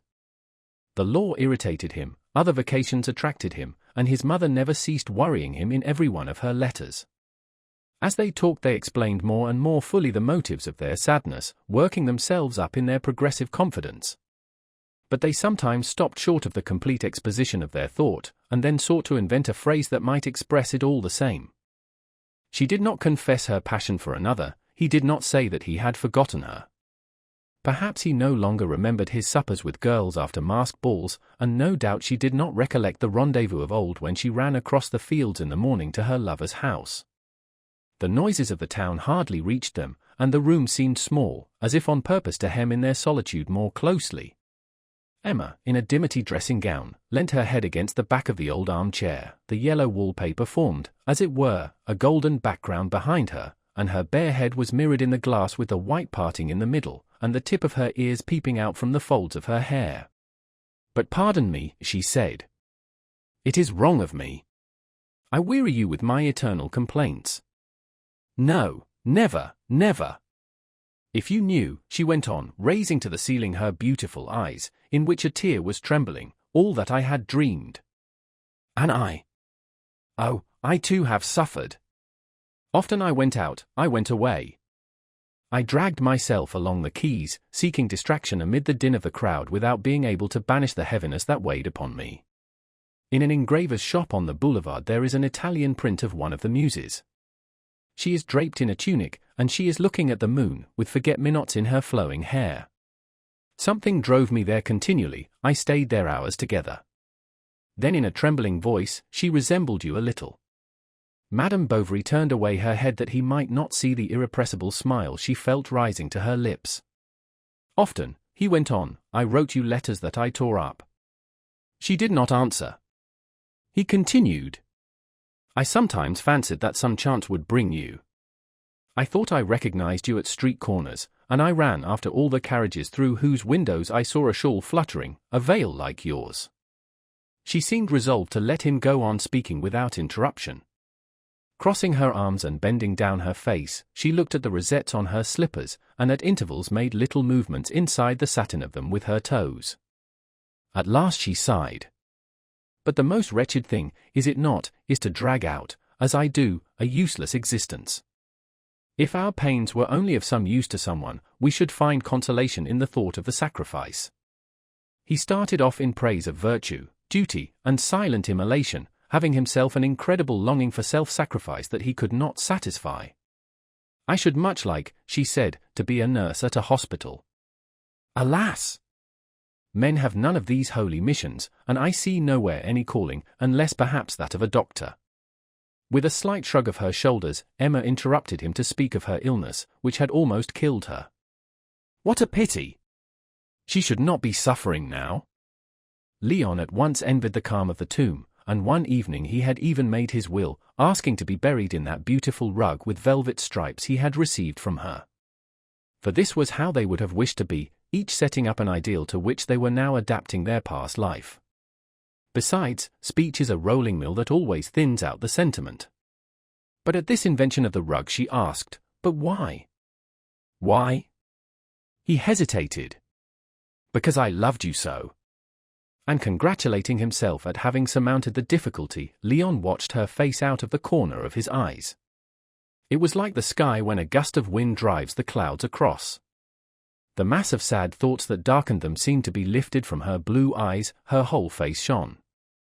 He waited. At last she replied. I always suspected it. Then they went over all the trifling events of that far-off existence, whose joys and sorrows they had just summed up in one word. They recalled the arbor with clematis, the dresses she had worn, the furniture of her room, the whole of her house. And our poor cactuses, where are they? The cold killed them this winter. Ah! How I have thought of them, do you know? I often saw them again as of yore, when on the summer mornings the sun beat down upon your blinds, and I saw your two bare arms passing out amongst the flowers. Poor friend, she said, holding out her hand to him. Leon swiftly pressed his lips to it. Then, when he had taken a deep breath. At that time you were to me I know not what incomprehensible force that took captive my life. Once, for instance, I went to see you, but you, no doubt, do not remember it. I do, she said, go on. You were downstairs in the ante-room, ready to go out, standing on the last stair, you were wearing a bonnet with small blue flowers, and without any invitation from you, in spite of myself, I went with you. Every moment, however, I grew more and more conscious of my folly, and I went on walking by you, not daring to follow you completely, and unwilling to leave you. When you went into a shop, I waited in the street, and I watched you through the window taking off your gloves and counting the change on the counter. Then you rang at Madame Bovary's, you were let in, and I stood like an idiot in front of the great heavy door that had closed after you. Madame Bovary, as she listened to him, wondered that she was so old. All these things reappearing before her seemed to widen out her life. It was like some sentimental immensity to which she returned, and from time to time she said in a low voice, her eyes half closed. Yes, it is true, true, true. They heard 8 strike on the different clocks of the Beauvoisin quarter, which is full of schools, churches, and large empty hotels. They no longer spoke, but they felt as they looked upon each other a buzzing in their heads, as if something sonorous had escaped from the fixed eyes of each of them. They were hand in hand now, and the past, the future, reminiscences, and dreams, all were confounded in the sweetness of this ecstasy. Night was darkening over the walls, on which still shone, half hidden in the shade, the coarse colors of 4 bills representing 4 scenes from the Tour de Nesle, with a motto in Spanish and French at the bottom. Through the sash window a patch of dark sky was seen between the pointed roofs. She rose to light 2 wax candles on the drawers, then she sat down again. Well, said Leon. Well, she replied. He was thinking how to resume the interrupted conversation, when she said to him, How is it that no one until now has ever expressed such sentiments to me? The clerk said that ideal natures were difficult to understand. He from the first moment had loved her, and he despaired when he thought of the happiness that would have been theirs, if thanks to fortune, meeting her earlier, they had been indissolubly bound to one another. I have sometimes thought of it, she went on. What a dream, murmured Leon. And fingering gently the blue binding of her long white sash, he added, and who prevents us from beginning now? No, my friend, she replied, I am too old, you are too young. Forget me. Others will love you, you will love them. Not as you, he cried. What a child you are. Come, let us be sensible. I wish it. She showed him the impossibility of their love, and that they must remain, as formerly, on the simple terms of a fraternal friendship. Was she speaking thus seriously? No doubt Emma did not herself know, quite absorbed as she was by the charm of the seduction, and the necessity of defending herself from it, and contemplating the young man with a moved look, she gently repulsed the timid caresses that his trembling hands attempted. Ah! Forgive me, he cried, drawing back. Emma was seized with a vague fear at this shyness, more dangerous to her than the boldness of Rodolphe when he advanced to her open-armed.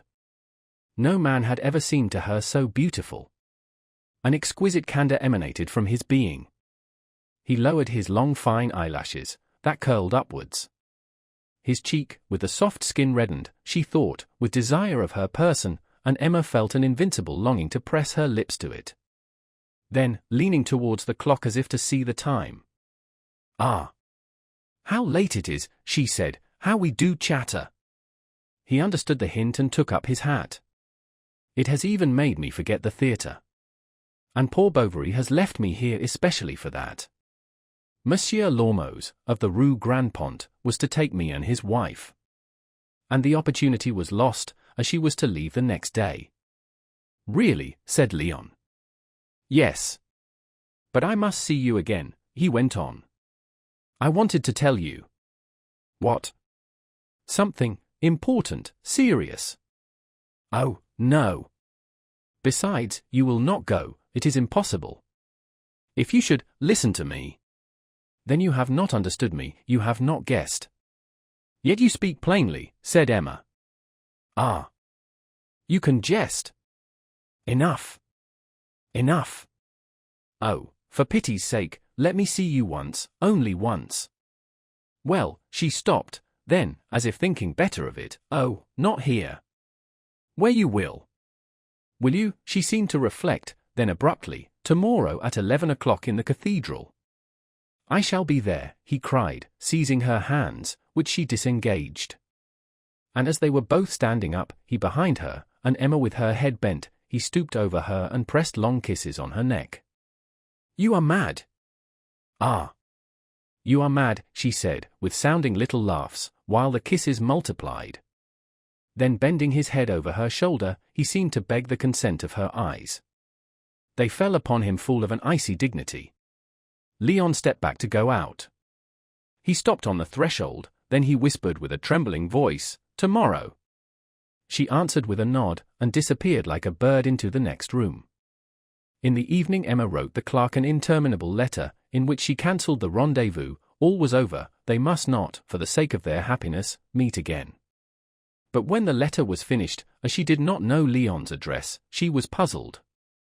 "I'll give it to him myself," she said, "he will come." The next morning, at the open window, and humming on his balcony, Leon himself varnished his pumps with several coatings.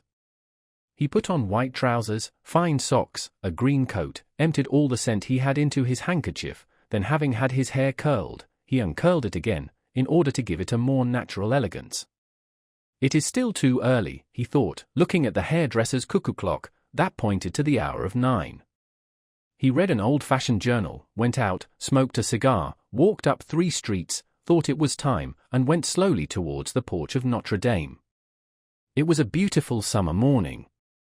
Silver plate sparkled in the jewelers' windows, and the light falling obliquely on the cathedral made mirrors of the corners of the grey stones. A flock of birds fluttered in the grey sky round the trefoil bell turrets. The square, resounding with cries, was fragrant with the flowers that bordered its pavement: roses, jasmines, pinks, narcissi, and tuberoses, unevenly spaced out between moist grasses, catmint, and chickweed for the birds. The fountains gurgled in the centre, and under large umbrellas, amidst melons, piled up in heaps. Flower women, bareheaded, were twisting paper round bunches of violets. The young man took one. It was the first time that he had bought flowers for a woman, and his breast, as he smelt them, swelled with pride, as if this homage that he meant for another had recoiled upon himself. But he was afraid of being seen. He resolutely entered the church.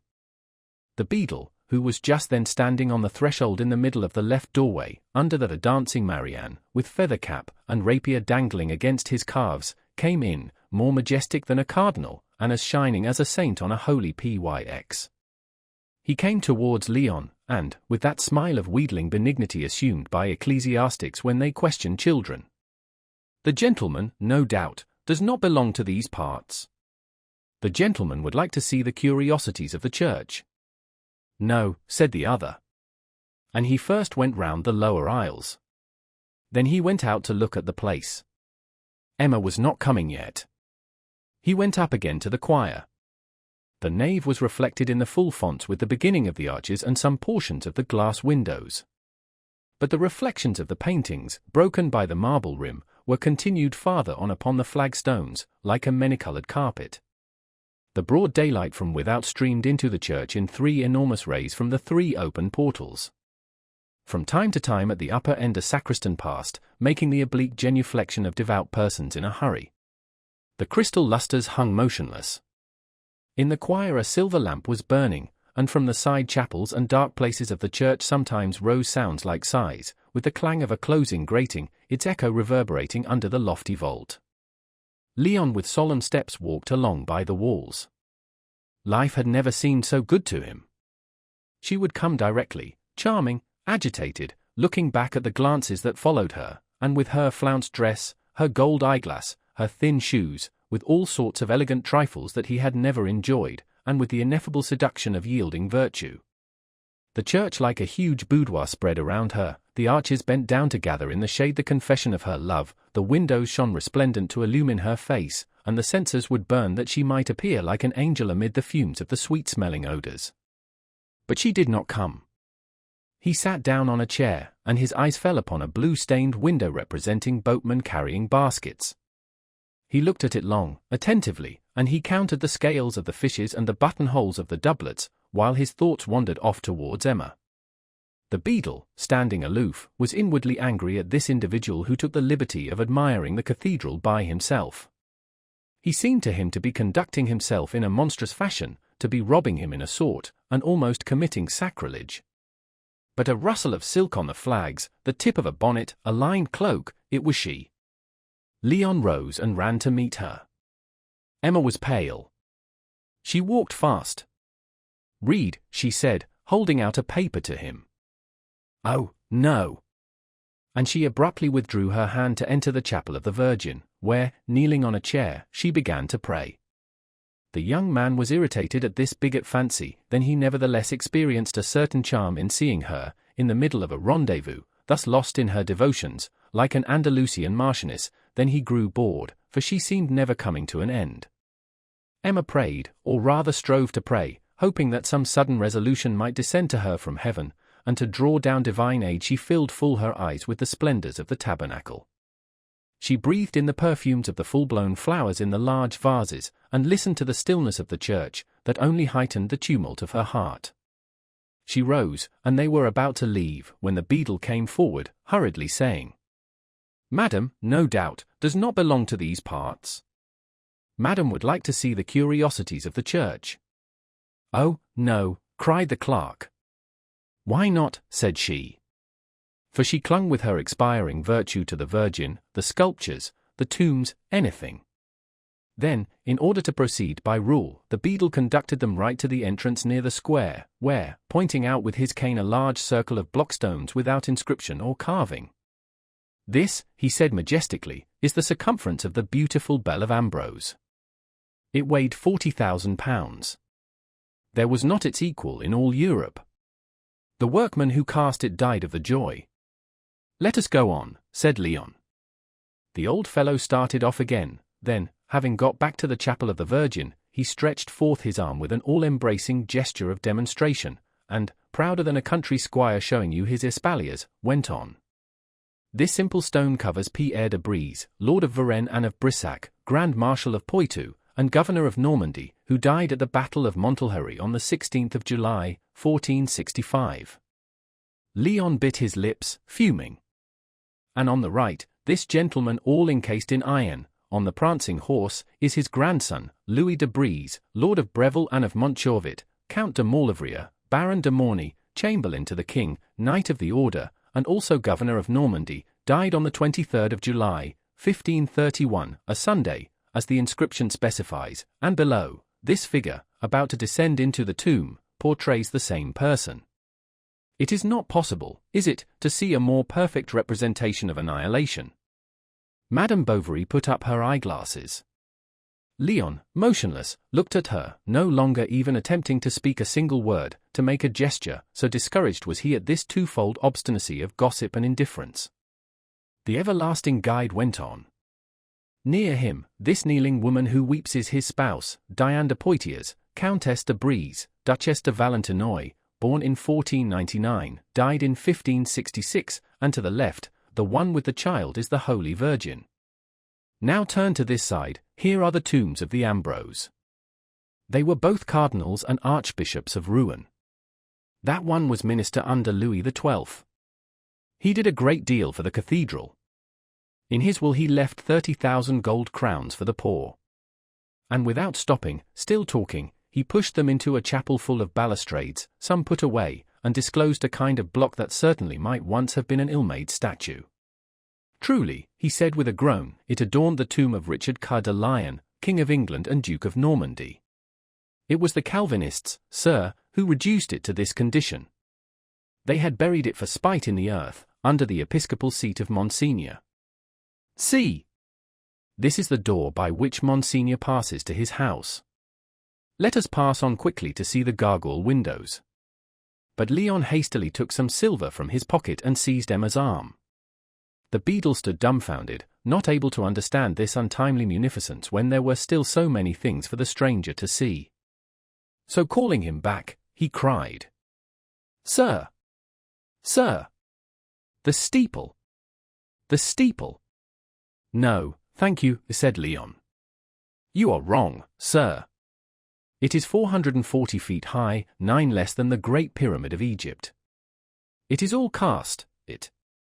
Leon was fleeing, for it seemed to him that his love, that for nearly 2 hours now had become petrified in the church like the stones, would vanish like a vapor through that sort of truncated funnel, of oblong cage, of open chimney that rises so grotesquely from the cathedral like the extravagant attempt of some fantastic brazier.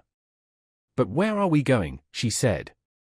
Making no answer, he walked on with a rapid step, and Madame Bovary was already dipping her finger in the holy water when behind them they heard a panting breath interrupted by the regular sound of a cane. Leon turned back. "Sir! What is it?" And he recognized the beadle, holding under his arms and balancing against his stomach some 20 large sewn volumes. They were works which treated of the cathedral. "Idiot!" growled Leon, rushing out of the church. A lad was playing about the clothes. "Go and get me a cab." The child bounded off like a ball by the Rue Quatevents, then they were alone a few minutes, face to face, and a little embarrassed. "Ah! Leon! Really, I don't know if I ought," she whispered. Then with a more serious air, "Do you know, it is very improper."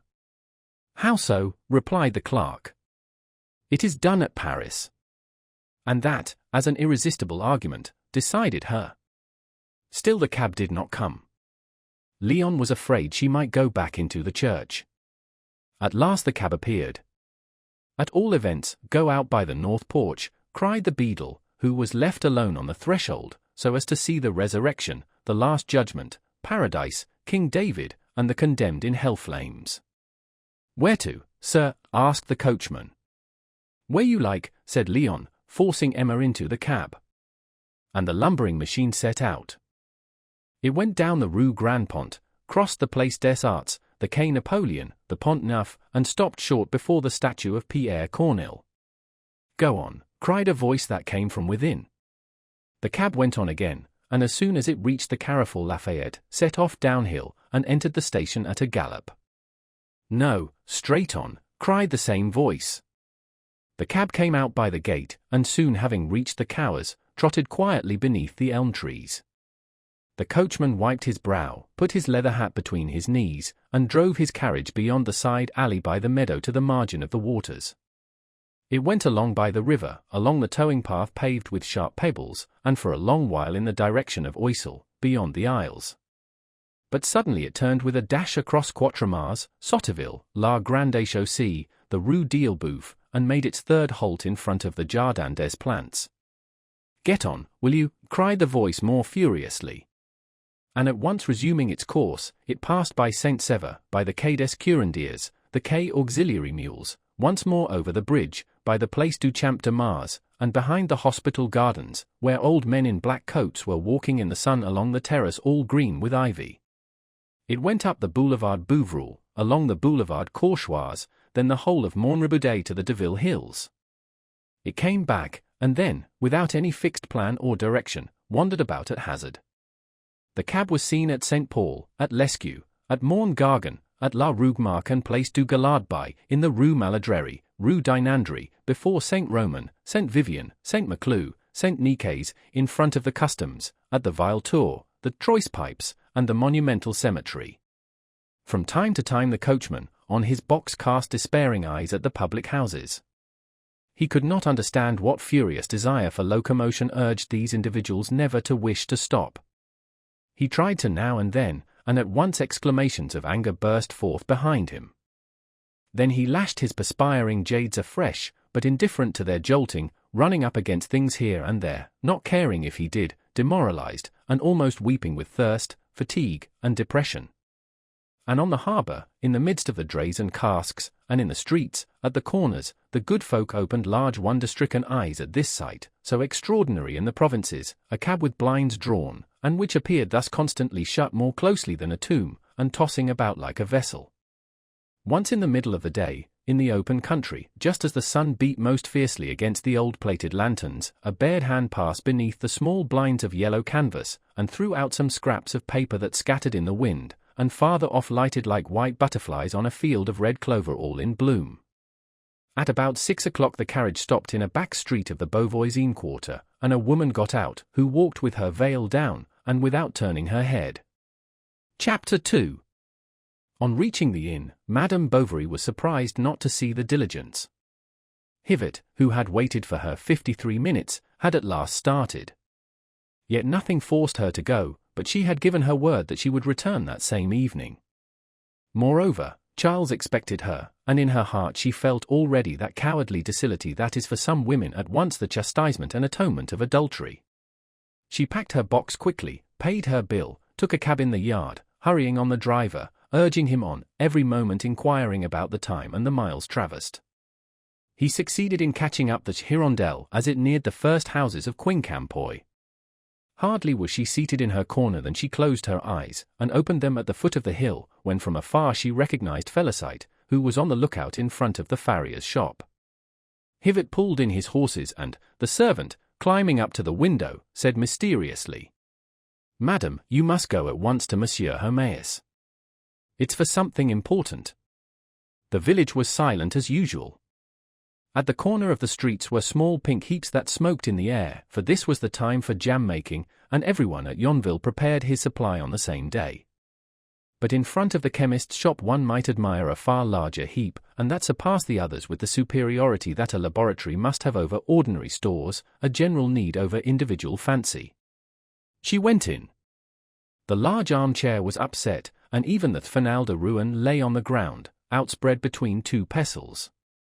She pushed open the lobby door, and in the middle of the kitchen, amid brown jars full of picked currants, of powdered sugar and lump sugar, of the scales on the table, and of the pans on the fire, she saw all the Herméus, small and large, with aprons reaching to their chins, and with forks in their hands. Justin was standing up with bowed head, and the chemist was screaming. "Who told you to go and fetch it in the Capharnaum? What is it? What is the matter?" "What is it?" replied the druggist. "We are making preserves, they are simmering, but they were about to boil over, because there is too much juice, and I ordered another pan." Then he, from indolence, from laziness, went and took, hanging on its nail in my laboratory, the key of the Capharnaum. It was thus the druggist called a small room under the leads, full of the utensils and the goods of his trade. He often spent long hours there alone, labelling, decanting, and doing up again, and he looked upon it not as a simple store, but as a veritable sanctuary, whence there afterwards issued, elaborated by his hands, all sorts of pills, boluses, infusions, lotions, and potions, that would bear far and wide his celebrity. No one in the world set foot there, and he respected it so, that he swept it himself. Finally, if the pharmacy, open to all comers, was the spot where he displayed his pride, the Capharnaum was the refuge where, egoistically concentrating himself, Herméus delighted in the exercise of his predilections, so that Justin's thoughtlessness seemed to him a monstrous piece of irreverence, and, redder than the currants, he repeated, "Yes, from the Capharnaum. The key that locks up the acids and caustic alkalis. To go and get a spare pan. A pan with a lid. And that I shall perhaps never use. Everything is of importance in the delicate operations of our art. But, devil take it! One must make distinctions, and not employ for almost domestic purposes that which is meant for pharmaceutical. It is as if one were to carve a fowl with a scalpel, as if a magistrate." "Now be calm," said Madame Herméus. And Athalie, pulling at his coat, cried, "Papa! Papa!" "No, let me alone," went on the druggist, "let me alone, hang it. My word. One might as well set up for a grocer. That's it. Go it. Respect nothing. Break, smash, let loose the leeches, burn the mallow paste, pickle the gherkins in the window jars, tear up the bandages." "I thought you had," said Emma. "Presently. Do you know to what you exposed yourself? Didn't you see anything in the corner, on the left, on the third shelf? Speak, answer, articulate something." "I don't know," stammered the young fellow. "Ah. You don't know. Well, then, I do know. You saw a bottle of blue glass, sealed with yellow wax, that contains a white powder, on which I have even written a dangerous. And do you know what is in it? Arsenic. And you go and touch it. You take a pan that was next to it." "Next to it," cried Madame Homais, clasping her hands. "Arsenic! You might have poisoned us all." And the children began howling as if they already had frightful pains in their entrails. "Or poison a patient," continued the druggist. "Do you want to see me in the prisoner's dock with criminals, in a court of justice? To see me dragged to the scaffold? Don't you know what care I take in managing things, although I am so thoroughly used to it? Often I am horrified myself when I think of my responsibility, for the government persecutes us, and the absurd legislation that rules us is a veritable Damocles sword over our heads." Emma no longer dreamed of asking what they wanted her for, and the druggist went on in breathless phrases. "That is your return for all the kindness we have shown you. That is how you recompense me for the really paternal care that I lavish on you. For without me, where would you be? What would you be doing? Who provides you with food, education, clothes, and all the means of figuring one day with honor in the ranks of society? But you must pull hard at the oar if you're to do that, and get, as people say, callosities upon your hands. Fabricando fit faber, age quod aegis. 18? 18. The worker lives by working, do what he will." He was so exasperated he quoted Latin. He would have quoted Chinese or Greenlandish had he known those two languages, for he was in one of those crises in which the whole soul shows indistinctly what it contains, like the ocean, which, in the storm, opens itself from the seaweeds on its shores down to the sands of its abysses. And he went on. "I am beginning to repent terribly of having taken you up. I should certainly have done better to have left you to rot in your poverty and the dirt in which you were born. Oh, you'll never be fit for anything but to herd animals with horns. You have no aptitude for science. You hardly know how to stick on a label. And there you are, dwelling with me snug as a parson, living in clover, taking your ease." "But Emma," turning to Madame Homais, "I was told to come here." "Oh, dear me," interrupted the good woman, with a sad air, "how am I to tell you? It is a misfortune." She could not finish, the druggist was thundering, "Empty it. Clean it. Take it back. Be quick." And seizing Justin by the collar of his blouse, he shook a book out of his pocket. The lad stooped, but Homais was the quicker, and, having picked up the volume, contemplated it with staring eyes and open mouth. "Conjugal love," he said, slowly separating the two words. "Ah. Very good. Very good. Very pretty. And illustrations. Oh, this is too much." Madame Homais came forward. "No, do not touch it." The children wanted to look at the pictures. "Leave the room," he said imperiously, and they went out. First he walked up and down with the open volume in his hand, rolling his eyes, choking, tumid, apoplectic. Then he came straight to his pupil, and, planting himself in front of him with crossed arms. "Have you every vice, then, little wretch? Take care. You are on a downward path. Did not you reflect that this infamous book might fall in the hands of my children, kindle a spark in their minds, tarnish the purity of Athalie, corrupt Napoleon? He is already formed like a man. Are you quite sure, anyhow, that they have not read it? Can you certify to me?" "But really, sir," said Emma, "you wish to tell me." "Ah, yes. Madam. Your father-in-law is dead." In fact, Monsieur Bovary Senior had expired the evening before suddenly from an attack of apoplexy as he got up from table, and by way of greater precaution, on account of Emma's sensibility, Charles had begged Homéus to break the horrible news to her gradually.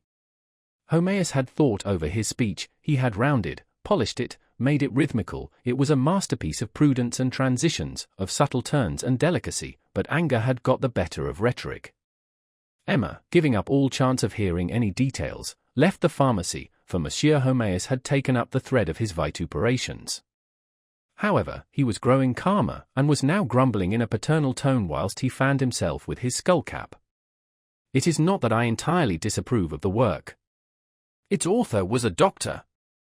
There are certain scientific points in it that it is not ill a man should know, and I would even venture to say that a man must know. But later. At any rate, not till you are man yourself and your temperament is formed."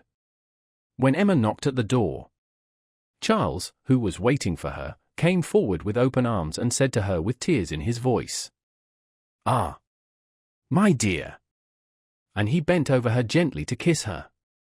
But at the contact of his lips the memory of the other seized her, and she passed her hand over her face shuddering. But she made answer, "Yes, I know. He showed her the letter in which his mother told the event without any sentimental hypocrisy. She only regretted her husband had not received the consolations of religion, as he had died at Daudeville, in the street, at the door of a café after a patriotic dinner with some ex-officers. Emma gave him back the letter, then at dinner, for appearance's sake, she affected a certain repugnance. But as he urged her to try, she resolutely began eating, while Charles opposite her sat motionless in a dejected attitude. Now and then he raised his head and gave her a long look full of distress. Once he sighed, "I should have liked to see him again." She was silent. At last, understanding that she must say something, "How old was your father?" she asked. 58. "Ah." And that was all. A quarter of an hour after he added, "My poor mother. What will become of her now?" She made a gesture that signified she did not know. Seeing her so taciturn, Charles imagined her much affected, and forced himself to say nothing, not to reawaken this sorrow which moved him. And, shaking off his own, "Did you enjoy yourself yesterday?" he asked. "Yes." When the cloth was removed, Bovary did not rise, nor did Emma, and as she looked at him, the monotony of the spectacle drove little by little all pity from her heart. He seemed to her paltry, weak, a cipher, in a word, a poor thing in every way. How to get rid of him? What an interminable evening! Something stupefying like the fumes of opium seized her. They heard in the passage the sharp noise of a wooden leg on the boards. It was Hippolyte bringing back Emma's luggage.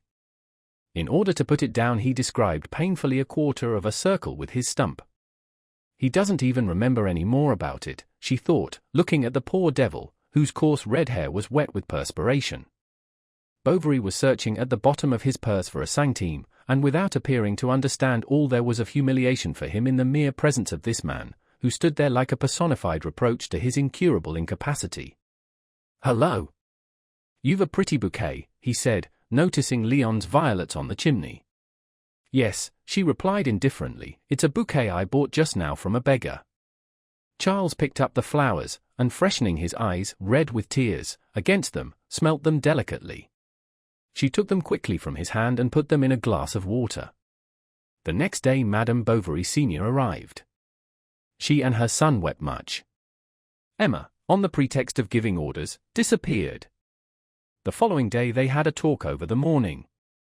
They went and sat down with their work-boxes by the waterside under the arbor. Charles was thinking of his father, and was surprised to feel so much affection for this man, whom till then he had thought he cared little about. Madame Bovary Senior was thinking of her husband. The worst days of the past seemed enviable to her. All was forgotten beneath the instinctive regret of such a long habit, and from time to time whilst she sewed, a big tear rolled along her nose and hung suspended there a moment.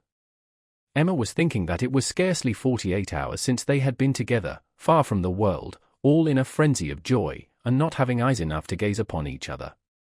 She tried to recall the slightest details of that past day. But the presence of her husband and mother-in-law worried her. She would have liked to hear nothing, to see nothing, so as not to disturb the meditation on her love, that, do what she would, became lost in external sensations. She was unpicking the lining of a dress, and the strips were scattered around her.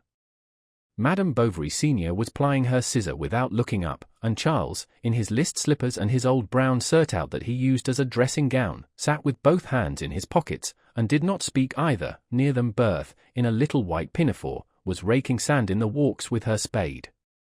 Suddenly she saw Monsieur Leroux, the linen-draper, come in through the gate. He came to offer his services, under the sad circumstances. Emma answered that she thought she could do without. The shopkeeper was not to be beaten.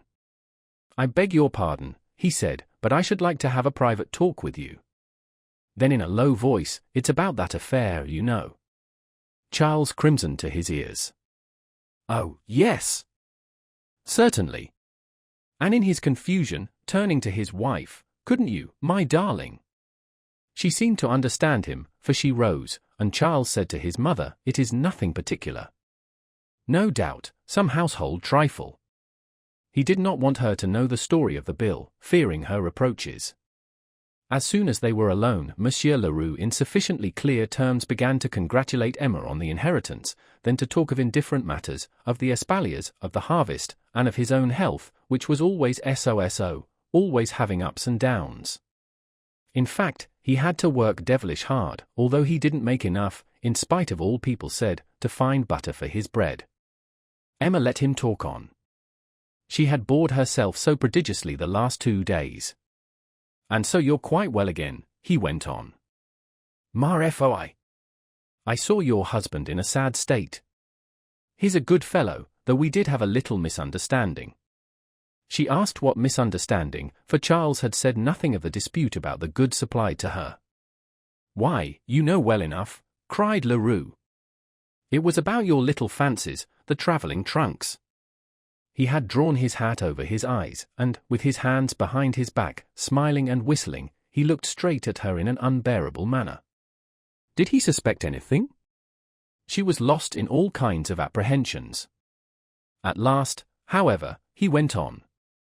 "We made it up, all the same, and I've come again to propose another arrangement." This was to renew the bill Bovary had signed.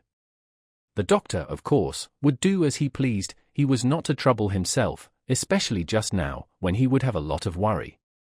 And he would do better to give it over to someone else, to you, for example. With a power of attorney it could be easily managed, and then you and I, would have our little business transactions together. She did not understand. He was silent. Then, passing to his trade, Leroux declared that Madame must require something. He would send her a black barege, 12 yards, just enough to make a gown.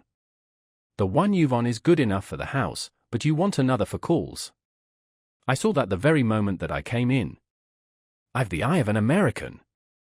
He did not send the stuff, he brought it. Then he came again to measure it, he came again on other pretexts, always trying to make himself agreeable, useful, enfeoffing himself, as Homaeus would have said, and always dropping some hint to Emma about the power of attorney. He never mentioned the bill, she did not think of it.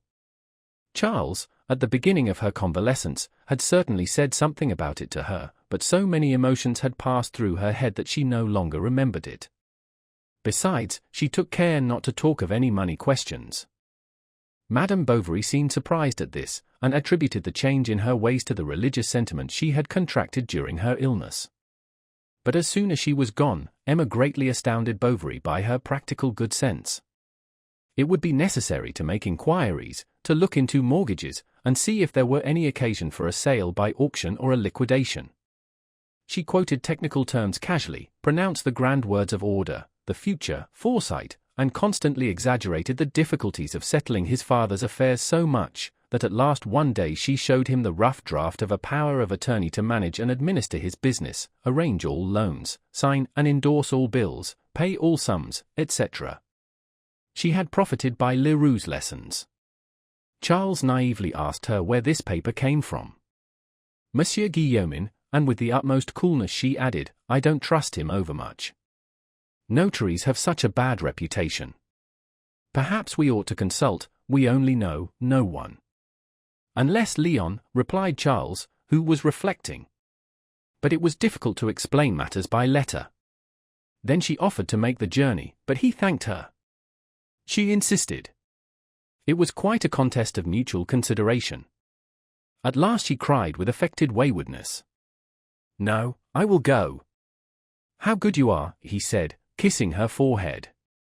The next morning she set out in the Hirondelle to go to Rouen to consult Monsieur Leon, and she stayed there 3 days.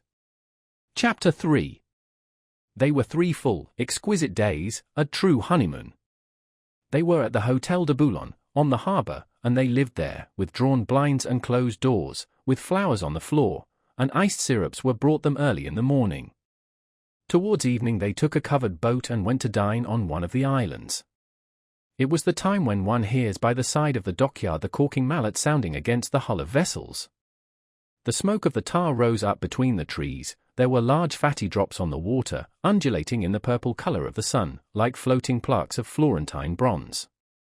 They rowed down in the midst of moored boats, whose long oblique cables grazed lightly against the bottom of the boat. The din of the town gradually grew distant, the rolling of carriages, the tumult of voices, the yelping of dogs on the decks of vessels. She took off her bonnet, and they landed on their island. They sat down in the low-ceilinged room of a tavern, at whose door hung black nets. They ate fried smelts, cream and cherries. They lay down upon the grass, they kissed behind the poplars, and they would fain, like 2 Robinsons, have lived for ever in this little place, which seemed to them in their beatitude the most magnificent on earth. It was not the first time that they had seen trees, a blue sky, meadows, that they had heard the water flowing and the wind blowing in the leaves, but, no doubt, they had never admired all this, as if nature had not existed before, or had only begun to be beautiful since the gratification of their desires. At night they returned. The boat glided along the shores of the islands. They sat at the bottom, both hidden by the shade, in silence.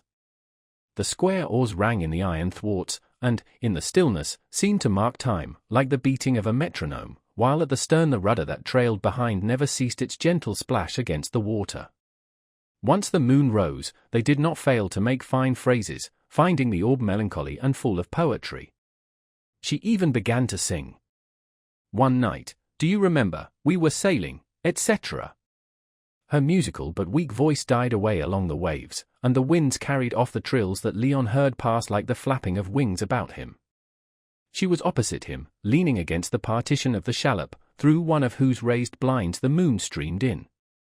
Her black dress, whose drapery spread out like a fan, made her seem more slender, taller. Her head was raised, her hands clasped, her eyes turned towards heaven. At times the shadow of the willows hid her completely, then she reappeared suddenly, like a vision in the moonlight. Leon, on the floor by her side, found under his hand a ribbon of scarlet silk. The boatman looked at it, and at last said, "Perhaps it belongs to the party I took out the other day.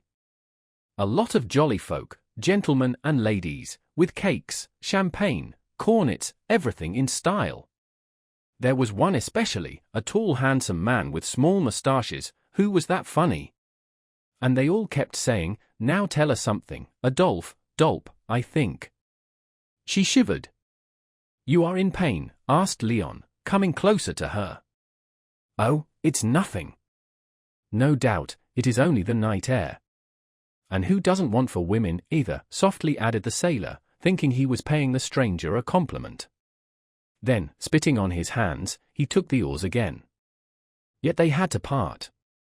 The adieus were sad. He was to send his letters to Mere Rollet, and she gave him such precise instructions about a double envelope that he admired greatly her amorous astuteness. "So you can assure me it is all right," she said with her last kiss. "Yes, certainly. But why," he thought afterwards as he came back through the streets alone, "is she so very anxious to get this power of attorney?" Chapter 4. Leon soon put on an air of superiority before his comrades, avoided their company, and completely neglected his work. He waited for her letters, he reread them, he wrote to her. He called her to mind with all the strength of his desires and of his memories. Instead of lessening with absence, this longing to see her again grew, so that at last on Saturday morning he escaped from his office. When, from the summit of the hill, he saw in the valley below the church spire with its tin flag swinging in the wind, he felt that delight mingled with triumphant vanity and egoistic tenderness that millionaires must experience when they come back to their native village. He went rambling round her house. A light was burning in the kitchen. He watched for her shadow behind the curtains, but nothing appeared. Mère Francois, when she saw him, uttered many exclamations. She thought he had grown and was thinner, while Artemise, on the contrary, thought him stouter and darker. He dined in the little room as of yore, but alone, without the tax-gatherer, for Binet, tired of waiting for the Hirondelle, had definitely put forward his meal 1 hour, and now he dined punctually at 5, and yet he declared usually the rickety old concern was late. Leon, however, made up his mind, and knocked at the doctor's door. Madame was in her room, and did not come down for a quarter of an hour. The doctor seemed delighted to see him, but he never stirred out that evening, nor all the next day. He saw her alone in the evening, very late, behind the garden in the lane, as she had the other one. It was a stormy night, and they talked under an umbrella by lightning flashes. Their separation was becoming intolerable. "I would rather die," said Emma. She was writhing in his arms, weeping. "Adieu! Adieu! When shall I see you again?" They came back again to embrace once more, and it was then that she promised him to find soon, by no matter what means, a regular opportunity for seeing one another in freedom at least once a week. Emma never doubted she should be able to do this. Besides, she was full of hope. Some money was coming to her. On the strength of it she bought a pair of yellow curtains with large stripes for her room, whose cheapness Monsieur Leroux had commended. She dreamed of getting a carpet, and Leroux, declaring that it wasn't drinking the sea, politely undertook to supply her with one. She could no longer do without his services. 20 times a day she sent for him, and he at once put by his business without a murmur. People could not understand either why Mere Rollet breakfasted with her every day, and even paid her private visits. It was about this time, that is to say, the beginning of winter, that she seemed seized with great musical fervor. One evening when Charles was listening to her, she began the same piece 4 times over, each time with much vexation, while he, not noticing any difference, cried, "Bravo! Very good, you are wrong to stop. Go on." "Oh, no, it is execrable. My fingers are quite rusty." The next day he begged her to play him something again. "Very well, to please you." And Charles confessed she had gone off a little. She played wrong notes and blundered, then, stopping short. "Ah! It is no use. I ought to take some lessons," but she bit her lips and added, 20 francs a lesson, that's too dear." "Yes, so it is, rather," said Charles, giggling stupidly. "But it seems to me that one might be able to do it for less, for there are artists of no reputation, and who are often better than the celebrities." "Find them," said Emma. The next day when he came home he looked at her shyly, and at last could no longer keep back the words. "How obstinate you are sometimes! I went to Barfuch's today. Well, Madame Ligard assured me that her 3 young ladies who are at La Miséricorde have lessons at 50 sous apiece, and that from an excellent mistress." She shrugged her shoulders and did not open her piano again. But when she passed by it, if Bovary were there, she sighed. "Ah! My poor piano!" And when anyone came to see her, she did not fail to inform them she had given up music, and could not begin again now for important reasons. Then people commiserated her. What a pity! She had so much talent.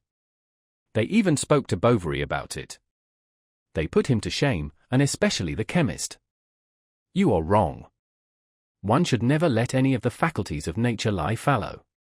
Besides, just think, my good friend, that by inducing Madame to study, you are economizing on the subsequent musical education of your child. For my own part, I think that mothers ought themselves to instruct their children. That is an idea of Rousseau's, still rather new perhaps, but that will end by triumphing, I am certain of it, like mothers nursing their own children and vaccination." So Charles returned once more to this question of the piano. Emma replied bitterly that it would be better to sell it. This poor piano, that had given her vanity so much satisfaction, to see it go was to Bovary like the indefinable suicide of a part of herself. If you liked, he said, a lesson from time to time, that wouldn't after all be very ruinous. But lessons, she replied, are only of use when followed up. And thus it was she set about obtaining her husband's permission to go to town once a week to see her lover. At the end of a month she was even considered to have made considerable progress. Chapter 5. She went on Thursdays. She got up and dressed silently, in order not to awaken Charles, who would have made remarks about her getting ready too early. Next she walked up and down, went to the windows, and looked out at the place. The early dawn was broadening between the pillars of the market, and the chemist's shop, with the shutters still up, showed in the pale light of the dawn the large letters of his signboard. When the clock pointed to 7:15, she went off to the lion door, whose door Artemise opened yawning. The girl then made up the coals covered by the cinders, and Emma remained alone in the kitchen. Now and again she went out. Hivert was leisurely harnessing his horses, listening, moreover, to Mere Lefrancois, who, passing her head and nightcap through a grating, was charging him with commissions and giving him explanations that would have confused anyone else. Emma kept beating the soles of her boots against the pavement of the yard. At last, when he had eaten his soup, put on his cloak, lighted his pipe, and grasped his whip, he calmly installed himself on his seat. The Hirondelle started at a slow trot, and for about a mile stopped here and there to pick up passengers who waited for it, standing at the border of the road, in front of their yard gates. Those who had secured seats the evening before kept it waiting, some even were still in bed in their houses. Hivert called, shouted, swore, then he got down from his seat and went and knocked loudly at the doors. The wind blew through the cracked windows. The 4 seats, however, filled up. The carriage rolled off, rows of apple trees followed one upon another, and the road between its 2 long ditches, full of yellow water, rose, constantly narrowing towards the horizon. Emma knew it from end to end. She knew that after a meadow there was a signpost, next an elm, a barn, or the hut of a limekill tender. Sometimes even, in the hope of getting some surprise, she shut her eyes, but she never lost the clear perception of the distance to be traversed. At last the brick houses began to follow one another more closely, the earth resounded beneath the wheels, the Hirondelle glided between the gardens, where through an opening one saw statues, a periwinkle plant, clipped yews, and a swing. Then on a sudden the town appeared. Sloping down like an amphitheatre, and drowned in the fog, it widened out beyond the bridges confusedly. Then the open country spread away with a monotonous movement till it touched in the distance the vague line of the pale sky. Seen thus from above, the whole landscape looked immovable as a picture. The anchored ships were massed in one corner, the river curved round the foot of the green hills, and the isles, oblique in shape, lay on the water, like large, motionless, black fishes. The factory chimneys belched forth immense brown fumes that were blown away at the top. One heard the rumbling of the foundries, together with the clear chimes of the churches that stood out in the mist. The leafless trees on the boulevards made violet thickets in the midst of the houses, and the roofs, all shining with the rain, threw back unequal reflections, according to the height of the quarters in which they were. Sometimes a gust of wind drove the clouds towards the St. Catherine Hills, like aerial waves that broke silently against a cliff. A giddiness seemed to her to detach itself from this mass of existence, and her heart swelled as if the 120,000 souls that palpitated there had all at once sent into it the vapor of the passion she fancied theirs. Her love grew in the presence of this vastness, and expanded with tumult to the vague murmurings that rose towards her. She poured it out upon the square, on the walks, on the streets, and the old Norman city outspread before her eyes as an enormous capital, as a Babylon into which she was entering. She leant with both hands against the window, drinking in the breeze. The 3 horses galloped, the stones grated in the mud, the diligence rocked, and Hivert, from afar, hailed the carts on the road, while the bourgeois who had spent the night at the Guillaume Woods came quietly down the hill in their little family carriages.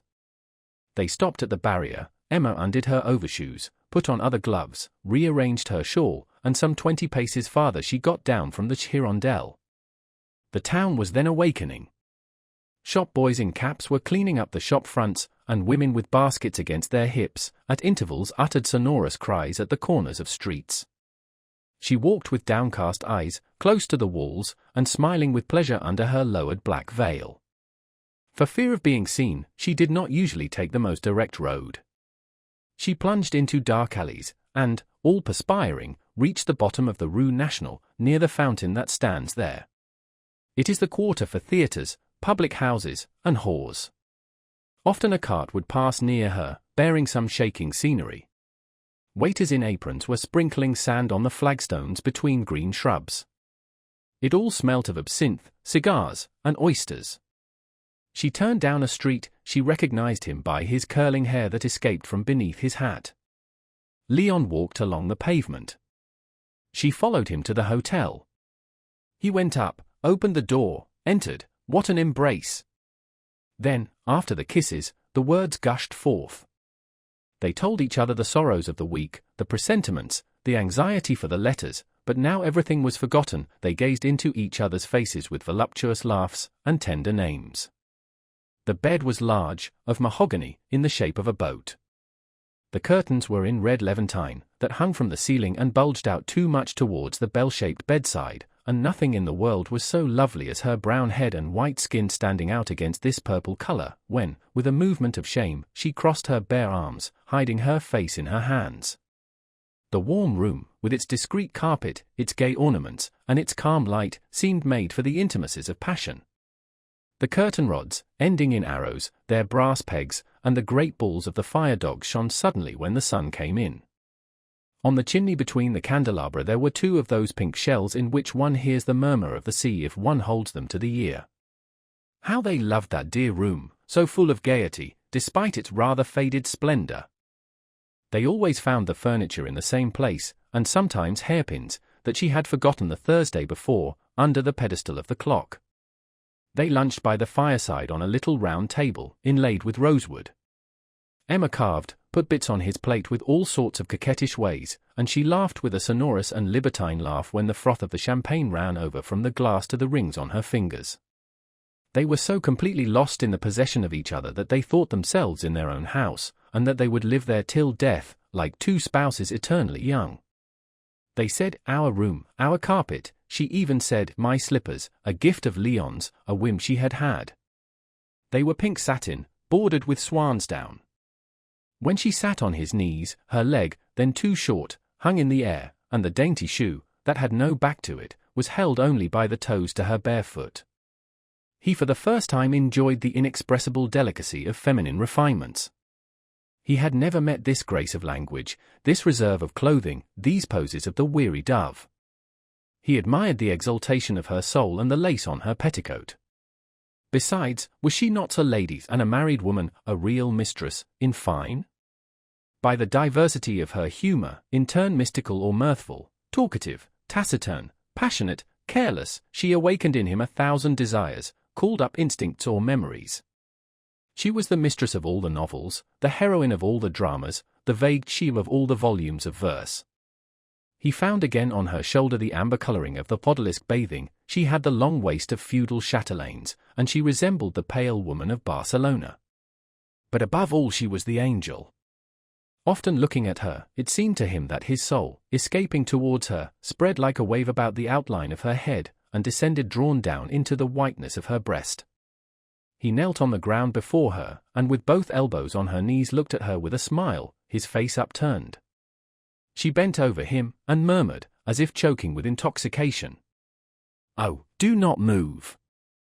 Do not speak. Look at me. Something so sweet comes from your eyes that helps me so much."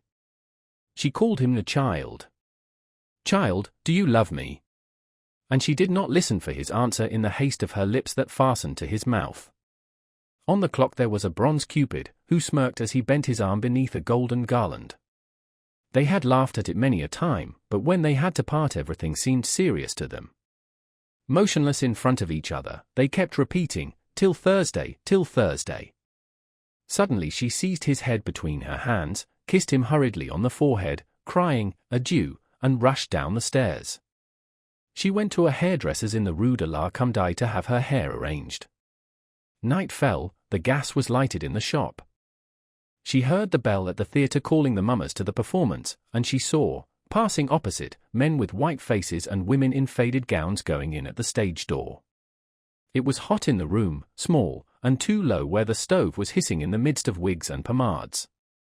The smell of the tongs, together with the greasy hands that handled her head, soon stunned her, and she dozed a little in her wrapper. Often, as he did her hair, the man offered her tickets for a masked ball. Then she went away. She went up the streets, reached the Croix Rouge, put on her overshoes, that she had hidden in the morning under the seat, and sank into her place among the impatient passengers. Some got out at the foot of the hill. She remained alone in the carriage. At every turning all the lights of the town were seen more and more completely, making a great luminous vapor about the dim houses. Emma knelt on the cushions and her eyes wandered over the dazzling light. She sobbed, called on Leon, sent him tender words and kisses lost in the wind. On the hillside a poor devil wandered about with his stick in the midst of the diligences. A mass of rags covered his shoulders, and an old staved-in beaver, turned out like a basin, hid his face, but when he took it off he discovered in the place of eyelids empty and bloody orbits. The flesh hung in red shreds, and there flowed from it liquids that congealed into green scale down to the nose, whose black nostrils sniffed convulsively. To speak to you he threw back his head with an idiotic laugh, then his bluish eyeballs, rolling constantly, at the temples beat against the edge of the open wound. He sang a little song as he followed the carriages. Maids and the warmth of a summer day. Dream of love, and of love always. And all the rest was about birds and sunshine and green leaves. Sometimes he appeared suddenly behind Emma, bareheaded, and she drew back with a cry. Hivet made fun of him. He would advise him to get a booth at the St. Roman Fair, or else ask him, laughing, how his young woman was. Often they had started when, with a sudden movement, his hat entered the diligence through the small window, while he clung with his other arm to the footboard, between the wheels splashing mud. His voice, feeble at first and quavering, grew sharp, it resounded in the night like the indistinct moan of a vague distress, and through the ringing of the bells, the murmur of the trees, and the rumbling of the empty vehicle, it had a far-off sound that disturbed Emma. It went to the bottom of her soul, like a whirlwind in an abyss, and carried her away into the distances of a boundless melancholy. But Hivet, noticing a weight behind, gave the blind man sharp cuts with his whip. The thong lashed his wounds, and he fell back into the mud with a yell. Then the passengers in the Hirondelle ended by falling asleep, some with open mouths, others with lowered chins, leaning against their neighbor's shoulder, or with their arm passed through the strap, oscillating regularly with the jolting of the carriage, and the reflection of the lantern swinging without, on the crupper of the wheeler, penetrating into the interior through the chocolate calico curtains, threw sanguineous shadows over all these motionless people. Emma, drunk with grief, shivered in her clothes, feeling her feet grow colder, and death in her soul. Charles at home was waiting for her. The Hirondelle was always late on Thursdays. Madame arrived at last, and scarcely kissed the child. The dinner was not ready. No matter. She excused the servant. This girl now seemed allowed to do just as she liked. Often her husband, noting her pallor, asked if she were unwell. No, said Emma. But, he replied, you seem so strange this evening. Oh, it's nothing. Nothing. There were even days when she had no sooner come in than she went up to her room, and Justin, happening to be there, moved about noiselessly, quicker at helping her than the best of maids. He put the matches ready, the candlestick, a book, arranged her nightgown, turned back the bedclothes. Come, said she, that will do. Now you can go. For he stood there, his hands hanging down and his eyes wide open, as if enmeshed in the innumerable threads of a sudden reverie. The following day was frightful, and those that came after still more unbearable, because of her impatience to once again seize her happiness, an ardent lust, inflamed by the images of past experience, and that burst forth freely on the seventh day beneath Leon's caresses. His ardors were hidden beneath outbursts of wonder and gratitude. Emma tasted this love in a discreet, absorbed fashion, maintained it by all the artifices of her tenderness, and trembled a little lest it should be lost later on. She often said to him, with her sweet, melancholy voice, "Ah! You too, you will leave me. You will marry. You will be like all the others." He asked, "What others?" "Why, like all men," she replied. then added, repulsing him with a languid movement. "You are all evil." One day, as they were talking philosophically of earthly disillusions, to experiment on his jealousy, or yielding, perhaps, to an overstrong need to pour out her heart, she told him that formerly, before him, she had loved someone. "Not like you," she went on quickly, protesting by the head of her child that nothing had passed between them. The young man believed her, but nonetheless questioned her to find out what he was. "He was a ship's captain, my dear." Was this not preventing any inquiry, and, at the same time, assuming a higher ground through this pretended fascination exercised over a man who must have been of warlike nature and accustomed to receive homage? The clerk then felt the lowliness of his position. He longed for epaulets, crosses, titles. All that would please her, he gathered that from her spendthrift habits. Emma nevertheless concealed many of these extravagant fancies, such as her wish to have a blue tilbury to drive into Rouen, drawn by an English horse and driven by a groom in top boots. It was Justin who had inspired her with this whim, by begging her to take him into her service as valet-de-chambre, 19, and if the privation of it did not lessen the pleasure of her arrival at each rendezvous, it certainly augmented the bitterness of the return. 19. Manservant. Often, when they talked together of Paris, she ended by murmuring, "Ah! How happy we should be there!" "Are we not happy?" gently answered the young man, passing his hands over her hair. "Yes, that is true," she said. "I am mad. Kiss me." To her husband she was more charming than ever. She made him pistachio creams, and played him waltzes after dinner. So he thought himself the most fortunate of men, and Emma was without uneasiness, when, one evening suddenly he said, "It is Mademoiselle l'Empereur, isn't it, who gives you lessons?" "Yes." "Well, I saw her just now," Charles went on, "at Madame Legard's. I spoke to her about you, and she doesn't know you." This was like a thunderclap. However, she replied quite naturally, "Ah. No doubt she forgot my name." "But perhaps," said the doctor, "there are several demoiselles l'Empereur at Rouen who are music mistresses." "Possibly." Then quickly, "But I have my receipts here. See." And she went to the writing table, ransacked all the drawers, rummaged the papers, and at last lost her head so completely that Charles earnestly begged her not to take so much trouble about those wretched receipts. "Oh, I will find them," she said. And, in fact, on the following Friday, as Charles was putting on one of his boots in the dark cabinet where his clothes were kept, he felt a piece of paper between the leather and his sock. He took it out and read. "Received, for 3 months' lessons and several pieces of music, the sum of 63 francs. Félicie l'Empereur, professor of music." How the devil did it get into my boots? "It must," she replied, "have fallen from the old box of bills that is on the edge of the shelf." From that moment her existence was but one long tissue of lies, in which she enveloped her love as in veils to hide it. It was a want, a mania, a pleasure carried to such an extent that if she said she had the day before walked on the right side of a road, one might know she had taken the left. One morning, when she had gone, as usual, rather lightly clothed, it suddenly began to snow, and as Charles was watching the weather from the window, he caught sight of Monsieur Bournisien in the chaise of Monsieur Tuvache, who was driving him to Rouen. Then he went down to give the priest a thick shawl that he was to hand over to Emma as soon as he reached the Croix Rouge. When he got to the inn, Monsieur Bournisien asked for the wife of the Yonville doctor. The landlady replied that she very rarely came to her establishment.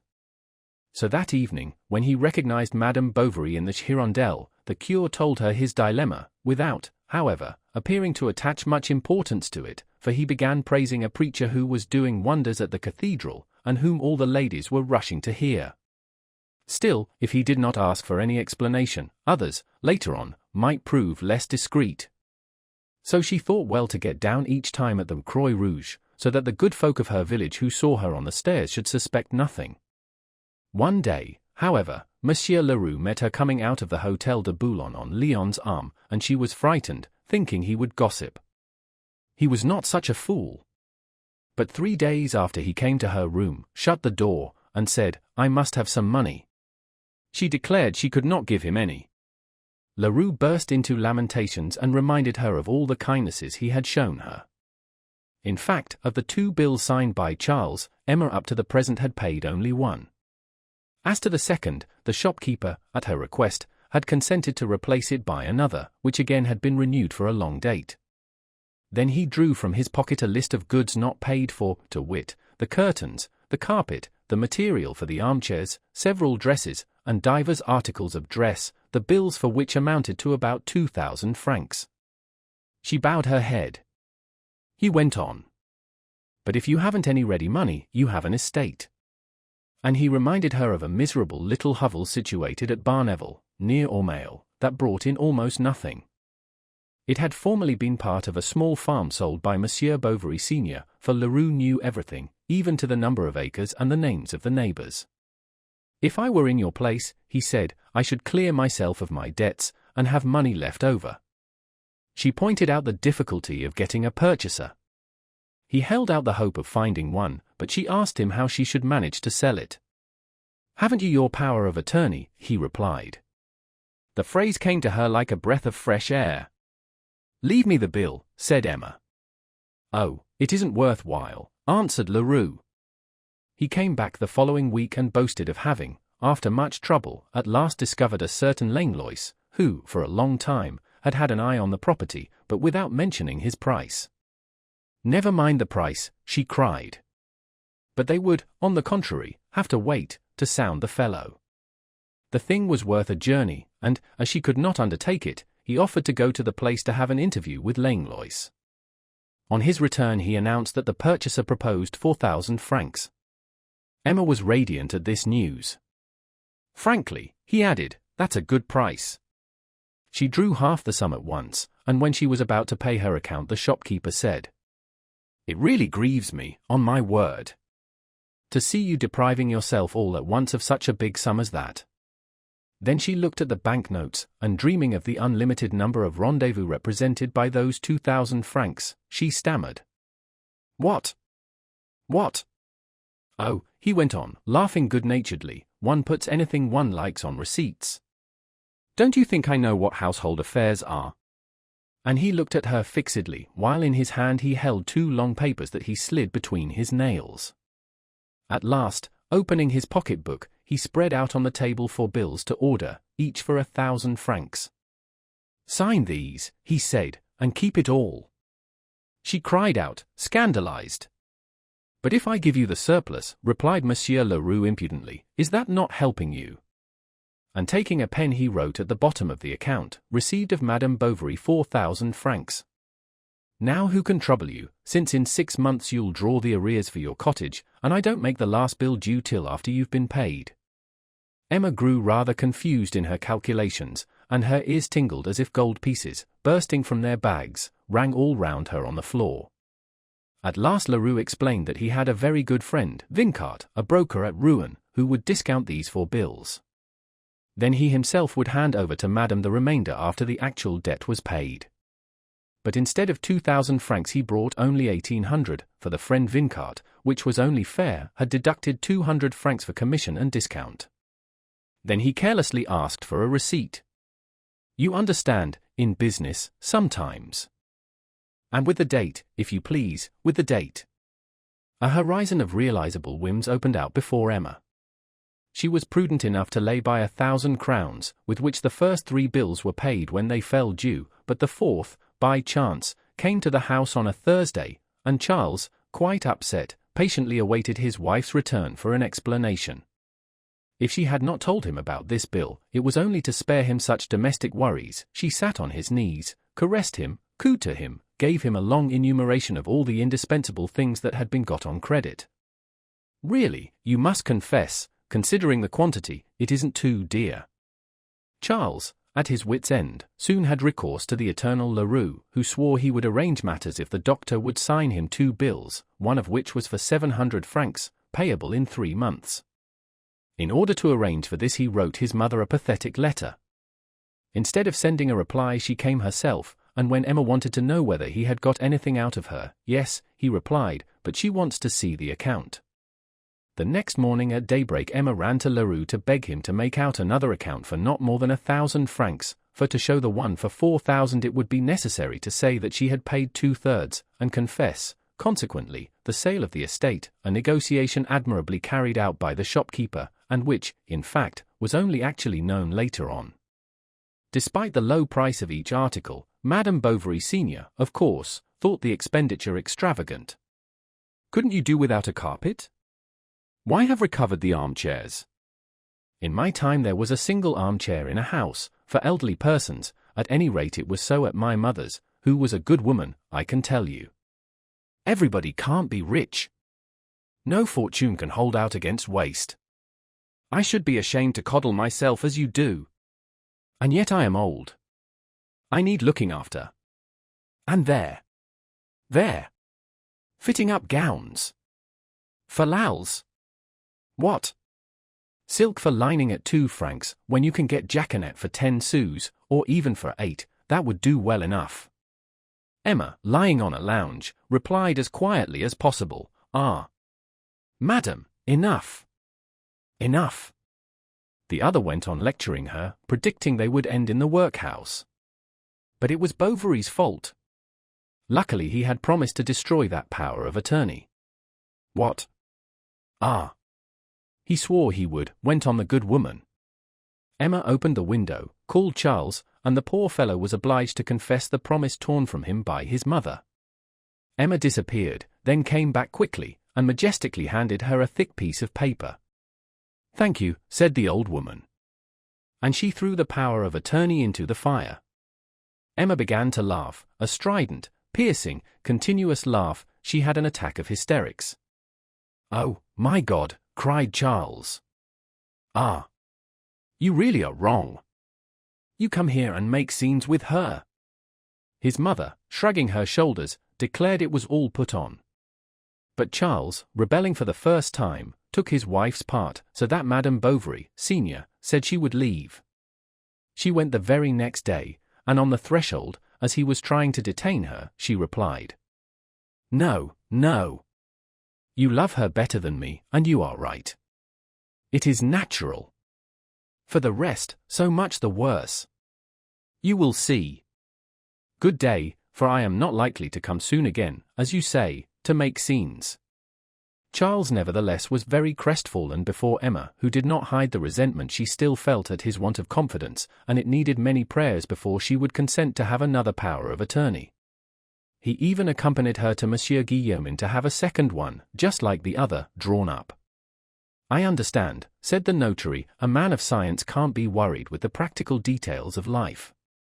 And Charles felt relieved by this comfortable reflection, which gave his weakness the flattering appearance of higher preoccupation. And what an outburst the next Thursday at the hotel in their room with Leon! She laughed, cried, sang, sent for sherbets, wanted to smoke cigarettes, seemed to him wild and extravagant, but adorable, superb. He did not know what recreation of her whole being drove her more and more to plunge into the pleasures of life. She was becoming irritable, greedy, voluptuous, and she walked about the streets with him carrying her head high, without fear, so she said, of compromising herself. At times, however, Emma shuddered at the sudden thought of meeting Rodolphe, for it seemed to her that, although they were separated forever, she was not completely free from her subjugation to him. One night she did not return to Yonville at all. Charles lost his head with anxiety, and little Berthe would not go to bed without her mamma, and sobbed enough to break her heart. Justin had gone out searching the road at random. Monsieur Homéus even had left his pharmacy. At last, at 11 o'clock, able to bear it no longer, Charles harnessed his chaise, jumped in, whipped up his horse, and reached the Croix Rouge about 2 o'clock in the morning. No one there. He thought that the clerk had perhaps seen her, but where did he live? Happily, Charles remembered his employer's address, and rushed off there. Day was breaking, and he could distinguish the escutcheons over the door, and knocked. Someone, without opening the door, shouted out the required information, adding a few insults to those who disturb people in the middle of the night. The house inhabited by the clerk had neither bell, knocker, nor porter. Charles knocked loudly at the shutters with his hands. A policeman happened to pass by. Then he was frightened, and went away. "I am mad," he said, "no doubt they kept her to dinner at Monsieur Lormeau's of Dot." But the Lormeaus no longer lived at Rouen. She probably stayed to look after Madame Bovary. Why, Madame Bovary has been dead these 10 months. Where can she be? An idea occurred to him. At a café he asked for a directory, and hurriedly looked for the name of Mademoiselle Lempereur, who lived at number 74 Rue de la Renelle des Mariquiniers. As he was turning into the street, Emma herself appeared at the other end of it. He threw himself upon her rather than embraced her, crying, "What kept you yesterday?" "I was not well." "What was it?" "Where?" "How?" She passed her hand over her forehead and answered, "At Mademoiselle Lempereur's." "I was sure of it. I was going there." "Oh, it isn't worth while," said Emma. "She went out just now, but for the future don't worry. I do not feel free, you see, if I know that the least delay upsets you like this." This was a sort of permission that she gave herself, so as to get perfect freedom in her escapades. And she profited by it freely, fully. When she was seized with the desire to see Leon, she set out upon any pretext, and as he was not expecting her on that day, she went to fetch him at his office. It was a great delight at first, but soon he no longer concealed the truth, which was, that his master complained very much about these interruptions. "Pshaw! Come along," she said. And he slipped out. She wanted him to dress all in black, and grow a pointed beard, to look like the portraits of Louis XIII. She wanted to see his lodgings, thought them poor. He blushed at them, but she did not notice this, then advised him to buy some curtains like hers, and as he objected to the expense. Ah! You care for your money," she said laughing. Each time Leon had to tell her everything that he had done since their last meeting. She asked him for some verses for herself, a love poem in honor of her. But he never succeeded in getting a rhyme for the second verse, and at last ended by copying a sonnet in a keepsake. This was less from vanity than from the one desire of pleasing her. He did not question her ideas, he accepted all her tastes, he was rather becoming her mistress than she his. She had tender words and kisses that thrilled his soul. Where could she have learnt this corruption almost incorporeal in the strength of its profanity and dissimulation? Chapter 6. During the journeys he made to see her, Leon had often dined at the chemist's, and he felt obliged from politeness to invite him in turn. "With pleasure," Monsieur Homais replied. "Besides, I must invigorate my mind, for I am getting rusty here. We'll go to the theatre, to the restaurant, we'll make a night of it." "Oh, my dear," tenderly murmured Madame Homais, alarmed at the vague perils he was preparing to brave. "Well, what? Do you think I'm not sufficiently ruining my health living here amid the continual emanations of the pharmacy? But there! That is the way with women. They are jealous of science, and then are opposed to our taking the most legitimate distractions. No matter. Count upon me. One of these days I shall turn up at Rouen, and we'll go the pace together." The druggist would formerly have taken good care not to use such an expression, but he was cultivating a gay Parisian style, which he thought in the best taste, and, like his neighbor, Madame Bovary, he questioned the clerk curiously about the customs of the capital. He even talked slang to dazzle the bourgeois, saying bender, crummy, dandy, macaroni, the cheese, cut my stick and I'll hook it, for I am going. So one Thursday Emma was surprised to meet Monsieur Homais in the kitchen of the Lion d'Or, wearing a traveller's costume, that is to say, wrapped in an old cloak which no one knew he had, while he carried a valise in one hand and the foot-warmer of his establishment in the other. He had confided his intentions to no one, for fear of causing the public anxiety by his absence. The idea of seeing again the place where his youth had been spent no doubt excited him, for during the whole journey he never ceased talking, and as soon as he had arrived, he jumped quickly out of the diligence to go in search of Leon. In vain the clerk tried to get rid of him. Monsieur Homais dragged him off to the large Café de la Normandie, which he entered majestically, not raising his hat, thinking it very provincial to uncover in any public place. Emma waited for Leon 3/4 of an hour. At last she ran to his office, and, lost in all sorts of conjectures, accusing him of indifference, and reproaching herself for her weakness, she spent the afternoon, her face pressed against the window panes. At 2 o'clock they were still at a table opposite each other. The large room was emptying, the stovepipe, in the shape of a palm tree, spread its gilt leaves over the white ceiling, and near them, outside the window, in the bright sunshine, a little fountain gurgled in a white basin, where, in the midst of watercress and asparagus, 3 torpid lobsters stretched across to some quails that lay heaped up in a pile on their sides. Homaeus was enjoying himself. Although he was even more intoxicated with the luxury than the rich fare, the pomade wine all the same rather excited his faculties, and when the omelette au rum, 20, appeared, he began propounding immoral theories about women. What seduced him above all else was chic. He admired an elegant toilette in a well-furnished apartment, and as to bodily qualities, he didn't dislike a young girl. 20, in rum.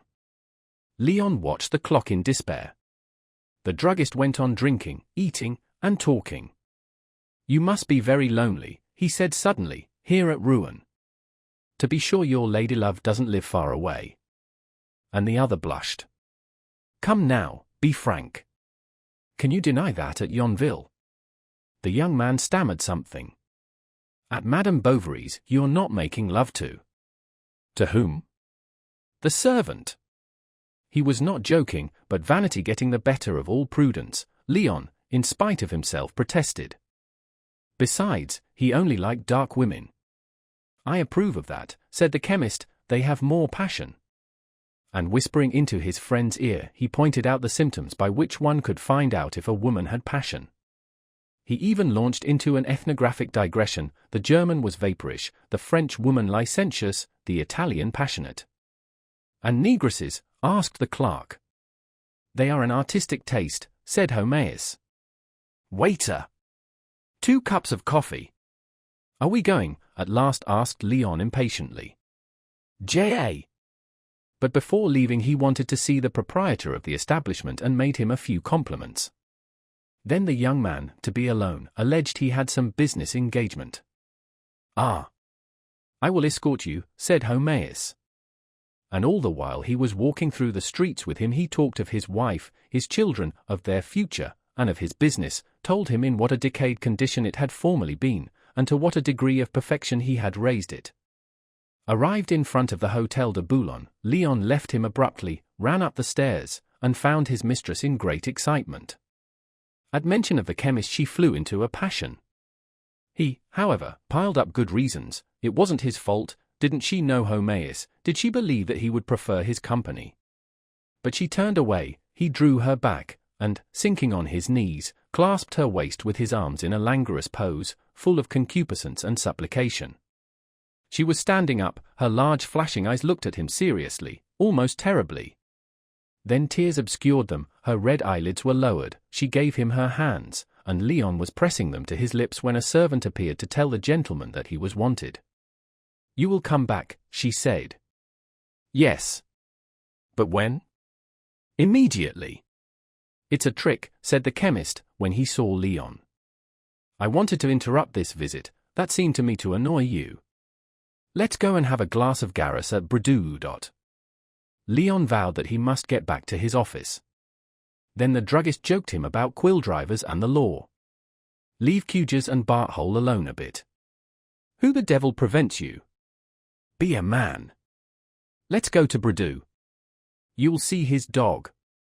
It's very interesting." And as the clerk still insisted, "I'll go with you. I'll read a paper while I wait for you, or turn over the leaves of a code."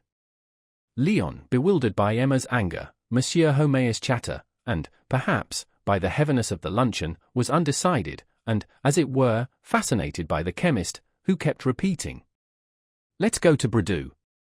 It's just by here, in the Rue Malpalu." Then, through cowardice, through stupidity, through that indefinable feeling that drags us into the most distasteful acts, he allowed himself to be led off to Bridoux, whom they found in his small yard, superintending 3 workmen, who panted as they turned the large wheel of a machine for making seltzer water. Homaeus gave them some good advice. He embraced Bridoux, they took some Garras. 20 times Leon tried to escape, but the other seized him by the arm saying, "Presently. I'm coming. We'll go to the Fanal de Rouen to see the fellows there. I'll introduce you to Thornassin." At last he managed to get rid of him, and rushed straight to the hotel. Emma was no longer there. She had just gone in a fit of anger. She detested him now. This failing to keep their rendezvous seemed to her an insult, and she tried to rake up other reasons to separate herself from him. He was incapable of heroism, weak, banal, more spiritless than a woman, avaricious too, and cowardly. Then, growing calmer, she at length discovered that she had, no doubt, calumniated him. But the disparaging of those we love always alienates us from them to some extent. We must not touch our idols, the guilt sticks to our fingers. They gradually came to talking more frequently of matters outside their love, and in the letters that Emma wrote him she spoke of flowers, verses, the moon and the stars, naive resources of a waning passion striving to keep itself alive by all external aids. She was constantly promising herself a profound felicity on her next journey. Then she confessed to herself that she felt nothing extraordinary. This disappointment quickly gave way to a new hope, and Emma returned to him more inflamed, more eager than ever. She undressed brutally, tearing off the thin laces of her corset that nestled around her hips like a gliding snake. She went on tiptoe, barefooted, to see once more that the door was closed, then, pale, serious, and, without speaking, with one movement, she threw herself upon his breast with a long shudder. Yet there was upon that brow covered with cold drops, on those quivering lips, in those wild eyes, in the strain of those arms, something vague and dreary that seemed to Leon to glide between them subtly as if to separate them. He did not dare to question her, but, seeing her so skilled, she must have passed, he thought, through every experience of suffering and of pleasure. What had once charmed now frightened him a little. Besides, he rebelled against his absorption, daily more marked, by her personality. He begrudged Emma this constant victory. He even strove not to love her. Then, when he heard the creaking of her boots, he turned coward, like drunkards at the sight of strong drinks. She did not fail, in truth, to lavish all sorts of attentions upon him, from the delicacies of food to the coquetries of dress and languishing looks. She brought roses to her breast from Yonville, which she threw into his face, was anxious about his health, gave him advice as to his conduct, and, in order the more surely to keep her hold on him, hoping perhaps that heaven would take her part, she tied a medal of the Virgin round his neck. She inquired like a virtuous mother about his companions. She said to him, "Don't see them, don't go out, think only of ourselves, love me."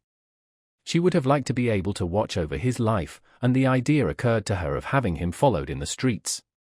Near the hotel there was always a kind of loafer who accosted travellers, and who would not refuse. But her pride revolted at this. Bah! So much the worse. Let him deceive me. What does it matter to me? As if I cared for him. One day, when they had parted early and she was returning alone along the boulevard, she saw the walls of her convent, then she sat down on a form in the shade of the elm trees.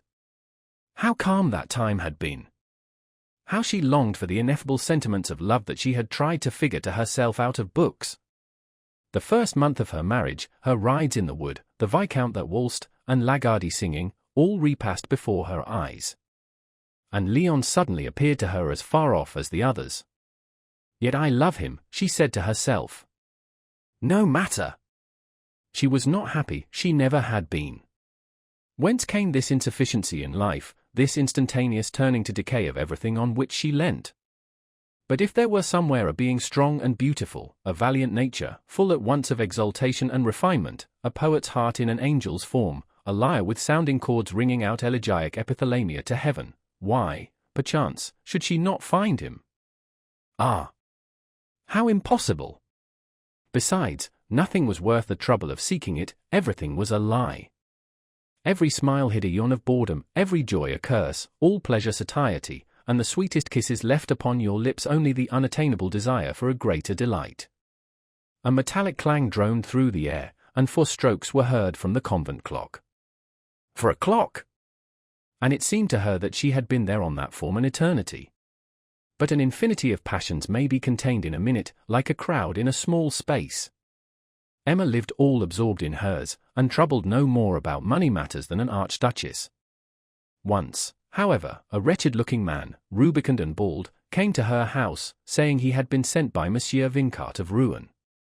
He took out the pins that held together the side pockets of his long green overcoat, stuck them into his sleeve, and politely handed her a paper. It was a bill for 700 francs, signed by her, and which Leroux, in spite of all his professions, had paid away to Vincart. She sent her servant for him. He could not come. Then the stranger, who had remained standing, casting right and left curious glances, that his thick, fair eyebrows hid, asked with a naive air, "What answer am I to take, Monsieur Vincart?" "Oh," said Emma, "tell him that I haven't it.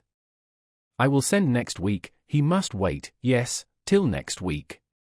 And the fellow went without another word.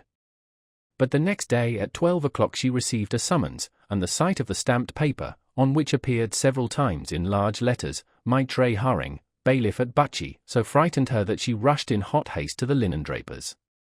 She found him in his shop, doing up a parcel. "Your obedient," he said, "I am at your service."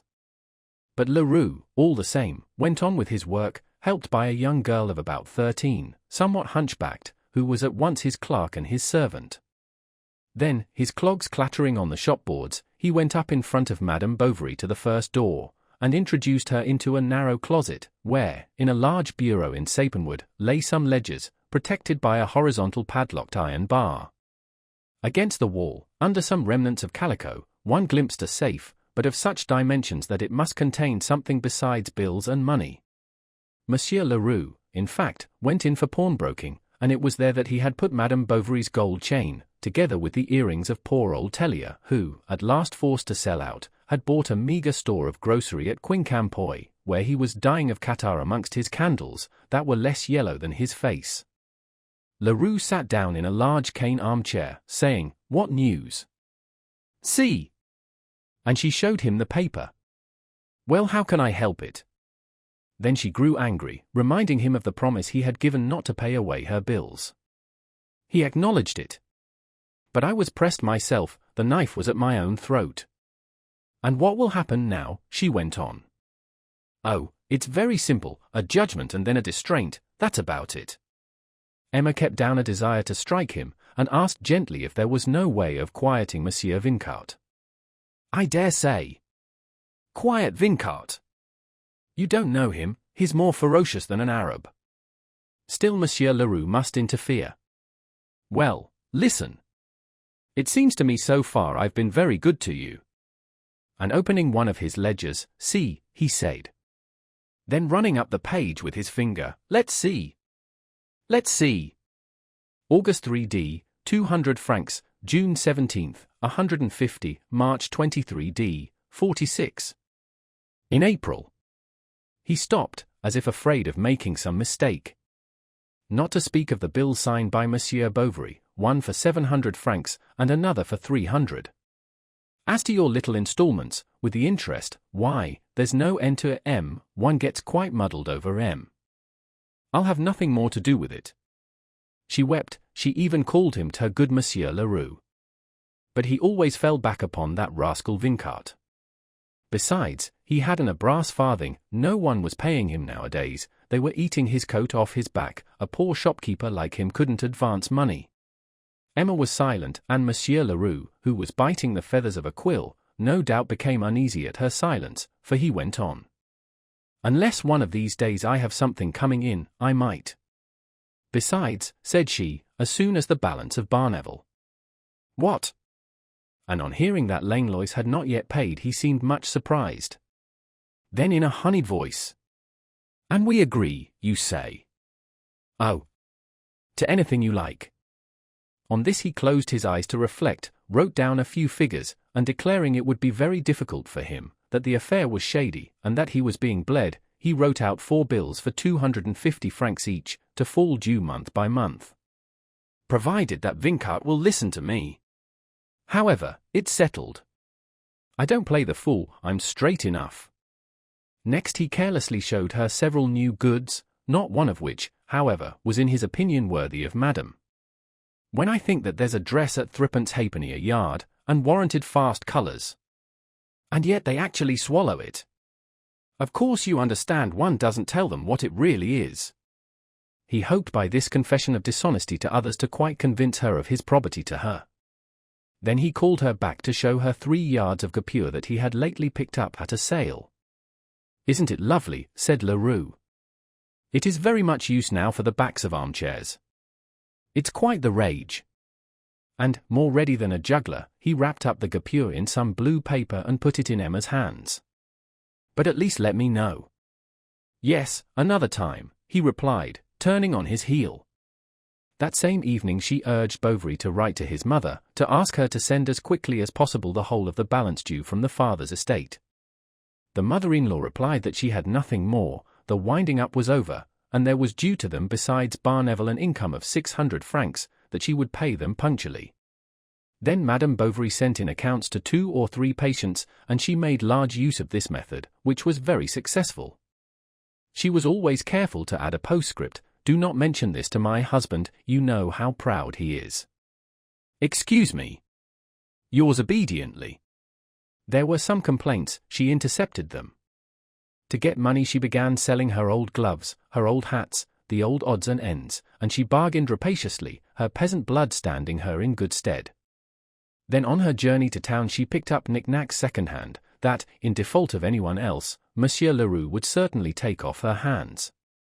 She bought ostrich feathers, Chinese porcelain, and trunks. She borrowed from Felicite, from Madame Lefrancois, from the landlady at the Croix Rouge, from everybody, no matter where. With the money she at last received from Barneville she paid 2 bills, the other 1,500 francs fell due. She renewed the bills, and thus it was continually. Sometimes, it is true, she tried to make a calculation, but she discovered things so exorbitant that she could not believe them possible. Then she recommenced, soon got confused, gave it all up, and thought no more about it. The house was very dreary now. Tradesmen were seen leaving it with angry faces. Handkerchiefs were lying about on the stoves, and little Berthe, to the great scandal of Madame Homais, wore stockings with holes in them. If Charles timidly ventured a remark, she answered roughly that it wasn't her fault. What was the meaning of all these fits of temper? He explained everything through her old nervous illness, and reproaching himself with having taken her infirmities for faults, accused himself of egotism, and longed to go and take her in his arms. "Ah, no," he said to himself, "I should worry her." And he did not stir. After dinner he walked about alone in the garden. He took little Berthe on his knees, and unfolding his medical journal, tried to teach her to read. But the child, who never had any lessons, soon looked up with large, sad eyes and began to cry. Then he comforted her, went to fetch water in her can to make rivers on the sand path, or broke off branches from the privet hedges to plant trees in the beds. This did not spoil the garden much, all choked now with long weeds. They owed Lestiboudois for so many days. Then the child grew cold and asked for her mother. "Call the servant," said Charles. "You know, dearie, that mamma does not like to be disturbed." Autumn was setting in, and the leaves were already falling, as they did 2 years ago when she was ill. Where would it all end? And he walked up and down, his hands behind his back. Madame was in her room, which no one entered. She stayed there all day long, torpid, half-dressed, and from time to time burning Turkish pastels which she had bought at Rouen in an Algerian shop. In order not to have at night this sleeping man stretched at her side, by dint of manoeuvring, she at last succeeded in banishing him to the 2nd floor, while she read till morning extravagant books, full of pictures of orgies and thrilling situations. Often, seized with fear, she cried out, and Charles hurried to her. "Oh, go away," she would say. Or at other times, consumed more ardently than ever by that inner flame to which adultery added fuel, panting, tremulous, all desire, she threw open her window, breathed in the cold air, shook loose in the wind her masses of hair, too heavy, and, gazing upon the stars, longed for some princely love. She thought of him, of Leon. She would then have given anything for a single one of those meetings that surfeited her. These were her gala days. She wanted them to be sumptuous, and when he alone could not pay the expenses, she made up the deficit liberally, which happened pretty well every time. He tried to make her understand that they would be quite as comfortable somewhere else, in a smaller hotel, but she always found some objection. One day she drew 6 small silver-gilt spoons from her bag. They were old Rouault's wedding present, begging him to pawn them at once for her, and Leon obeyed, though the proceeding annoyed him.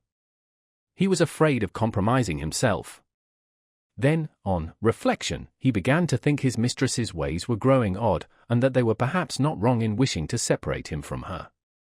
In fact, someone had sent his mother a long anonymous letter to warn her that he was ruining himself with a married woman, and the good lady, at once conjuring up the eternal bugbear of families, the vague pernicious creature, the siren, the monster, who dwells fantastically in depths of love, wrote to Lawyer Dubakage, his employer, who behaved perfectly in the affair.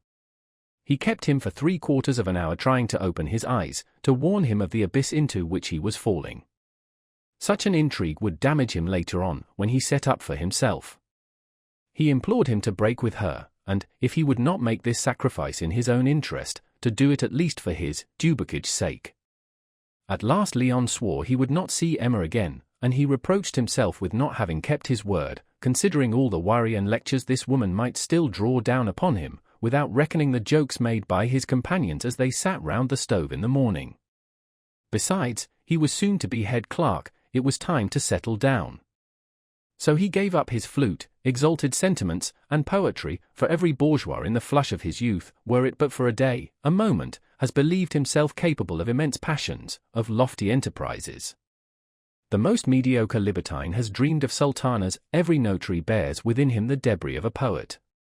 He was bored now when Emma suddenly began to sob on his breast, and his heart, like the people who can only stand a certain amount of music, dozed to the sound of a love whose delicacies he no longer noted. They knew one another too well for any of those surprises of possession that increase its joys 100-fold. She was as sick of him as he was weary of her. Emma found again in adultery all the platitudes of marriage. But how to get rid of him? Then, though she might feel humiliated at the baseness of such enjoyment, she clung to it from habit or from corruption, and each day she hungered after them the more, exhausting all felicity in wishing for too much of it. She accused Leon of her baffled hopes, as if he had betrayed her, and she even longed for some catastrophe that would bring about their separation, since she had not the courage to make up her mind to it herself. She none the less went on writing him love letters, in virtue of the notion that a woman must write to her lover. But whilst she wrote, it was another man she saw, a phantom fashioned out of her most ardent memories, of her finest reading, her strongest lusts, and at last he became so real, so tangible, that she palpitated wondering, without, however, the power to imagine him clearly, so lost was he, like a god, beneath the abundance of his attributes. He dwelt in that azure land where silk ladders hang from balconies under the breath of flowers, in the light of the moon. She felt him near her, he was coming, and would carry her right away in a kiss. Then she fell back exhausted, for these transports of vague love wearied her more than great debauchery. She now felt constant ache all over her. Often she even received summonses, stamped paper that she barely looked at. She would have liked not to be alive, or to be always asleep. On Mid-Lent she did not return to Yonville, but in the evening went to a masked ball. She wore velvet breeches, red stockings, a club wig, and 3-cornered hat cocked on one side. She danced all night to the wild tones of the trombones, people gathered round her, and in the morning she found herself on the steps of the theatre together with 5 or 6 masks, Bardiasses, 21, and sailors, Leon's comrades, who were talking about having supper. 21, people dressed as longshoremen. The neighbouring cafes were full. They caught sight of one on the harbour, a very indifferent restaurant, whose proprietor showed them to a little room on the 4th floor. The men were whispering in a corner, no doubt consorting about expenses. There were a clerk, 2 medical students, and a shopman. What company for her! As to the women, Emma soon perceived from the tone of their voices that they must almost belong to the lowest class. Then she was frightened, pushed back her chair, and cast down her eyes. The others began to eat, she ate nothing. Her head was on fire, her eye smarted, and her skin was ice-cold. In her head she seemed to feel the floor of the ballroom rebounding again beneath the rhythmical pulsation of the thousands of dancing feet. And now the smell of the punch, the smoke of the cigars, made her giddy. She fainted, and they carried her to the window. Day was breaking, and a great stain of purple colour broadened out in the pale horizon over the St. Catherine Hills. The livid river was shivering in the wind, there was no one on the bridges, the street lamps were going out. She revived, and began thinking of Bertha asleep yonder in the servants' room. Then a cart filled with long strips of iron passed by and made a deafening metallic vibration against the walls of the houses. She slipped away suddenly, threw off her costume, told Leon she must get back, and at last was alone at the Hotel de Boulogne. Everything, even herself, was now unbearable to her. She wished that, taking wing like a bird, she could fly somewhere, far away to regions of purity, and there grow young again. She went out, crossed the boulevard, the Place Courchoise, and the Faubourg, as far as an open street that overlooked some gardens. She walked rapidly, the fresh air calming her, and, little by little, the faces of the crowd, the masks, the quadrilles, the lights, the supper, those women, all disappeared like mists fading away. Then, reaching the Croix Rouge, she threw herself on the bed in her little room on the second floor, where there were pictures of the Tour de Nesle. At 4 o'clock Hivet awoke her. When she got home, Felicite showed her behind the clock a grey paper. She read, "In virtue of the seizure in execution of a judgment." What judgment? As a matter of fact, the evening before another paper had been brought that she had not yet seen, and she was stunned by these words. By order of the King, law, and justice, to Madame Bovary. Then, skipping several lines, she read, within 24 hours, without fail, but what? To pay the sum of 8,000 francs. And there was even at the bottom, she will be constrained thereto by every form of law, and notably by a writ of distraint on her furniture and effects. What was to be done? In 24 hours, tomorrow. Leroux, she thought, wanted to frighten her again, for she saw through all his devices, the object of his kindnesses. What reassured her was the very magnitude of the sum. However, by dint of buying and not paying, of borrowing, signing bills, and renewing these bills that grew at each new falling in, she had ended by preparing a capital for Monsieur Leroux which he was impatiently awaiting for his speculations. She presented herself at his place with an offhand air. "You know what has happened to me? No doubt it's a joke." "How so?"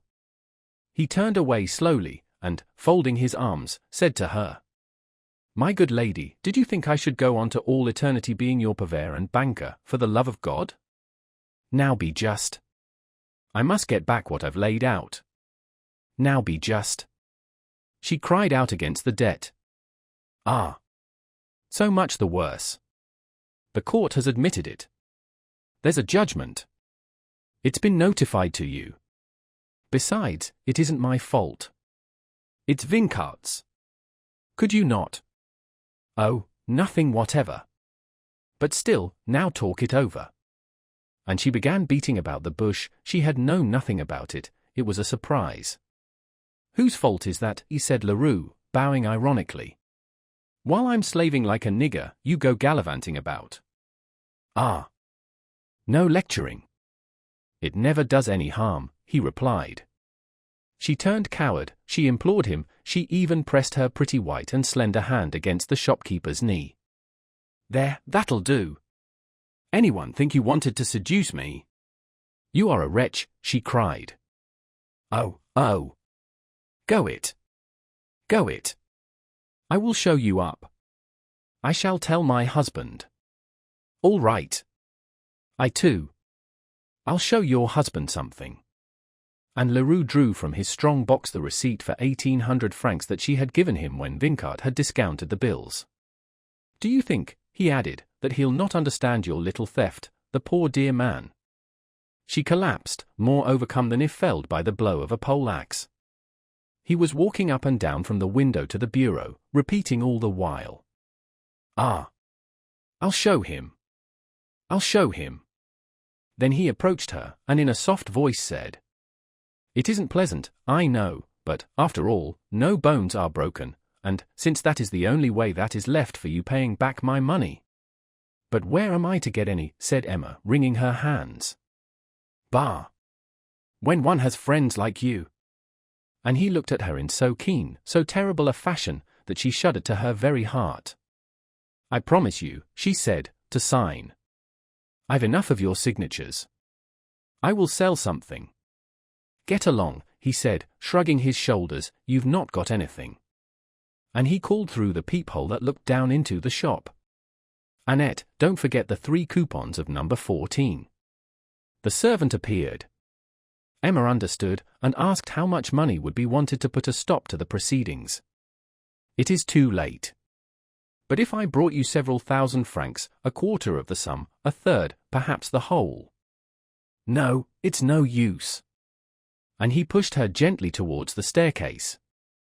"I implore you, Monsieur Leroux, just a few days more." She was sobbing. "There. Tears now. You are driving me to despair." "What do I care?" said he, shutting the door. Chapter 7. She was stoical the next day when Maitre Haring, the bailiff, with 2 assistants, presented himself at her house to draw up the inventory for the distraint. They began with Bovary's consulting room, and did not write down the phrenological head, which was considered an instrument of his profession, but in the kitchen they counted the plates, the saucepans, the chairs, the candlesticks, and in the bedroom all the knick-knacks on the whatnot. They examined her dresses, the linen, the dressing-room, and her whole existence to its most intimate details, was, like a corpse on whom a post-mortem is made, outspread before the eyes of these 3 men. Maitre Haring, buttoned up in his thin black coat, wearing a white choker and very tight footstraps, repeated from time to time, "Allow me, madam. You allow me." Often he uttered exclamations.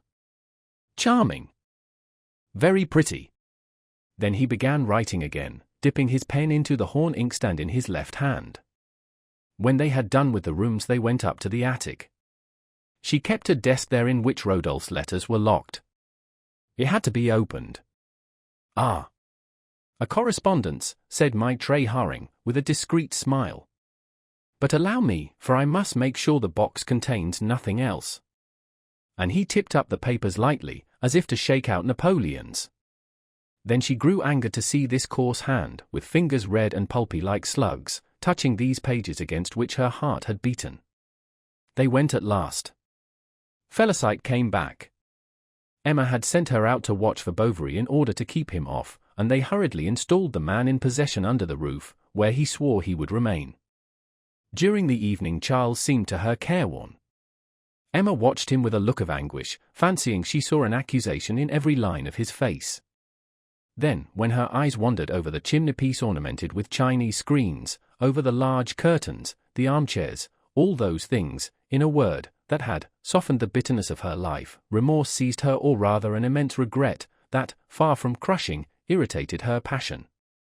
Charles placidly poked the fire, both his feet on the fire-dogs. Once the man, no doubt bored in his hiding-place, made a slight noise. "Is anyone walking upstairs?" said Charles. "No," she replied, "it is a window that has been left open, and is rattling in the wind." The next day, Sunday, she went to Rouen to call on all the brokers whose names she knew. They were at their country places or on journeys. She was not discouraged, and those whom she did manage to see she asked for money, declaring she must have some, and that she would pay it back. Some laughed in her face, all refused. At 2 o'clock she hurried to Lyon, and knocked at the door. No one answered. At length he appeared. "What brings you here? Do I disturb you?" "No, but," and he admitted that his landlord didn't like his having women there. "I must speak to you," she went on. Then he took down the key, but she stopped him. "No, no. Down there, in our home." And they went to their room at the Hôtel de Boulogne. On arriving she drank off a large glass of water. She was very pale. She said to him, "Leon, you will do me a service." And, shaking him by both hands that she grasped tightly, she added, "Listen, I want 8,000 francs. "But you are mad." "Not yet." And thereupon, telling him the story of the distraint, she explained her distress to him, for Charles knew nothing of it. Her mother-in-law detested her, old Rouault could do nothing, but he, Leon, he would set about finding this indispensable sum. "How on earth can I?" "What a coward you are," she cried. Then he said stupidly, "You are exaggerating the difficulty. Perhaps, with 1,000 crowns or so the fellow could be stopped."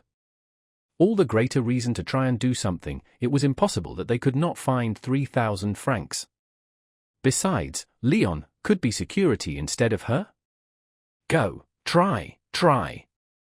I will love you so."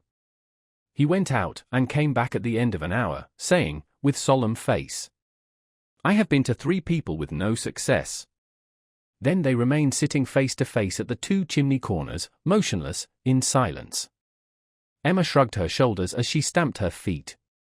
He heard her murmuring, "If I were in your place I should soon get some." "But where?" "At your office." And she looked at him.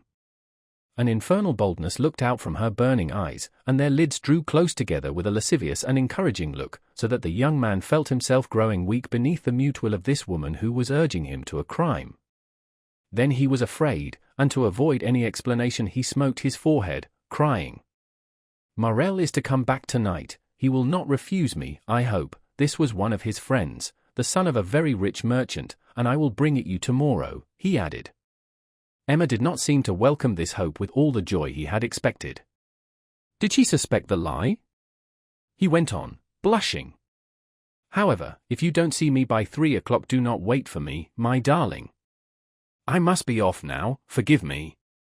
Goodbye." He pressed her hand, but it felt quite lifeless.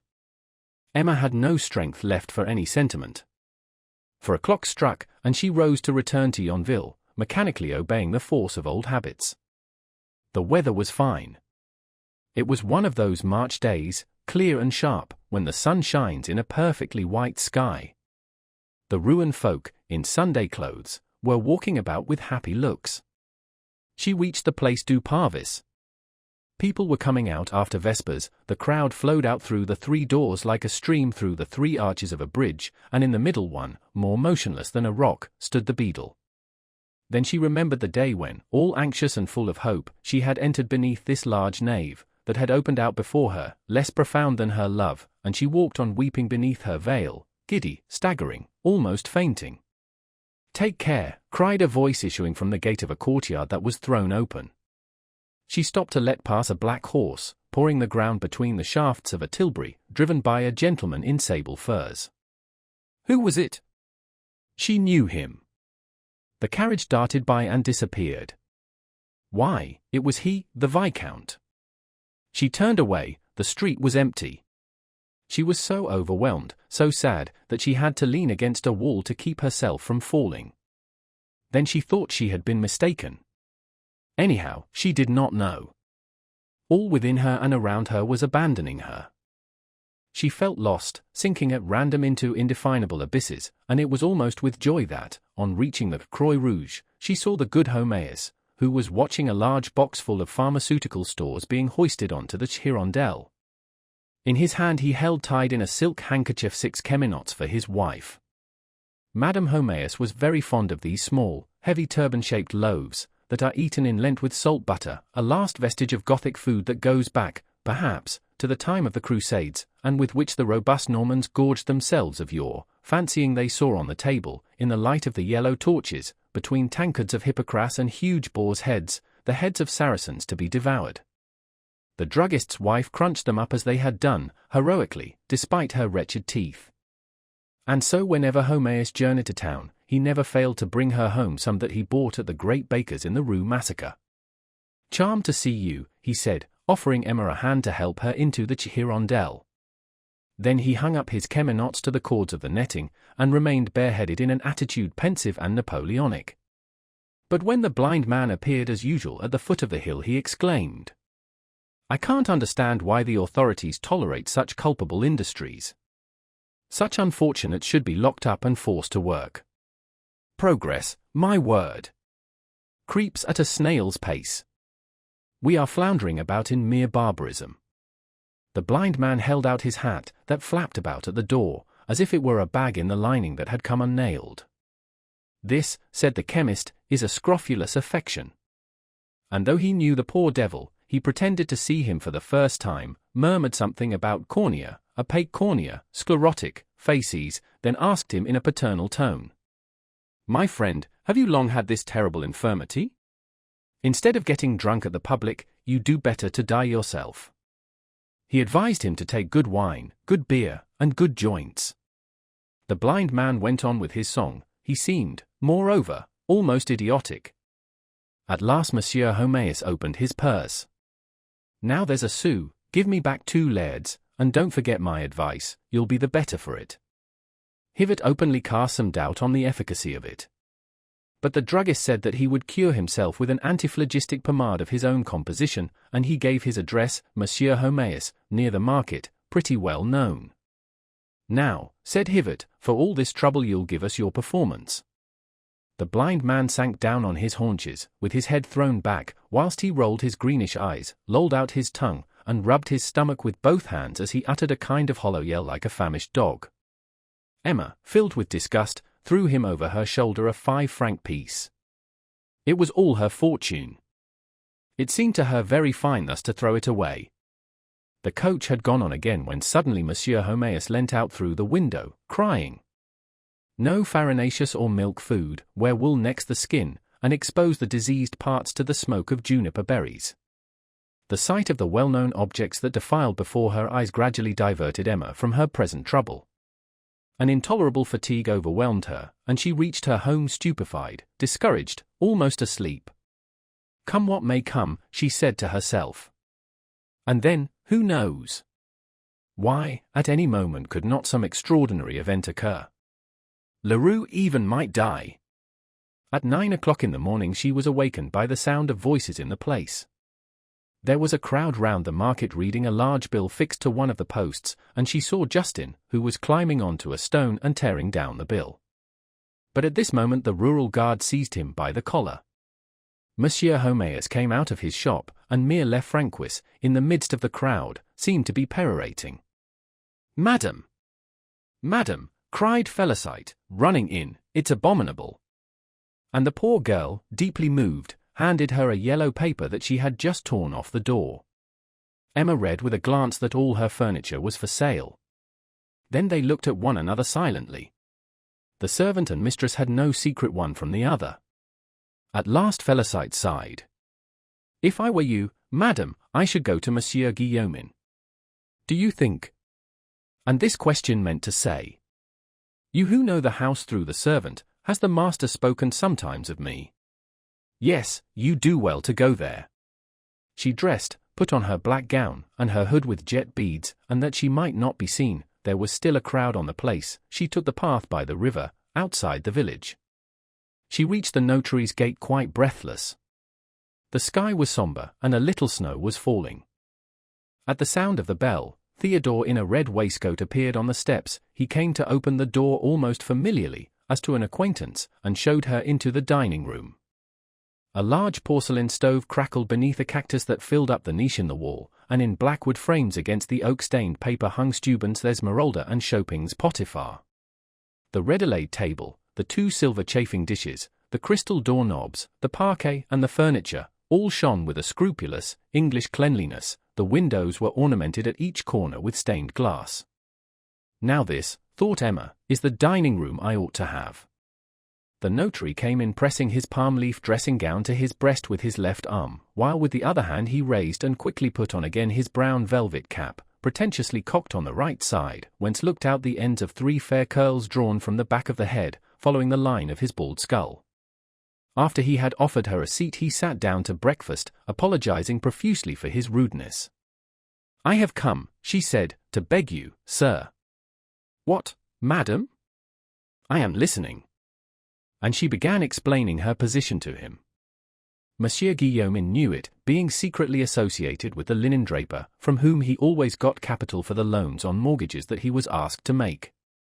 So he knew, and better than she herself, the long story of the bills, small at first, bearing different names as endorsers, made out at long dates, and constantly renewed up to the day, when, gathering together all the protested bills, the shopkeeper had bidden his friend Vincart take in his own name all the necessary proceedings, not wishing to pass for a tiger with his fellow citizens. She mingled her story with recriminations against Leroux, to which the notary replied from time to time with some insignificant word. Eating his cutlet and drinking his tea, he buried his chin in his sky-blue cravat, into which were thrust 2 diamond pins, held together by a small gold chain, and he smiled a singular smile, in a sugary, ambiguous fashion. But noticing that her feet were damp, he said, "To get closer to the stove, put your feet up against the porcelain." She was afraid of dirtying it. The notary replied in a gallant tone. Beautiful things spoil nothing. Then she tried to move him, and, growing moved herself, she began telling him about the poorness of her home, her worries, her wants. He could understand that, an elegant woman. And, without leaving off eating, he had turned completely round towards her, so that his knee brushed against her boot, whose sole curled round as it smoked against the stove. But when she asked for 1,000 sous, he closed his lips, and declared he was very sorry he had not had the management of her fortune before, for there were hundreds of ways very convenient, even for a lady, of turning her money to account. They might, either in the turf peats of Groomsneel or building ground at Havre, almost without risk, have ventured on some excellent speculations, and he let her consume herself with rage at the thought of the fabulous sums that she would certainly have made. "How was it," he went on, "that you didn't come to me?" "I hardly know," she said. "Why, hey? Did I frighten you so much? It is I, on the contrary, who ought to complain. We hardly know one another, yet I am very devoted to you. You do not doubt that, I hope." He held out his hand, took hers, covered it with a greedy kiss, then held it on his knee, and he played delicately with her fingers whilst he murmured 1,000 blandishments. His insipid voice murmured like a running brook, a light shone in his eyes through the glimmering of his spectacles, and his hand was advancing up Emma's sleeve to press her arm. She felt against her cheek his panting breath. This man oppressed her horribly. She sprang up and said to him, "Sir, I am waiting." "For what?" said the notary, who suddenly became very pale. "This money." But then, yielding to the outburst of too powerful a desire, "Well, yes." He dragged himself towards her on his knees, regardless of his dressing gown. "For pity's sake, stay. I love you." He seized her by her waist. Madame Bovary's face flushed purple. She recoiled with a terrible look, crying, "You are taking a shameless advantage of my distress, sir. I am to be pitied, not to be sold." And she went out. The notary remained quite stupefied, his eyes fixed on his fine embroidered slippers. They were a love gift, and the sight of them at last consoled him. Besides, he reflected that such an adventure might have carried him too far. What a wretch! What a scoundrel! What an infamy, she said to herself, as she fled with nervous steps beneath the aspens of the path. The disappointment of her failure increased the indignation of her outraged modesty. It seemed to her that Providence pursued her implacably, and, strengthening herself in her pride, she had never felt so much esteem for herself nor so much contempt for others. A spirit of warfare transformed her. She would have liked to strike all men, to spit in their faces, to crush them, and she walked rapidly straight on, pale, quivering, maddened, searching the empty horizon with tear-dimmed eyes, and as it were rejoicing in the hate that was choking her. When she saw her house a numbness came over her. She could not go on, and yet she must. Besides, whither could she flee? Felicite was waiting for her at the door. "Well." "No," said Emma. And for a quarter of an hour the two of them went over the various persons in Yonville who might perhaps be inclined to help her. But each time that Felicite named someone Emma replied, "Impossible. They will not. And the master'll soon be in. I know that well enough. Leave me alone." She had tried everything, there was nothing more to be done now, and when Charles came in she would have to say to him, "Go away. This carpet on which you are walking is no longer ours. In your own house you do not possess a chair, a pin, a straw, and it is I, poor man, who have ruined you." Then there would be a great sob, next he would weep abundantly, and at last, the surprise past, he would forgive her. "Yes," she murmured, grinding her teeth, "he will forgive me, he who would give 1,000,000 if I would forgive him for having known me. Never! Never!" This thought of Bovary's superiority to her exasperated her. Then, whether she confessed or did not confess, presently, immediately, tomorrow, he would know the catastrophe all the same, so she must wait for this horrible scene, and bear the weight of his magnanimity. The desire to return to La Rue seized her. What would be the use? To write to her father, it was too late, and perhaps, she began to repent now that she had not yielded to that other when she heard the trot of a horse in the alley. It was he was opening the gate, he was whiter than the plaster wall. Rushing to the stairs, she ran out quickly to the square, and the wife of the mayor, who was talking to Lestiboudois in front of the church, saw her go into the tax collector's.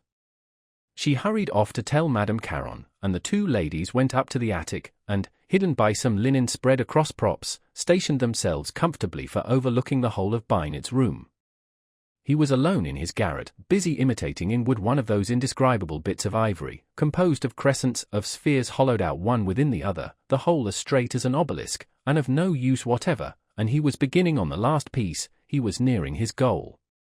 In the twilight of the workshop the white dust was flying from his tools like a shower of sparks under the hoofs of a galloping horse, the two wheels were turning, droning. Bynet smiled, his chin lowered, his nostrils distended, and, in a word, seemed lost in one of those complete happinesses that, no doubt, belong only to commonplace occupations, which amuse the mind with facile difficulties, and satisfy by a realization of that beyond which such minds have not a dream.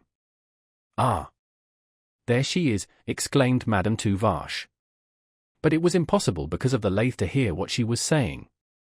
At last these ladies thought they made out the word francs, and Madame Tuvache whispered in a low voice, "She is begging him to give her time for paying her taxes." "Apparently," replied the other. They saw her walking up and down, examining the napkin rings, the candlesticks, the banister rails against the walls, while Bynet stroked his beard with satisfaction. "Do you think she wants to order something of him?" said Madame Tuvache. "Why, he doesn't sell anything," objected her neighbor. The tax collector seemed to be listening with wide-open eyes, as if he did not understand. She went on in a tender, suppliant manner. She came nearer to him, her breast heaving. They no longer spoke. "Is she making him advances?" said Madame Tuvache. Bynet was scarlet to his very ears. She took hold of his hands. "Oh, it's too much." And no doubt she was suggesting something abominable to him, for the tax collector, yet he was brave, had fought at Bautzen and at Lutzen, had been through the French campaign, and had even been recommended for the cross. Suddenly, as at the sight of a serpent, recoiled as far as he could from her, crying, "Madame! What do you mean?" "Women like that ought to be whipped," said Madame Tuvache. "But where is she?" continued Madame Caron, for she had disappeared whilst they spoke. Then catching sight of her going up the Grande Rue, and turning to the right as if making for the cemetery, they were lost in conjectures. "Nurse Rollet," she said on reaching the nurses, "I am choking, unlace me." She fell on the bed sobbing. Nurse Rollet covered her with a petticoat and remained standing by her side. Then, as she did not answer, the good woman withdrew, took her wheel and began spinning flax. "Oh, leave off," she murmured, fancying she heard Bynet's lathe. "What's bothering her?" said the nurse to herself. "Why has she come here?" She had rushed thither, impelled by a kind of horror that drove her from her home. Lying on her back, motionless, and with staring eyes, she saw things but vaguely, although she tried to with idiotic persistence. She looked at the scales on the walls, 2 brands smoking end to end, and a long spider crawling over her head in a rent in the beam. At last she began to collect her thoughts. She remembered, one day, Leon, oh! How long ago that was. The sun was shining on the river, and the clematis were perfuming the air.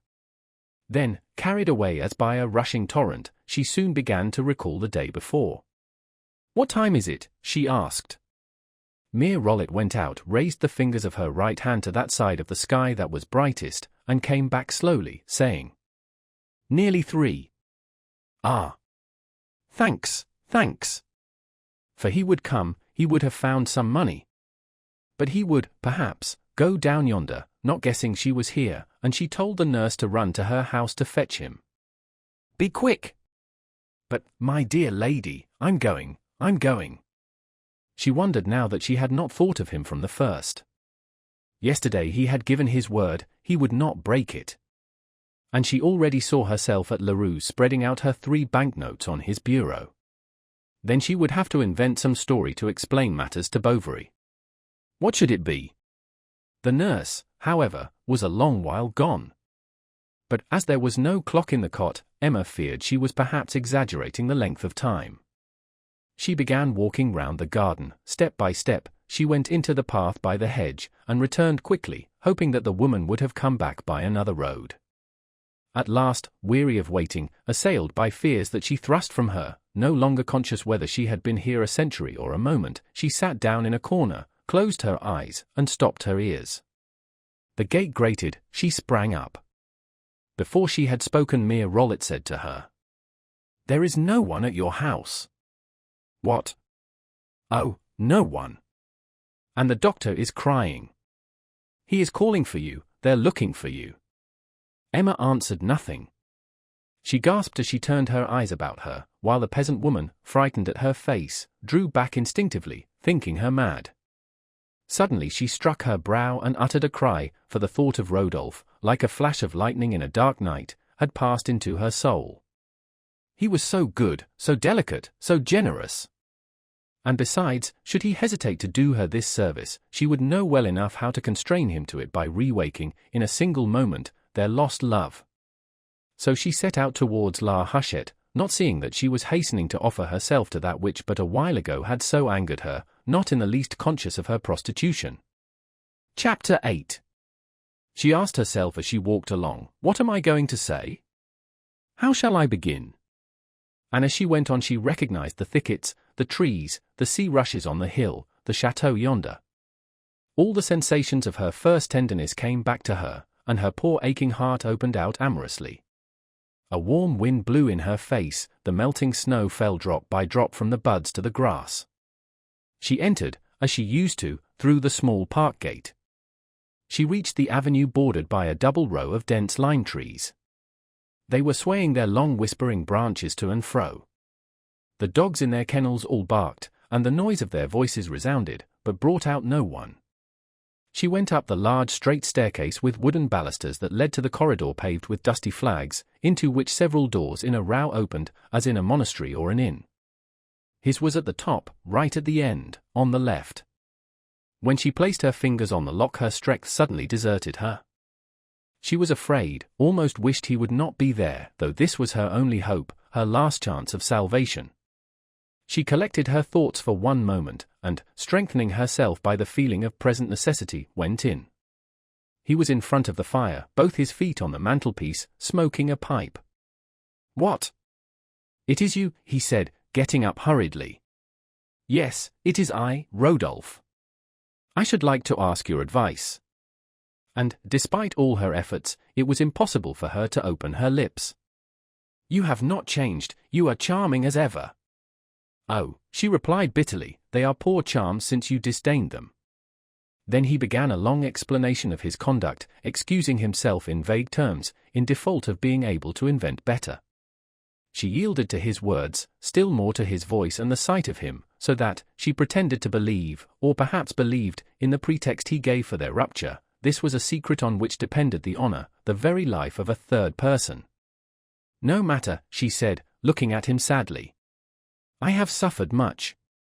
He replied philosophically. "Such is life." "Has life," Emma went on, "been good to you at least, since our separation?" "Oh, neither good nor bad. Perhaps it would have been better never to have parted." "Yes, perhaps." "You think so," she said, drawing nearer, and she sighed. "Oh, Rodolphe! If you but knew. I loved you so." It was then that she took his hand, and they remained some time, their fingers intertwined, like that first day at the show. With a gesture of pride he struggled against this emotion. But sinking upon his breast she said to him, "How did you think I could live without you? One cannot lose the habit of happiness. I was desolate. I thought I should die. I will tell you about all that and you will see. And you fled from me." For, all the 3 years, he had carefully avoided her in consequence of that natural cowardice that characterizes the stronger sex. Emma went on, with dainty little nods, more coaxing than an amorous kitten. "You love others, confess it." "Oh, I understand them, dear. I excuse them. You probably seduced them as you seduced me. You are indeed a man, you have everything to make one love you. But we'll begin again, won't we? We will love one another. See! I am laughing, I am happy. Oh, speak! And she was charming to see, with her eyes, in which trembled a tear, like the rain of a storm in a blue corolla. He had drawn her upon his knees, and with the back of his hand was caressing her smooth hair, where in the twilight was mirrored like a golden arrow one last ray of the sun. She bent down her brow. At last he kissed her on the eyelids quite gently with the tips of his lips.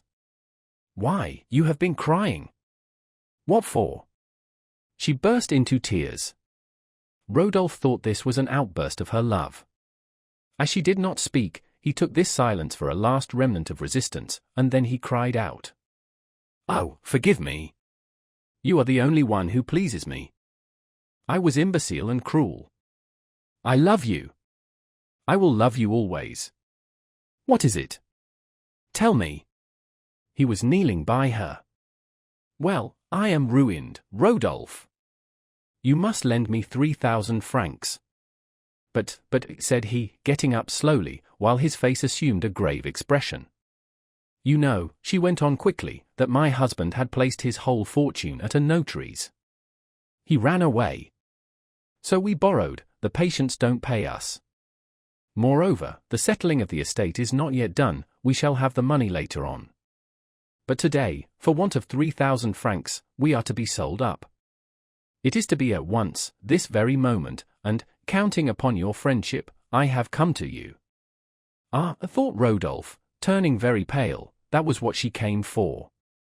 At last he said with a calm air, Dear madam, I have not got them. He did not lie.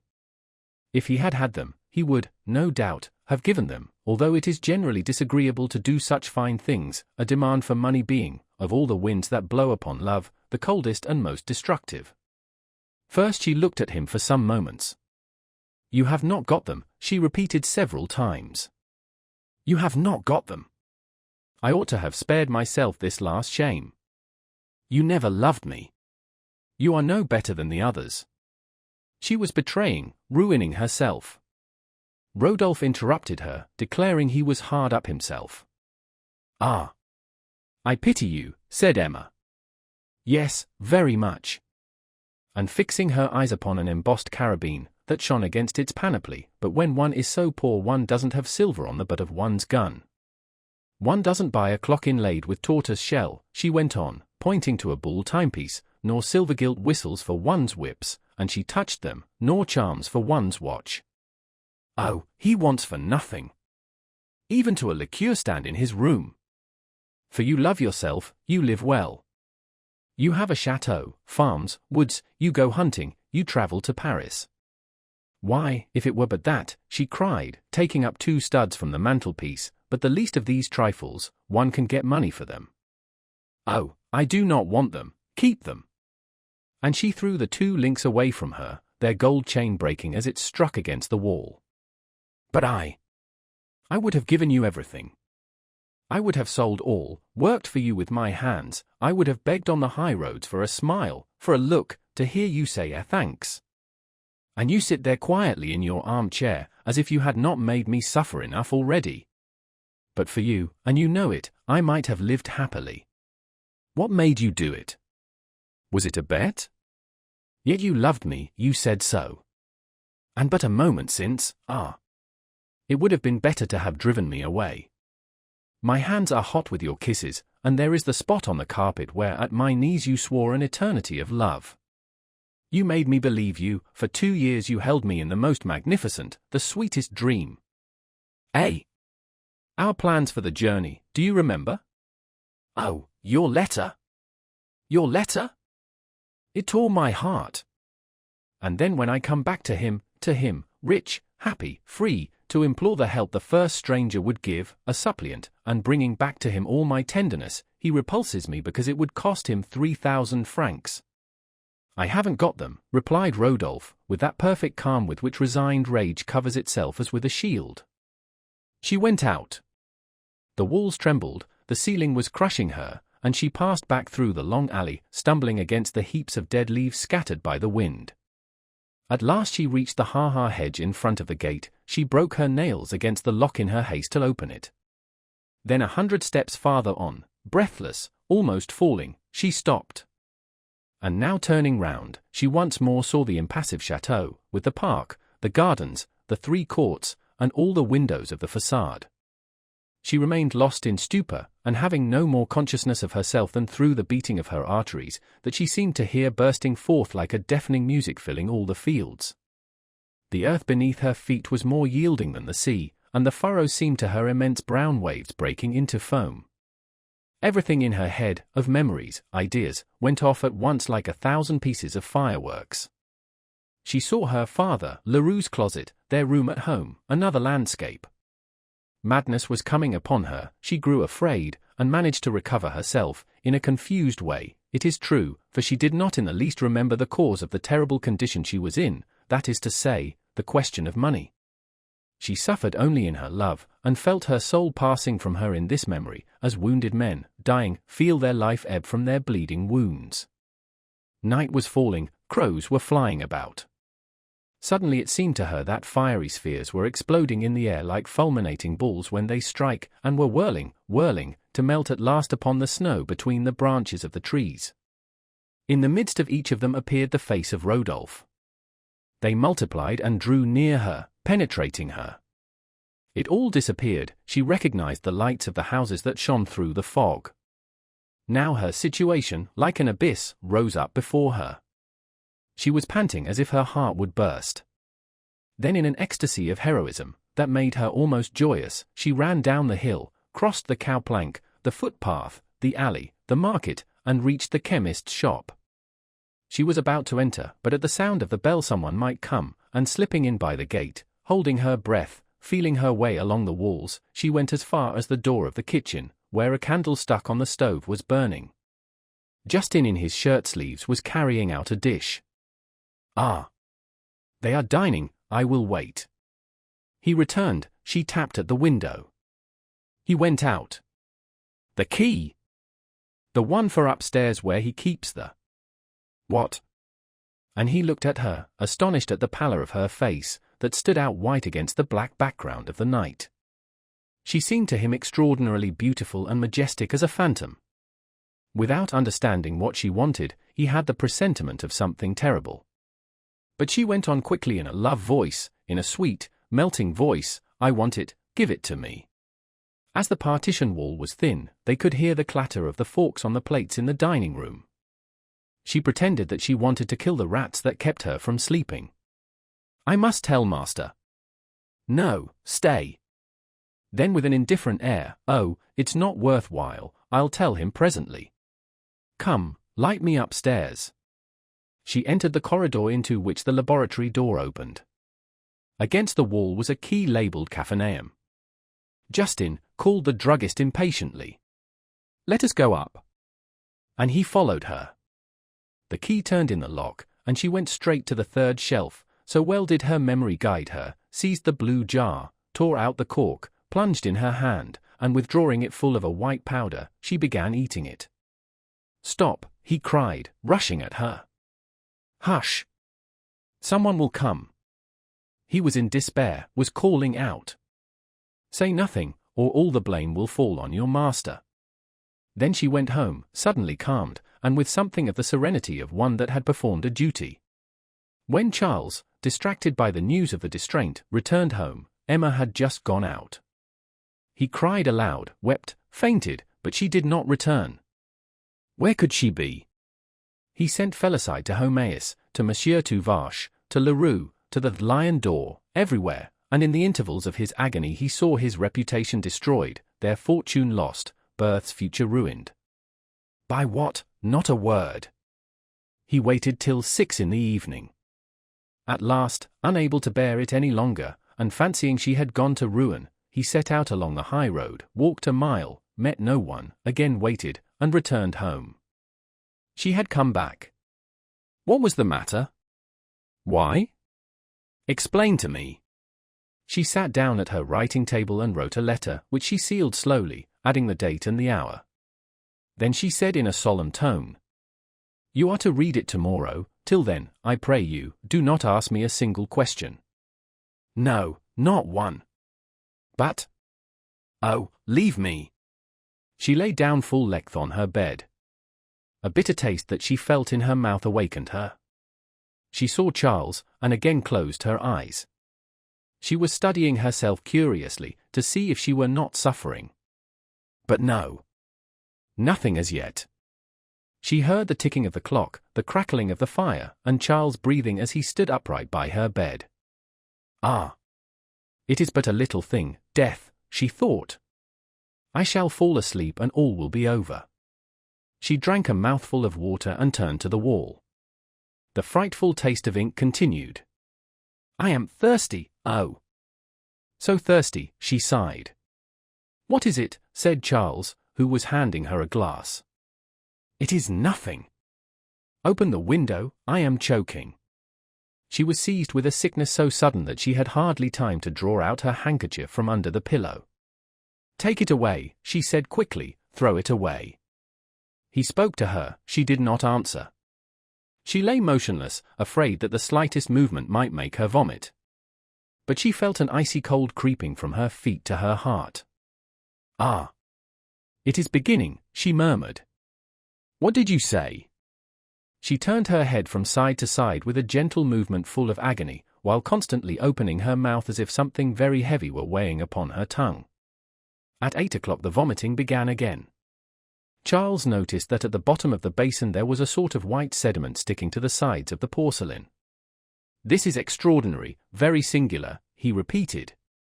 But she said in a firm voice, no, you are mistaken. Then gently, and almost as caressing her, he passed his hand over her stomach. She uttered a sharp cry. He fell back terror-stricken. Then she began to groan, faintly at first. Her shoulders were shaken by a strong shuddering, and she was growing paler than the sheets in which her clenched fingers buried themselves. Her unequal pulse was now almost imperceptible. Drops of sweat oozed from her bluish face, that seemed as if rigid in the exhalations of a metallic vapor. Her teeth chattered, her dilated eyes looked vaguely about her, and to all questions she replied only with a shake of the head. She even smiled once or twice.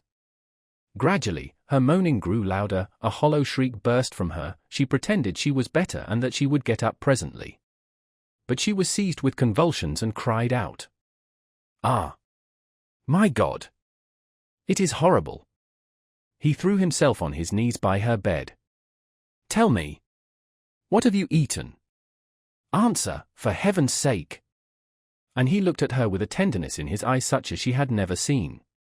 Well, there, she said in a faint voice. He flew to the writing table, tore open the seal, and read aloud, accuse no one. He stopped, passed his hands across his eyes, and read it over again. What? Help, help! He could only keep repeating the word, poisoned. Poisoned. Félicite ran to Homéus, who proclaimed it in the marketplace. Madame Lefrancois heard it at the lion door. Some got up to go and tell their neighbors, and all night the village was on the alert. Distraught, faltering, reeling, Charles wandered about the room. He knocked against the furniture, tore his hair, and the chemist had never believed that there could be so terrible a sight. He went home to write to Monsieur Cainevet and to Dr. Lorivière.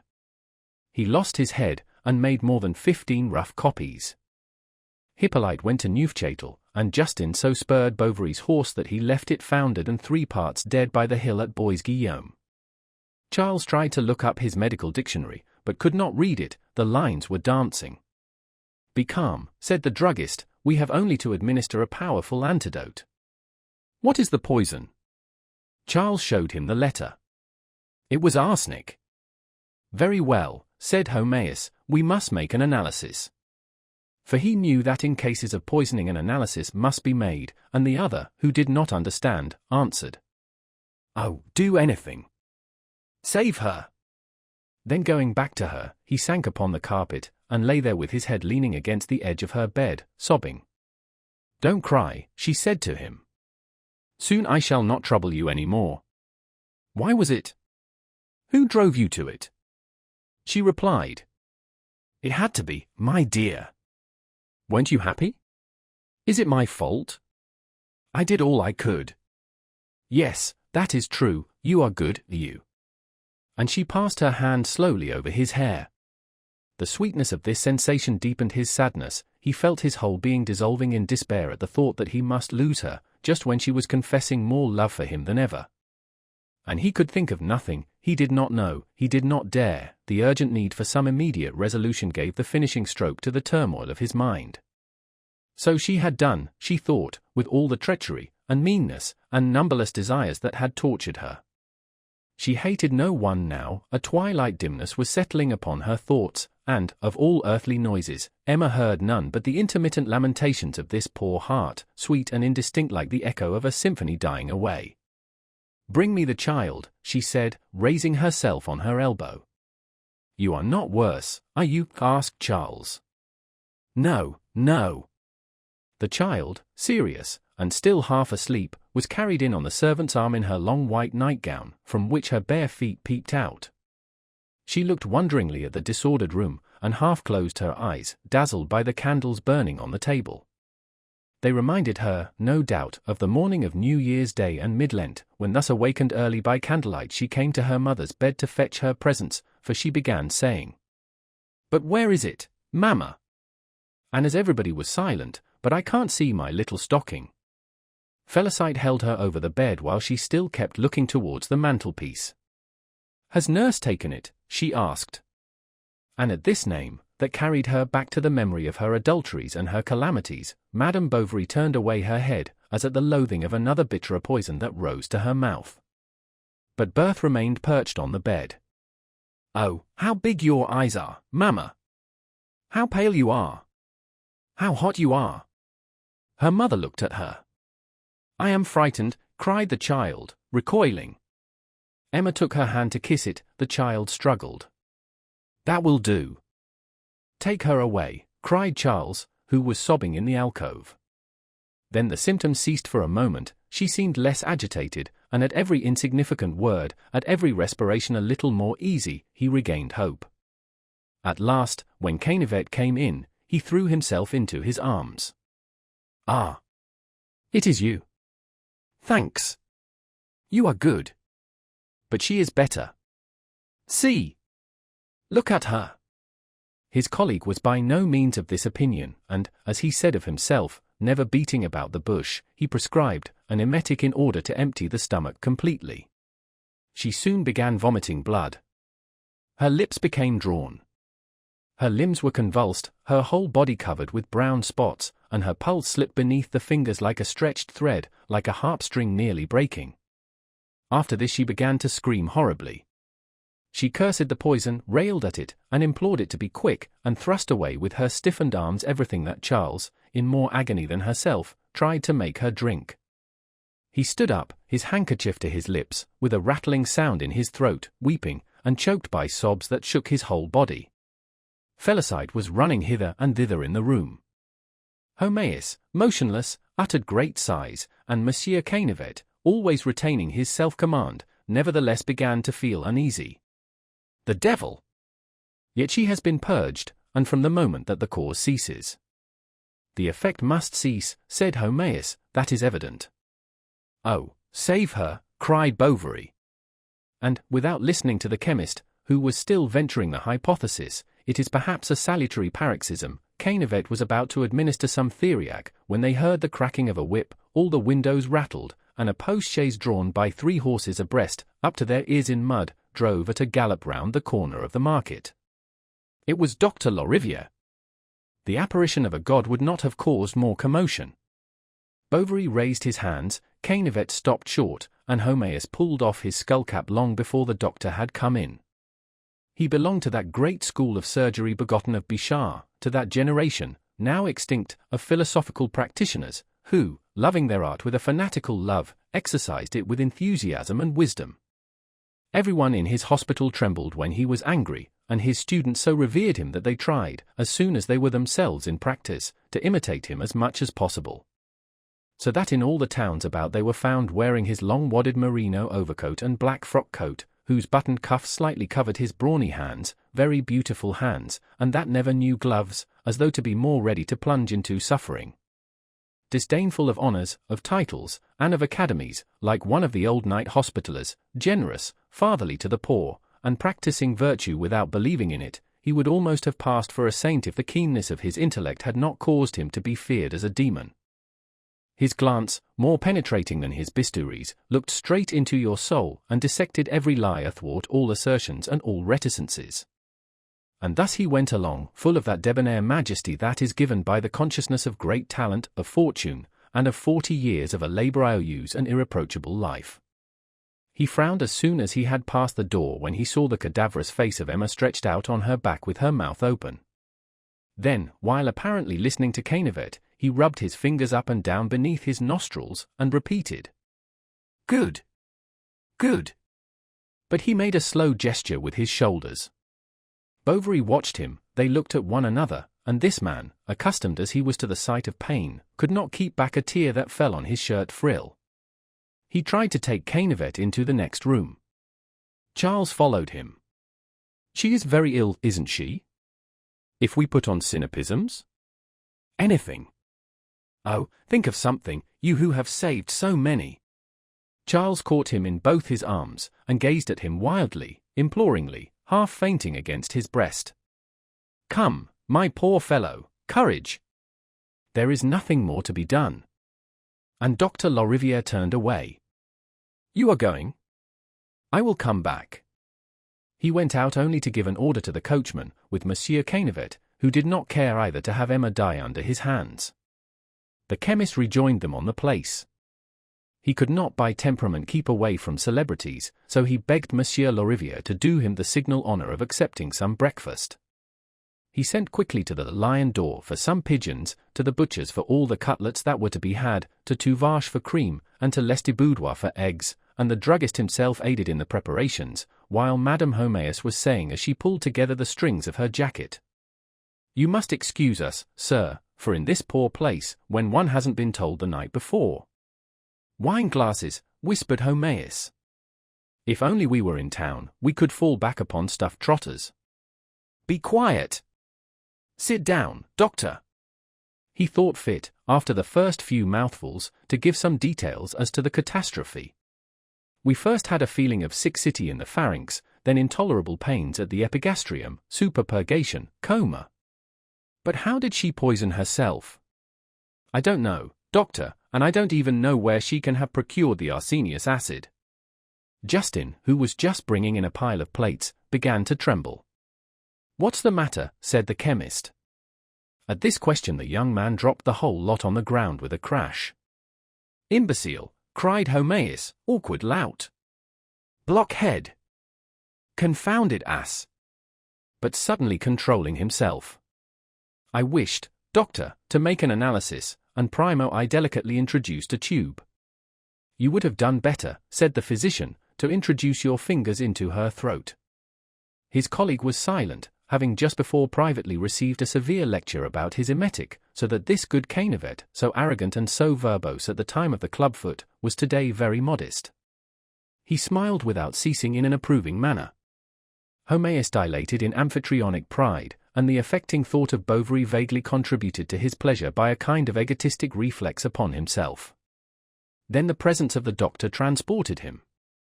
He displayed his erudition, cited pell-mell cantharides, upas, the manchineel, vipers. I have even read that various persons have found themselves under toxicological symptoms, and, as it were, thunderstricken by black pudding that had been subjected to a too vehement fumigation. At least, this was stated in a very fine report drawn up by one of our pharmaceutical chiefs, one of our masters, the illustrious Cadet de Gassicourt. Madame Homéus reappeared, carrying one of those shaky machines that are heated with spirits of wine, for Homéus liked to make his coffee at table, having, moreover, torrefied it, pulverized it, and mixed it himself.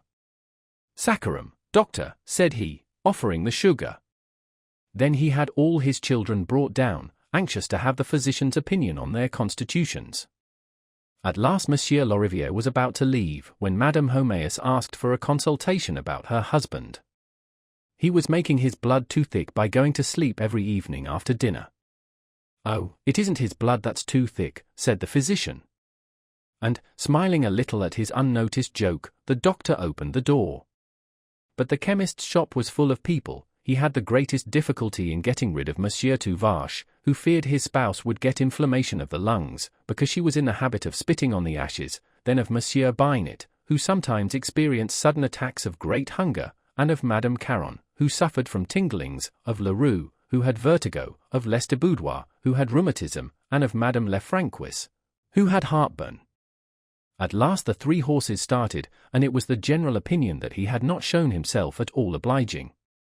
Public attention was distracted by the appearance of Monsieur Bournisien, who was going across the market with the holy oil. Homaeus, as was due to his principles, compared priests to ravens attracted by the odor of death. The sight of an ecclesiastic was personally disagreeable to him, for the cassock made him think of the shroud, and he detested the one from some fear of the other. Nevertheless, not shrinking from what he called his mission, he returned to Bovary's in company with Cainevet, whom Monsieur Loriviere, before leaving, had strongly urged to make this visit, and he would, but for his wife's objections, have taken his 2 sons with him, in order to accustom them to great occasions, that this might be a lesson, an example, a solemn picture, that should remain in their heads later on. The room when they went in was full of mournful solemnity. On the work table, covered over with a white cloth, there were 5 or 6 small balls of cotton in a silver dish, near a large crucifix between 2 lighted candles. Emma, her chin sunken upon her breast, had her eyes inordinately wide open, and her poor hands wandered over the sheets with that hideous and soft movement of the dying, that seems as if they wanted already to cover themselves with the shroud.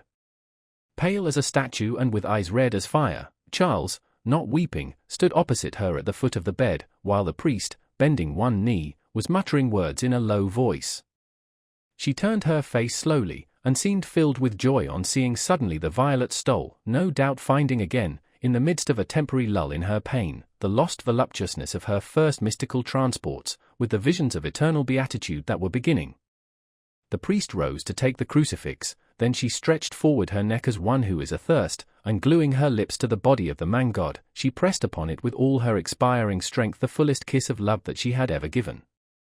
Then he recited the Miserita and the Indulgentime, dipped his right thumb in the oil, and began to give extreme unction.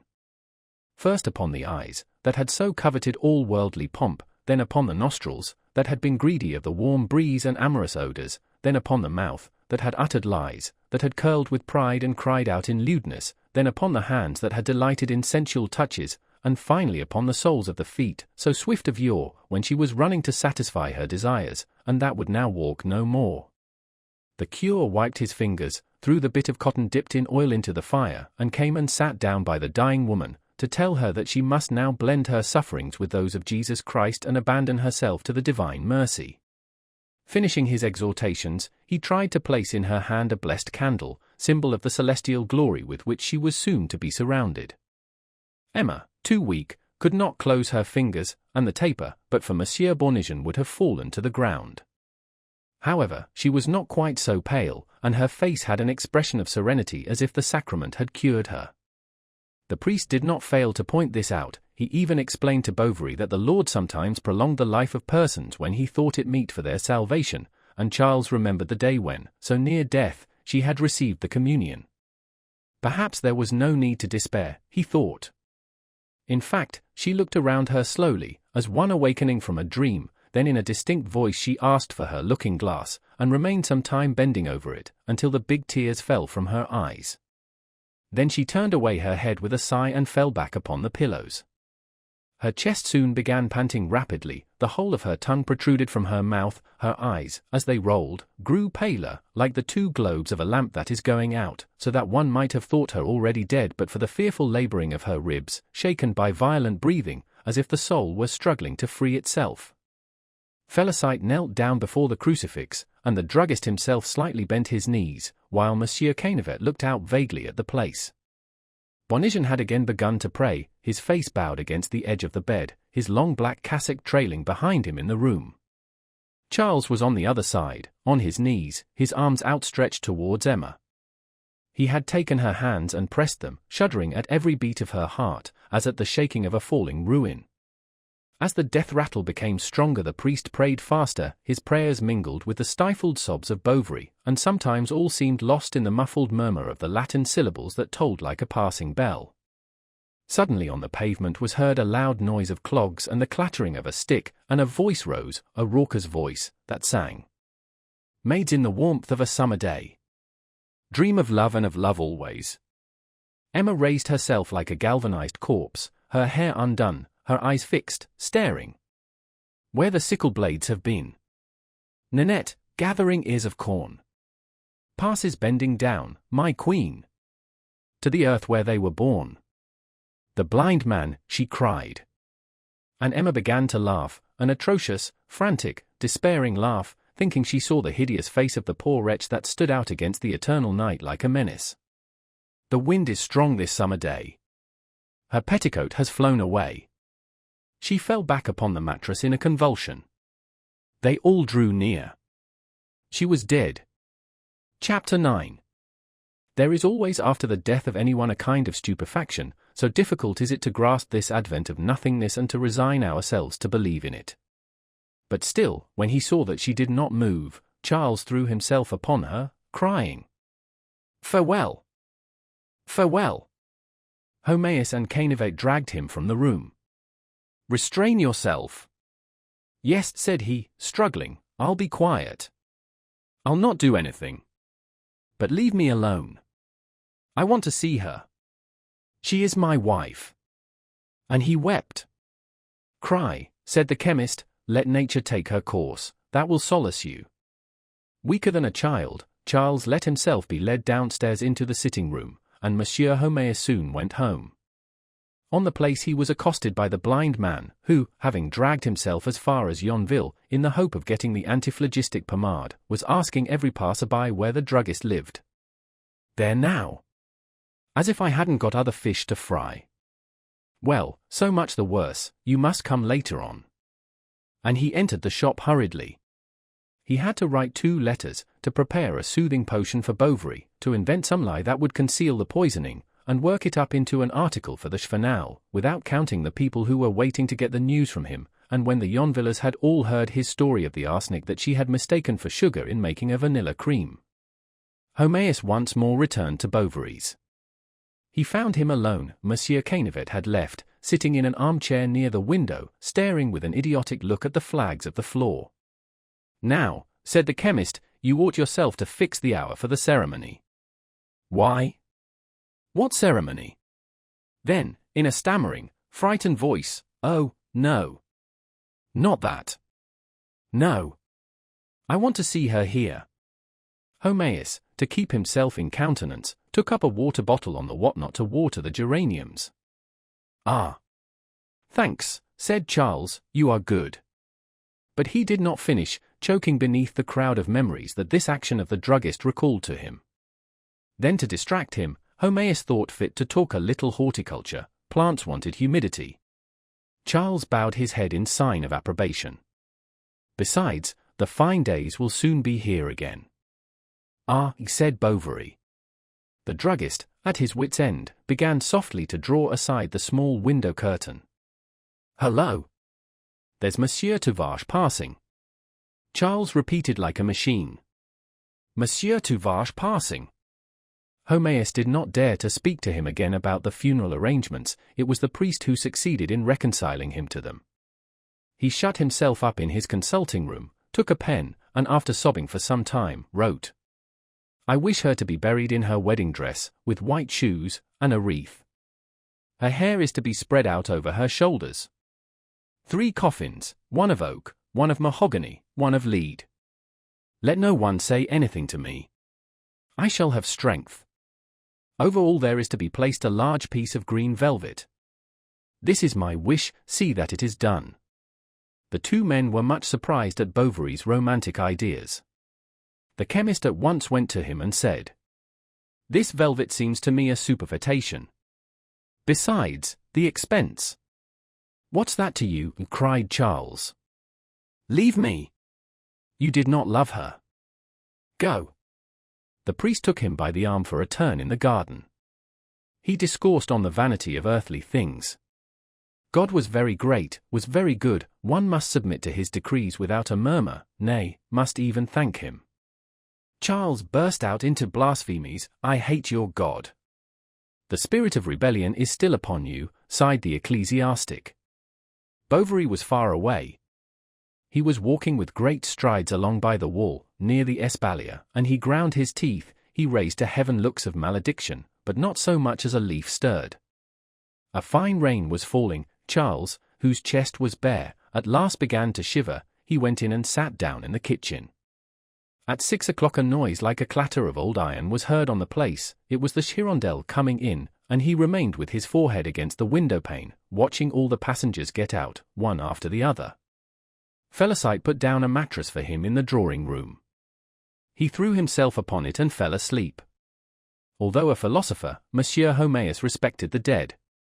So bearing no grudge to poor Charles, he came back again in the evening to sit up with the body, bringing with him 3 volumes and a pocket-book for taking notes. Monsieur Bournisien was there, and 2 large candles were burning at the head of the bed that had been taken out of the alcove.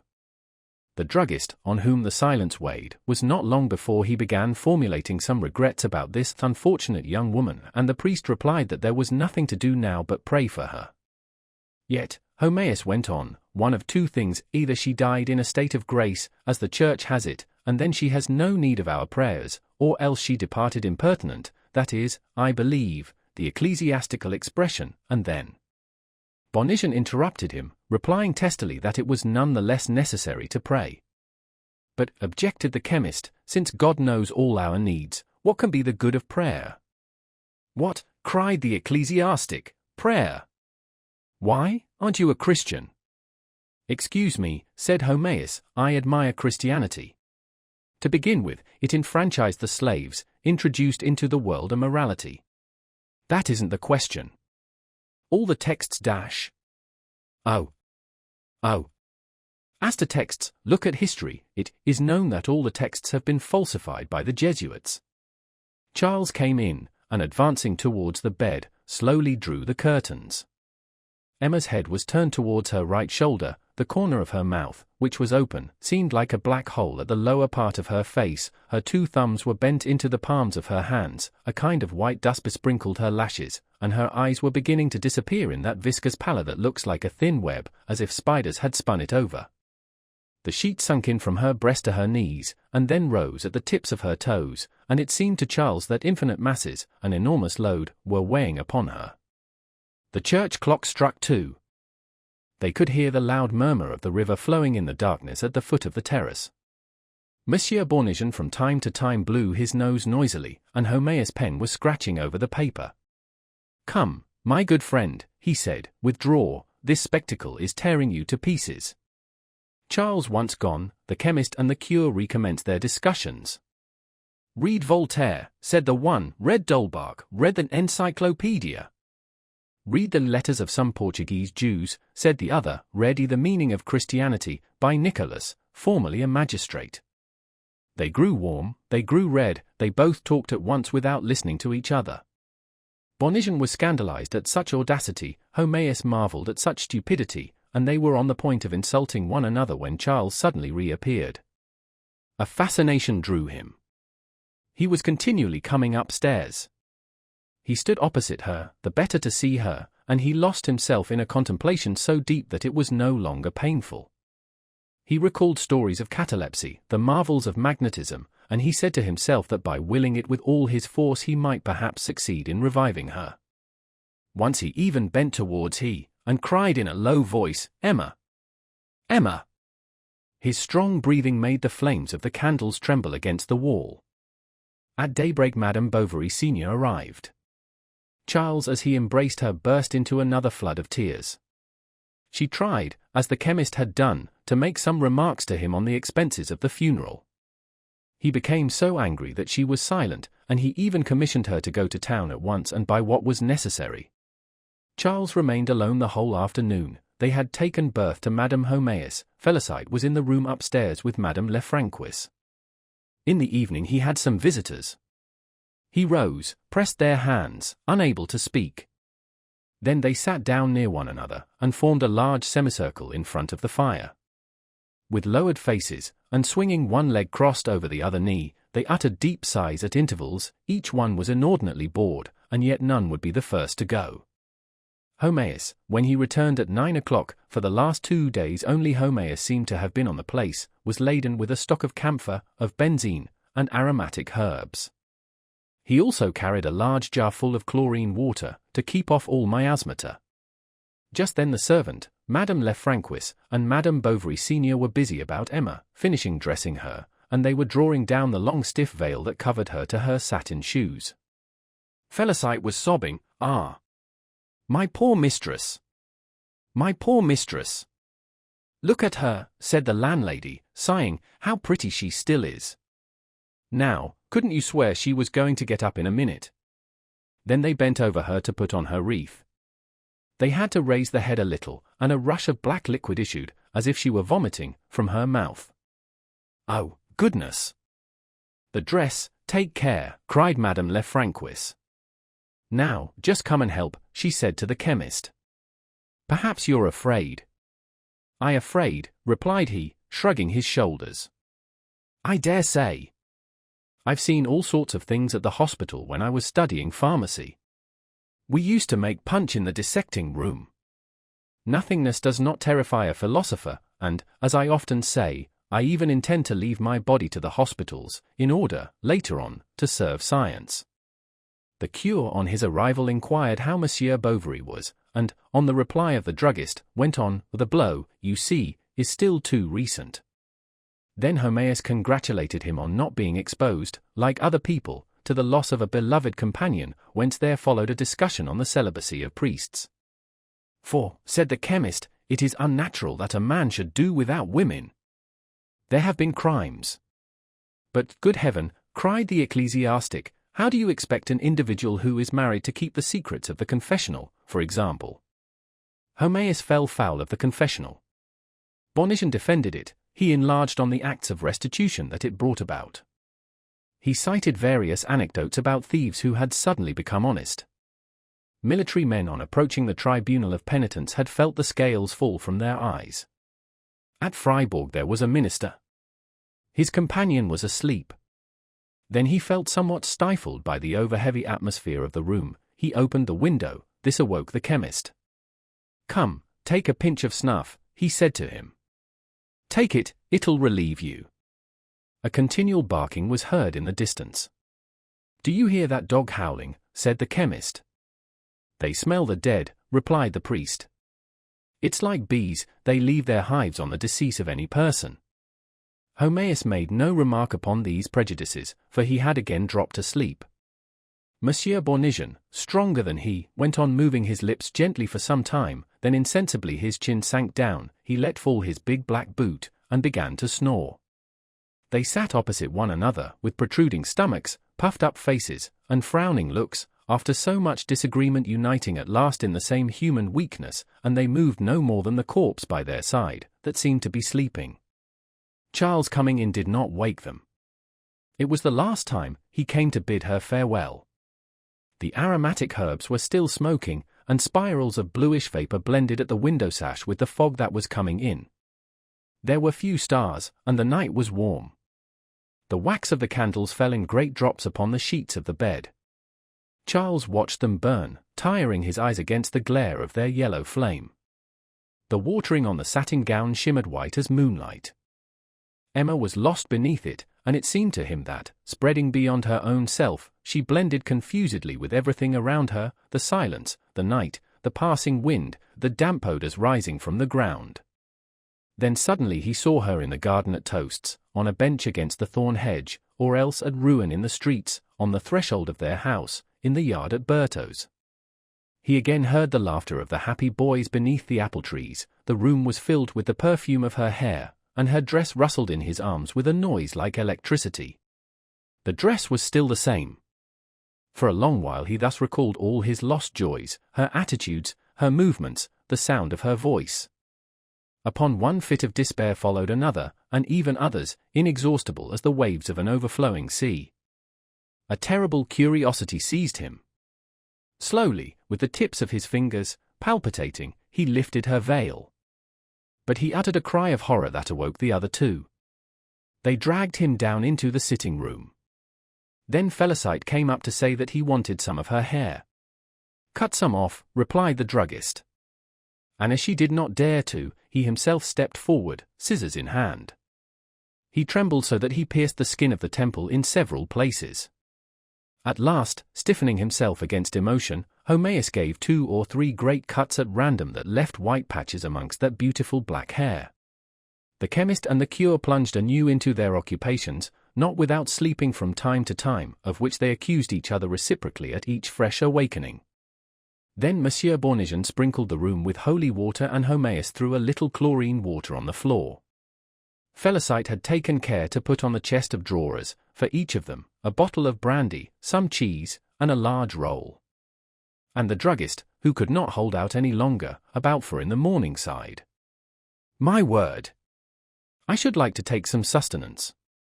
The priest did not need any persuading, he went out to go and say mass, came back, and then they ate and hobnobbed, giggling a little without knowing why, stimulated by that vague gaiety that comes upon us after times of sadness, and at the last glass the priest said to the druggist, as he clapped him on the shoulder, "We shall end by understanding one another."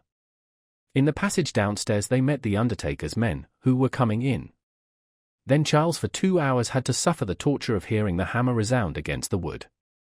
Next day they lowered her into her oak coffin, that was fitted into the other 2, but as the bier was too large, they had to fill up the gaps with the wool of a mattress.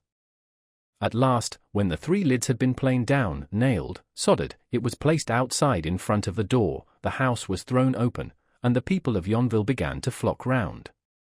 Old Rouault arrived, and fainted on the place when he saw the black cloth. Chapter 10. He had only received the chemist's letter 36 hours after the event, and, from consideration for his feelings, Homaeus had so worded it that it was impossible to make out what it was all about. First, the old fellow had fallen as if struck by apoplexy. Next, he understood that she was not dead, but she might be. At last, he had put on his blouse, taken his hat, fastened his spurs to his boots, and set out at full speed, and the whole of the way old Rouault, panting, was torn by anguish. Once even he was obliged to dismount. He was dizzy, he heard voices round about him, he felt himself going mad.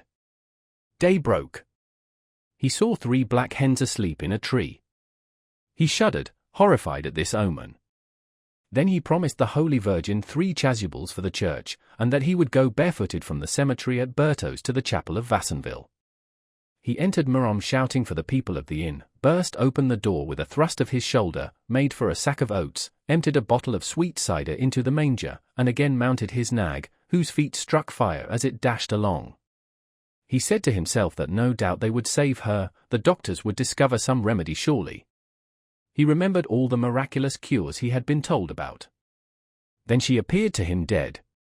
She was there, before his eyes, lying on her back in the middle of the road.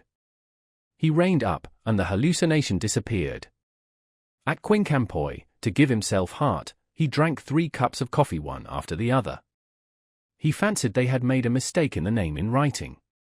He looked for the letter in his pocket, felt it there, but did not dare to open it. At last he began to think it was all a joke, someone spite, the jest of some wag, and besides, if she were dead, one would have known it. But no. There was nothing extraordinary about the country, the sky was blue, the tree swayed, a flock of sheep passed. He saw the village, he was seen coming bending forward upon his horse, belabouring it with great blows, the girths dripping with blood. When he had recovered consciousness, he fell, weeping, into Bovary's arms. My girl! Emma! My child! Tell me! The other replied, sobbing, I don't know. I don't know. It's a curse. The druggist separated them. These horrible details are useless. I will tell this gentleman all about it. Here are the people coming. Dignity. Come now. Philosophy. The poor fellow tried to show himself brave, and repeated several times. Yes. Courage. Oh, cried the old man, so I will have, by God. I'll go along o'er her to the end. The bell began tolling. All was ready, they had to start. And seated in a stall of the choir, side by side, they saw pass and repass in front of them continually the 3 chanting choristers. The serpent player was blowing with all his might. Monsieur Bournisien, in full vestments, was singing in a shrill voice. He bowed before the tabernacle, raising his hands, stretched out his arms. Lestiboudois went about the church with his whalebone stick. The bier stood near the lectern, between 4 rows of candles. Charles felt inclined to get up and put them out. Yet he tried to stir himself to a feeling of devotion, to throw himself into the hope of a future life in which he should see her again.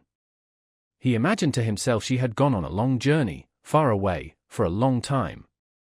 But when he thought of her lying there, and that all was over, that they would lay her in the earth, he was seized with a fierce, gloomy, despairful rage. At times he thought he felt nothing more, and he enjoyed this lull in his pain, whilst at the same time he reproached himself for being a wretch. The sharp noise of an iron-ferruled stick was heard on the stones, striking them at irregular intervals. It came from the end of the church, and stopped short at the lower aisles. A man in a coarse brown jacket knelt down painfully. It was Hippolyte, the stable-boy at the lion door. He had put on his new leg. One of the choristers went round the nave making a collection, and the coppers chinked one after the other on the silver plate. "Oh, make haste! I am in pain," cried Bovary, angrily throwing him a 5-franc piece. The churchman thanked him with a deep bow.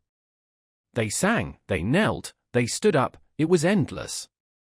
He remembered that once, in the early times, they had been to mass together, and they had sat down on the other side, on the right, by the wall. The bell began again. There was a great moving of chairs, the bearers slipped their 3 staves under the coffin, and everyone left the church. Then Justin appeared at the door of the shop.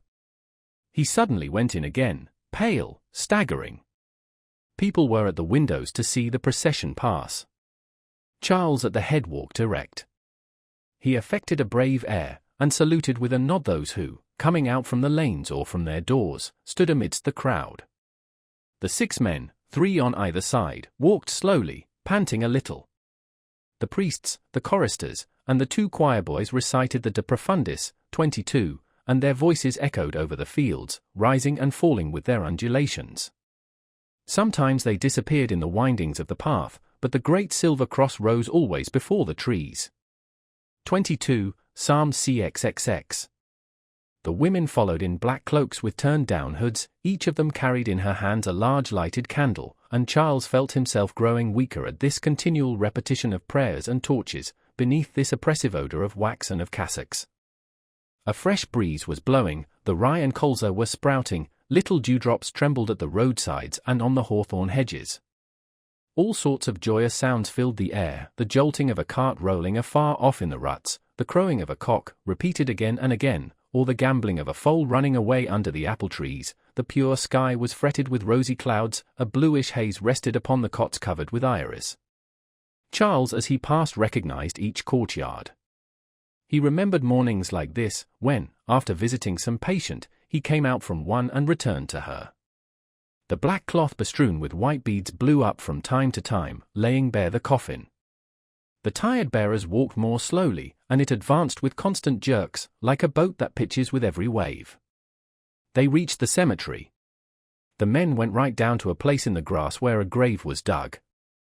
They ranged themselves all round, and while the priest spoke, the red soil thrown up at the sides kept noiselessly slipping down at the corners.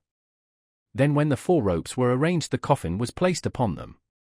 He watched it descend, it seemed descending forever. At last a thud was heard, the ropes creaked as they were drawn up. Then Bournisien took the spade handed to him by Lestiboudois, with his left hand all the time sprinkling water, with the right he vigorously threw in a large spadeful, and the wood of the coffin, struck by the pebbles, gave forth that dread sound that seems to us the reverberation of eternity. The ecclesiastic passed the holy water sprinkler to his neighbor. This was Homaeus. He swung it gravely, then handed it to Charles, who sank to his knees in the earth and threw in handfuls of it, crying, "Adieu." He sent her kisses, he dragged himself towards the grave, to engulf himself with her. They led him away, and he soon grew calmer, feeling perhaps, like the others, a vague satisfaction that it was all over. Old Rouault on his way back began quietly smoking a pipe, which Homaeus in his innermost conscience thought not quite the thing. He also noticed that Monsieur Binet had not been present, and that Tuvache had made off after Mass, and that Theodore, the notary's servant wore a blue coat, as if one could not have got a black coat, since that is the custom, by Jove. And to share his observations with others he went from group to group. They were deploring Emma's death, especially Leroux, who had not failed to come to the funeral. Poor little woman! What a trouble for her husband! The druggist continued, do you know that but for me he would have committed some fatal attempt upon himself? Such a good woman! To think that I saw her only last Saturday in my shop. I haven't had leisure, said Homaeus, to prepare a few words that I would have cast upon her tomb. Charles, on getting home, undressed, and old Rouault put on his blue blouse. It was a new one, and as he had often during the journey wiped his eyes on the sleeves, the dye had stained his face, and the traces of tears made lines in the layer of dust that covered it. Madame Bovary Senior was with them. All three were silent. At last the old fellow sighed. Do you remember, my friend, that I went to toasts once when you had just lost your first deceased? I consoled you at that time. I thought of something to say then, but now, then, with a loud groan that shook his whole chest, this is the end for me, do you see? I saw my wife go, then my son, and now today it's my daughter. He wanted to go back at once to Bertaux's, saying that he could not sleep in this house. He even refused to see his granddaughter. No, no. It would grieve me too much. Only you'll kiss her many times for me. Goodbye. You're a good fellow. And then I shall never forget that, he said, slapping his thigh. Never fear, you shall always have your turkey. But when he reached the top of the hill he turned back, as he had turned once before on the road of St. Victor when he had parted from her. The windows of the village were all on fire beneath the slanting rays of the sun sinking behind the field. He put his hand over his eyes, and saw in the horizon an enclosure of walls, where trees here and there formed black clusters between white stones. Then he went on his way at a gentle trot, for his nag had gone lame. Despite their fatigue, Charles and his mother stayed very long that evening talking together. They spoke of the days of the past and of the future. She would come to live at Yonville, she would keep house for him, they would never part again. She was ingenious and caressing, rejoicing in her heart at gaining once more an affection that had wandered from her for so many years. Midnight struck. The village as usual was silent, and Charles, awake, thought always of her. Rodolphe, who, to distract himself, had been rambling about the wood all day, was sleeping quietly in his chateau, and Leon, down yonder, always slept. There was another who at that hour was not asleep. On the grave between the pine trees a child was on his knees weeping, and his heart, rent by sobs, was beating in the shadow beneath the load of an immense regret, sweeter than the moon and fathomless as the night. The gate suddenly grated. It was Lestiboudois. He came to fetch his spade, that he had forgotten. He recognized Justin climbing over the wall, and at last knew who was the culprit who stole his potatoes.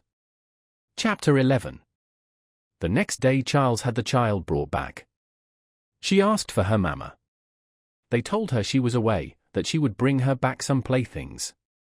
Berthe spoke of her again several times, then at last thought no more of her. The child's gaiety broke Bovary's heart, and he had to bear besides the intolerable consolations of the chemist.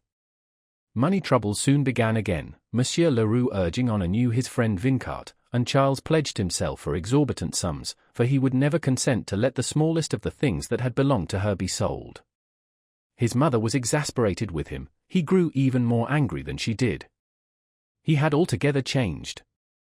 She left the house. Then everyone began taking advantage of him. Mademoiselle Lempereur presented a bill for 6 months' teaching, although Emma had never taken a lesson. Despite the receipted bill she had shown Bovary, it was an arrangement between the two women. The man at the circulating library demanded 3-year subscriptions. Mere Rollick claimed the postage due for some 20 letters, and when Charles asked for an explanation, she had the delicacy to reply, "Oh, I don't know." It was for her business affairs. With every debt he paid, Charles thought he had come to the end of them. But others followed ceaselessly. He sent in accounts for professional attendance. He was shown the letters his wife had written. Then he had to apologize. Félicite now wore Madame Bovary's gowns, not all, for he had kept some of them, and he went to look at them in her dressing room, locking himself up there. She was about her height, and often Charles, seeing her from behind, was seized with an illusion, and cried out, "Oh, stay, stay!" But at Whitsuntide she ran away from Yonville, carried off by Theodore, stealing all that was left of the wardrobe. It was about this time that the widow Dupuis had the honor to inform him of the marriage of Monsieur Léon Dupuis, her son, notary at Yvetot, to Mademoiselle Léocadie Leboeuf of Bondeville. Charles, among the other congratulations he sent him, wrote this sentence: "How glad my poor wife would have been." One day when, wandering aimlessly about the house, he had gone up to the attic, he felt a pellet of fine paper under his slipper. He opened it and read, "Courage, Emma, courage. I would not bring misery into your life." It was Rodolphe's letter, fallen to the ground between the boxes, where it had remained, and that the wind from the dormer window had just blown towards the door. And Charles stood, motionless and staring, in the very same place where, long ago, Emma, in despair, and paler even than he, had thought of dying. At last he discovered a small R at the bottom of the second page. What did this mean? He remembered Rodolphe's attentions, his sudden disappearance, his constrained air when they had met 2 or 3 times since. But the respectful tone of the letter deceived him. Perhaps they loved one another platonically, he said to himself. Besides, Charles was not of those who go to the bottom of things. He shrank from the proofs, and his vague jealousy was lost in the immensity of his woe. Everyone, he thought, must have adored her, all men assuredly must have coveted her. She seemed but the more beautiful to him for this. He was seized with a lasting, furious desire for her, that inflamed his despair, and that was boundless, because it was now unrealizable.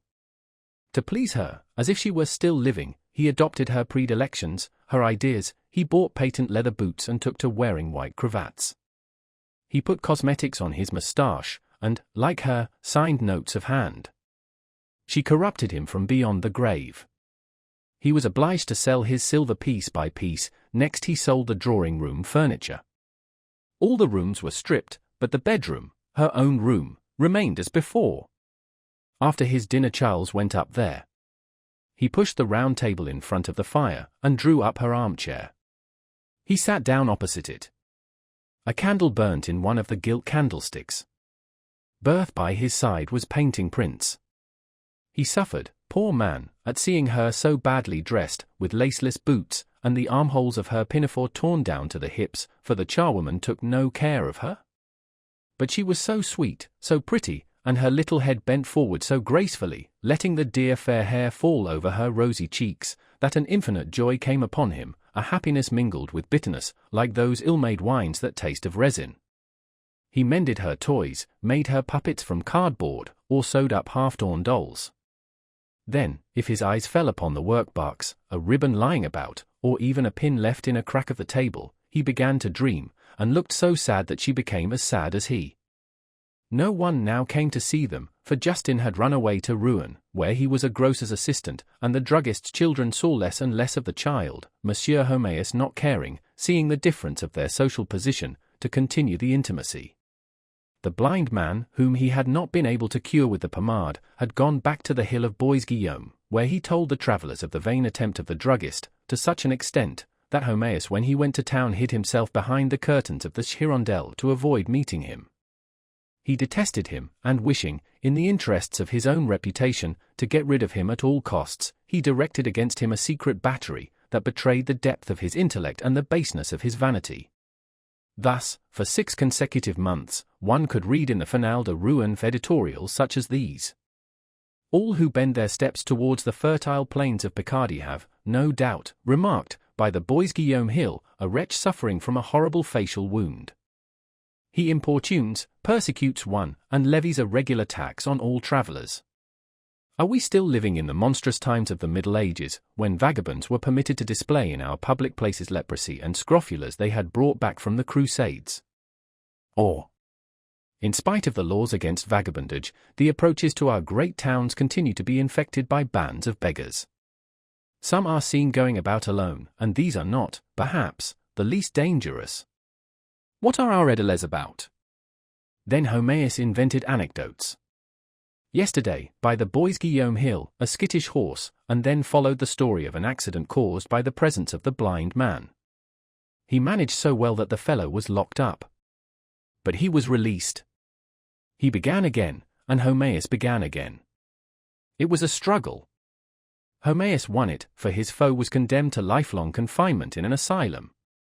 This success emboldened him, and henceforth there was no longer a dog run over, a barn burnt down, a woman beaten in the parish, of which he did not immediately inform the public, guided always by the love of progress and the hate of priests. He instituted comparisons between the elementary and clerical schools to the detriment of the latter, called to mind the massacre of St. Bartholomew apropos of a grant of 100 francs to the church, and denounced abuses, aired new views. That was his phrase. Homaeus was digging and delving, he was becoming dangerous. However, he was stifling in the narrow limits of journalism, and soon a book, a work was necessary to him. Then he composed general statistics of the canton of Yonville, followed by climatological remarks. The statistics drove him to philosophy. He busied himself with great questions, the social problem, moralization of the poorer classes, pisciculture, caoutchouc, railways, etc. He even began to blush at being a bourgeois. He affected the artistic style, he smoked. He bought 2 chic Pompadour statuettes to adorn his drawing room. He by no means gave up his shop. On the contrary, he kept well abreast of new discoveries. He followed the great movement of chocolates, he was the first to introduce cocos and revalenta into the Seine inferior. He was enthusiastic about the hydroelectric pulvermarker chains, he wore one himself, and when at night he took off his flannel vest, Madame Homaeus stood quite dazzled before the golden spiral beneath which he was hidden, and felt her ardour redouble for this man more bandaged than a Scythian, and splendid as one of the Magi. He had fine ideas about Emma's tomb. First he proposed a broken column with some drapery, next a pyramid, then a temple of Vesta, a sort of rotunda, or else a mass of ruins. And in all his plans Homaeus always stuck to the weeping willow, which he looked upon as the indispensable symbol of sorrow. Charles and he made a journey to Rouen together to look at some tombs at a funeral furnisher's, accompanied by an artist, one Vaux Freelard, a friend of Bredoux's, who made puns all the time. At last, after having examined some 100 designs, having ordered an estimate and made another journey to Rouen, Charles decided in favor of a mausoleum, which on the 2 principal sides was to have a spirit bearing an extinguished torch. As to the inscription, Homaeus could think of nothing so fine as Star Viator, 23, and he got no further, he racked his brain, he constantly repeated Star Viator. At last he hit upon Amabile Conjugum Calcas, 24, which was adopted. 23. Rest Traveller. 24. Tread upon a loving wife. A strange thing was that Bovary, while continually thinking of Emma, was forgetting her. He grew desperate as he felt this image fading from his memory in spite of all efforts to retain it. Yet every night he dreamt of her, it was always the same dream. He drew near her, but when he was about to clasp her she fell into decay in his arms. For a week he was seen going to church in the evening. Monsieur Bournigen even paid him 2 or 3 visits, then gave him up.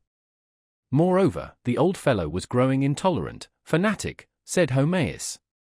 He thundered against the spirit of the age, and never failed, every other week, in his sermon, to recount the death agony of Voltaire, who died devouring his excrements, as everyone knows. In spite of the economy with which Bovary lived, he was far from being able to pay off his old debts. Leroux refused to renew any more bills. A distraint became imminent.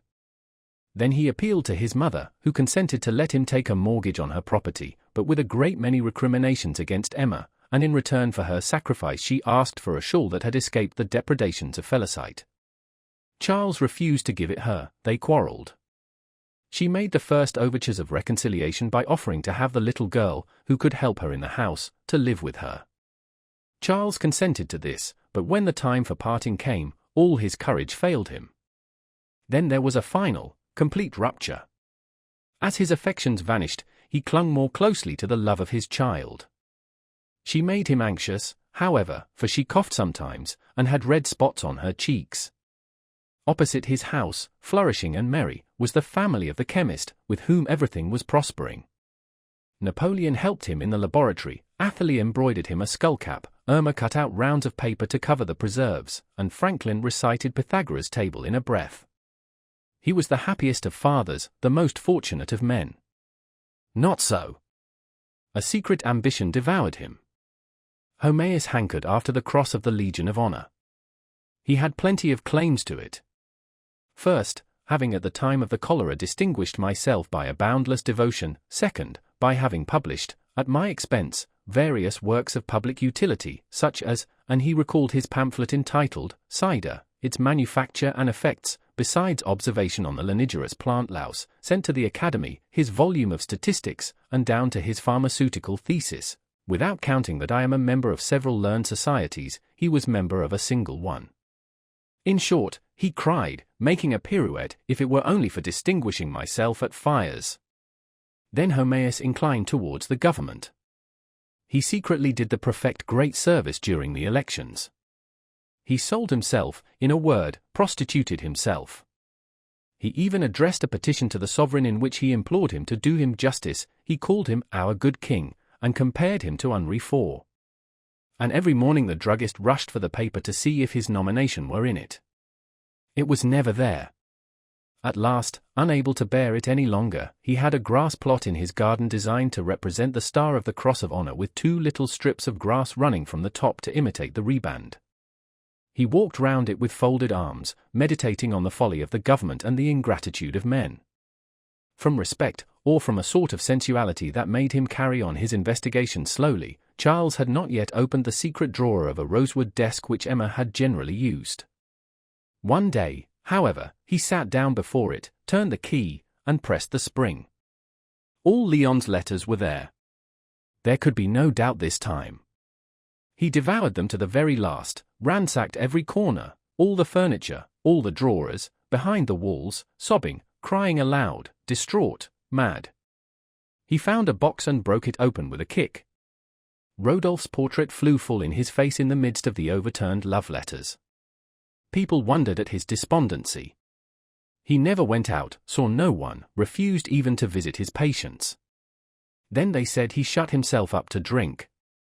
Sometimes, however, some curious person climbed onto the garden hedge, and saw with amazement this long-bearded, shabbily clothed, wild man, who wept aloud as he walked up and down. In the evening in summer he took his little girl with him and led her to the cemetery. They came back at nightfall, when the only light left in the place was that in Bynet's window. The voluptuousness of his grief was, however, incomplete, for he had no one near him to share it, and he paid visits to Madame Lefrancois to be able to speak of her. But the landlady only listened with half an ear, having troubles like himself. For Leroux had at last established the favourites du commerce, and Hivet, who enjoyed a great reputation for doing errands, insisted on a rise of wages, and was threatening to go over to the opposition shop. One day when he had gone to the market at Argueil to sell his horse, his last resource, he met Rodolphe. They both turned pale when they caught sight of one another. Rodolphe, who had only sent his card, first stammered some apologies, then grew bolder, and even pushed his assurance, it was in the month of August and very hot, to the length of inviting him to have a bottle of beer at the public house. Leaning on the table opposite him, he chewed his cigar as he talked, and Charles was lost in reverie at this face that she had loved. He seemed to see again something of her in it. It was a marvel to him. He would have liked to have been this man.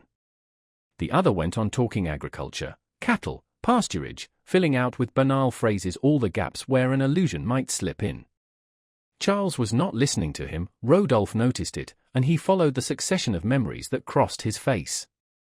This gradually grew redder, the nostrils throbbed fast, the lips quivered. There was at last a moment when Charles, full of a sombre fury, fixed his eyes on Rodolphe, who, in something of fear, stopped talking. But soon the same look of weary lassitude came back to his face. "I don't blame you," he said. Rodolphe was dumb. And Charles, his head in his hands, went on in a broken voice, and with the resigned accent of infinite sorrow. "No, I don't blame you now." He even added a fine phrase, the only one he ever made. "It is the fault of fatality." Rodolphe, who had managed the fatality, thought the remark very offhand from a man in his position, comic even, and a little mean. The next day Charles went to sit down on the seat in the arbor. Rays of light were straying through the trellis, the vine leaves threw their shadows on the sand, the jasmines perfumed the air, the heavens were blue, Spanish flies buzzed round the lilies in bloom, and Charles was suffocating like a youth beneath the vague love influences that filled his aching heart. At 7 o'clock little Berthe, who had not seen him all the afternoon, went to fetch him to dinner. His head was thrown back against the wall, his eyes closed, his mouth open, and in his hand was a long tress of black hair. "Come along, Papa," she said. And thinking he wanted to play, she pushed him gently. He fell to the ground. He was dead. 36 hours after, at the druggist's request, Monsieur Cainevet came thither. He made a post-mortem and found nothing. When everything had been sold, 12 francs 75 centimes remained, that served to pay for Mademoiselle Bovary's going to her grandmother. The good woman died the same year. Old Rould was paralyzed, and it was an aunt who took charge of her. She is poor, and sends her to a cotton factory to earn a living. Since Bovary's death 3 doctors have followed one another at Yonville without any success, so severely did Homéus attack them. He has an enormous practice, the authorities treat him with consideration, and public opinion protects him. He has just received the Cross of the Legion of Honor.